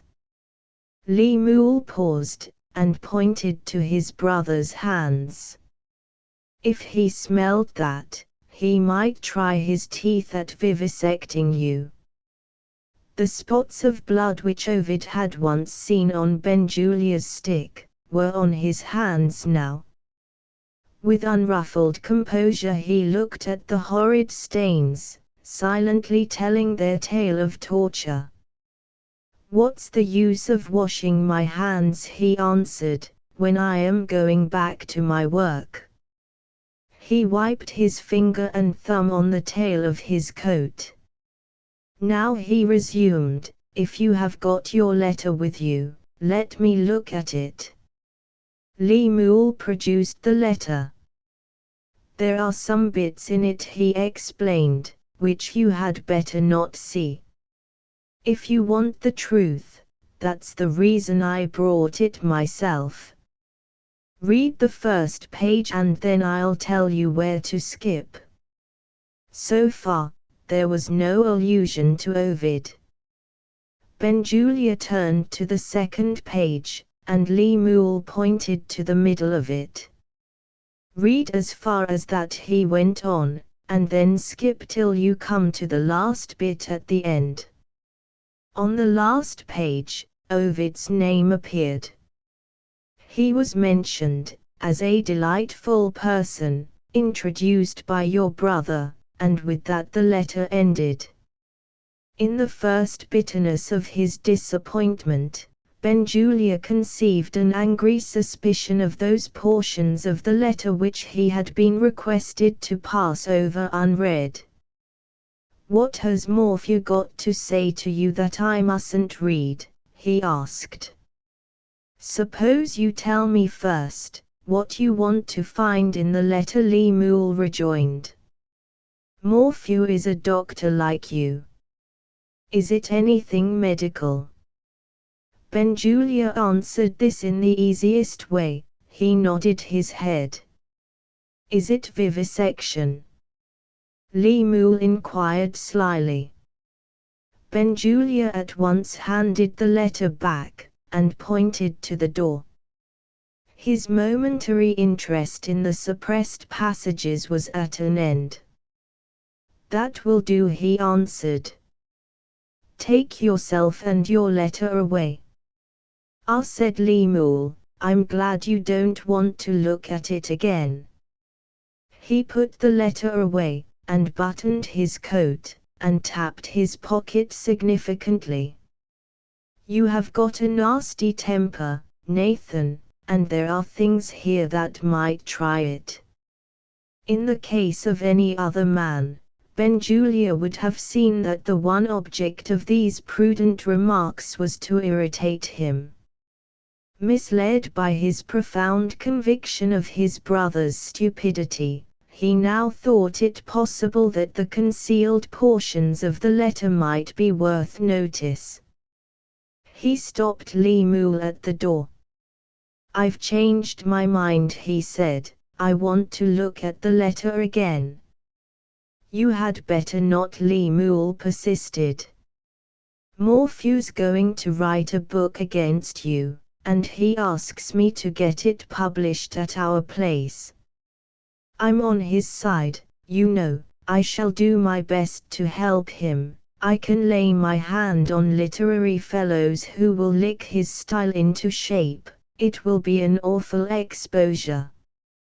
Benjulia still held out his hand.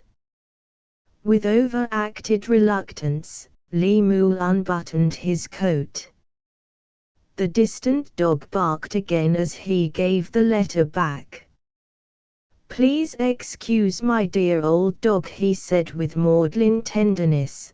"The poor dumb animal seems to know that I'm taking his side in the controversy.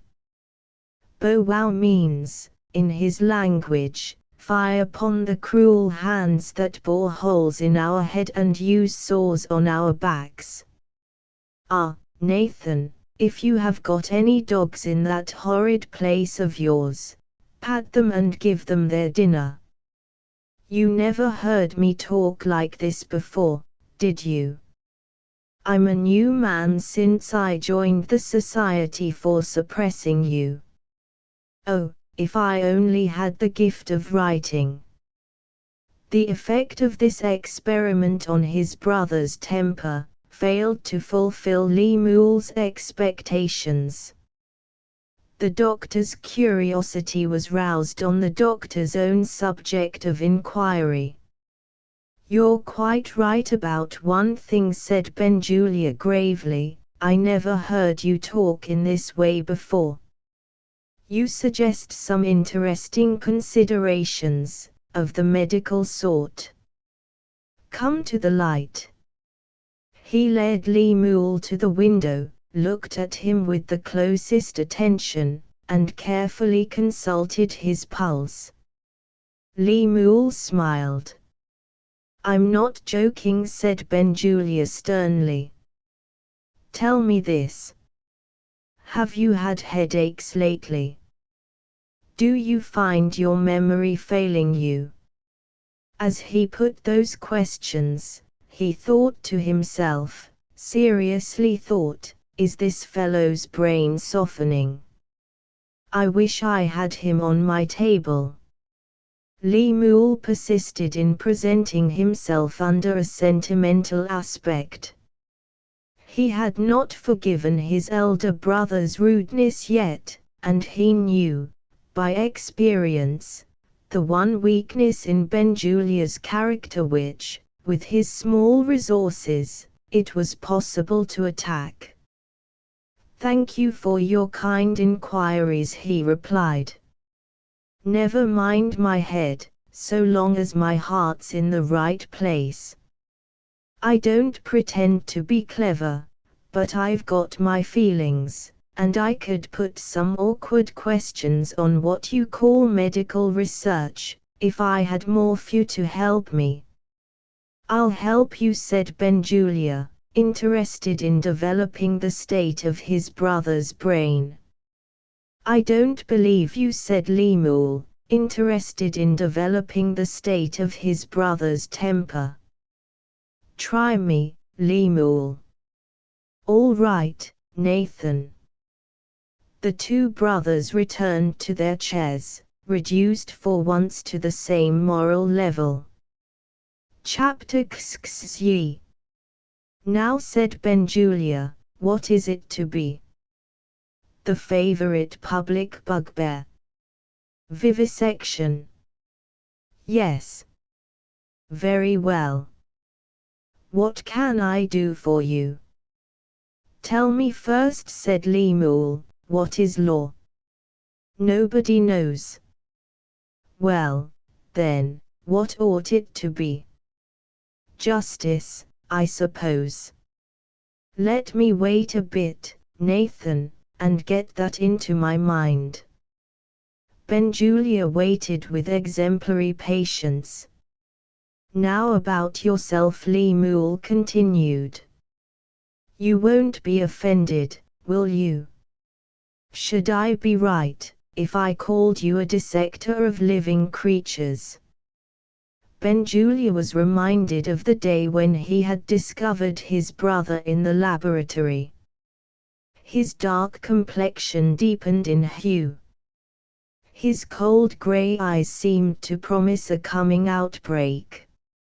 Lemuel went on. "Does the law forbid you to make your experiments on a man?" he asked. "Of course it does." "Why doesn't the law forbid you to make your experiments on a dog?" Benjulia's face cleared again. The one penetrable point in his ironclad nature had not been reached yet.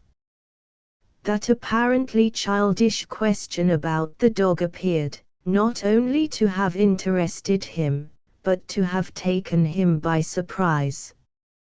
His attention wandered away from his brother.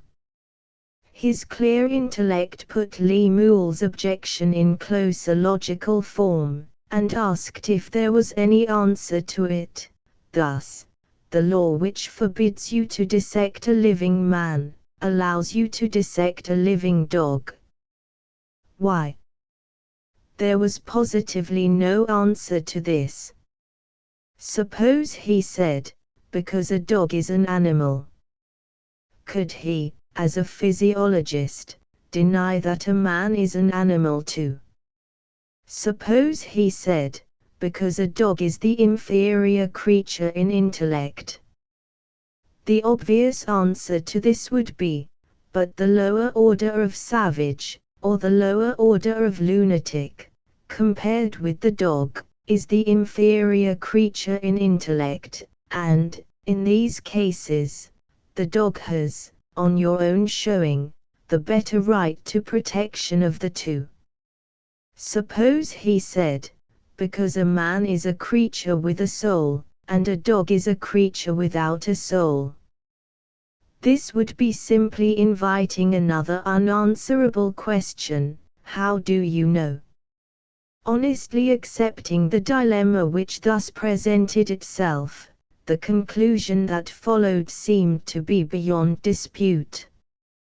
If the law, in the matter of vivisection, asserts the principle of interference, the law has barred its right to place arbitrary limits on its own action. If it protects any living creatures, it is bound, in reason and in justice, to protect all. Well, said Lemuel, am I to have an answer? I'm not a lawyer. With this convenient reply, Benjulia opened Mr. Morphew's letter, and read the forbidden part of it, which began on the second page. There he found the very questions with which his brother had puzzled him, followed by the conclusion at which he had himself arrived. You interpreted the language of your dog just now, he said quietly to Lemuel, and I naturally supposed your brain might be softening. Such as it is, I perceive that your memory is in working order. Accept my excuses for feeling your pulse. You have ceased to be an object of interest to me. He returned to his reading. Lemuel watched him, still confidently waiting for results. The letter proceeded in these terms: your employer may perhaps be inclined to publish my work, if I can satisfy him that it will address itself to the general reader. We all know what are the false pretenses, under which English physiologists practice their cruelties. I want to expose those false pretenses in the simplest and plainest way, by appealing to my own experience as an ordinary working member of the medical profession. Take the pretense of increasing our knowledge of the curative action of poisons, by trying them on animals. The very poisons, the action of which dogs and cats have been needlessly tortured to demonstrate, I have successfully used on my human patients in the practice of a lifetime. I should also like to ask what proof there is that the effect of a poison on an animal may be trusted to inform us, with certainty, of the effect of the same poison on a man. To quote two instances only which justify doubt, and to take birds this time, by way of a change, a pigeon will swallow opium enough to kill a man, and will not be in the least affected by it, and parsley, which is an innocent herb in the stomach of a human being, is deadly poison to a parrot. I should deal in the same way, with the other pretense, of improving our practice of surgery by experiment on living animals. Not long since, I saw the diseased leg of a dog cut off at the hip joint. When the limb was removed, not a single vessel bled. Try the same operation on a man, and 12 or 15 vessels must be tied as a matter of absolute necessity. Again, we are told by a great authority that the baking of dogs in ovens has led to new discoveries in treating fever. I have always supposed that the heat, in fever, is not a cause of disease, but a consequence. However, let that be, and let us still stick to experience. Has this infernal cruelty produced results which help us to cure scarlet fever? Our bedside practice tells us that scarlet fever runs its course as it always did. I can multiply such examples as these by hundreds when I write my book. Briefly stated, you now have the method by which I propose to drag the scientific English savage from his shelter behind the medical interests of humanity, and to show him in his true character, as plainly as the scientific foreign savage shows himself of his own accord.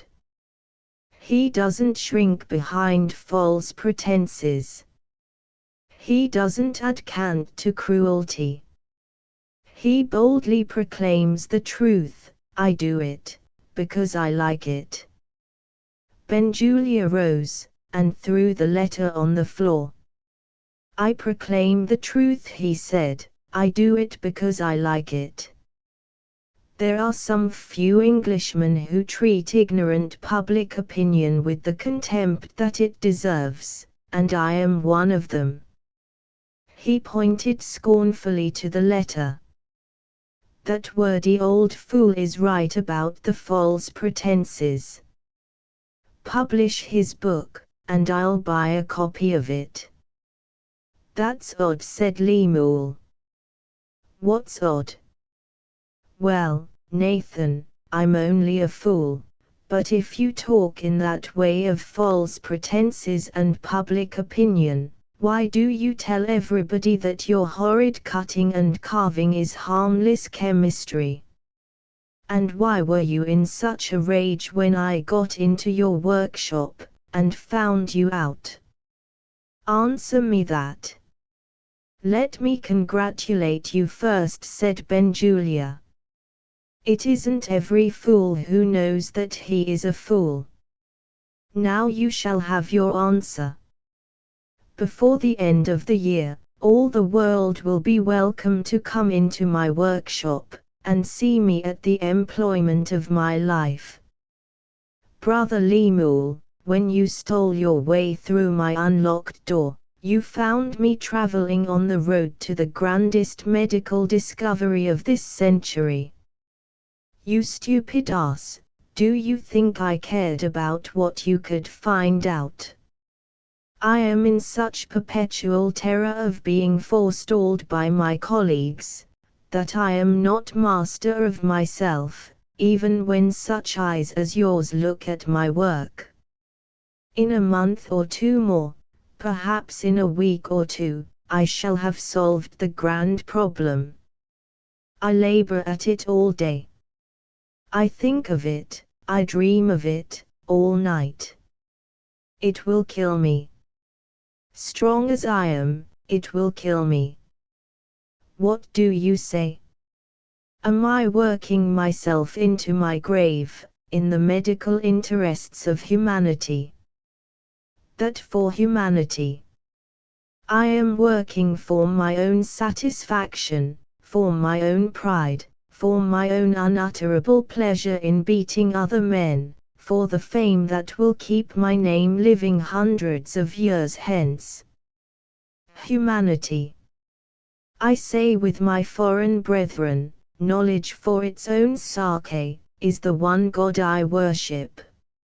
Knowledge is its own justification and its own reward. The roaring mob follows us with its cry of cruelty. We pity their ignorance. Knowledge sanctifies cruelty. The old anatomist stole dead bodies for knowledge. In that sacred cause, if I could steal a living man without being found out, I would tie him on my table, and grasp my grand discovery in days, instead of months. Where are you going? What? You're afraid to be in the same room with me. A man who can talk as I do, is a man who would stick at nothing. Is that the light in which you lower order of creatures look at us? Look a little higher, and you will see that a man who talks as I do is a man set above you by knowledge. Exert yourself, and try to understand me. Have I no virtues, even from your point of view? Am I not a good citizen? Don't I pay my debts? Don't I serve my friends? You miserable creature, you have had my money when you wanted it. Look at that letter on the floor. The man mentioned in it is one of those colleagues whom I distrust. I did my duty by him for all that. I gave him the information he wanted, I introduced him to a friend in a land of strangers. Have I no feeling, as you call it? My last experiments on a monkey horrified me. His cries of suffering, his gestures of entreaty, were like the cries and gestures of a child. I would have given the world to put him out of his misery. But I went on. In the glorious cause I went on. My hands turned cold, my heart ached, I thought of a child I sometimes play with, I suffered, I resisted, I went on.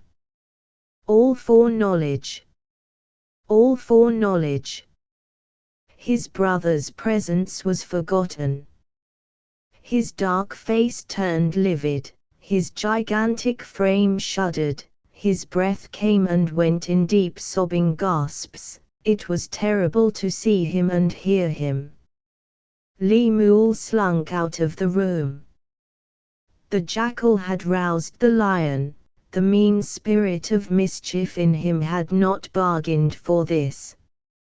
I begin to believe in the devil, he said to himself when he got to the house door.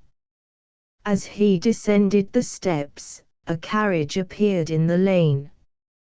A footman opened the gate of the enclosure.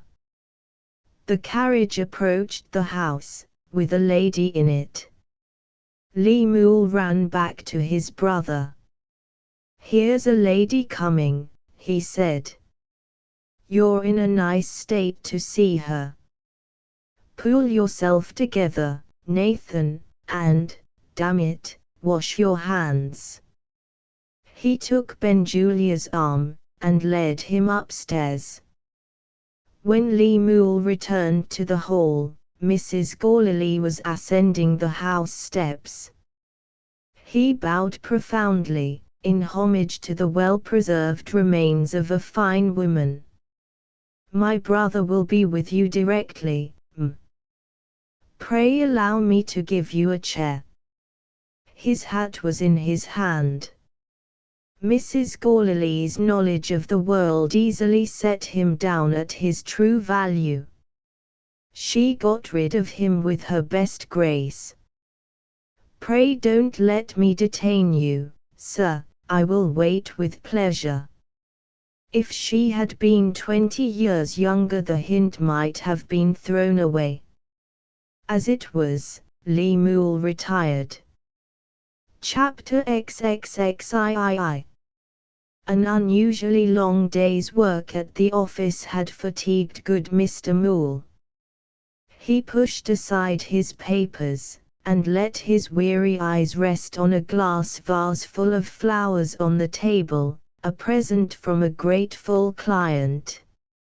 As a man, he enjoyed the lovely colors of the nosegay. As a botanist, he lamented the act which had cut the flowers from their parent stems, and doomed them to a premature death. "I should not have had the heart to do it myself," he thought, "but tastes differ." The office boy came into the room, with a visiting card in his hand. "I'm going home to dinner," said Mr. Moole. "The person must call tomorrow." The boy laid the card on the table. The person was Mrs. Gorley. Mrs. Gorley, at 7 o'clock in the evening. Mrs. Gorley, without a previous appointment by letter. Mr. Moole trembled under the apprehension of some serious family emergency, in imminent need of legal interference. He submitted as a matter of course. "Show the lady in." Before a word had passed between them, the lawyer's mind was relieved. Mrs. Gorley shone on him with her sweetest smiles, pressed his hand with her friendliest warmth, admired the nosegay with her readiest enthusiasm. "Quite perfect," she said, "especially the pansy. The round flat edge, Mr. Moole, the upper petals perfectly uniform, there is a flower that defies criticism. I long to dissect it." Mr. Moole politely resigned the pansy to dissection, murderous mutilation, he would have called it, in the case of one of his own flowers, and waited to hear what his learned client might have to say to him. "I am going to surprise you," Mrs. Gourley announced. "No, to shock you." "No, even that is not strong enough. Let me say, to horrify you." Mr. Moole's anxieties returned, complicated by confusion. The behavior of Mrs. Gourley exhibited the most unaccountable contrast to her language. She showed no sign of those strong emotions to which she had alluded. "How am I to put it?" she went on, with a transparent affectation of embarrassment. "Shall I call it a disgrace to our family?" Mr. Moole started. Mrs. Gourley entreated him to compose himself. She approached the inevitable disclosure by degrees. "I think," she said, "you have met Dr. Benjulia at my house." "I have had that honor, Mrs. Gourley." "Not a very sociable person, if I may venture to say so." "Downright rude, Mr. Moole, on some occasions." "But that doesn't matter now. I have just been visiting the doctor." Was this visit connected with the disgrace to the family? Mr. Moole ventured to put a question. "Dr. Benjulia is not related to you, is he?" "Not the least in the world." "Please don't interrupt me again. I am, so to speak, laying a train of circumstances before you, and I might leave one of them out. When Dr. Benjulia was a young man, I am returning to my train of circumstances, Mr. Moole, he was at Rome, pursuing his professional studies. I have all this, mind, straight from the doctor himself. At Rome, he became acquainted with my late brother, after the period of his unfortunate marriage." Stop. I have failed to put it strongly enough again. I ought to have said, his disgraceful marriage. Really, Mrs. Gourley, Mr. Moole. I beg your pardon, Don't mention it. The next circumstance is ready in my mind. One of the doctor's fellow students, described as being personally an irresistible man, was possessed of abilities which even attracted our unsociable Benjulia.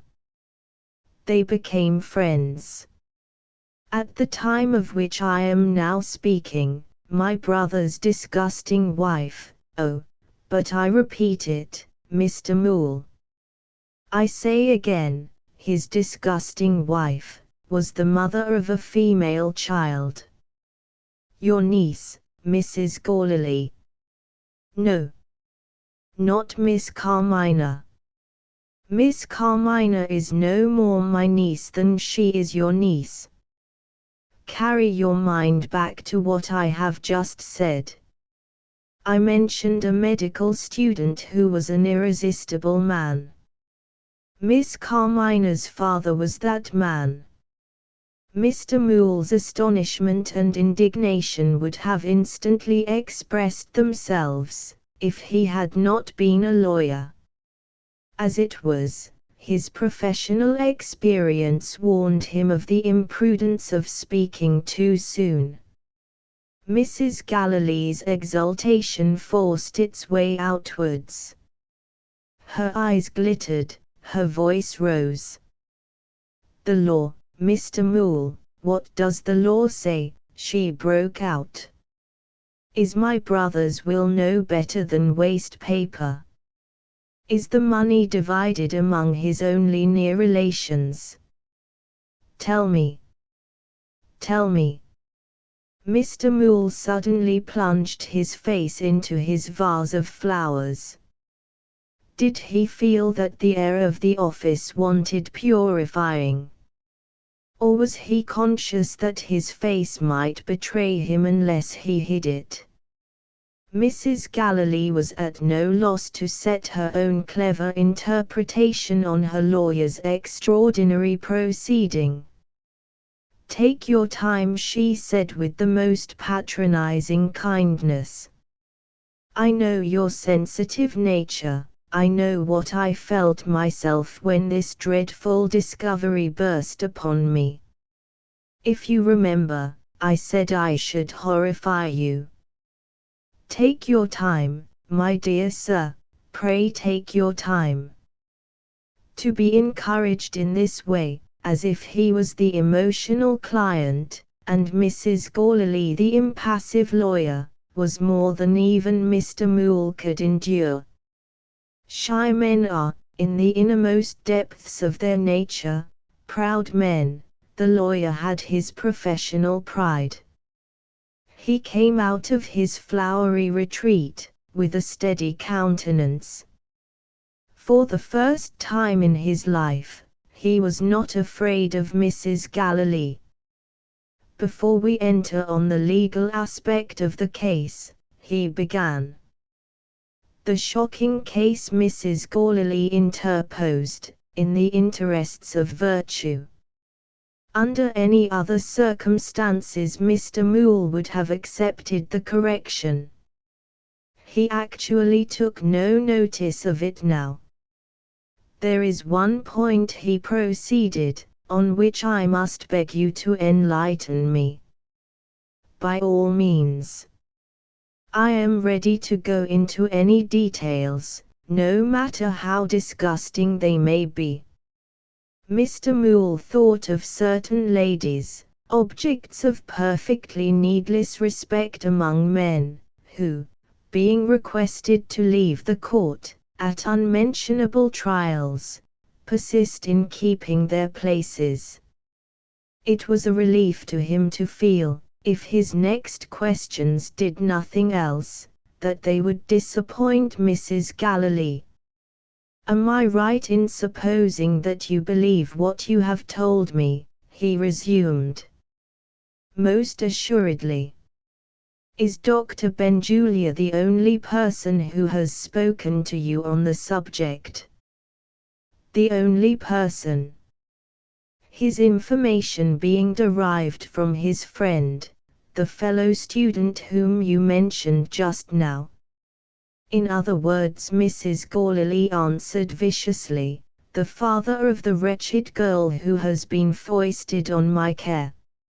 If Mr. Moole's courage had been in danger of failing him, he would have found it again now. His regard for Carmina, his respect for the memory of her mother, had been wounded to the quick. Strong on his own legal ground, he proceeded as if he was examining a witness in a police court. "I suppose the doctor had some reason for believing what his friend told him." "Ample reason. Vice and poverty generally go together. This man was poor. He showed Dr. Benjulia money received from his mistress, her husband's money, it is needless to say. Her motive might be innocent, Mrs. Galilee. Had the man any letters of hers to show?" "Letters? From a woman in her position? It's notorious, Mr. Moole, that Italian models don't know how to read or write. May I ask if there are any further proofs?" "You have had proofs enough." "With all possible respect, I deny that." Mrs. Galilee had not been asked to enter into disgusting details. Mrs. Galilee had been contradicted by her obedient humble servant of other days. She thought it high time to bring the examination to an end. "If you are determined to believe in the woman's innocence," she said, "without knowing any of the circumstances, Mr. Moole went on from bad to worse. He interrupted her now. Excuse me, Mrs. Gourley, I think you have forgotten that one of my autumn holidays, many years since, was spent in Italy. I was in Rome, like Dr. Benjulia, after your brother's marriage. His wife was, to my certain knowledge, received in society. Her reputation was unblemished, and her husband was devoted to her. In plain English, said Mrs. Gourley, my brother was a poor weak creature, and his wife, when you knew her, had not been found out. That is just the difficulty I feel, Mr. Moole rejoined. How is it that she is only found out now? Years have passed since she died. More years have passed since this attack on her character reached Dr. Benjulia's knowledge. He is an old friend of yours. Why has he only told you of it today? I hope I don't offend you by asking these questions. Oh, dear, no, your questions are so easily answered. I never encouraged the doctor to speak of my brother and his wife. The subject was too distasteful to me, and I don't doubt that Dr. Benjulia felt about it as I did. Until today, the lawyer remarked, Dr. Benjulia appears to have been quite ready to mention the subject today. Under special circumstances, Mr. Moole. Perhaps, you will not allow that special circumstances make any difference. On the contrary, Mr. Moole made every allowance. At the same time, he waited to hear what the circumstances might be. But Mrs. Galilee had her reasons for keeping silence. It was impossible to mention Benjulia's reception of her without inflicting a wound on her self-esteem. To begin with, he had kept the door of the room open, and had remained standing. Have you got Ovid's letters? Leave them here, I'm not fit to look at them now. Those were his first words. There was nothing in the letters which a friend might not read. She accordingly consented to leave them. The doctor had expressed his sense of obligation by bidding her get into her carriage again, and go. I have been put in a passion, I have made a fool of myself, I haven't a nerve in my body that isn't quivering with rage. Go. Go. Go. There was his explanation. Impenetrably obstinate, Mrs. Galilee faced him, standing between the doctor and the door, without shrinking. She had not driven all the way to Benjulia's house to be sent back again without gaining her object. She had her questions to put to him, and she persisted in pressing them as only a woman can. He was left, with the education of a gentleman against him, between the two vulgar alternatives of turning her out by main force, or of yielding, and getting rid of her decently in that way. At any other time, he would have flatly refused to lower himself to the level of a scandal-mongering woman, by entering on the subject. In his present mood, if pacifying Mrs. Galilee, and ridding himself of Mrs. Gourley, meant one and the same thing, he was ready, recklessly ready, to let her have her own way. She heard the infamous story, which she had repeated to her lawyer, and she had Lemuel Benjulia's visit, and Mr. Morphew's contemplated attack on vivisection, to thank for getting her information. Mr. Moole waited, and waited in vain. He reminded his client of what she had just said. You mentioned certain circumstances. May I know what they are? He asked. Mrs. Gourley rose, before she replied. Your time is valuable, and my time is valuable, she said. We shall not convince each other by prolonging our conversation. I came here, Mr. Moole, to ask you a question about the law. Permit me to remind you that I have not had my answer yet. My own impression is that the girl now in my house, not being my brother's child, has no claim on my brother's property. Tell me in 2 words, if you please, am I right or wrong? I can do it in 1 word, Mrs. Gourley. Wrong. What? Mr. Moole entered on the necessary explanation, triumphing in the reply that he had just made.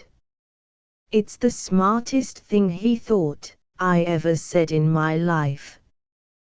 While husbands and wives live together, he continued, the law holds that all children, born in wedlock, are the husband's children. Even if Miss Carmina's mother had not been as good and innocent a woman as ever drew the breath of life, that will do, Mr. Moole. You really mean to say that this girl's interest in my brother's will remains quite unaffected by all that you have told me? And I am still obliged to keep her under my care?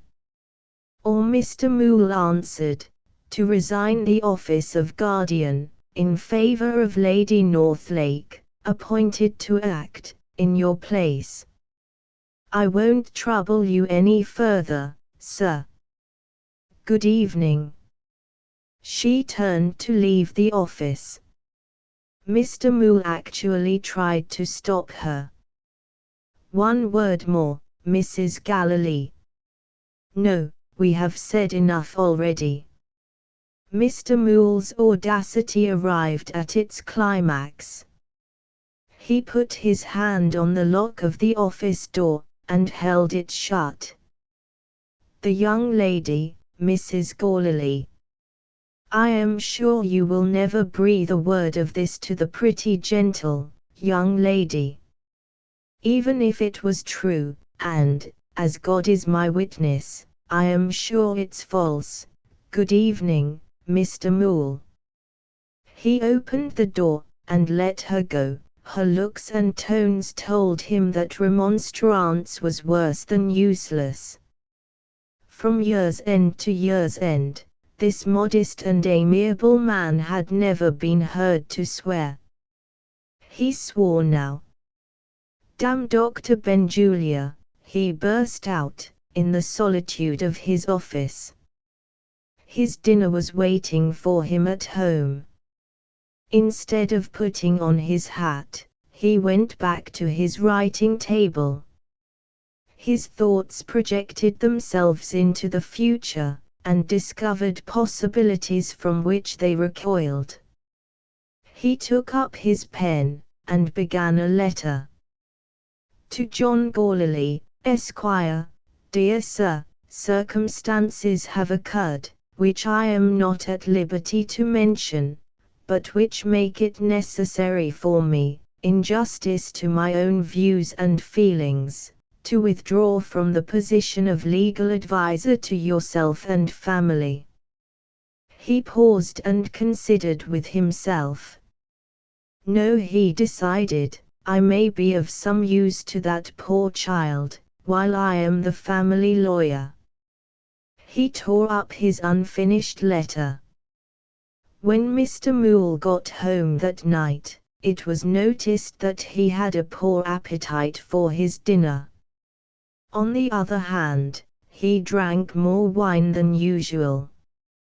Chapter 6. I don't know what is the matter with me. Sometimes I think I am going to be really ill. It was the day after Mrs. Gourley's interview with her lawyer, and this was Carmina's answer, when the governess entered her room, after the lessons of the morning, and asked if she felt better. "Are you still taking medicine?" Miss Minerva inquired. "Yes. Mr. Null says it's a tonic, and it's sure to do me good. It doesn't seem to have begun yet. I feel so dreadfully weak, Francis. The least thing makes me cry, and I put off doing what I ought to do, and want to do, without knowing why. You remember what I told you about Teresa? She may be with us in a few days more, for all I know to the contrary. I must find a nice lodging for her, poor dear, and here I am, thinking about it instead of doing it." "Let me do it," Miss Minerva suggested. Carmina's sad face brightened. "That's kind indeed," she said. "Nonsense. I shall take the children out, after dinner today. Looking over lodgings will be an amusement to me and to them. Where is Zoe? Why haven't you brought her with you? She is having her music lesson, and I must go back to keep her in order.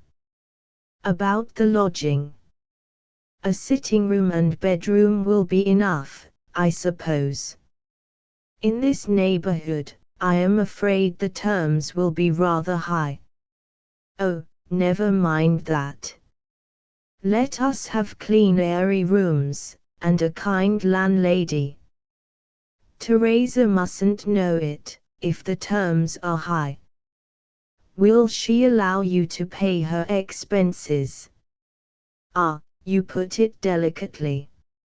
My aunt seemed to doubt if Teresa had any money of her own. I forgot, at the time, that my father had left her a little income. She told me so herself, and wondered, poor dear, how she was to spend it all. She mustn't be allowed to spend it all. We will tell her that the terms are half what they may really be, and I will pay the other half. Isn't it cruel of my aunt not to let my old nurse live in the same house with me?"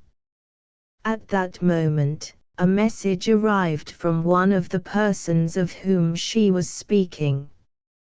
Mrs. Gourley wished to see Miss Carmina immediately.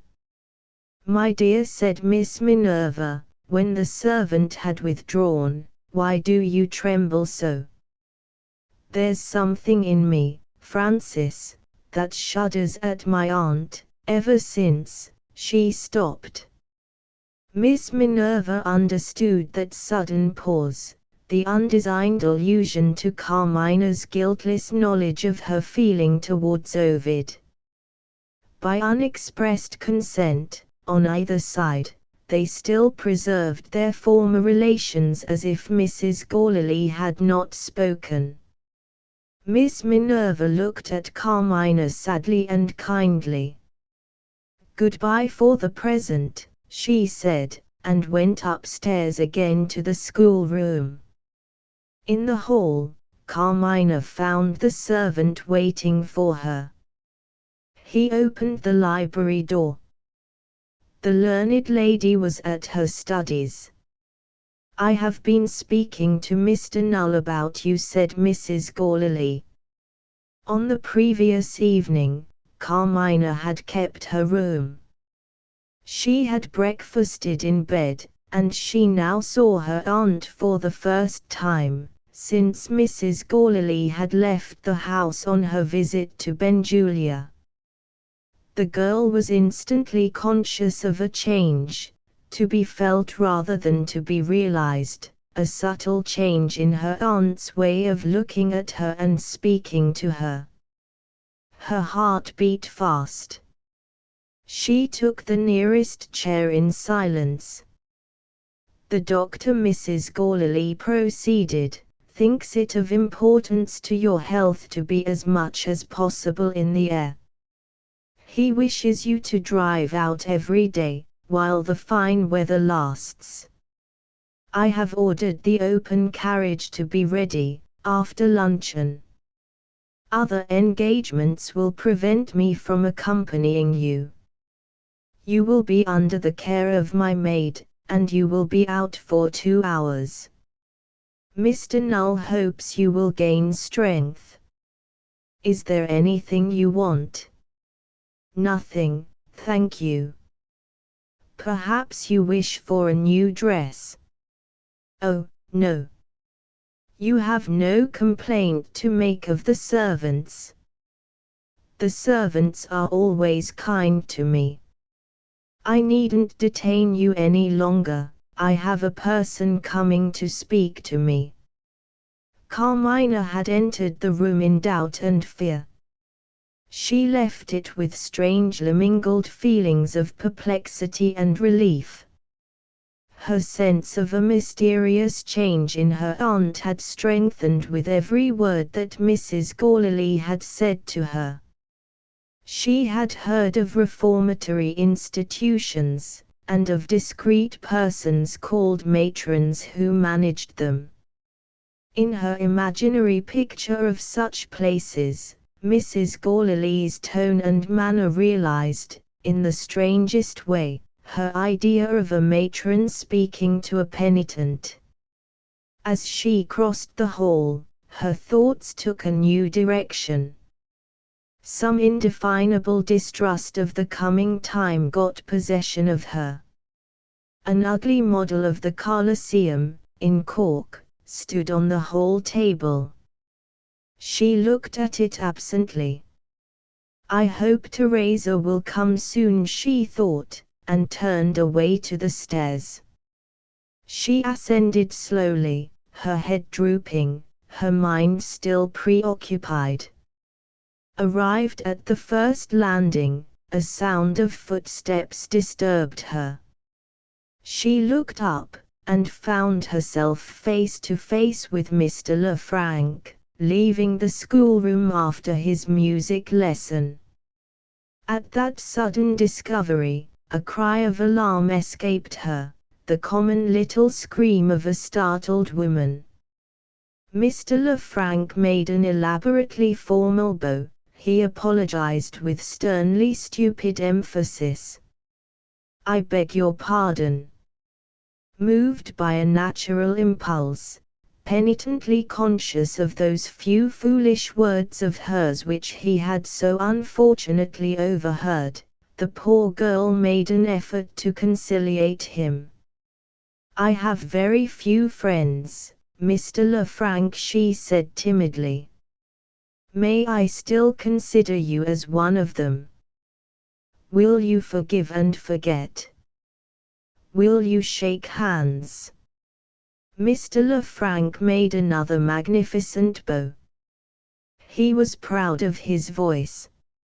In his most resonant and mellifluous tones, he said, You do me honor, and took the offered hand, and lifted it grandly, and touched it with his lips. She held by the baluster with her free hand, and controlled the sickening sensation which that momentary contact with him produced. He might have detected the outward signs of the struggle, but for an interruption which preserved her from discovery. Mrs. Gourley was standing at the open library door. Mrs. Gourley said, I am waiting for you, Mr. Lefrank. Carmina hurried up the stairs, pursued already by a sense of her own imprudence. In her first confusion and dismay, but one clear idea presented itself. Oh, she said, have I made another mistake?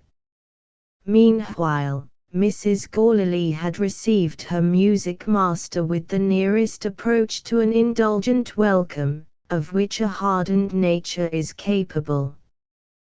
Take the easy chair, Mr. Lefranc. You are not afraid of the open window. Oh, dear no. I like it. He rapidly unrolled some leaves of music which he had brought downstairs. With regard to the song that I had the honor of mentioning, Mrs. Gourley pointed to the table. Put the song there for the present. I have a word to say first. How came you to frighten my niece?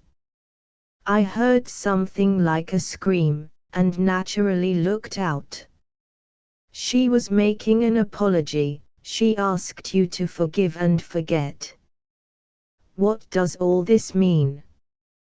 Mr. Lefranc exhausted his ingenuity in efforts of polite evasion without the slightest success.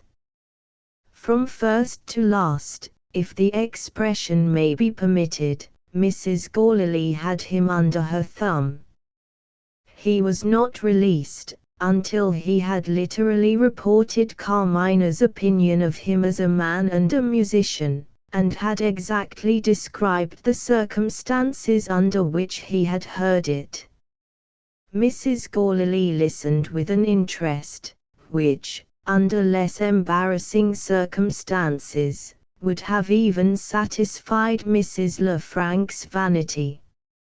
She was not for a moment deceived by the clumsy affectation of good humor with which he told his story. Her penetration discovered the vindictive feeling towards Carmina, which offered him, in case of necessity, as an instrument ready-made to her hand. By fine degrees, she presented herself in the new character of a sympathizing friend. I know now, Mr. Lefranc, why you declined to be my niece's music master. Allow me to apologize for having ignorantly placed you in a false position. I appreciate the delicacy of your conduct, I understand, and admire you.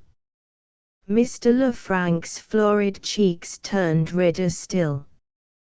His cold blood began to simmer, heated by an all-pervading glow of flattered self-esteem. My niece's motives for concealment are plain enough, Mrs. Gourley proceeded. Let me hope that she was ashamed to confess the total want of taste, delicacy, and good manners which has so justly offended you. Miss Minerva, however, has no excuse for keeping me in the dark. Her conduct, in this matter, offers, I regret to say, one more instance of her habitual neglect of the duties which attach to her position in my house. There seems to be some private understanding between my governess and my niece, of which I highly disapprove. However, the subject is too distasteful to dwell on. You were speaking of your song, the last effort of your genius, I think. His genius. The inner glow in Mr. Lefranc grew warmer and warmer. I asked for the honor of an interview, he explained, to make a request. He took up his leaves of music. This is my last, and, I hope, my best effort at composition. May I dedicate it to me? Mrs. Gourley exclaimed with a burst of enthusiasm. Mr. Lefranc felt the compliment. He bowed gratefully.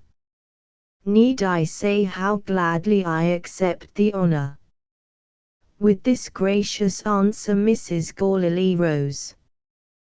Was the change of position a hint, suggesting that Mr. Lefranc might leave her to her studies, now that his object was gained?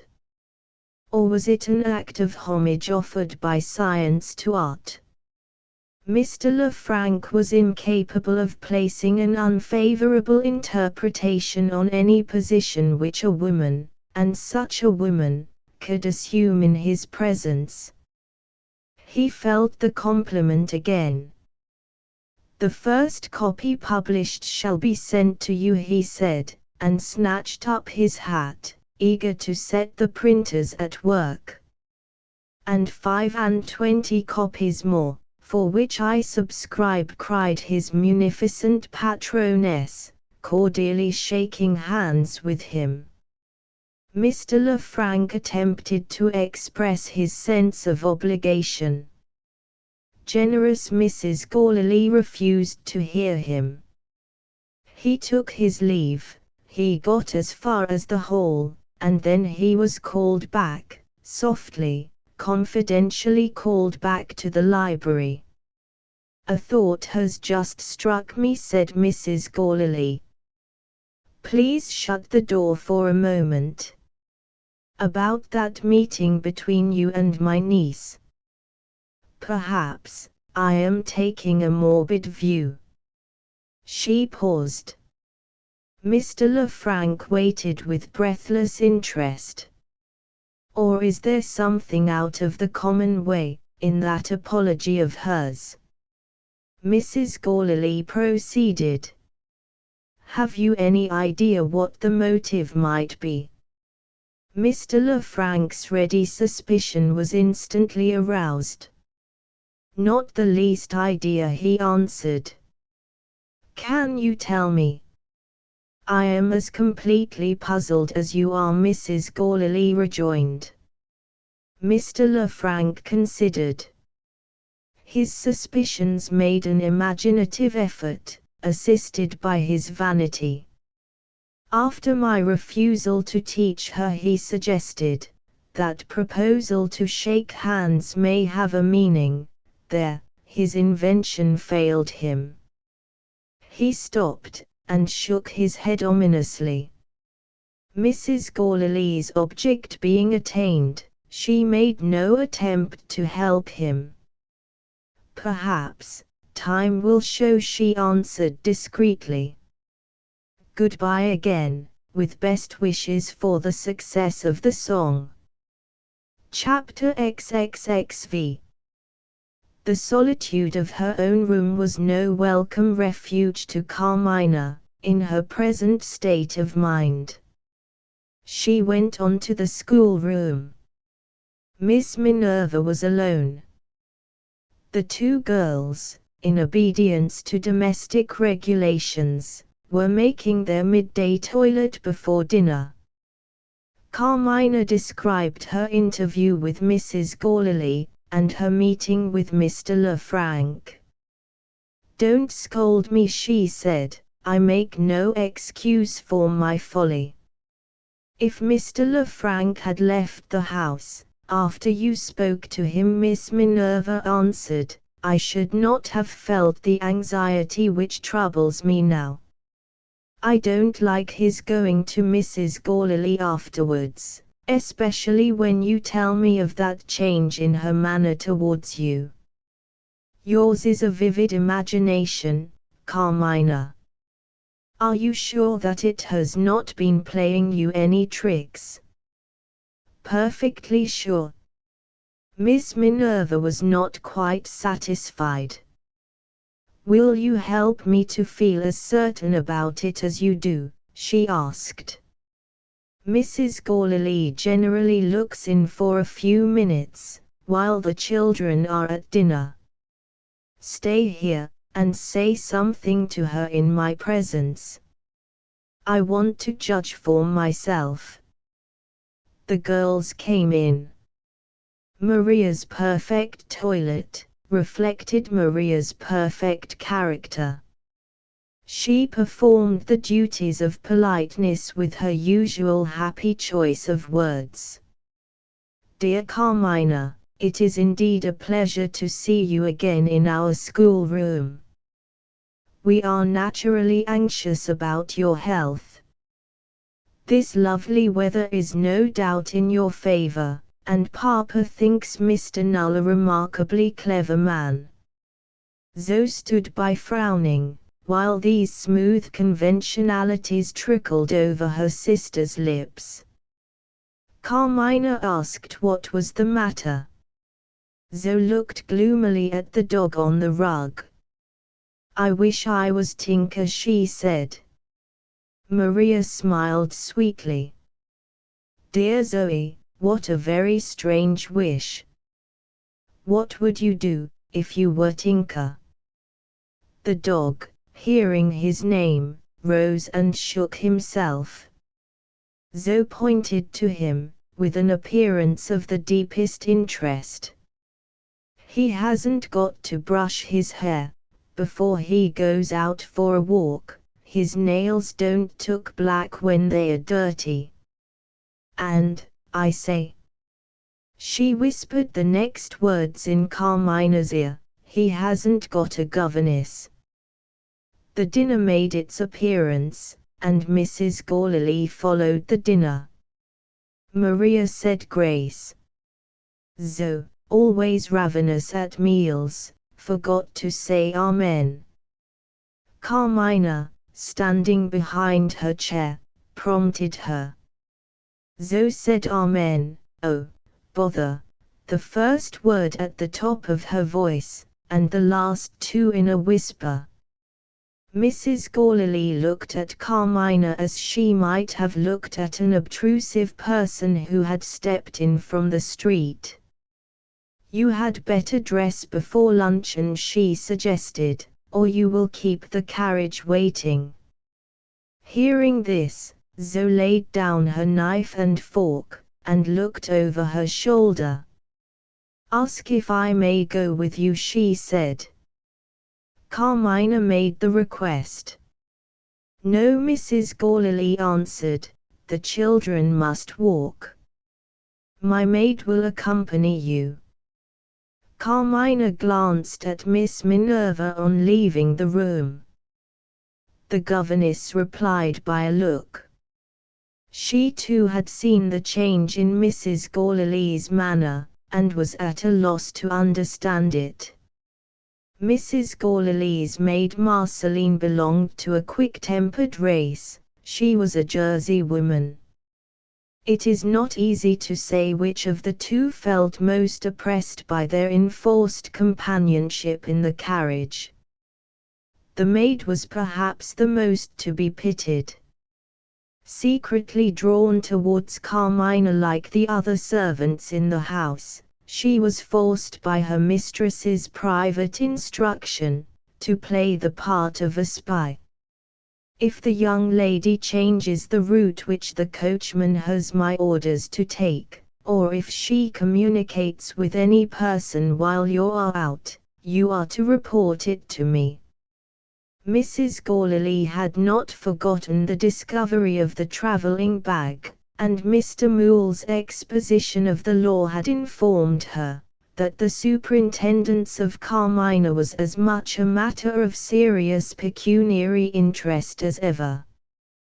But recent events had, in one respect at least, improved the prospect.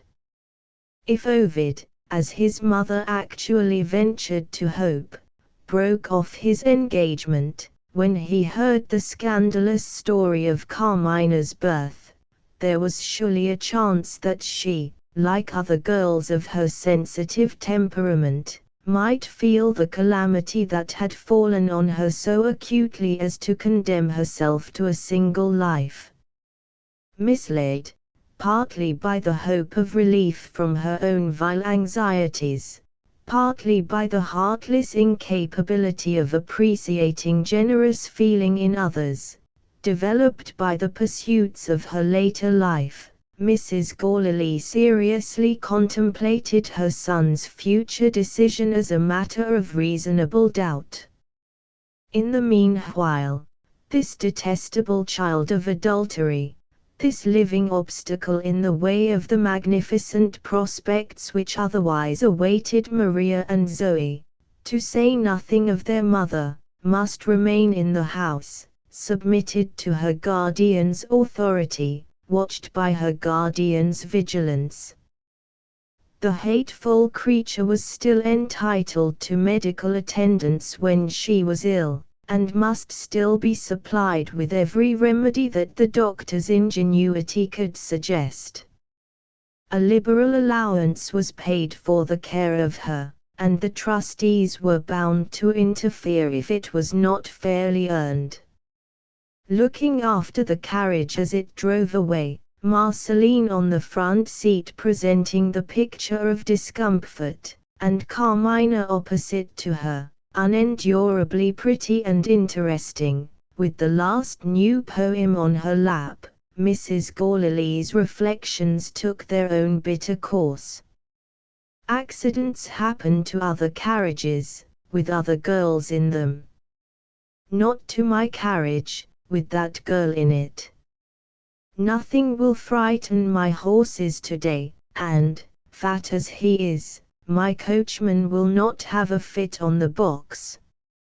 It was only too true. At the appointed hour the carriage appeared again, and, to complete the disappointment, Marceline had no report to make. Miss Minerva had not forgotten her promise. When she returned from her walk with the children, the rooms had been taken. Teresa's London lodging was within 5 minutes' walk of the house. That evening, Carmina sent a telegram to Rome, on the chance that the nurse might not yet have begun her journey. The message, deferring other explanations until they met, merely informed her that her rooms were ready, adding the address and the landlady's name. Guessing in the dark, Carmina and the governess had ignorantly attributed the sinister alteration in Mrs. Gourley's manner to the prospect of Teresa's unwelcome return. While you have the means in your power, Miss Minerva advised, it may be as well to let your old friend know that there is a home for her when she reaches London. Chapter XXV. The weather, to Carmina's infinite relief, changed for the worse the next day. Incessant rain made it impossible to send her out in the carriage again. But it was an eventful day, nevertheless. On that rainy afternoon, Mr. Gourley asserted himself as a free agent, in the terrible presence of his wife. "It's an uncommonly dull day, my dear," he began. This passed without notice, which was a great encouragement to go on. "If you will allow me to say so, Carmina wants a little amusement." Mrs. Gourley looked up from her book. Fearing that he might stop altogether if he took his time as usual, Mr. Gourley proceeded in a hurry. "There's an afternoon performance of conjuring tricks, and, do you know, I really think I might take Carmina to see it. We shall be delighted if you will accompany us, my dear, and they do say, perhaps you have heard of it yourself, that there's a good deal of science in this exhibition." His eyes rolled in uneasy expectation, as he waited to hear what his wife might decide. She waved her hand contemptuously in the direction of the door. Mr. Gourley retired with the alacrity of a young man. "Now we shall enjoy ourselves," he thought as he went up to Carmina's room. They were just leaving the house, when the music master arrived at the door to give his lesson. Mr. Gourley immediately put his head out of the cab window. "We are going to see The Conjuring," he shouted cheerfully. "Carmina, don't you see Mr. Lefranc? He is bowing to you. Do you like conjuring, Mr. Lefranc? Don't tell the children where we are going. They would be disappointed, Poor things, but they must have their lessons, mustn't they? Goodbye. I say. Stop a minute. If you ever want your umbrella mended, I know a man who will do it cheap and well. Nasty day, isn't it? Go on. Go on. The general opinion which ranks vanity among the lighter failings of humanity, commits a serious mistake. Vanity wants nothing but the motive power to develop into absolute wickedness. Vanity can be savagely suspicious and diabolically cruel. What are the two typical names which stand revealed in history as the names of the two vainest men that ever lived? Nero and Robespierre. In his obscure sphere, and within his restricted means, the vanity of Mrs. Gourley's music master had developed its inherent qualities, under her cunning and guarded instigation.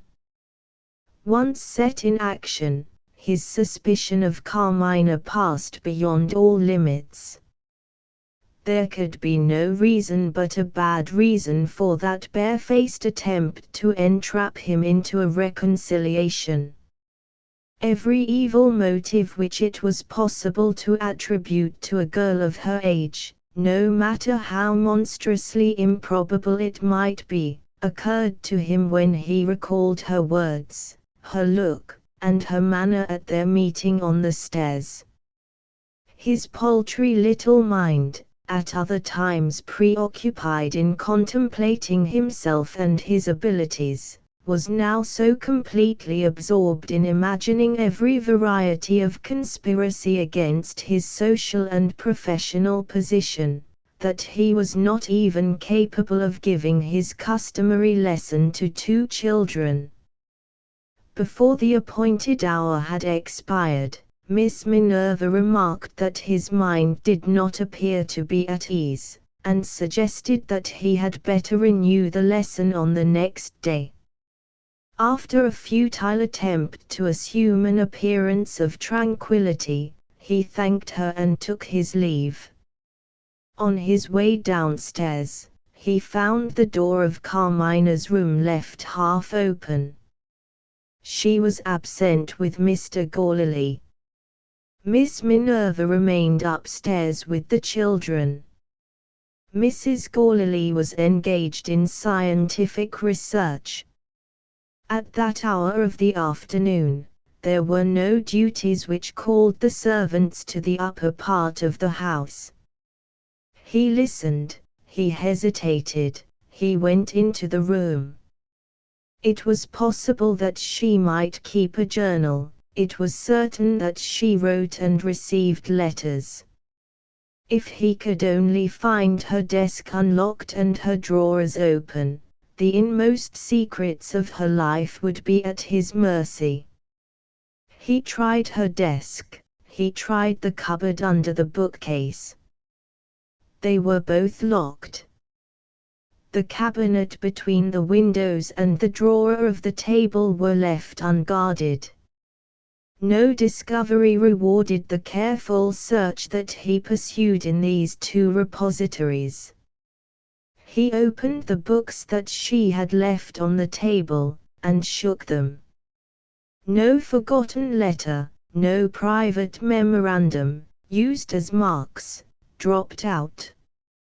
He looked all round him, he peeped into the bedroom, he listened, to make sure that nobody was outside. He entered the bedroom, and examined the toilet table, and opened the doors of the wardrobe, and still the search was fruitless, persevere as he might. Returning to the sitting room, he shook his fist at the writing desk. You wouldn't be locked, he thought, unless you had some shameful secrets to keep.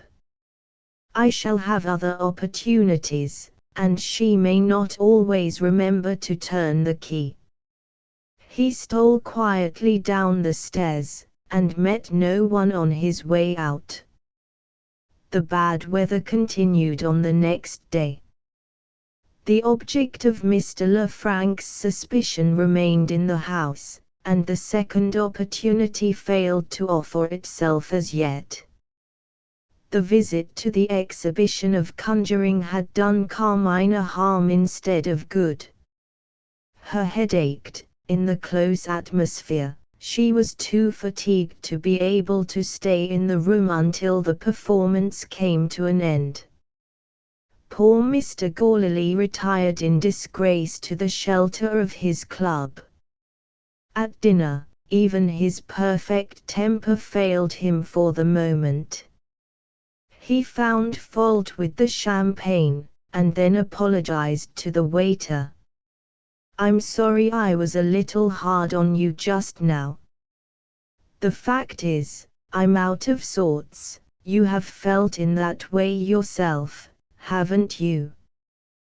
The wine's first rate, and, really the weather is so discouraging, I think I'll try another pint." But Carmina's buoyant heart defied the languor of illness and the gloomy day. The post had brought her a letter from Ovid, enclosing a photograph, taken at Montreal, which presented him in his travelling costume. He wrote in a tone of cheerfulness, which revived Carmina's sinking courage, and renewed for a time at least the happiness of other days. The air of the plains of Canada he declared to be literally intoxicating. Every hour seemed to be giving him back the vital energy that he had lost in his London life. He slept on the ground, in the open air, more soundly than he had ever slept in a bed.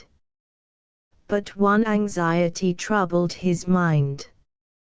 In the roving life which he now enjoyed, it was impossible that his letters could follow him, and yet, every day that passed made him more unreasonably eager to hear that Carmina was not weary of waiting for him, and that all was well at home. "And how have these vain aspirations of mine ended?"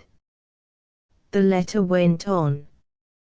"They have ended, my darling, in a journey for one of my guides, an Indian, whose fidelity I have put to the proof, and whose zeal I have stimulated by a promise of reward. The Indian takes these lines to be posted at Quebec. He is also provided with an order, authorizing my bankers to trust him with the letters that are waiting for me. I begin a canoe voyage tomorrow, and, after due consultation with the crew, we have arranged a date and a place at which my messenger will find me on his return. Shall I confess my own amiable weakness? Or do you know me well enough already to suspect the truth? My love, I am sorely tempted to be false to my plans and arrangements to go back with the Indian to Quebec, and to take a berth in the first steamer that returns to England. Don't suppose that I am troubled by any misgivings about what is going on in my absence. It is one of the good signs of my returning health that I take the brightest view of our present lives, and of our lives to come. I feel tempted to go back, for the same reason that makes me anxious for letters. I want to hear from you, because I love you. I want to return at once, because I love you. There is longing, unutterable longing, in my heart. No doubts, my sweet one, and no fears. But I was a doctor, before I became a lover. My medical knowledge tells me that this is an opportunity of thoroughly fortifying my constitution, and, with God's blessing, of securing to myself reserves of health and strength which will take us together happily on the way to old age. Dear love, you must be my wife, not my nurse. There is the thought that gives me self-denial enough to let the Indian go away by himself." Carmina answered this letter as soon as she had read it.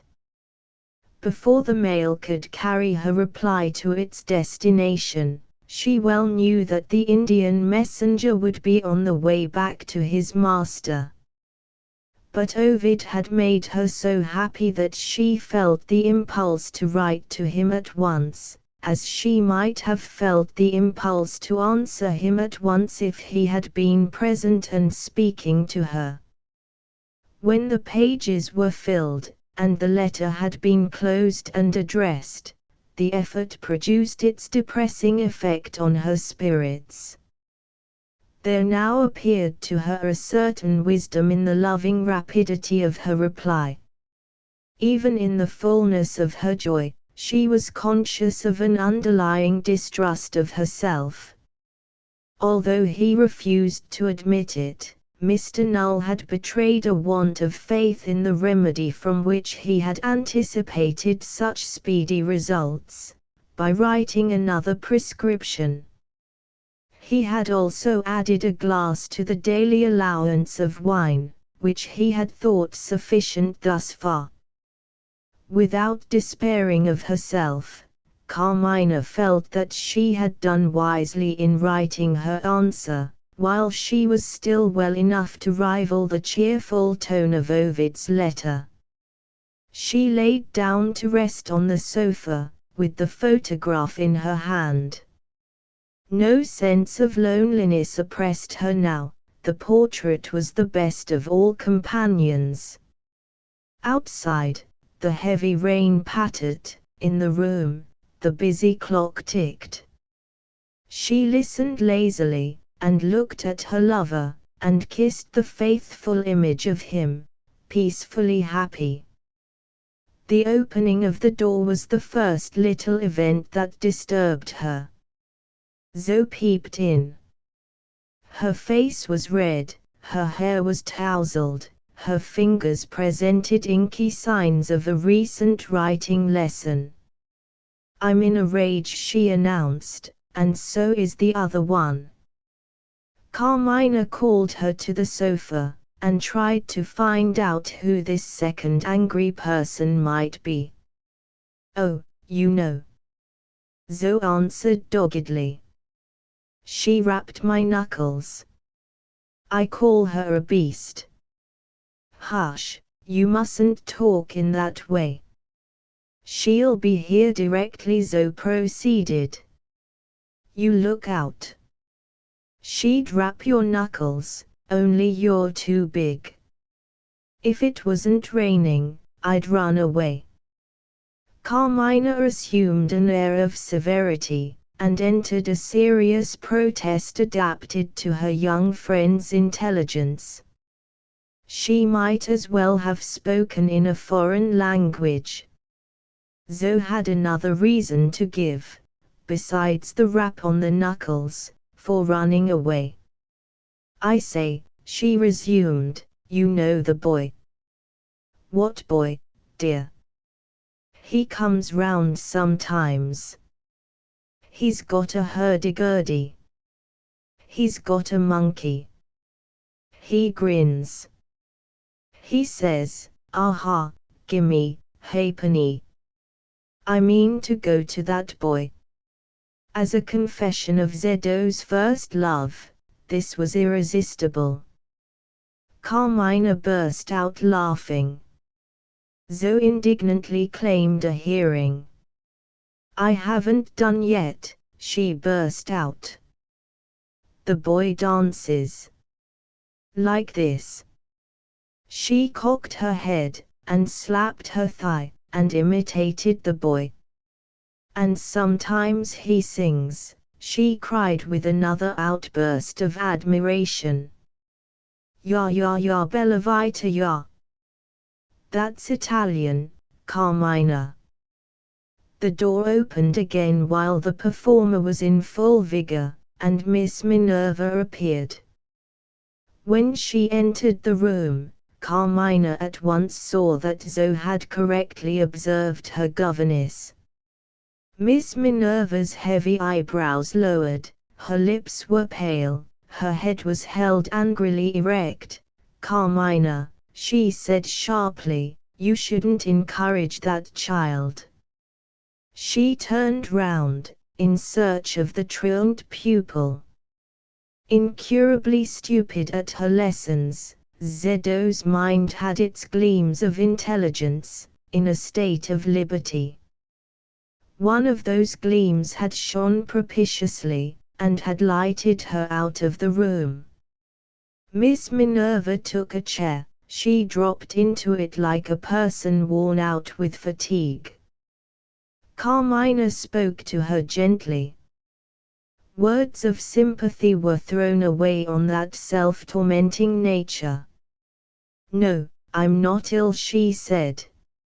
"A night without sleep, a perverse child to teach in the morning, and a detestable temper at all times, that's what is the matter with me." She looked at Carmina. "You seem to be wonderfully better today. Has stupid Mr. Null really done you some good at last?" She noticed the open writing desk, and discovered the letter. "Or is it good news?" "I have heard from Ovid," Carmina answered. The photograph was still in her hand, but her inbred delicacy of feeling kept the portrait hidden. The governess's sallow complexion turned little by little to a dull greyish white. Her hands, loosely clasped in her lap, tightened when she heard Ovid's name. That slight movement over, she stirred no more. After waiting a little, Carmina ventured to speak. "Francis," she said, "you have not shaken hands with me yet." Miss Minerva slowly looked up, keeping her hands still clasped on her lap. "When is he coming back?" she asked. It was said quietly. Carmina quietly replied, "Not yet, I am sorry to say." "I am sorry too. It's good of you, Francis, to say that." "No, it's not good of me. I'm thinking of myself, not of you." She suddenly lowered her tone. "I wish you were married to him," she said. There was a pause. Miss Minerva was the first to speak again.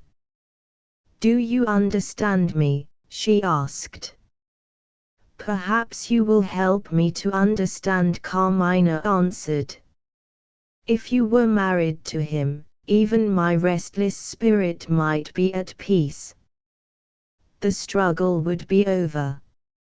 She left her chair, and walked restlessly up and down the room. The passionate emotion which she had resolutely suppressed began to get beyond her control. "I was thinking about you last night," she abruptly resumed. "You are a gentle little creature, but I have seen you show some spirit, when your aunt's cold-blooded insolence roused you. Do you know what I would do, if I were in your place? I wouldn't wait tamely till he came back to me, I would go to him." "Carmina! Carmina! Leave this horrible house." She stopped, close by the sofa. "Let me look at you." "Ha! I believe you have thought of it yourself." "I have thought of it." "What did I say?" "You poor little prisoner, you have the right spirit in you. I wish I could give you some of my strength." The half-mocking tone in which she spoke suddenly failed her.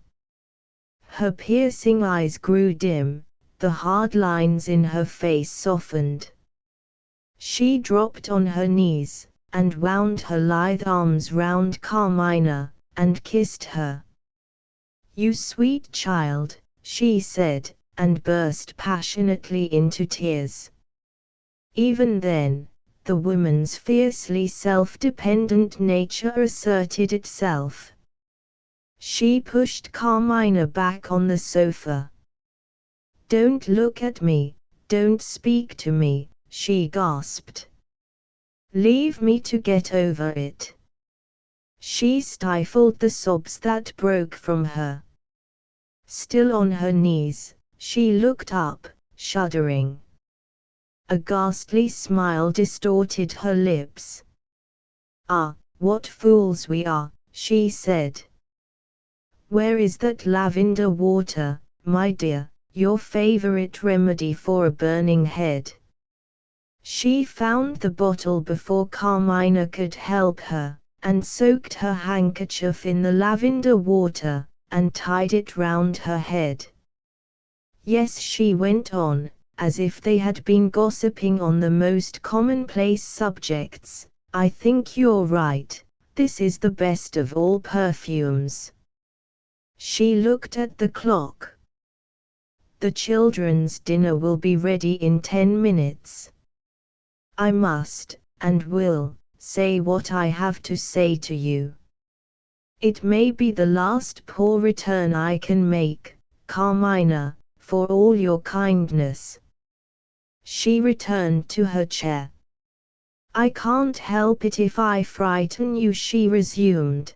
"I must tell you plainly that I don't like the prospect. In the first place, the sooner we two are parted, only for a while, the better for you. After what I went through last night, no, I am not going to enter into any particulars. I am only going to repeat what I have said already. Don't trust me. I mean it, Carmina. Your generous nature shall not mislead you, if I can help it. When you are a happy married woman, when he is farther removed from me than he is even now, remember your ugly, ill-tempered friend, and let me come to you. Enough of this. I have other misgivings that are waiting to be confessed. You know that old nurse of yours intimately, while I only speak from a day or two's experience of her. To my judgment, she is a woman whose fondness for you might be turned into a tigerish fondness, on very small provocation. You write to her constantly. Does she know what you have suffered? Have you told her the truth? Yes. Without reserve. Entirely without reserve.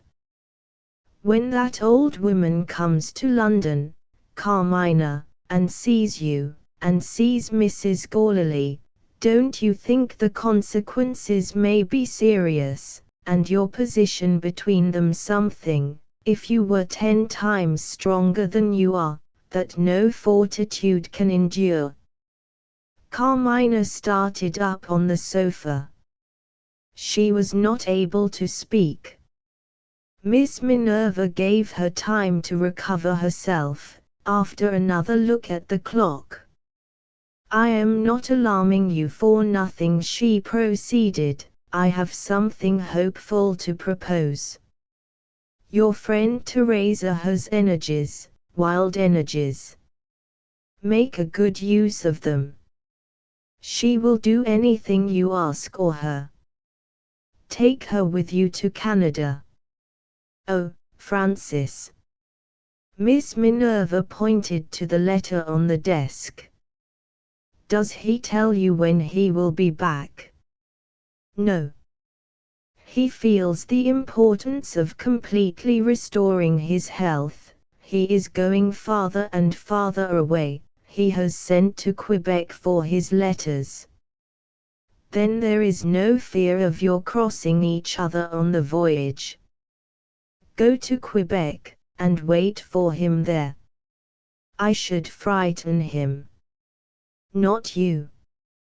What can I say to him? What you must say, if you are weak enough to wait for him here. Do you think his mother will consider his feelings, when he comes back to marry you?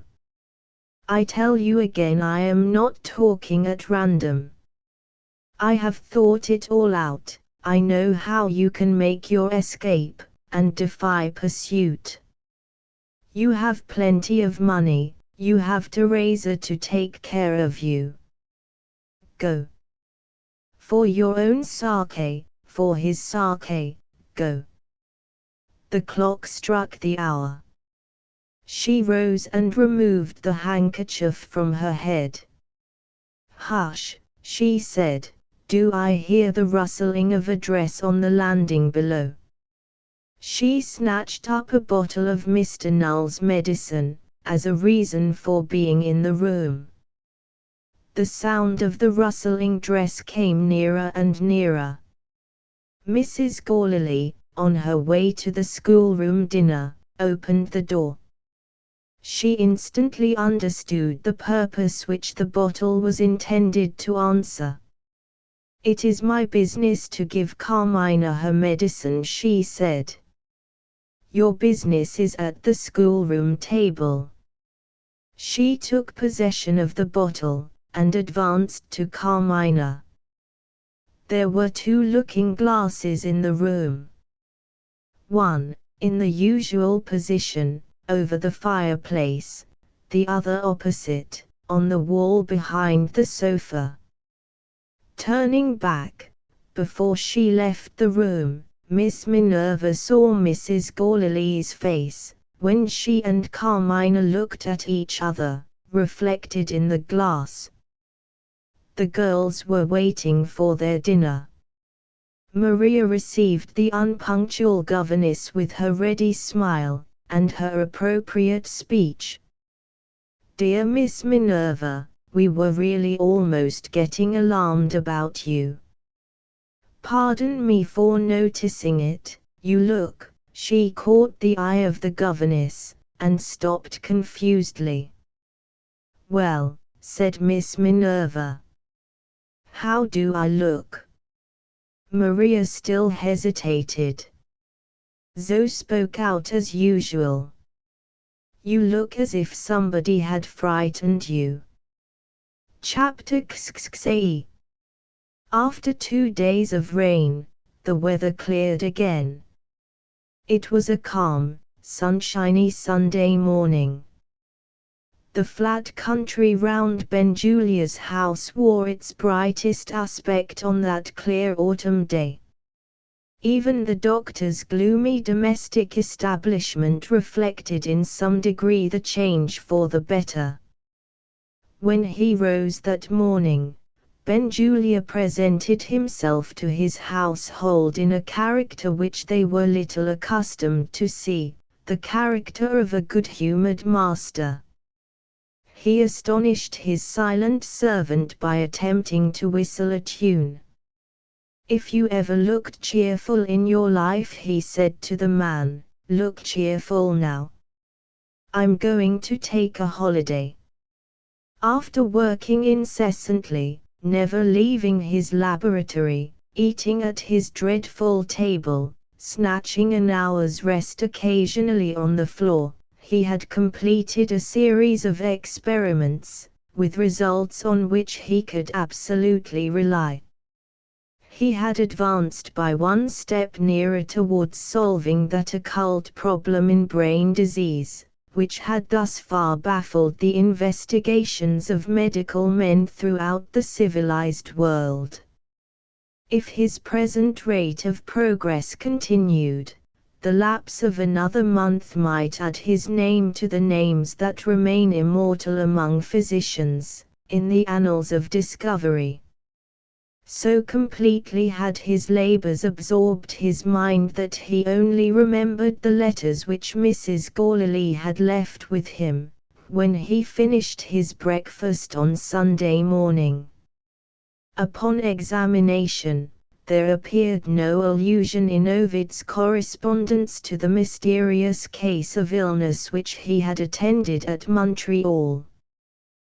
The one method now left, by which Benjulia could relieve the doubt that still troubled him, was to communicate directly with his friend in Canada.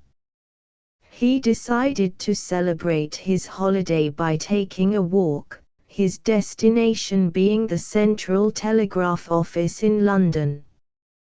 But, before he left the house, his domestic duties claimed attention. He issued his orders to the cook. At 3 o'clock he would return to dinner. That day was to witness the celebration of his first regular meet for 48 hours past, and he expected the strictest punctuality. The cook, lately engaged, was a vigorous little woman, with fiery hair and a high color. She, like the manservant, felt the genial influence of her master's amiability. He looked at her, for the first time since she had entered the house. A twinkling light showed itself furtively in his dreary grey eyes. He took a dusty old hand screen from the sideboard, and made her a present of it. "There," he said with his dry humour, "don't spoil your complexion before the kitchen fire." The cook possessed a sanguine temperament, and a taste to be honoured and encouraged, the taste for reading novels.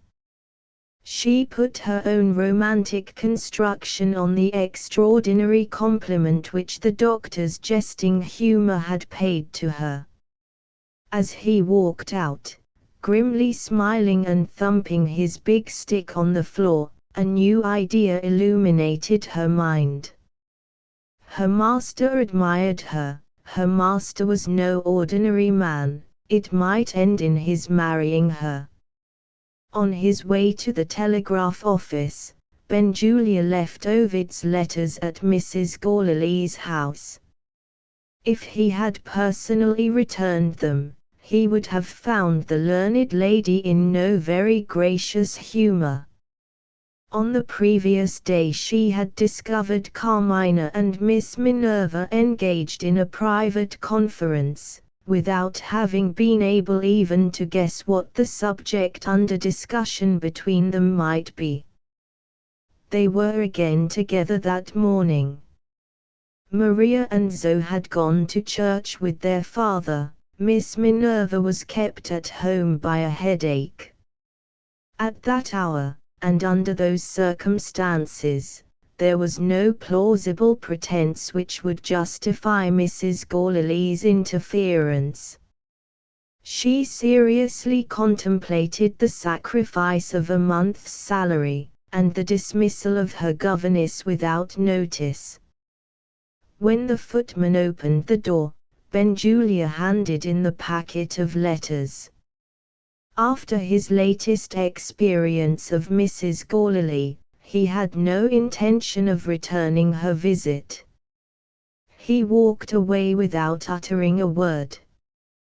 The cable took his message to Mr. Morphew in these terms: "Ovid's patient at Montreal. Was the complaint brain disease? Yes or no?"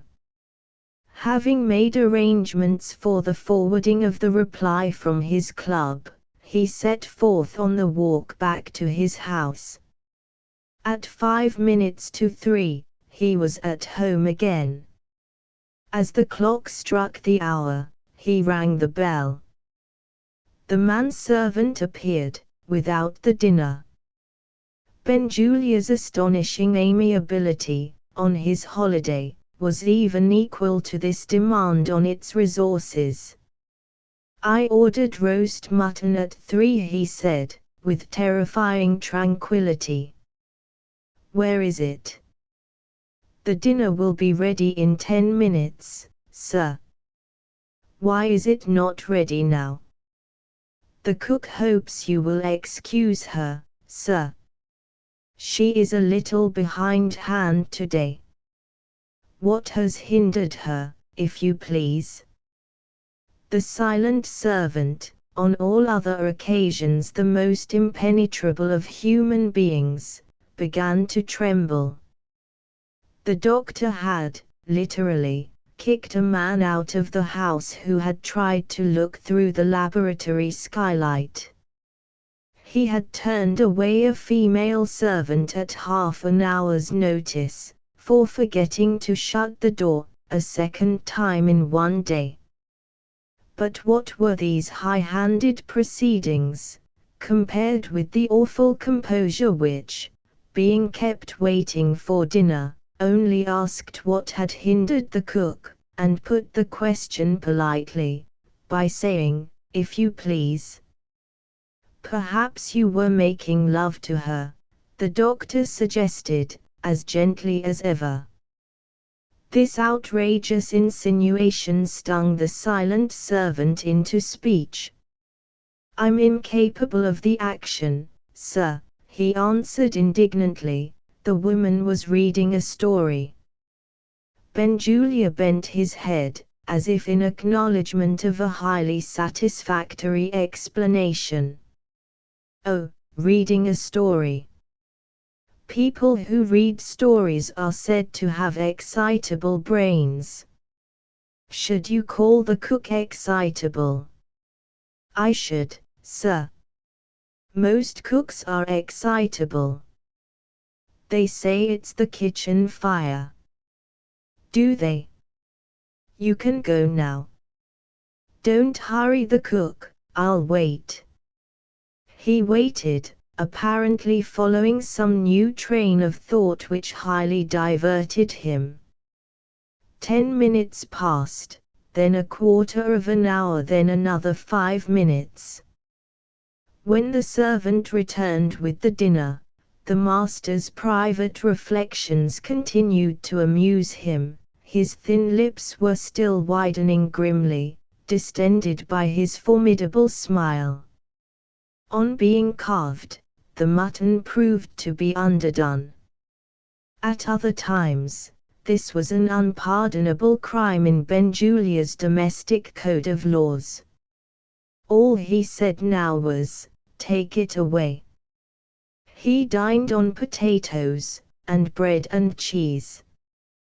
When he had done, he was rather more amiable than ever. He said, "Ask the cook to come and see me." The cook presented herself, with one hand on her palpitating heart, and the other holding her handkerchief to her eyes. "What are you crying about?"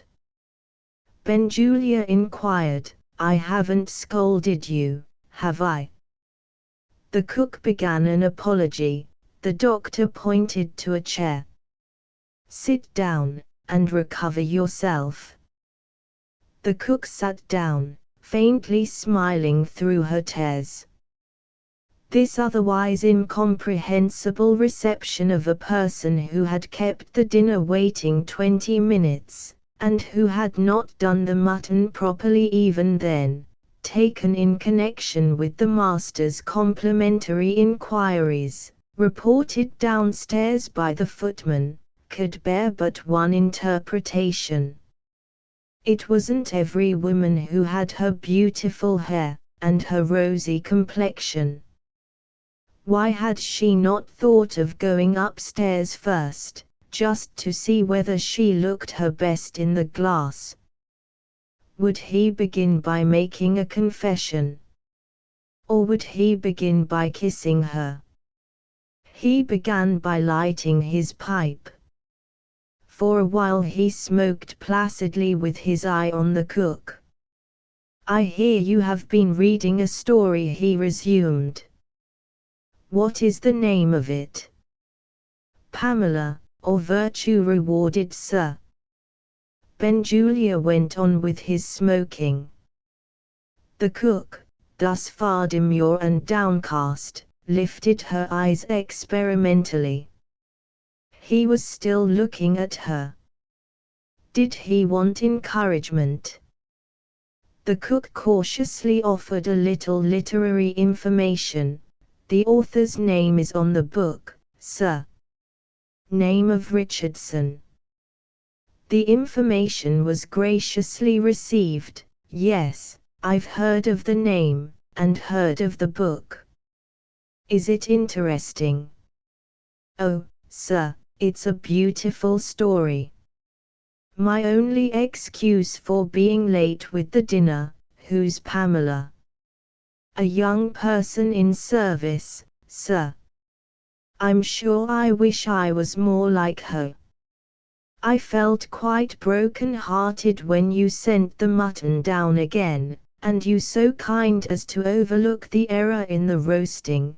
Benjulia stopped the apology once more.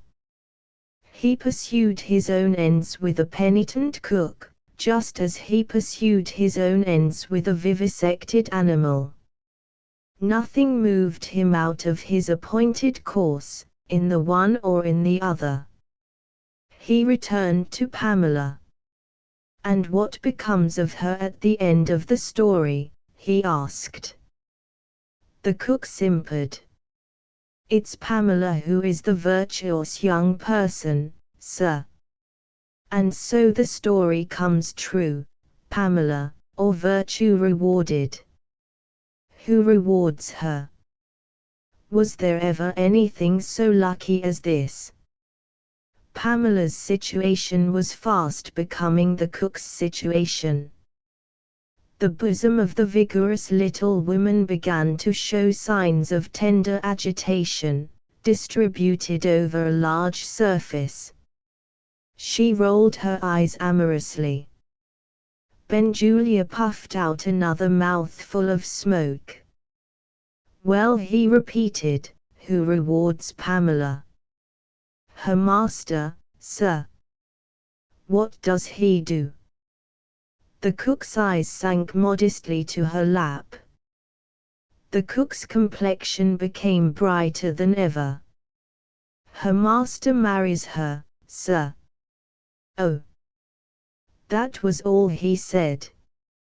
He was not astonished, or confused, or encouraged. He simply intimated that he now knew how Pamela's master had rewarded Pamela. And, more dispiriting still, he took the opportunity of knocking the ashes out of his pipe, and filled it, and lit it again. If the cook had been one of the few miserable wretches who never read novels, she might have felt her fondly founded hopes already sinking from under her. As it was, Richardson sustained her faith in herself. Richardson reminded her that Pamela's master had hesitated, and that Pamela's virtue had not earned its reward on easy terms. She stole another look at the doctor. The eloquence of women's eyes, so widely and justly celebrated in poetry and prose, now spoke in the cook's eyes. They said, "Marry me, dear sir, and you shall never have underdone mutton again." The hearts of other savages have been known to soften under sufficient influences. Why should the scientific savage, under similar pressure, not melt a little too? The doctor took up the talk again. He made a kind allusion to the cook's family circumstances. "When you first came here, I think you told me you had no relations." "I am an orphan, sir." "And you had been some time out of a situation, when I engaged you?" "Yes, sir, my poor little savings were nearly at an end." Could he resist that pathetic picture of the orphan's little savings, framed, as it were, in a delicately designed reference to her fellow servant in the story? "I was as poor as Pamela," she suggested softly. "And as virtuous," Benjulia added. The cook's eloquent eyes said, "Thank you, sir." He laid down his pipe. That was a good sign, surely. He drew his chair nearer to her. Better and better. His arm was long enough, in the new position, to reach her waist. Her waist was ready for him. You have nothing in particular to do, this afternoon, and I have nothing particular to do. He delivered himself of this assertion rather abruptly. At the same time, it was one of those promising statements which pave the way for anything. He might say, having nothing particular to do today, why shouldn't we make love? Or he might say, having nothing particular to do tomorrow, why shouldn't we get the marriage license? Would he put it in that way? No, he made a proposal of quite another kind. He said, you seem to be fond of stories. Suppose I tell you a story? Perhaps, there was some hidden meaning in this. There was unquestionably a sudden alteration in his look and manner. The cook asked herself what it meant. If she had seen the doctor at his secret work in the laboratory, the change in him might have put her on her guard. He was now looking, experimentally, at the inferior creature seated before him in the chair, as he looked, experimentally, at the other inferior creatures stretched under him on the table. His story began in the innocent, old-fashioned way. Once upon a time, there was a master and there was a maid. We will call the master by the first letter of the alphabet, Mr. A. And we will call the maid by the second letter, Miss B. The cook drew a long breath of relief. There was a hidden meaning in the doctor's story. The unfortunate woman thought to herself, I have not only got fine hair and a beautiful complexion, I am clever as well. On her rare evenings of liberty, she sometimes gratified another highly creditable taste, besides the taste for reading novels. She was an eager playgoer. That notable figure in the drama, the man who tells his own story, under pretense of telling the story of another person, was no unfamiliar figure in her stage experience. Her encouraging smile made its modest appearance once more. In the very beginning of her master's story, she saw already the happy end. We all of us have our troubles in life, Benjulia went on, and Miss B had her troubles. For a long time, she was out of a situation, and she had no kind parents to help her. Miss B was an orphan. Her little savings were almost gone. It was too distressing. The cook took out her handkerchief, and pitied Miss B with all her heart. The doctor proceeded. But virtue, as we know when we read Pamela, is sure of its reward. Circumstances occurred in the household of Mr. A which made it necessary for him to engage a cook. He discovered an advertisement in a newspaper, which informed him that Miss B was in search of a situation. Mr. A found her to be a young and charming woman. Mr. A engaged her. At that critical part of the story, Benjulia paused. And what did Mr. A do next? He asked. The cook could restrain herself no longer. She jumped out of her chair, and threw her arms round the doctor's neck. Benjulia went on with his story as if nothing had happened. And what did Mr. A do next? He repeated. He put his hand in his pocket, he gave Miss B a month's wages, and he turned her out of the house. You impudent hussy, you have delayed my dinner, spoilt my mutton, and hugged me round the neck. There is your money. Go. With glaring eyes and gaping mouth, the cook stood looking at him, like a woman struck to stone. In a moment more, the rage burst out of her in a furious scream. She turned to the table, and snatched up a knife. Benjulia wrenched it from her hand, and dropped back into his chair completely overpowered by the success of his little joke. He did what he had never done within the memory of his oldest friend, he burst out laughing.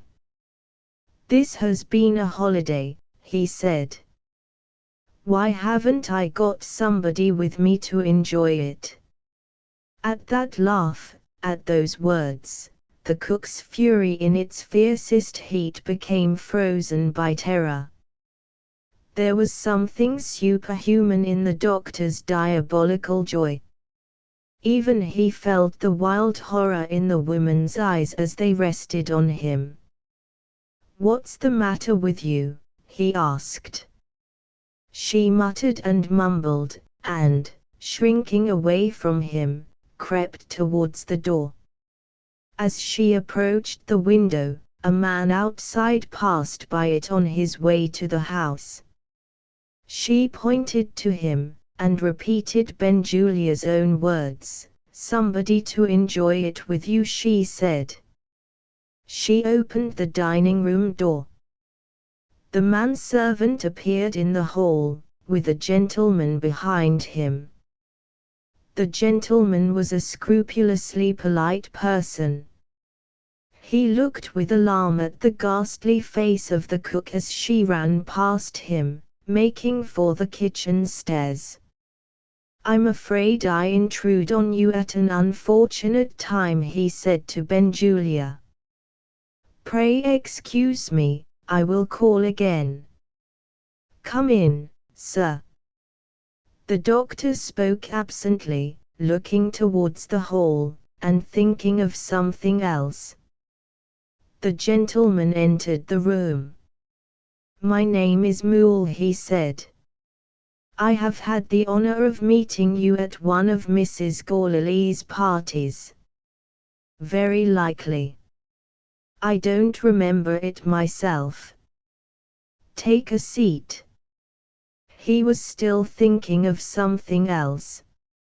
Modest Mr. Moole took a seat in confusion. The doctor crossed the room, and opened the door. "Excuse me for a minute," he said. "I will be back directly." He went to the top of the kitchen stairs, and called to the housemaid. "Is the cook down there?" "Yes, sir." "What is she doing?" "Crying her heart out." Benjulia turned away again with the air of a disappointed man. A violent moral shock sometimes has a serious effect on the brain, especially when it is the brain of an excitable woman. Always a physiologist, even in those rare moments when he was amusing himself, it had just struck Benjulia that the cook, after her outbreak of fury, might be a case worth studying. But she had got relief in crying, her brain was safe, she had ceased to interest him. He returned to the dining room. Chapter 8. "You look hot, sir, have a drink." Old English ale, out of the barrel. The tone was hearty. He poured out the sparkling ale into a big tumbler, with hospitable goodwill. Mr. Moole was completely, and most agreeably, taken by surprise. He too was feeling the influence of the doctor's good humor, enriched in quality by pleasant remembrances of his interview with the cook. I live in the suburbs, Dr. Benjulia, on this side of London, Mr. Moole explained, and I have had a nice walk from my house to yours. If I have done wrong, sir, in visiting you on Sunday, I can only plead that I am engaged in business during the week. All right. One day's the same as another, provided you don't interrupt me. You don't interrupt me now. Do you smoke? No, thank you. Do you mind my smoking? I like it, Doctor. Very amiable on your part, I'm sure. What did you say your name was? Moole. Benjulia looked at him suspiciously. Was he a physiologist, and a rival? You're not a doctor, are you? He said. I am a lawyer. One of the few popular prejudices which Benjulia shared with his inferior fellow creatures was the prejudice against lawyers. But for his angry recollection of the provocation successfully offered to him by his despicable brother, Mrs. Gourley would never have found her way into his confidence. But for his hearty enjoyment of the mystification of the cook, Mr. Moole would have been requested to state the object of his visit in writing, and would have gone home again a baffled man.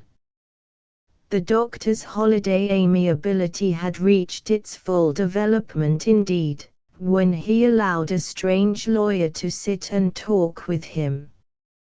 Gentlemen of your profession, he muttered, never pay visits to people whom they don't know, without having their own interests in view. Mr. Moole, you want something of me. What is it? Mr. Moole's professional tact warned him to waste no time on prefatory phrases. I venture on my present intrusion, he began, in consequence of a statement recently made to me, in my office, by Mrs. Gourley. Stop, cried Benjulia. I don't like your beginning, I can tell you. Is it necessary to mention the name of that old? He used a word, described in dictionaries as having a twofold meaning. First, a female of the canine kind. Second, a term of reproach for a woman. It shocked Mr. Moole, and it is therefore unfit to be reported. Really, Dr. Benjulia? Does that mean that you positively must talk about her? Mr. Moole smiled. Let us say that it may bear that meaning, he answered. Go on, then, and get it over. She made a statement in your office. Out with it, my good fellow. Has it anything to do with me? I should not otherwise, Dr. Benjulia, have ventured to present myself at your house. With that necessary explanation, Mr. Moole related all that had passed between Mrs. Gourley and himself. At the outset of the narrative, Benjulia angrily laid aside his pipe, on the point of interrupting the lawyer.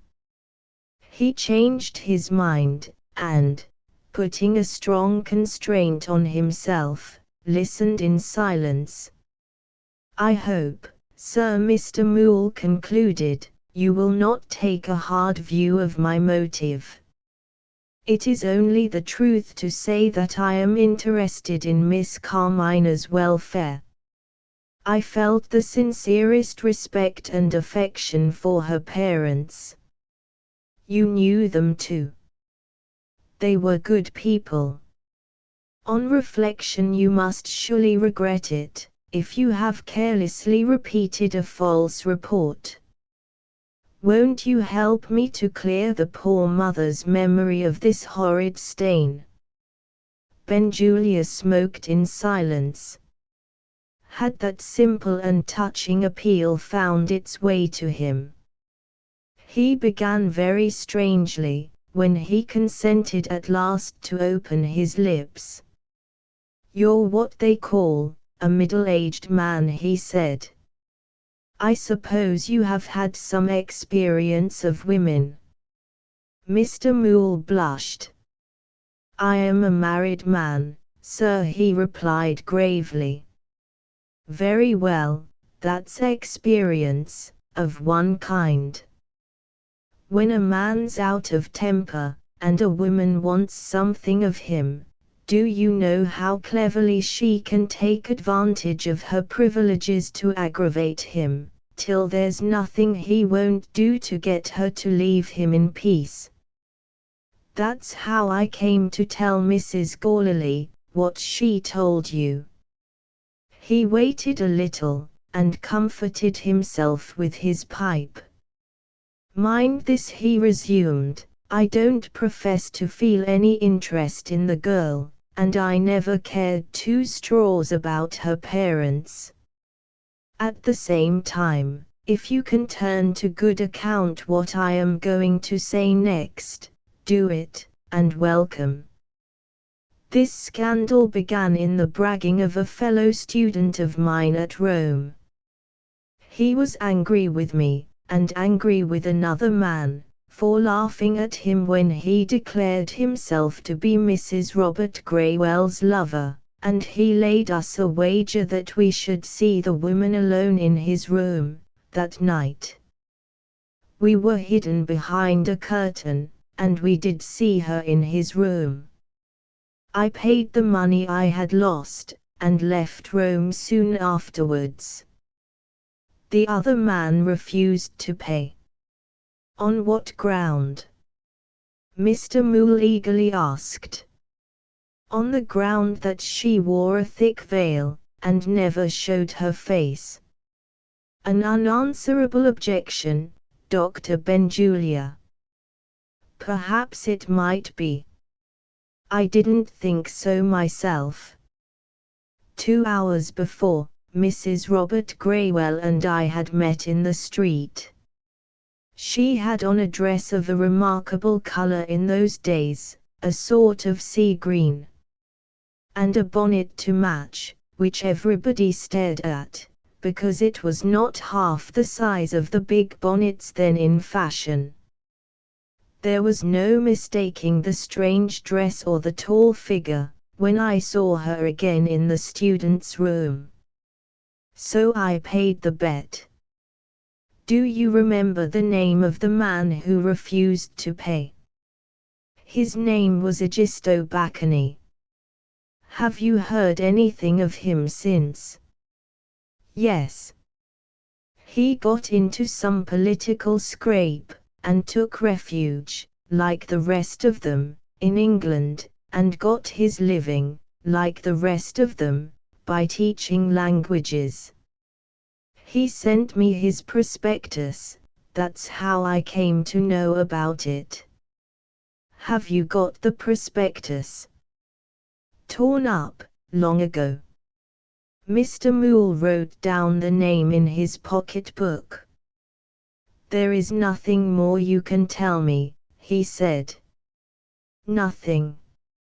Accept my best thanks, Doctor. Good day. If you find Bacchani, let me know." Another drop of ale. "Are you likely to see Mrs. Gallilee soon?" "Yes, if I find Bacchani." "Do you ever play with children?" "I have 5 of my own to play with," Mr. Moole answered. "Very well. Ask for the youngest child when you go to Mrs. Gallilee's. We call her Zoe. Put your finger on her spine, here, just below the neck. Press on the place, so. And, when she wriggles, say, 'With the big doctor's love.' Getting back to his own house, Mr. Moole was surprised to find an open carriage at the garden gate. A smartly dressed woman, on the front seat, surveyed him with an uneasy look. "If you please, sir," she said, "would you kindly tell Miss Carmina that we really mustn't wait any longer?" The woman's uneasiness was reflected in Mr. Moole's face. A visit from Carmina, at his private residence, could have no ordinary motive. The fear instantly occurred to him that Mrs. Gallilee might have spoken to her of her mother. Before he opened the drawing-room door, this alarm passed away. He heard Carmina talking with his wife and daughters. "May I say one little word to you, Mr. Moole?" He took her into his study. She was shy and confused, but certainly neither angry nor distressed. "My aunt sends me out every day, when it's fine, for a drive," she said. As the carriage passed close by, "I thought I might ask you a question." "Certainly, my dear. As many questions as you please." "It's about the law. My aunt says she has the authority over me now, which my dear father had while he was living. Is that true?" "Quite true." "For how long is she my guardian?" "Until you are 21 years old." The faint color faded from Carmina's face. "More than 3 years perhaps to suffer," she said sadly. "To suffer? What do you mean, my dear?" She turned paler still, and made no reply. "I want to ask one thing more," she resumed, in sinking tones. "Would my aunt still be my guardian, supposing I was married?" Mr. Moole answered this, with his eyes fixed on her in grave scrutiny. "In that case, your husband is the only person who has any authority over you." "These are rather strange questions, Carmina. Won't you take me into your confidence?" In sudden agitation she seized his hand and kissed it. "I must go," she said. "I have kept the carriage waiting too long already." She ran out, without once looking back. Chapter 6. Mrs. Gallilee's maid looked at her watch, when the carriage left Mr. Moole's house. "We shall be nearly an hour late, before we get home," she said. "It's my fault, Marceline. Tell your mistress the truth, if she questions you. I shall not think the worse of you for obeying your orders. I'd rather lose my place, miss, than get you into trouble." The woman spoke truly. Carmina's sweet temper had made her position not only endurable, but delightful. She had been treated like a companion and a friend. But for that circumstance, so keenly had Marceline felt the degradation of being employed as a spy, she would undoubtedly have quitted Mrs. Gallilee's service. On the way home, instead of talking pleasantly as usual, Carmina was silent and sad. Had this change in her spirits been caused by the visit to Mr. Moole? It was even so. The lawyer had innocently decided her on taking the desperate course which Miss Minerva had proposed. If Mrs. Gallilee's assertion of her absolute right of authority, as guardian, had been declared by Mr. Moole to be incorrect, Carmina, hopefully forgetful of her aunt's temper, had thought of a compromise.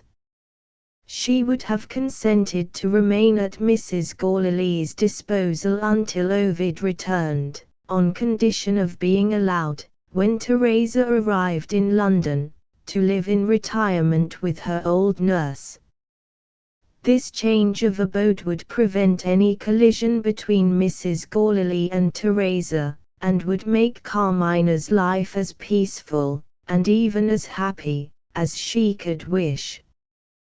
But now that the lawyer had confirmed her aunt's statement of the position in which they stood towards one another, instant flight to Ovid's love and protection seemed to be the one choice left, unless Carmina could resign herself to a life of merciless persecution and perpetual suspense.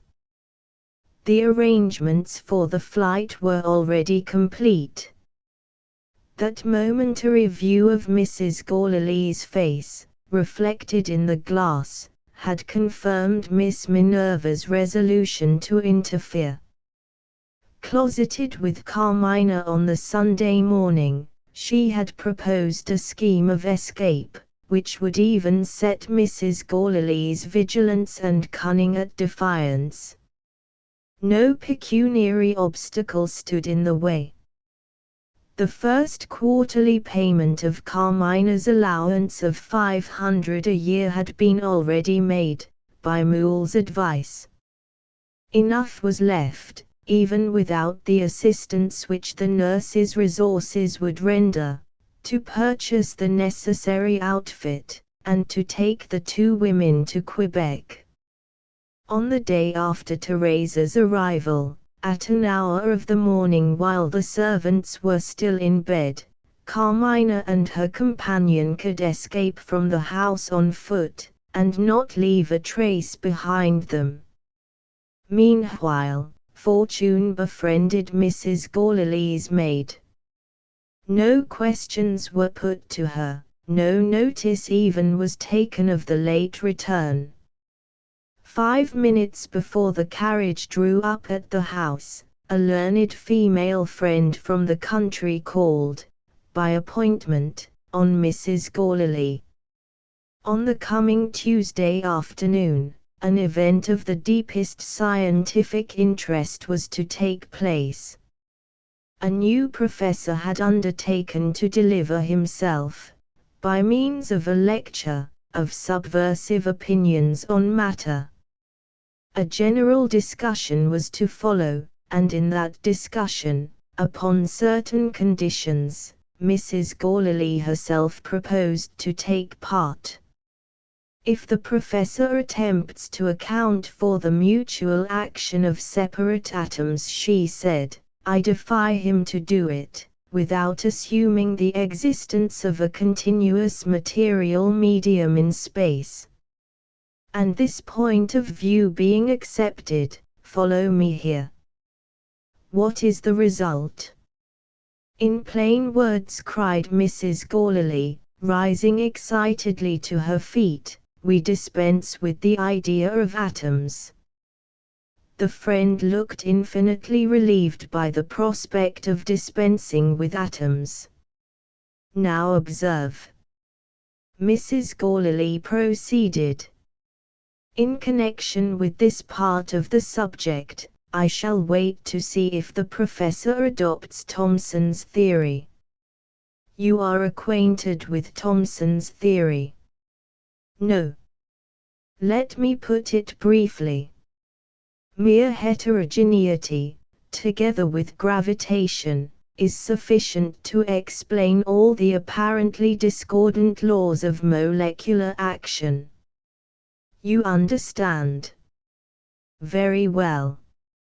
If the professor passes over Thomson, then, I rise in the body of the whole, and take my stand, follow me again, on these grounds. While Mrs. Gourley's grounds were being laid out for the benefit of her friend, the coachman took the carriage back to the stables, the maid went downstairs to tea, and Carmina joined Miss Minerva in the schoolroom, all three being protected from discovery, by Mrs. Gourley's rehearsal of her performance in the Comedy of Atoms. The Monday morning brought with it news from Rome, serious news which confirmed Miss Minerva's misgivings. Carmina received a letter, bearing the Italian postmark, but not addressed to her in Teresa's handwriting. She looked to the signature before she began to read. Her correspondent was the old priest, Father Patrizio. He wrote in these words: "My dear child, our good Teresa leaves us today, on her journey to London. She has impatiently submitted to the legal ceremonies, rendered necessary by her husband having died without making a will. He hardly left anything in the way of money, after payment of his burial expenses, and his few little debts. What is of far greater importance, he lived, and died, a good Christian. I was with him in his last moments. Offer your prayers, my dear, for the repose of his soul." Teresa left me, declaring her purpose of traveling night and day, so as to reach you the sooner. In her headlong haste, she has not even waited to look over her husband's papers, but has taken the case containing them to England, to be examined at leisure, in your beloved company. Strong as this good creature is, I believe she will be obliged to rest on the road for a night at least.